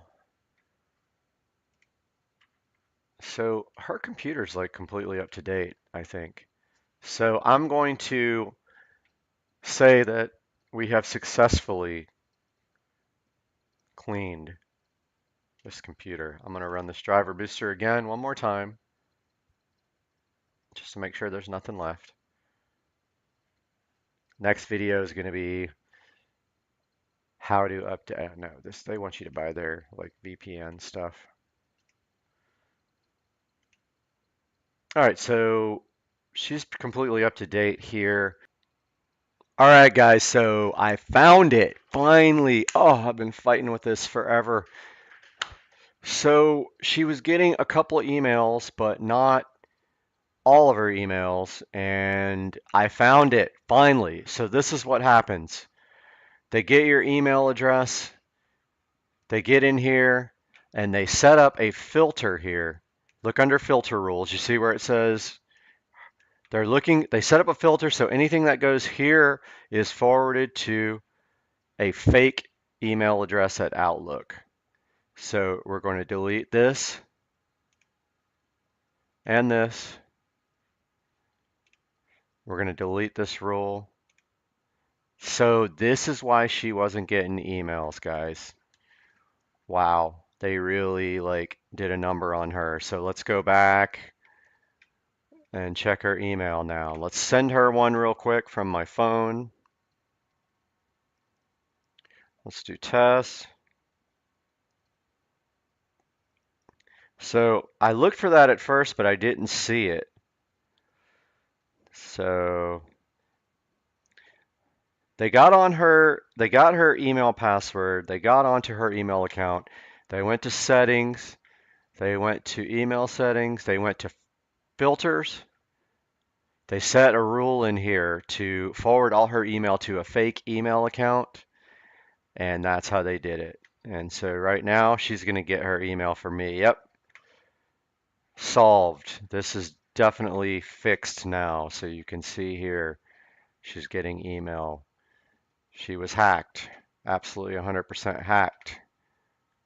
And this is now working. So guys, we did our job today. We helped our friend. She's good to go. And I appreciate you guys watching. IT security engineer fixes a hacked computer. It's actually just her email that was hacked, and that is now fixed. Talk to you guys later, man. Good morning, everybody. Supercar Street Racing here. Just wanted to give you guys a little bit of an idea of what XHP Stage 3 looks like. So this car's flashed with Stage 3, and right now it's on Sport mode. So you can see how it shifts. Shifts are very crisp. That was about 3/4 throttle. I like Stage 3. I haven't tried Stage 4 yet, which is supposed to be all race. When you have it in Sport, it will stay in 5th gear until, I'll show you when it shifts. So it's in 6th now at 80 miles an hour. So for driving around town, it's awesome. I definitely keep it in Sport. But on the freeway, if you're not going to get up to 80, put it in D, like that, with that over to the right, and it will shift all the way up to 6th as soon as it can.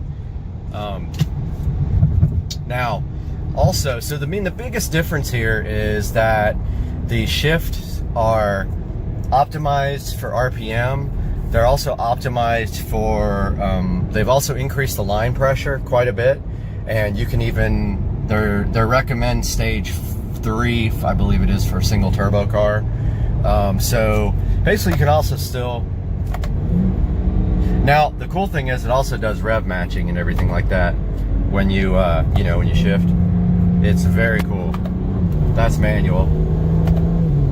So I feel like, and I've driven a DCT before, I feel like this shifts it as fast, if not faster, than the DCT does on the 335IS or the M3 series, or the M series cars, M3, M4, whatever it is. But yeah, so that's manual. Okay, so perfect. We got a light here. So that's manual. And we're in one manual now. Traction control's on. I'll just run through the gears here real quick with you when we get a green light. So we'll start off in first manual. Now we're in Sport manual. If you put it in D manual, D manual will actually still shift for you while you're in manual when you run through the gears. So you want to have it in Sport while you're shifting. If you want to be completely manual, you want to have it over in Sport.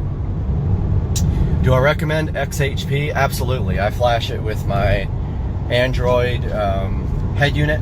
Now, as I previously stated that you could flash the MHD with this head unit, you cannot. And I learned the hard way because I tried to flash with it, and it reboots the it actually shuts down the navigation system right in the middle of a flash, which is so annoying. And I actually rendered my car inoperable. I had to go home, get my little flash cable for the phone. I was at the gym actually when I flashed it, and I had to come back and flash the car with my phone in order to get the car running again. So that's XHP in a nutshell. Great little add-on app for the N54, N55 6-speed auto transmission. Pick it up as soon as possible. You will love it. Hey guys, welcome back to Supercar Street Racing. We have something special for you today. I thought I would come on camera on the intro and talk to you guys a little bit about getting my garage floor shark coated. You can see right here in this first clip, we are trying to get the washer and dryer out. But before that, I did a lot of organizing and stuff. Let's get this started. I'm so hyped for you guys to see this. Let's go.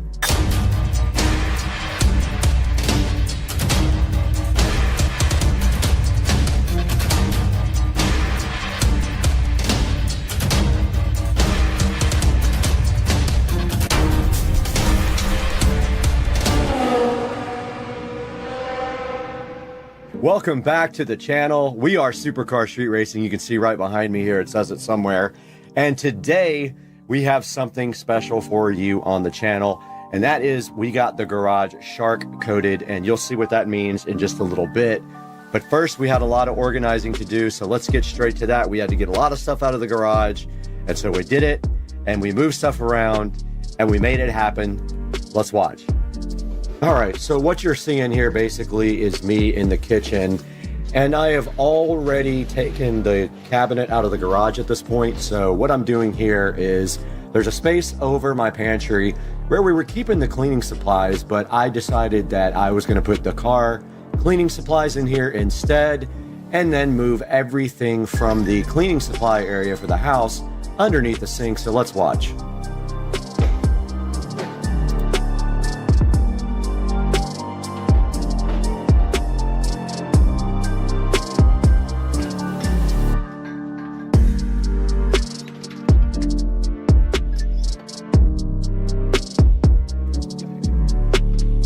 So right here, basically what I'm doing is putting everything for the stove cleaning above the microwave, but actually I ran out of space under the sink later, you'll see. All right guys, as you can see right here, we got all of our cleaning products in here. It is a tight fit, unfortunately, but that is all the space that I have. I also have some overflow going up here where I will put some stuff that won't fit down there, but that's how it's gonna have to be from now on. And now I have to move the car products into the top here on this very top shelf because I can't fit all of the house cleaning products there, so it only makes sense. I just don't have a lot of kitchen storage here, so let's get busy putting the car products up here on this top shelf.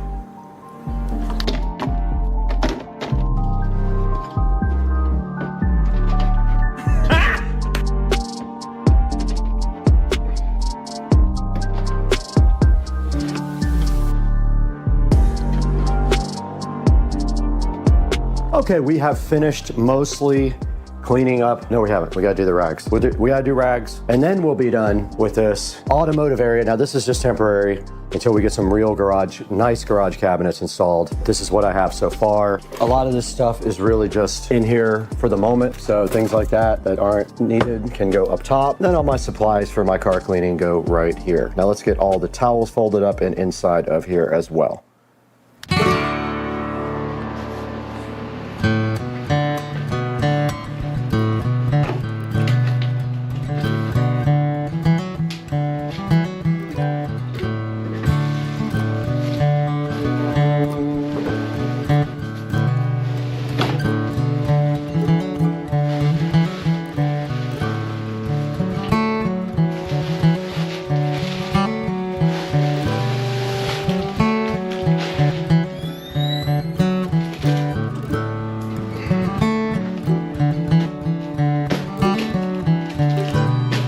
All right, guys, we are back in the Supercar Street Racing garage, and we have finished part one of the video about our new garage floor being put in tomorrow. We have to get this washer and dryer out tomorrow with them. They're gonna help me. And you can see that this floor has gone through some abuse in the last 4 or 5 years, and it has tire marks on it, and it actually peeled up the epoxy here when the tires were hot on it, which is why I put the mats down. And you can see that the mats have basically melted onto the floor.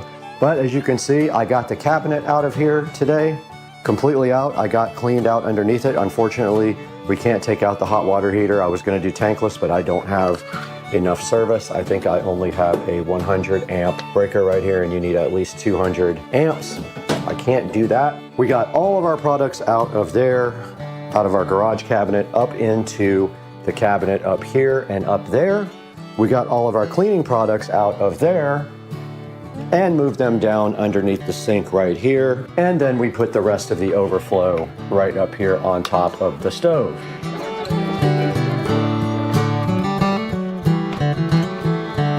Now in this clip here, you can see the guys from Shark Coatings did get here pretty early in the morning, actually earlier than they were scheduled to, so I was kind of not ready at the time. But right here in this clip, you can see we're trying to figure out getting the washer and dryer out.